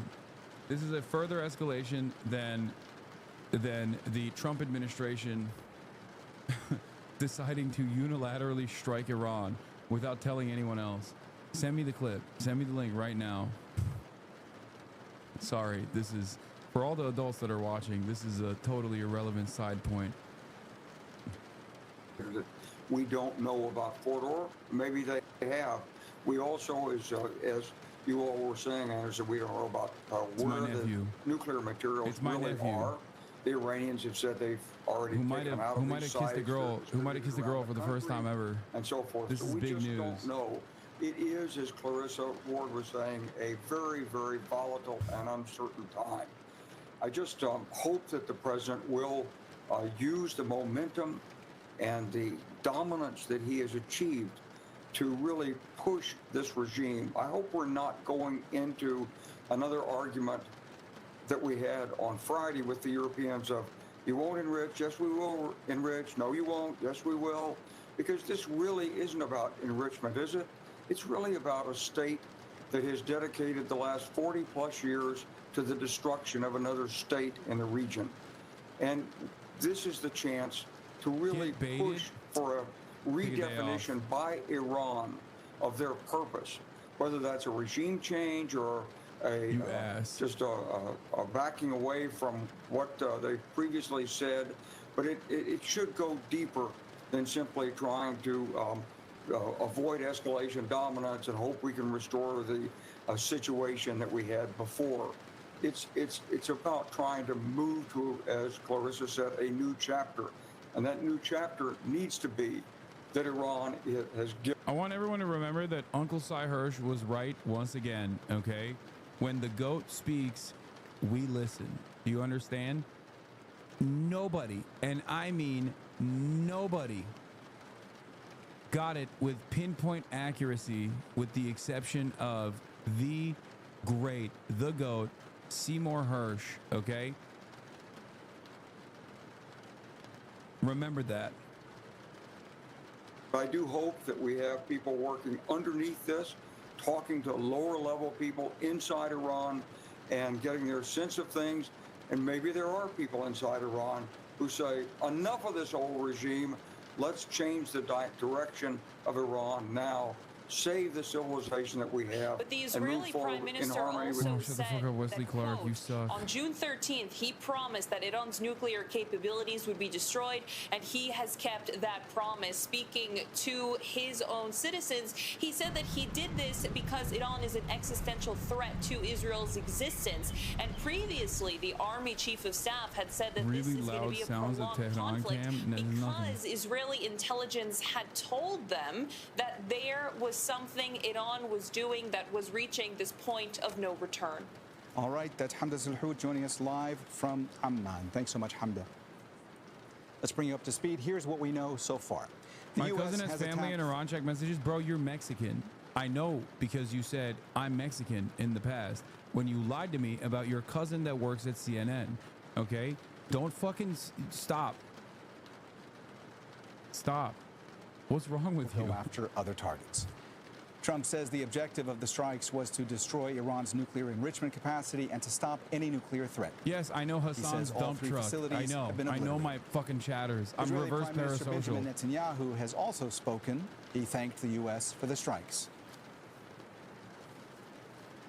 Shahram Akbarzadeh is the director of the Middle East Studies Forum at Deakin University in Australia and a senior fellow at the Middle East Council on Global Affairs in Doha. He says the strikes on Iran will not lead the regime change in Tehran that the U.S. and Israel are hoping for. I guess the most obvious precedent is what the United States did in relation to Iraq. The United States organized a coalition of the willing to topple Saddam Hussein under the false pretense that he was developing weapons of mass destruction. It happened that there were no WMDs in Iraq, that it was all a lie, and the United States plunged Iraq into decades of crisis and anarchy. So I think that's the precedent, and I think that tells us why Netanyahu has been pushing Trump to get engaged, because they knew they couldn't destroy Iran's nuclear facility. Okay, let's hear from the top Democrat. What did he say 2 weeks ago? Does anyone have the video? Do you guys remember the video? I want to show the video because it doesn't do it justice. Passing the Bolton blunt. Yeah. No, nuking Iran, like blowing up Iran or blowing up another fucking like Muslim country in the region is the American foreign policy version of just one more lane. Just one more lane, bro. Please, bro. Things are going to be so different this time, bro. I swear no traffic congestion, bro. I promise, bro. Please believe me. One more fucking lane. Do not do any sort of public transit. That is woke and gay. Do not do that. One more fucking lane on the highway and we got it. Okay? Just one more. And this is the same principle for American foreign policy. One more regime change. I promise things are going to be so fucking good. I promise things will be different this time. It's going to be so easy. It's going to be fun. You're going to have fun while doing it. You're going to love it. You're going to love it. Everything is highway. Everything's computer. Everything's regime change. I'm losing my fucking mind. Let's take a look at what Chuck Schumer, the brave opposition leader of the Trump regime, had to say when a couple weeks ago Trump was talking about potentially doing a side negotiation with Iran in the denuclearization agreement. When it comes to negotiating with the terrorist government of Iran, Trump's all over the lot. One day he sounds tough, the next day he's backing off. And now, all of a sudden, we find out that Witkoff and Rubio are negotiating a secret side deal with Iran. What kind of bull is this? They're going to sound tough in public and then have a side deal that lets Iran get away with everything? That's outrageous. Get away with what? Everything. Like what? Have sovereignty? Like, what do you mean? We need to make that side deal public. Any side deal should be before Congress and, most importantly, the American people. If Taco Trump is already folding, the American public should know about it. No side deals. Yeah, that's cool. Okay, good to know. Director of Iran Project and Senior Advisor at the International Crisis Group. Iran's response is likely not just limited to military retaliation. NPT withdrawal is quite likely. I don't think so. What the Iranian Atomic Agency said, is not the same as this. Could be reconstituted. What the fuck? What just happened? Did I just, what? What happened? I fucking hate Twitter so much. It's so busted. Oh, Osita had a great take I saw on the toilet when I was peeing. Donald Trump is an extremely stupid man with very few real policy preferences who has simply done what mainstream conservatives wanted 80 to 90% of the time since he entered politics. They wanted to bomb Iran. He bombed Iran. Pretty straightforward. The main problem with Donald Trump is that he's a Republican. Except Democrats also want to bomb Iran.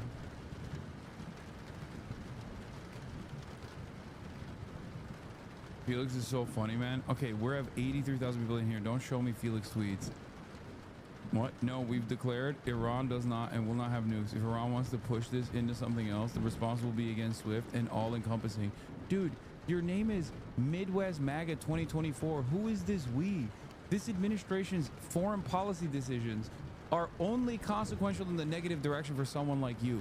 This is what I don't understand. Americans think, and I'm not going to read Felix's response, okay? I'm not going to read it because I don't want to get fucking banned, because he is on a tear right now, on a generational fucking run, okay? So I'm not going to read his response. My Jewish friend Felix Biederman, before you say that he is being anti-Semitic for whatever he's saying on there, I didn't even look at the screen, okay? I didn't even see it. If he said something crazy, I didn't even see it. I didn't endorse it, okay? Now, when Americans say, the Houthis gonna learn why we don't have health care, I lose my fucking mind. Because, dude, you are the one who doesn't have health care, and you basically have realized that the reason why you don't have it is because we're fucking bombing another Muslim country, and you think that's good? Make this make sense. Can you live without health care, you fucking moron? Like, holding on to this notion that, like, America is mighty and that's why we don't have fucking health care is so stupid. It doesn't make any sense. You should be mad at America, not celebrating the fact that you don't have health care and therefore we're gonna bomb fucking Yemen.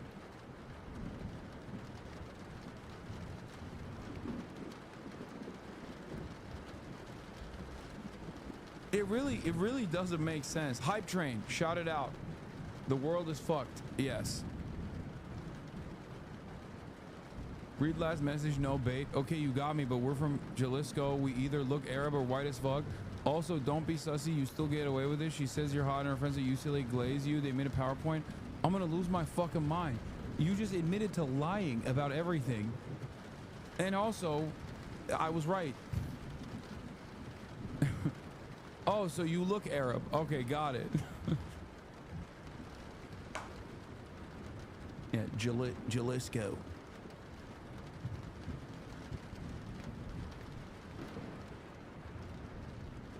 If you think about it, draining our resources so we don't have healthcare, Afghanistan kind of cooked way more Americans than we killed Afghans. Yeah. Yeah, no, that was the masterful gambit from Saudi Arabia. They did 9/11, and then we just mysteriously attacked every other country in the region, okay? Like, and we were like, you're our greatest ally, sir. Thank you for defending Israel, our other greatest ally. What an incredible event for Saudi Arabia. We might give them nukes, by the way. That's the other thing.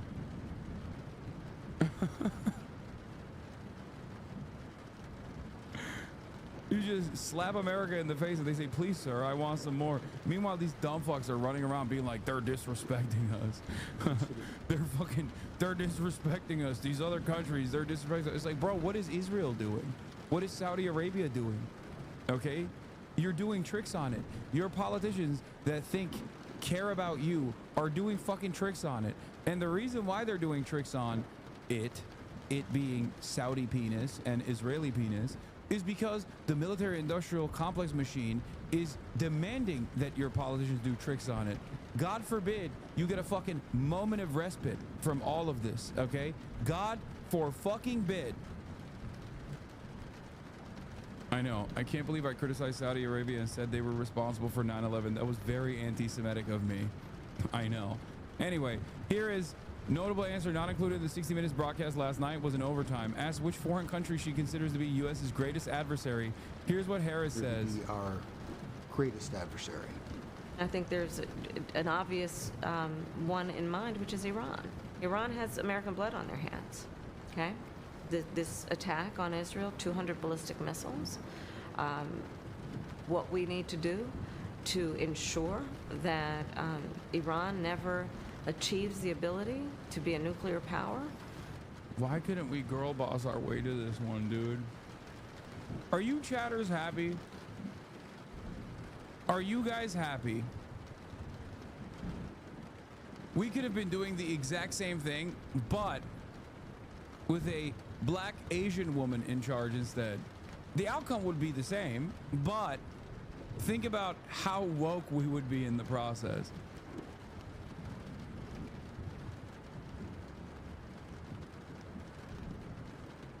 That is one of my highest priorities. So if you and have that proof must be. that Iran is building a nuclear weapon, would you take military action? I'm not going to talk about hypotheticals at this moment. Which?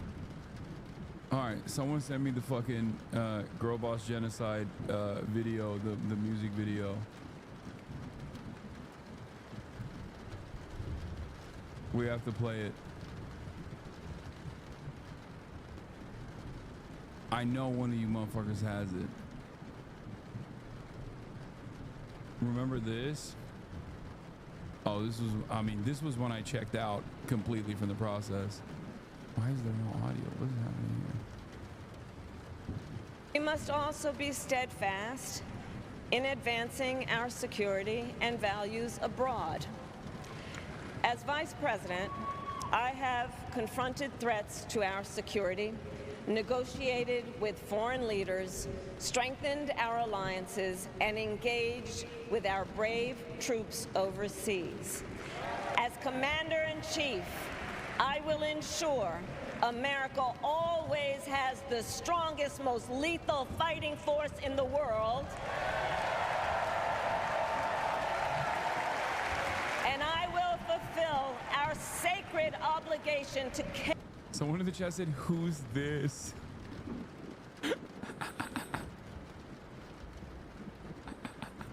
Good one. Care for our troops and their families, and I will always honor and never disparage their service and their sacrifice.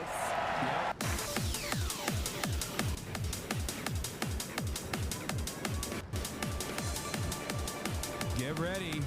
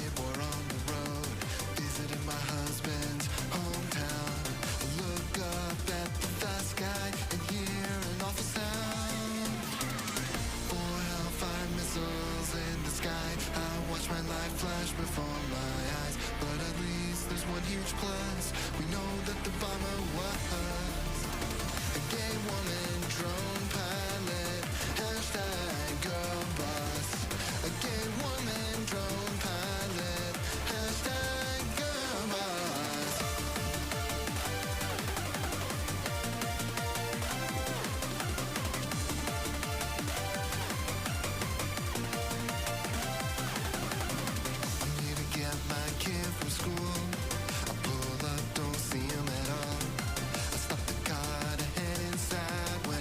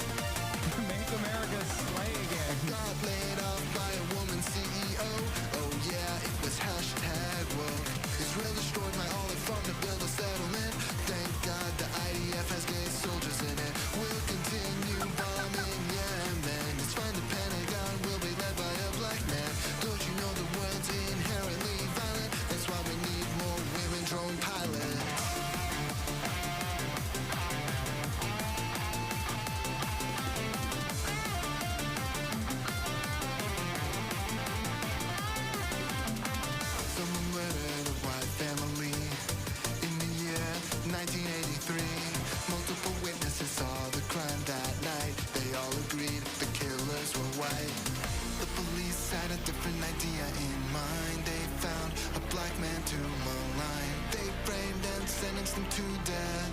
His appeal rejected by Harris. Black South Asian prosecutor. Hashtag go boss. Black South Asian prosecutor. Hashtag go boss.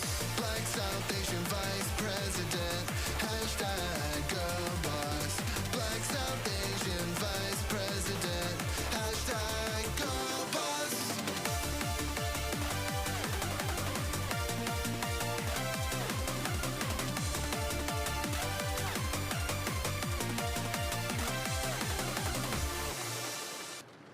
That was more women drone pilots from Vika's music. Fantastic. Incredible. With the initial D as well. 5,000 people have left since the start. I don't give a shit. We're purging the ranks for all of the fucking naysayers and all of the no fun Andes.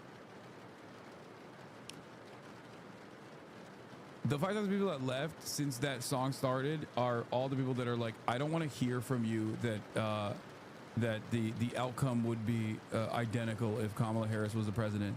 Those are the people that don't want to hear this. Now, it doesn't matter, ultimately. I'm not saying this to be like, I told you so. That's fucking stupid. The reason why I try to hammer on this point is so that you stay sharp and recognize when your politicians that are not serving your best interest lie to you, or sometimes even don't do the decent thing and lie to you. Okay? Remember that. This is why I say foreign policy is uniparty and something must change. And if we want to actually, if we do care about the issues and we don't just operate off of team sport perspectives, like that one dumb fuck Republican who was like, oh, Biden gave $300 billion to Ukraine. He gave $70 quadrillion to Ukraine, brother. Okay? When they say that, when they're talking about that shit, okay, they are playing the role of a partisan hack for a party that doesn't care about them. But you should be smarter. You should be better than this.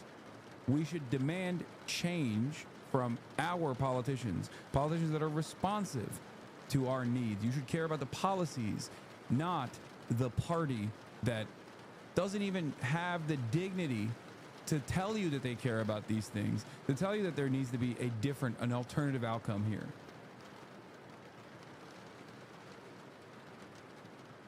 The U.S., according to ABC News, the U.S. and Israel had practiced this exact attack against Iranian nuclear facilities in a military exercise about a year ago. A source in Israel with direct knowledge on the matter confirmed to ABC News. I wonder why Brett McGurk has been fucking talking about how this is exactly what we wanted to do. We set the stage to be able to do this over and over again on fucking CNN. Timestamp, here's the exact moment he said I'm done to her at the DNC. To the war in Gaza, President Biden and I are working around the clock because now is the time to get a hostage deal and a ceasefire deal done. I'm out. I'm tapped. And let me be clear. I will always stand up for Israel's right to defend itself. Oh, I'm super out. I'm super out. Always ensure Israel has the ability to defend itself because the people of Israel must never again face the horror that a terrorist organization called Hamas caused on October 7. Yeah. They wanted to do this so bad that they lost the election. They didn't give a fuck. They did not give a fuck. Anyway. God, this time period held such a different vibe.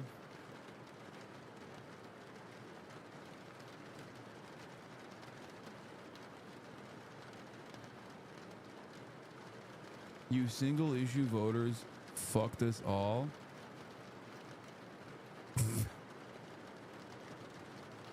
Yeah. That was after they kicked me out of the DNC. It was like 90 like it was the 90% like you said. Omega Law Israel Channel 12. Israel will continue to attack Iran. Source Israeli Channel 12. Another every Hasanabi stream ever dropped. I haven't even blasted off yet, and you're already fucking wrong. Chatters, I'm not gonna tell you where this video is from. I'm gatekeeping it. Later. Get in now. And what is this? So fucking funny. Now, having said that, however. Oh my god! Anyway. Oh, okay. God forbid America gets their little treats. And what do I always say?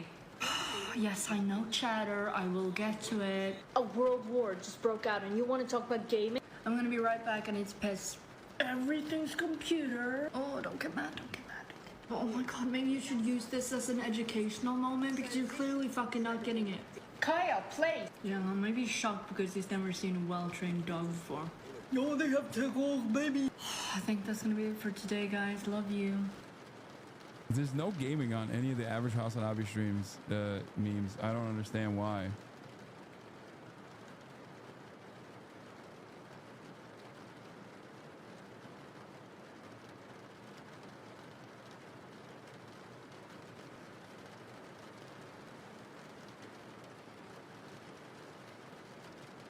Because you don't do it on average? All right. That song is stuck in my head. I'm black Asian prosecutor. Hashtag girl boss. Okay. All right, let's continue. Ashtum. Against a facility in Syria in the not too distant past, using commandos, a very different kind of operation. But there was some suggestion that they did have some capabilities, but certainly they did not have these kind of munitions, which the U.S. is the only power that has them, and also the only planes that could actually carry bombs that are 30,000 pounds, and also multiple ones that we now understand have been used. So certainly there's a lot of relief, I think, by people here that the United States, that President Trump made this decision. Remains to be seen what the follow-on actions are going to be.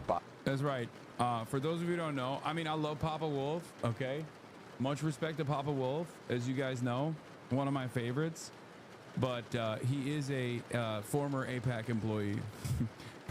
Former AIPAC spokesperson Wolf Blitzer. Getting a new AIPAC back war delivered to you by an ex-AIPAC employee just hits different. It's true. The Wolfman is indeed, for those of you who don't know, used to work for AIPAC. Is this union negotiated overtime you're working right now, sir? Yes.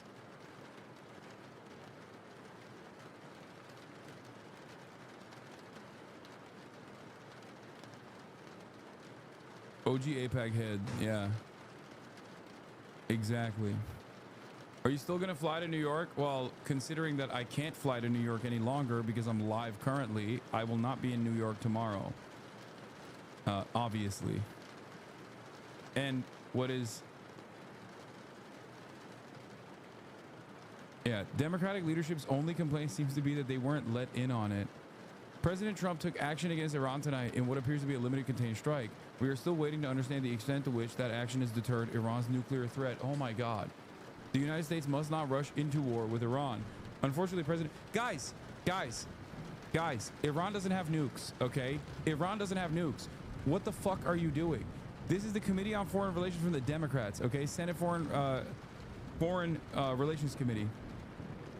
Iran doesn't have nukes.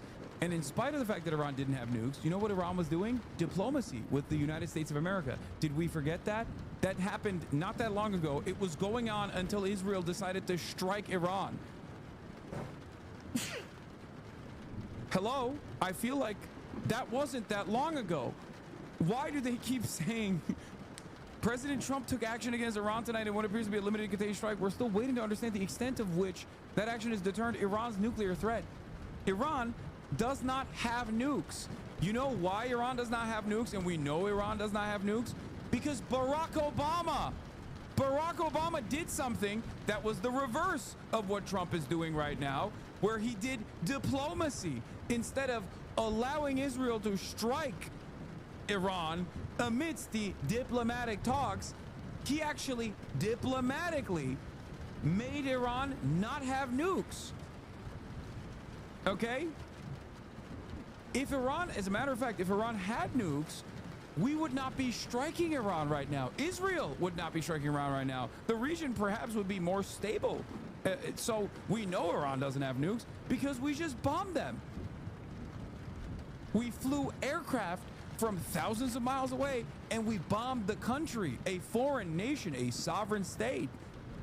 We did that in an act of war against a sovereign state. Okay? Diplomacy is not a new kind of bomb. Okay? It's not. People might think that because America only works with bomb and burger. Diplomacy, not a burger. Diplomacy, not a bomb. Okay? It's not. It's a totally separate thing that people do when they communicate with one another, when they use their words and they write stuff on a piece of paper. They sign the piece of paper, they get commitments, assurances, things of that nature. Very different than what's going on right now. One might even say the opposite of what happened and what's going on right now, okay? So that's what was going on, and that's kind of why we know Iran doesn't have nukes, as a matter of fact, okay? So what Donald Trump did was wrong. Like, it was completely wrong. It was really fucked up. Okay, it was really, really fucked up because I'm going to use very simple terminology here. Diplomacy is how you get no nukes, if that's your goal. Bombing is how you get nukes and anger and resentment and hostility and bombs in return. Okay? Unfortunately, President Trump has not continued the bipartisan tradition of regularly briefing Congress. That's not the problem. On major national security events, that is a problem. That is one problem. That's not the problem.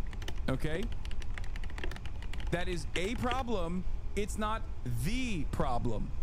The problem is bombing Iran instead of doing diplomacy, which famously, again, I'm going to do this one more time for the liberals that are still remaining. Barack Obama, you guys love him. I don't. But you love him. You love Barack Obama. He's so cool. He's so handsome, right? Remember how old he got in the process for 8 years, but he was still dropping three-pointers. You know, that Barack Obama, he's cool. He's a black guy. Do you guys remember that? He was the president. He was the first black president.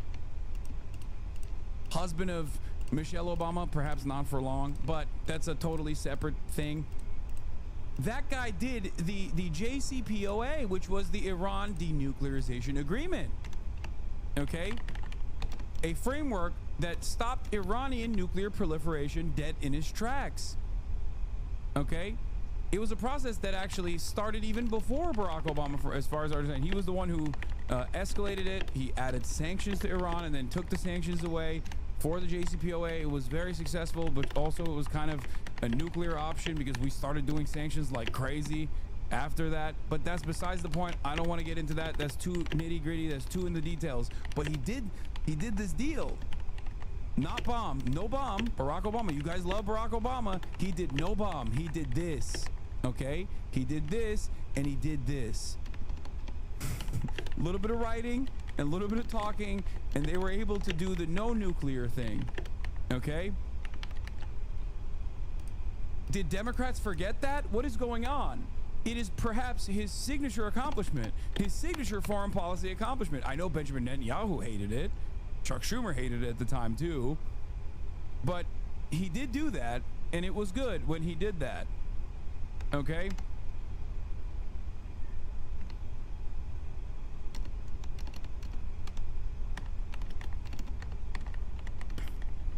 Unfortunately, President Trump has not continued the bipartisan tradition of regularly briefing Congress. This is a big issue for us. Events that impact Americans around the world. American service members with 40,000 U.S. troops in the Middle East alone are diplomats, their families, and our citizens. That's also not true. He fucking evacuated half of the diplomats and even moved troops from the bases because he was gearing up for the bomb. Anyway, assume more risk with today's developments. President Trump must now de-escalate tensions with Iran and immediately brief Congress.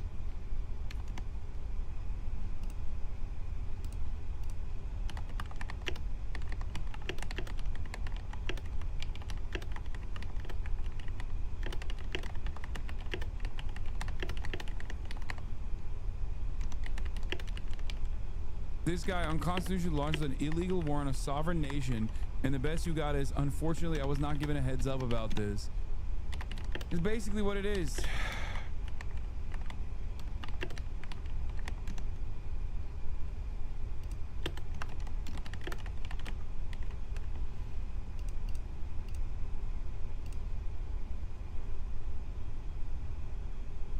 So you're saying, is President Obama brokered peace in the region? Meanwhile, Trump has done nothing but box a fan in front of a fire.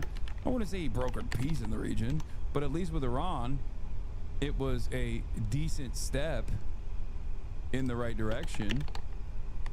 And I say this as someone who's not a fan of Barack Obama for all of the other non-peace things he did in the region, and also for bringing about the homunculi Tom Homan into the fray and giving him a presidential medal. Tom Homan, you know, Trump's borders are Baron Harkonnen, that Tom Homan. Yeah, that was an Obama era guy. Who are you a fan of? Mao. That's who I'm a fan of. I'm a fan of no contemporary politician, maybe with some exceptions. Some.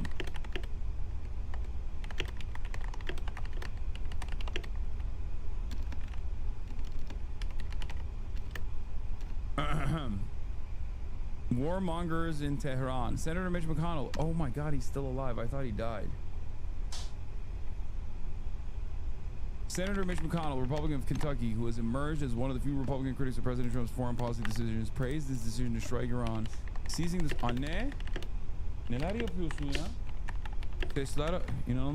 Praised his decision to strike Iran. Seizing this opportunity is not an escalation towards war. It is a prudent response to the warmongers in Tehran.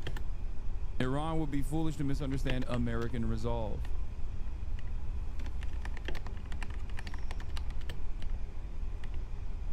Is Trump a war criminal now since he bombed Iran unprovoked?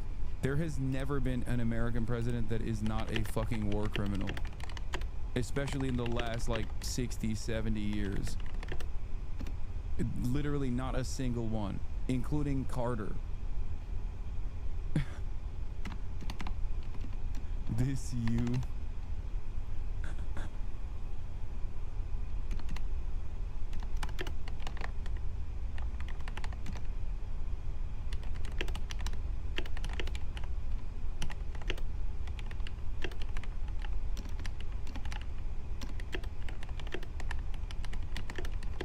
Last Control C Control V. It's my 25th birthday today. My mom got me a watch. My friends took me out for dinner, but my surprise gift was from our government with a fucking draft letter and a promise for a C8 Corvette. I wanted a fucking hashtag summer glow up, not a hashtag summer blow up. Shut the fuck up. Happy birthday. Be sure to marry your high school sweetheart immediately so she can get pregnant while you're overseas. Good luck, chatter. Godspeed.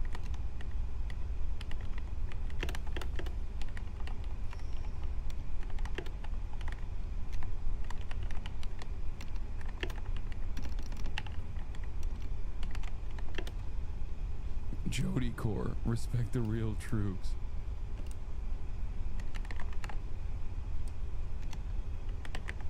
I walked into my living room and saw my Trump voting father watching TikToks about the news of the attack, and he was holding his head in his hands, and he said, he's so fucking stupid. Why? Checking on your Trump family, Chad. They're going through a tough time. No, they're going through a tough time today.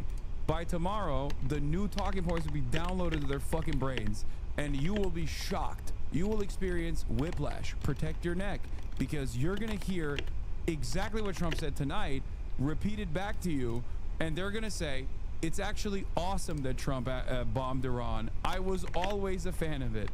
Okay? The Fell for It Again award only works if these guys actually care about anything. They don't. Hasan is so deluded.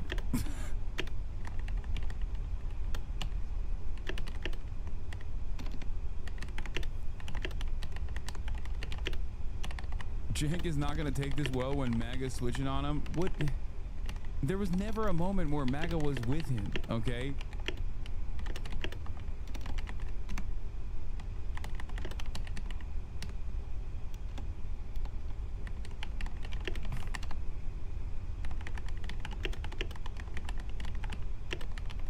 I have a buddy who's exactly as how you described. He gives ChatGPT as a response first, and then once Fox News has their talking points, he poorly repeats them. Yes, everyone does a different version of this.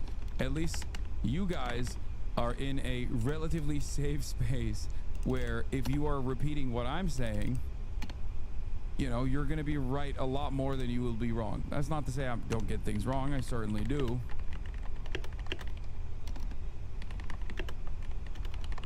Don't worry, LA is safe from Iran. Following the bombings in Iran, Los Angeles is closely monitoring any threats to public safety.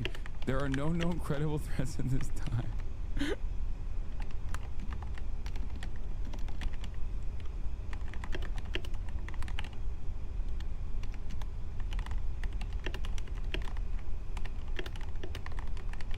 Thank you, Karen Bass. I was very worried.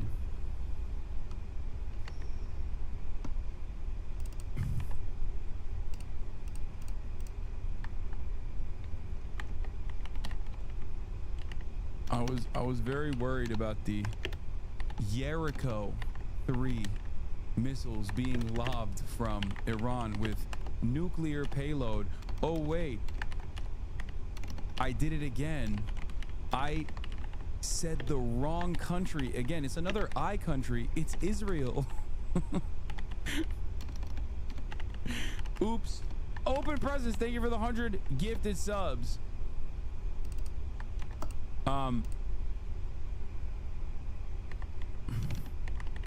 Slip of the tongue once again.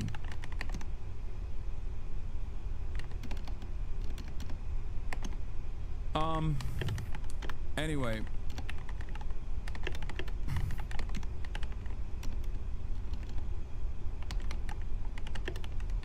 reminds me of this.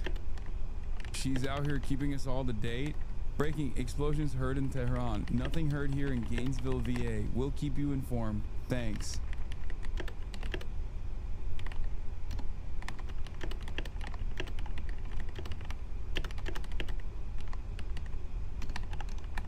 Open Presence is Iran. The Piker Broadcasting Service is sponsored by the Islamic Republic of Iran and the IRGC. Thank you, Iran.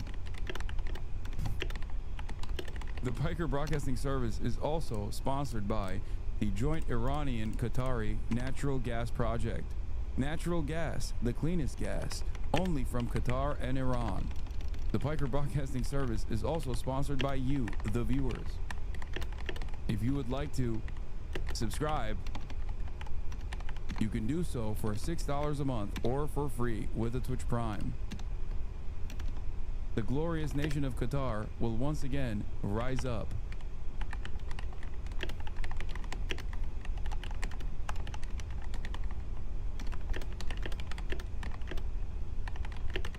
Go to New York. It's too late. I can't go tonight. The Piker Broadcasting Service is sponsored by chatters like you.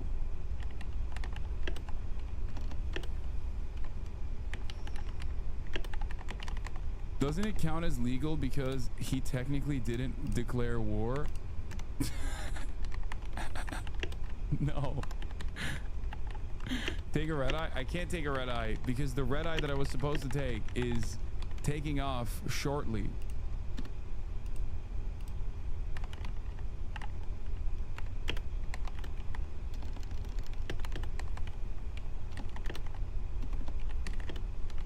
Open presents. My Qatari envoy. Thank you for the 100 gifted subs. Major cities on high alert following airstrikes on Iranian nuclear facilities. Oh my God. if Republicans get fearful in this moment and then realize that the fear that they're experiencing is directly a consequence of Donald Trump's actions tonight, yeah, I mean, this is what's gonna happen. This has already happened. What about Lolo's birthday, or is that not tomorrow? No. You missed Burgles gifting. 102 Burgles. Thank you for the 100 gifted subs.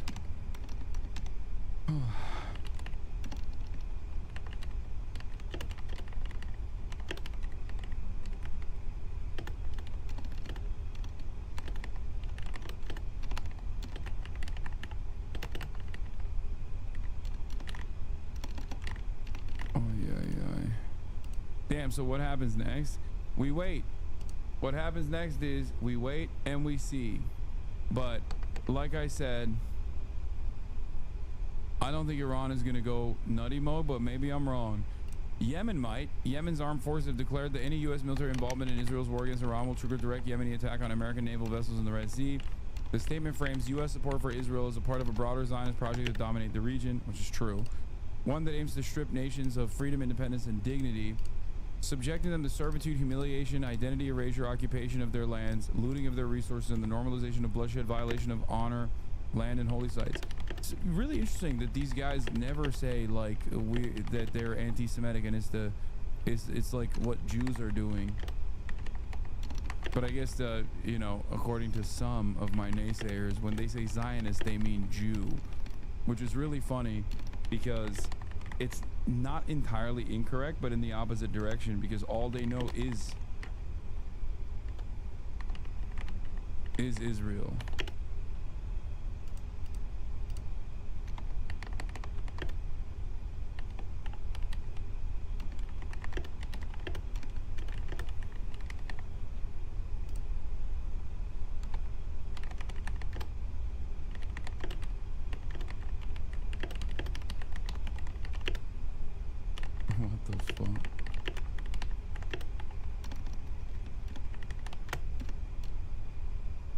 This is a battle for the entire Ummah Islamic nation, the spokesman warned.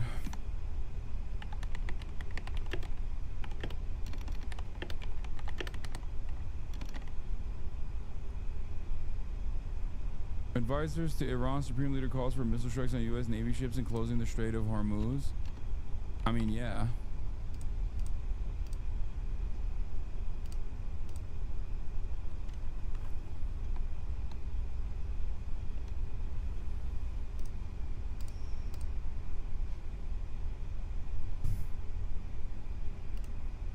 Fox just said facility is deeper and stronger than expected. Yeah, I fucking also told you that as well. But it was not even a given that they would be able to successfully penetrate Fort out anyway, even with the bunker, the MO, what was it called? The MOPs, but what was it? Oh my God, my brain is not working anymore. The GBU-57s, but is also known as the MOP, Massive Ordnance Penetrator. Thank you. Oh, my brain is fried. Okay.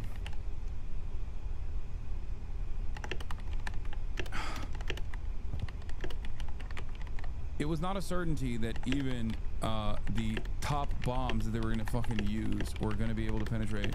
But I don't even think they used American strikes that targeted 3 different Iranian nuclear facilities.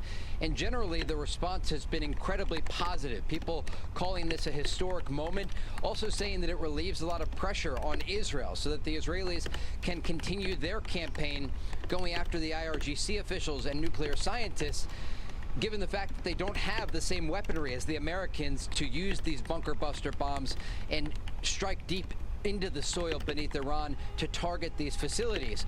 But when we look at broader threats here, the Israelis are also looking at different fronts. Iranian proxies in places like southern Lebanon, where reports today indicate Israeli forces are striking Hezbollah positions over concerns about the possibility of proxy forces getting directly involved in the retaliation. You also have the Houthis in Yemen. You have Hamas and Islamic Jihad, although weakened, inside Gaza and the West Bank. And then you have Iran-backed Iraqi and Syrian Shia militias that also pose a threat to Israeli forces and the Israeli people. And so Israel's looking at this as an opportunity to have the Americans be the leader in addressing the nuclear threat from Iran, while giving Israel the ability to continue operating freely over the skies of Tehran, the Iranian capital, going after IRGC officials, and then, of course, preparing the defense for a possible Iranian ballistic missile attack, as we've seen the past 9 days. Trace?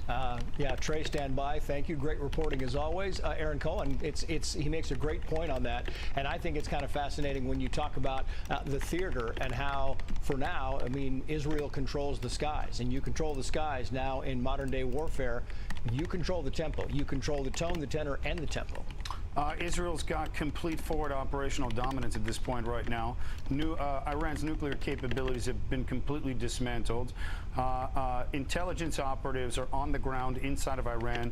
There are likely thousands of Iranian dissidents who have been feeding intelligence to Israel over the last 2 decades, who have helped shape all of these operations that we've seen, from the pager operation to what just... Clearly, you're not getting that intelligence, though, because if they were feeding correct intelligence, they'd be like, it seems that the damage is superficial as far as what the reporting is on the ground. And not only that, but also, like, this didn't... Like, what was the exercise allow here? Israel and the United States and CENTCOM and Israeli intelligence, Amman and Unit 82 to get all their ducks lined up is just a part of doing business in this region for Israel right now. Trace, we're in a fight for our survival. Big paradigm shift coming right now after this hit. Again, Iran will ting us back, but I think that we're going to see continued forward operations. I don't think this pressure is going to stop. But if they step out of line and they start hitting the U.S., I don't think Trump is going to hold back. I think it's going to be showtime, and you'll go even bigger. That's what I believe. Your seatmate over here is nodding as if she has something to say. At the bit. Yeah. Oh. Listen, we have a concept in Farsi called aberu. It means saving face. I don't think this regime is going to take a peaceful route. I think they would rather die as martyrs. Okay, this is all bullshit. Part of the reason why I said I think America is going to strike this weekend was because they want to, their air defenses are exhausted. They don't have the capacity to re-up and rearm for their air defenses, at least for the ballistic missiles. Those are incredibly costly. And therefore, they need Iran to strike, potentially as a ballistic missile sponge, American troop positions, American bases. To be fair, she's a plastic surgeon, so I think she knows a thing or two about saving face. That's a plastic surgeon? That's who's giving commentary?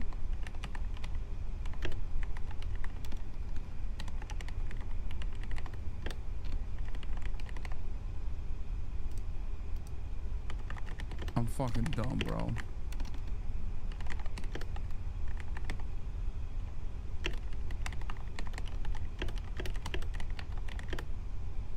They're baiting a response for further escalation. No, I think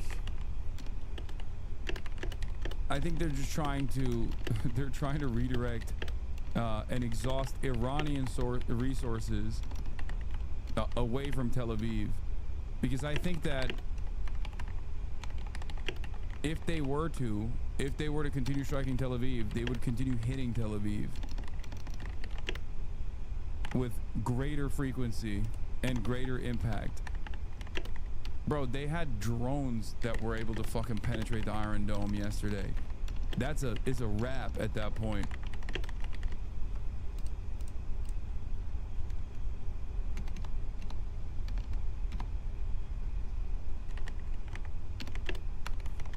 But yes, you're right. Iran also has shorter range missiles that can't reach Israel but can hit U.S. bases, so they don't need to expand their medium range missiles.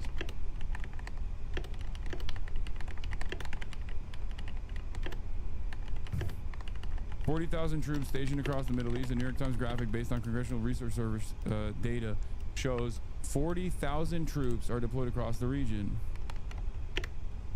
Kuwait hosts the largest concentration with 5 bases housing over 13,500 troops.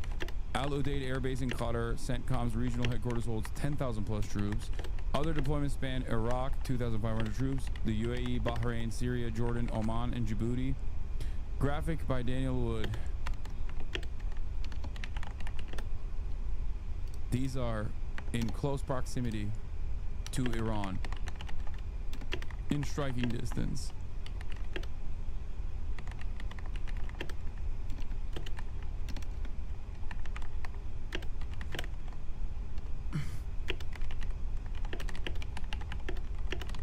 She's the right-wing Jubilee lady who was on the Israel-Palestine Jubilee episode. She's a rich plastic surgeon in Beverly Hills. She's an Iranian that left after 1979. Oh, classic.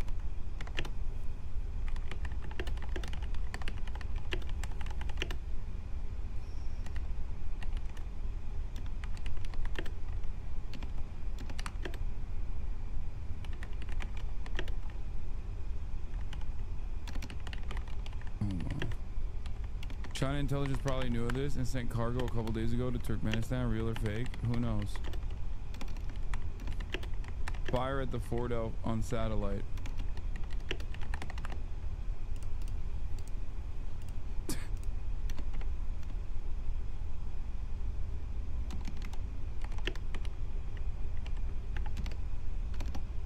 It's just...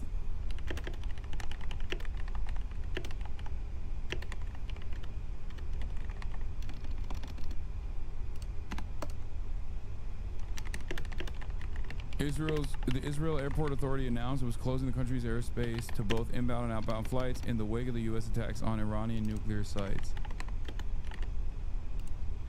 I don't understand the fire if they're hitting underground. I think there's like entry structures into the facility that is outside.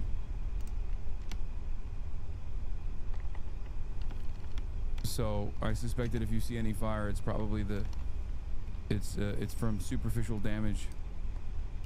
Let's hear what my man Wolf is saying. Military analyst and retired U.S. Air Force Colonel Cedric Layton is joining us right now. Colonel, thanks very much for joining us. Give us your reaction to what has happened. How significant have these U.S. strikes on Iran been? Well, they've been very significant. This is the first time that we've actually gone after the Iranian facilities. Dude, and it's also so excited. Dude, every military dickhead. This guy literally has the head of a cone, by the way. You will never convince me this is a human. This is an alien, okay? Every fucking military dickhead is like salivating. You can see the saliva coming out. Against the Fordo facility by itself, and then another 60,000 pounds on Natanz. So when you take all that together, they got old men nutting harder than Lemon Party out here on fucking CNN. Disgraceful. Disgraceful. I've never seen so many old white dudes just fucking nutting on national television. Crazy. Clear that the goal of what both the U.S. and the Israelis were trying to do is to actually do their best to cripple, at least for a time, the nuclear program that Iran has right now. So this is a significant milestone in the whole issue between the United States and Iran when it comes to the nuclear power and the nuclear weapons aspect of things. And it's also a show of force that the United States has used against the Iranians, and that is something that has not been as overt as this particular operation was.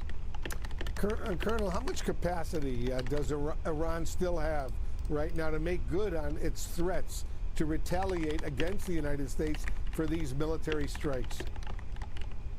So that is an open question right now, Wolf. We do know, of course, that Iran continues to have a large number of missiles. The Israelis say that they've destroyed about 50% of Iran's missile launchers, but that still leaves, somewhere between 1,000 to 1,500 potentially missiles that they could use in Iran itself.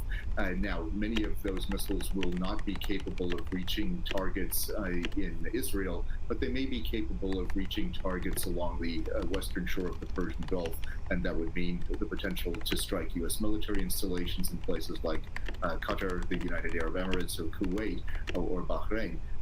All of those are possibilities, but I think the U.S. is very carefully looking at those possibilities, and there will probably be some defenses that the U.S. has established already that will make it much harder for the Iranians to go after these particular installations. So it is possible that the Iranians are going to do this, but it's going to be, I think, a long time coming. We can look at more asymmetric threats, as David was mentioning, such as cyber attacks and assassinations and terror attacks as being something that they might try to do. But again, their capacity will be limited in the immediate aftermath of these attacks. What do you think, Colonel, that this U.S. strike, what do you think it means for Israel's military campaign against Iran going forward? I think it actually helps, interestingly enough, pave the way for even more Israeli attacks. The Israelis kind of paved the way for the American attacks in some respects, because they took out a lot of the Iranian air defenses, a lot of the radars associated with those defensive operations, and that is absolutely significant. The B-2 has a lot of stealth capabilities. And it was very much a low observable aircraft, as the terminology goes. But the key thing here is that it made it even, the Israeli actions made it even safer for the U.S. B-2s to go through with their mission, to carry out their mission. The fact that the U.S. took out, at least as far as we can tell, took out these three nuclear sites, that is significant in that it diverts resources from the Iranians potentially and allows the Israelis to continue their operations, not only in the western part of the country, which they've done quite well, but potentially they could extend that even further into the central and even the eastern part of the country if they so choose to do that. Retired Colonel, Air Force Colonel Cedric Leighton, our CNN military analyst, as usual. Thank you very, very much. And joining us now, CNN Senior National Security Analyst Juliet Kayyem. Juliet is also a Harvard professor and former U.S. Assistant Secretary at the Department of Homeland Security. Juliet, thanks so much for joining us. How much concern should there be about Iranian retaliation? And I'm specifically worried, and I'm sure you are and other U.S. officials are, about the potential of Iran launching domestic U.S. terrorist attacks here in the United States. I think that the threat has definitely gotten higher, and it's worth having these sort of second-order discussions.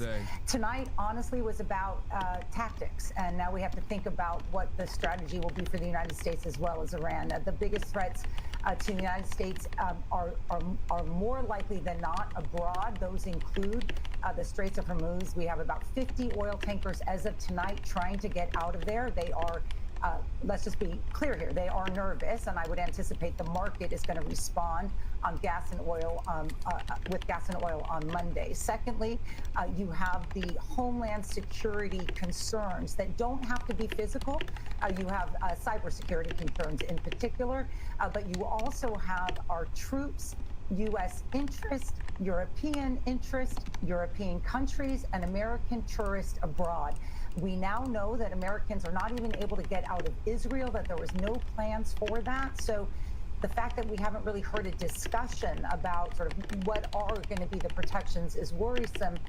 And finally, we have a Department of Homeland Security created in the wake of 9/11 and the horror that happened here, whose focus has been, as we've been reporting for a couple weeks now, has been on immigration. And so its cybersecurity, its counterterrorism efforts have been either eviscerated or being run by people who don't have a background in the kind of threats that we should be worried now. I know we've had a lot of military analysts on about the potential of success and a transformative nature of what this could be. I'm a little bit less optimistic because one, we don't know the transformative nature of this military attack yet, but I think we have to be eyes wide open about Iran being... Dude, they moved so fucking quickly. They moved so quickly to like how we have to keep our eyes peeled. We have to keep our fucking eyes peeled. It's over. Like they're gonna do their very best to you know, bring this terror attack home, all this shit, maybe even a fucking false flag to boot, to really kick this into high gear.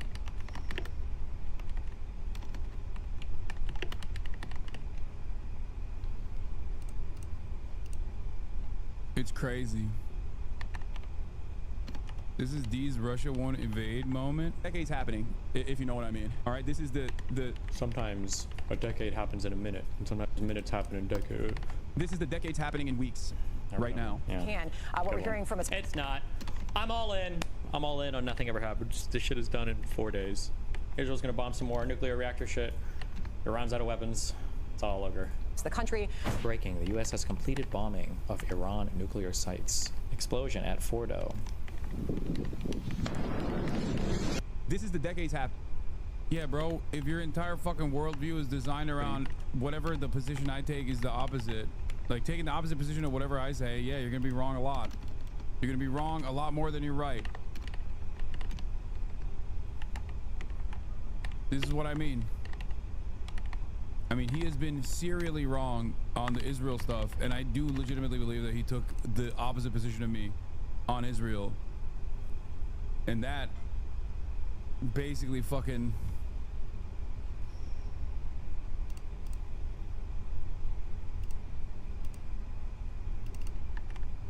that bombing is a video from 2024. What do you mean?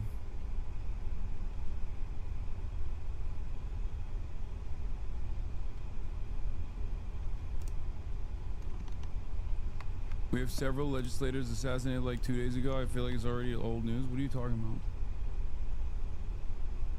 Oh, when December 2024, Israel strikes Syria? No, the clip that he's responding to might be different.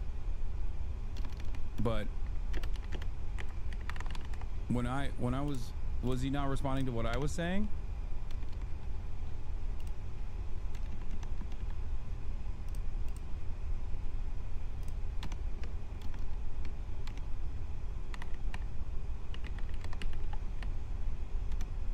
If he's responding to what I'm saying, what I was talking about is recent. Anyway, it doesn't matter.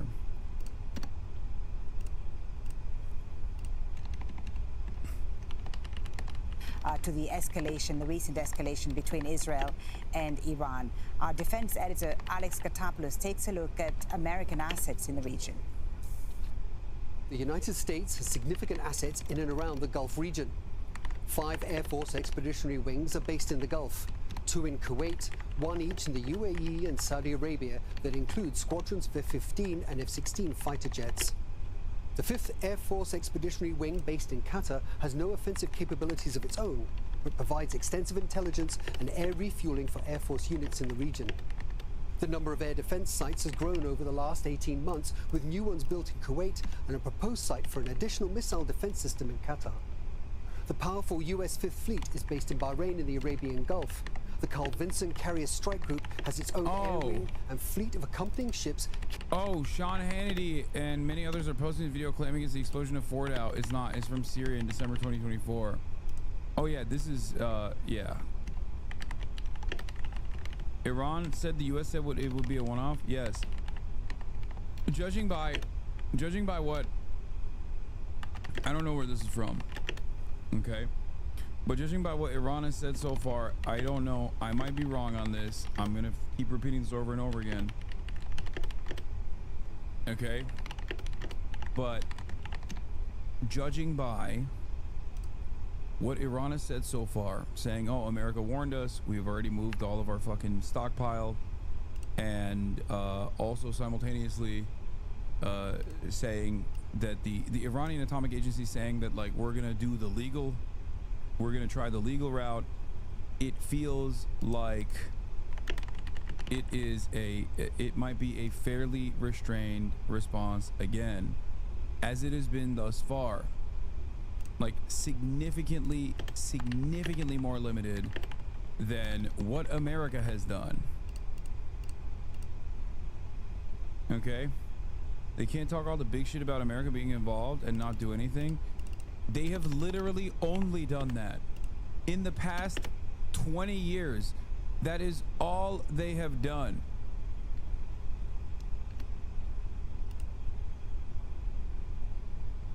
They only fucking respond with incredibly limited retaliation.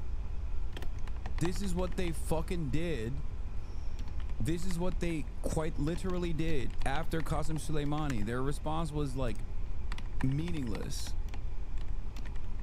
I think they even like took out a fucking commercial airliner in the process, if I remember correctly. I might be getting my stories mixed up here, but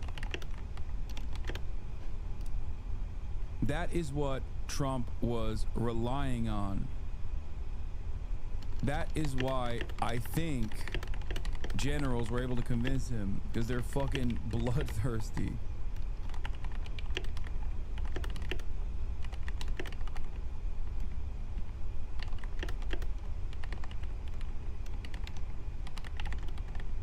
I like that Iran got Bomba. It's terrible government. Iran is run by huge losers. Dude, look at the fucking screen. Like, what do you mean Iran is run by huge losers? Do you think this guy is a fucking beacon of hope and prosperity? Like, what are you talking about? Do you think it's okay to fucking nuke whatever dumb fuck, backwards ass, podunk ass, hick ass fucking town you and your inbred cousins are from because this dipshit runs the country? I don't think so. The fuck kind of loser ass, stupid ass fucking take is this?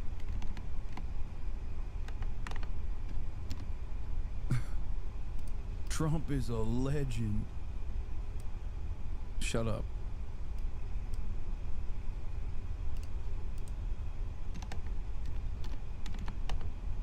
Why would Trump ignore the intelligence reports? Because he got $230+ million from pro-Israel groups. Okay, that's it. It's that simple. That's all that matters. Also, because he is ideologically aligned with Israel as well. Like, he likes Israel. He might not like Benjamin Netanyahu all that much, but it doesn't matter. He loves Israel. Maybe not to the same degree as Joe Biden, but he still fucking loves Israel.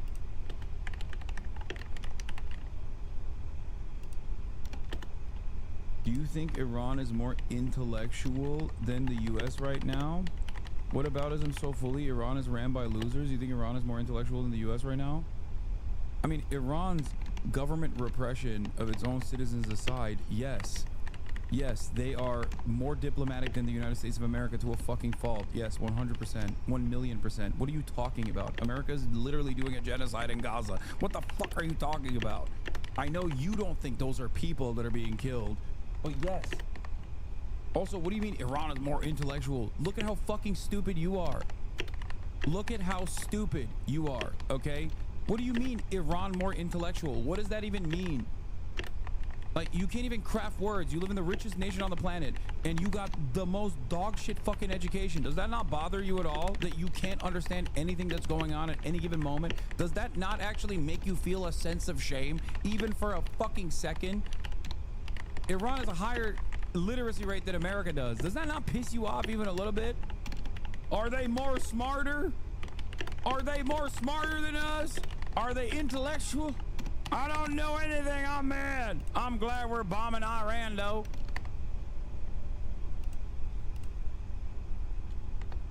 What a great shame this country is.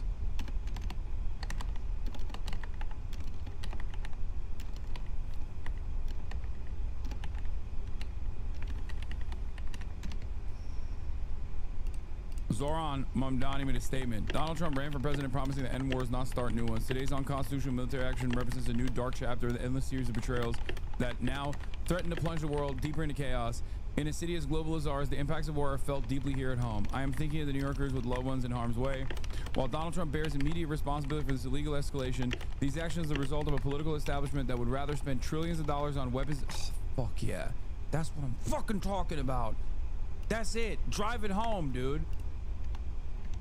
Thankfully, he can die happy. I know. I mean, this is literally every politician, by the way. Holden blood feast.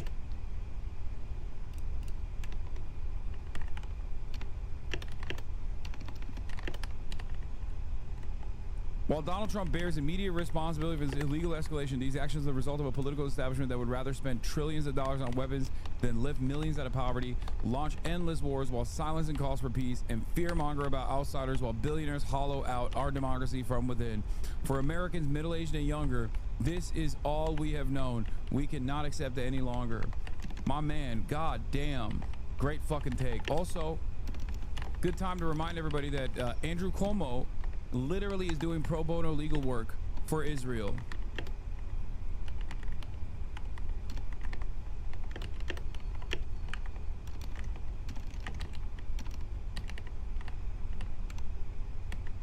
That's right. It sounds insane, right? Doesn't that sound insane? Andrew Cuomo, Israel's lawyer. Isn't that weird?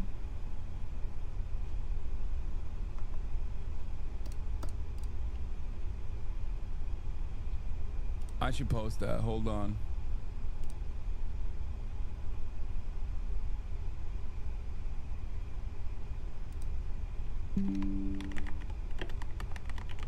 What a fucking spectacular crock of shit that is. I mean, yeah, he is doing tricks on it. He is fucking doing tricks on it. Jesus Christ.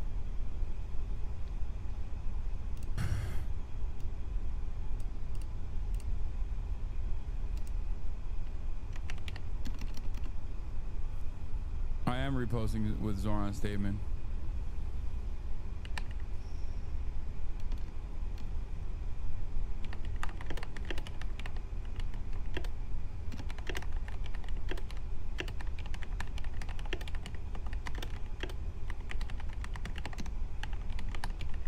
Good time to remind everyone that Andrew Cuomo is literally defending Israel in the International Criminal Court.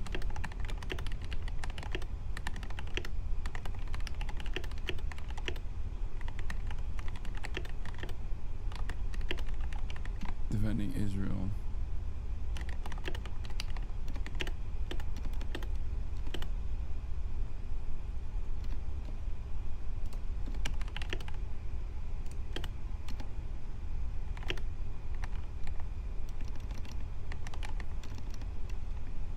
Americans were asked to point to Iran on a map.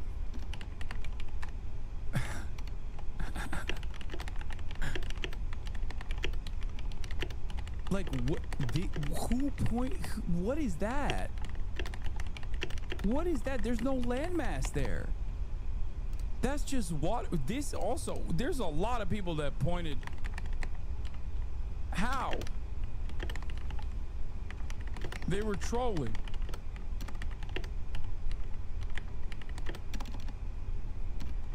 That's just a body of water, dude. What?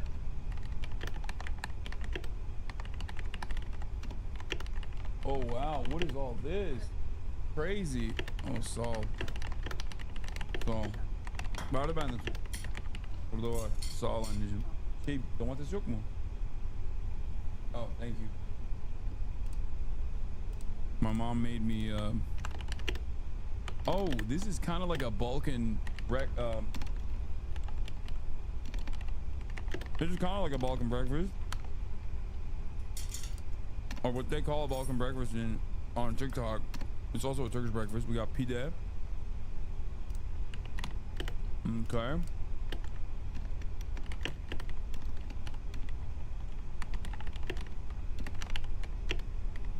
And then beyaz peynir, which is white cheese, or also known as feta cheese, cucumbers, some peppers, some tomatoes, and olive oil in the middle.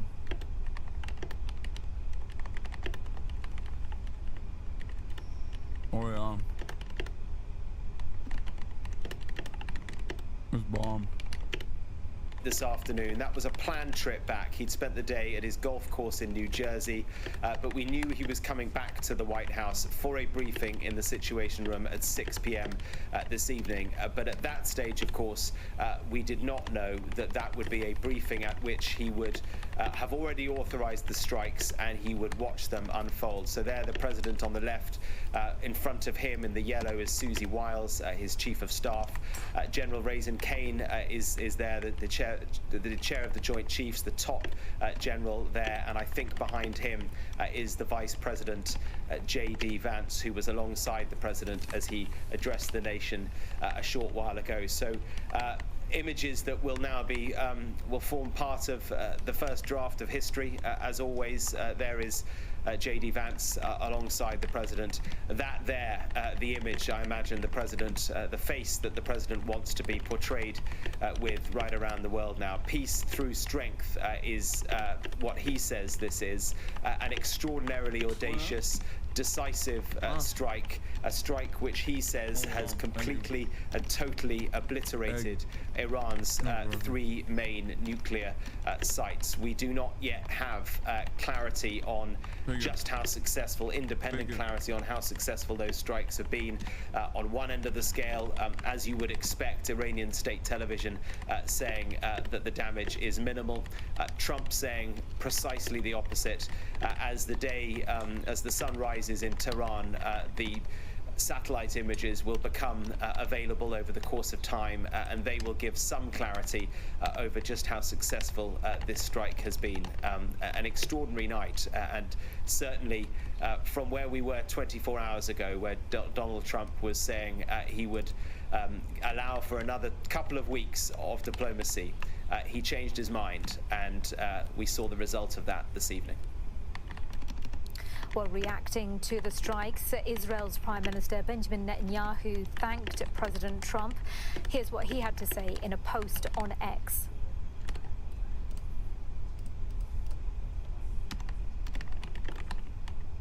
Congratulations, President Trump.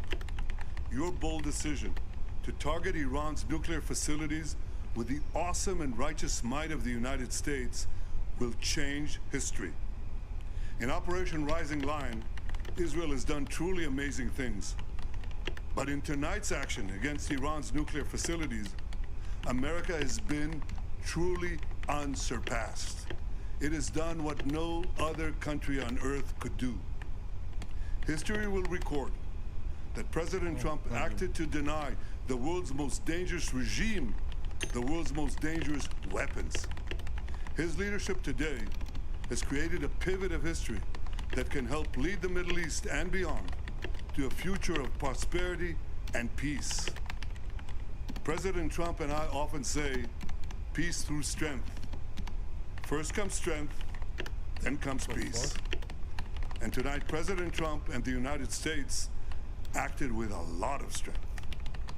President Trump, I thank you. The people of Israel thank you. The forces of civilization thank you. God bless America. The world's most dangerous regime is Israel. And may God bless our unshakable alliance, our unbreakable faith. Earlier, Yalda also spoke to our Middle East correspondent, Alistair Bunkle, in Jerusalem. There is a warning from Donald Trump. The Americans, of course, will be expecting and will have priced in a form of Iranian retaliation.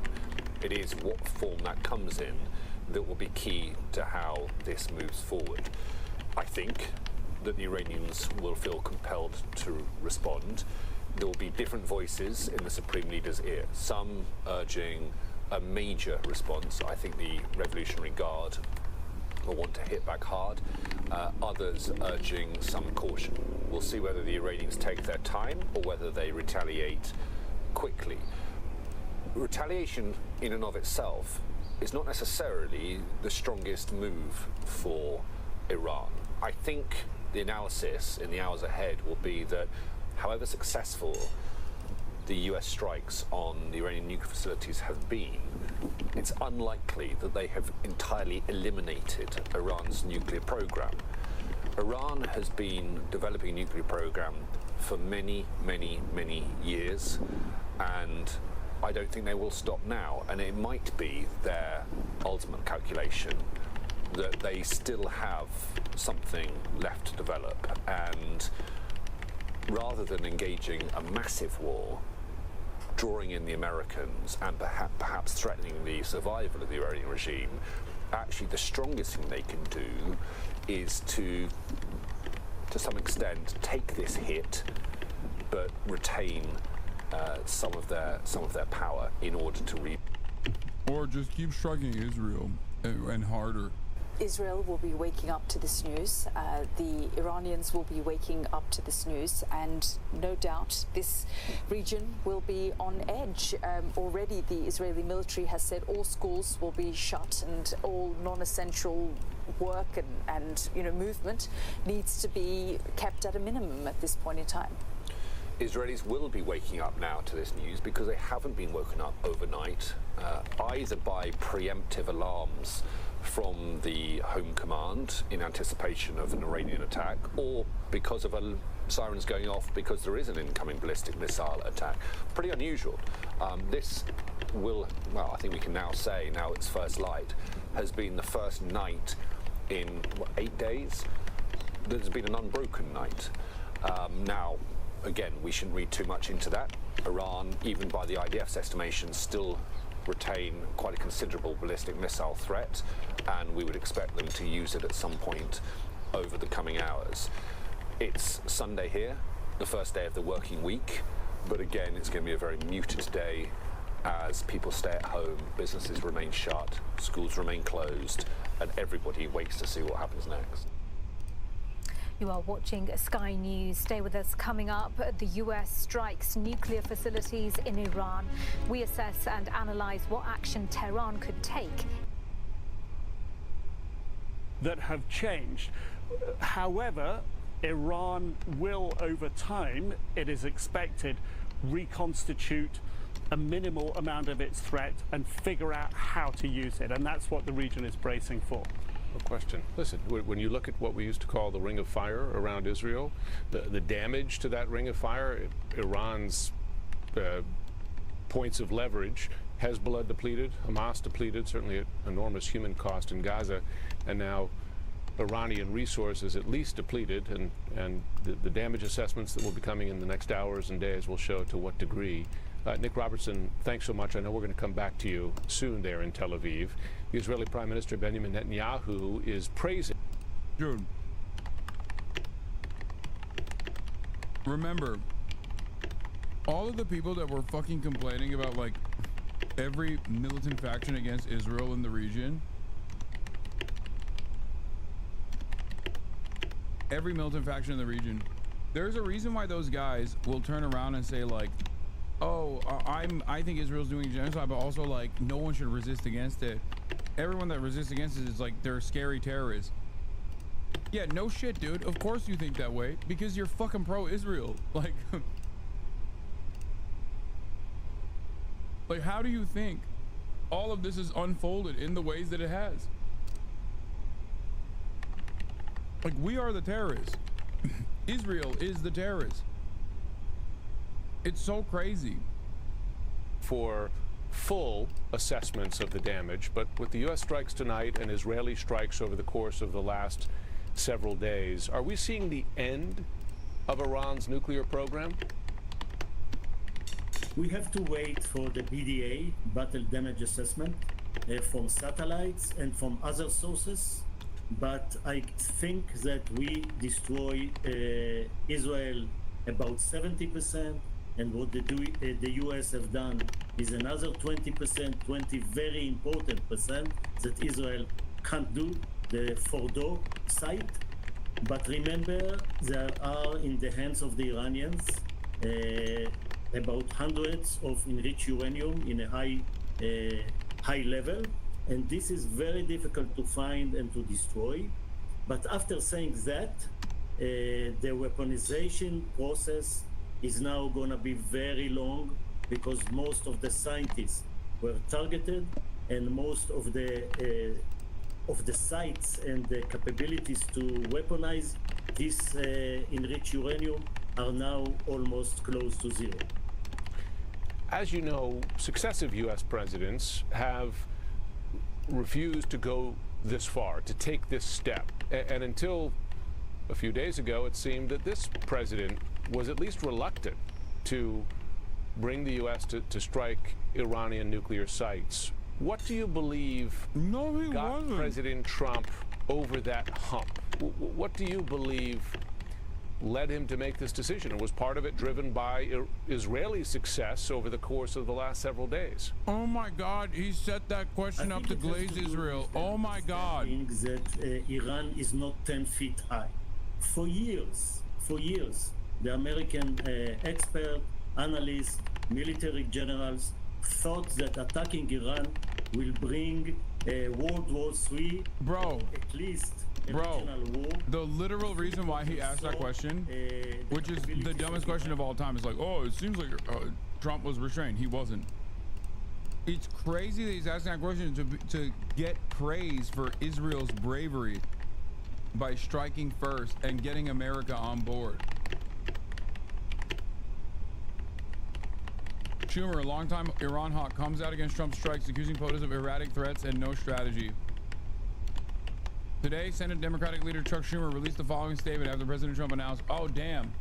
I guess Chuck was the taco boy after all.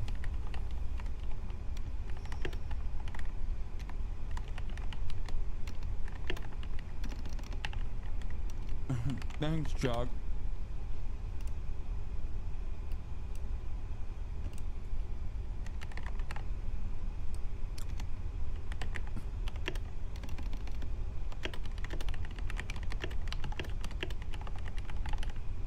Just kidding, he's just mad that he wasn't invited to the war room.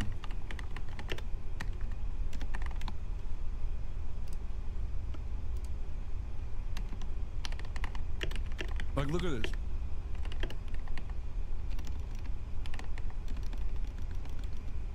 No president should be allowed to unilaterally march this nation into something as consequential as war with erratic threats and no strategy.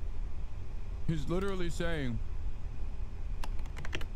let me in on the strategy. I've been meaning to bomb.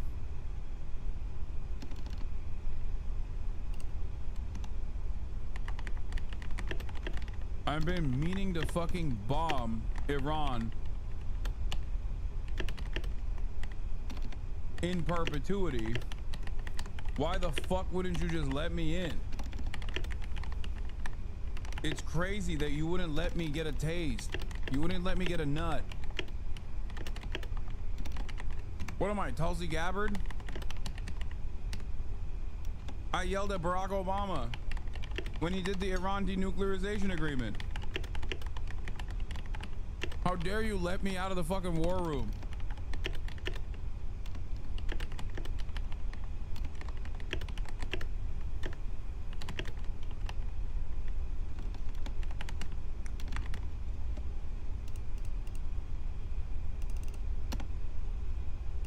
Cause like, here, before chatters say, Hassan, you're being too harsh on them, what do you expect them to say? These people are professional speakers, okay? If your argument is Trump shouldn't be bombing Iran, then in that same argument, you can't be like, Iran is a ruthless campaign of terror, nuclear ambitions, and regional aggression demands. Like, you can't be like, Iran is doing a ruthless campaign of terror and has nuclear ambitions, and we shouldn't do anything about it. Okay, you can't let it, because like that's not the point you're making. The point you're making is that there's a right way to do this, which is bombing Iran, but by also asking me to bomb Iran, and there's a wrong way to do this, which is bombing Iran but not asking me.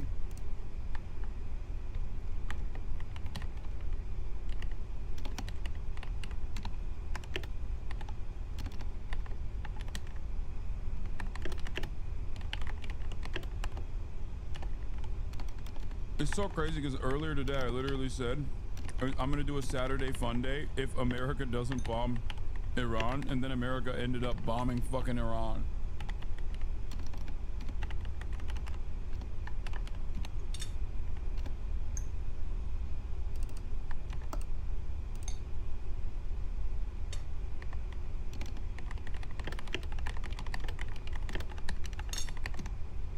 I should have known better. Trump is a no gaming Andy.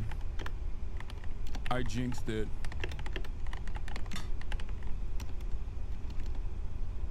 Trump is a politics only watcher, chat.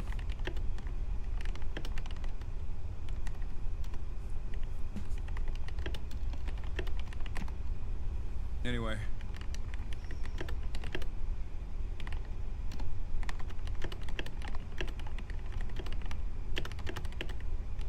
been 5 months and 2 days since Trump was elected. So much fun. Yeah. He's done a lot. Iran foreign minister has a new statement. I'm going to be live tomorrow, by the way. Obviously, as always. From the same place, same time.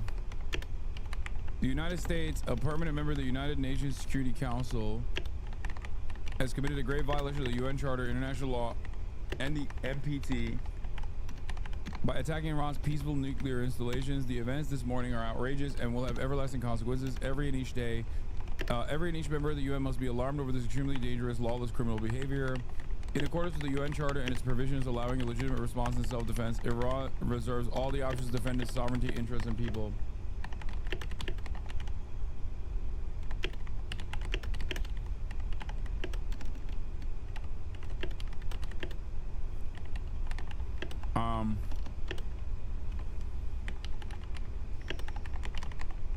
It's just, yeah, I'm reserving my I'm gonna reassert my decision one last time, which is that I suspect that the response from Iran will be fairly limited. I don't know if it'll come while I'm offline. There's a likelihood that that might be the case. That is usually how it works, but we shall see. But I love you guys, and I will see you tomorrow. I'm so fucking tired. That's a 10-hour and 36-minute sesh. Anyway, love you guys. Peace, everybody. Bye-bye.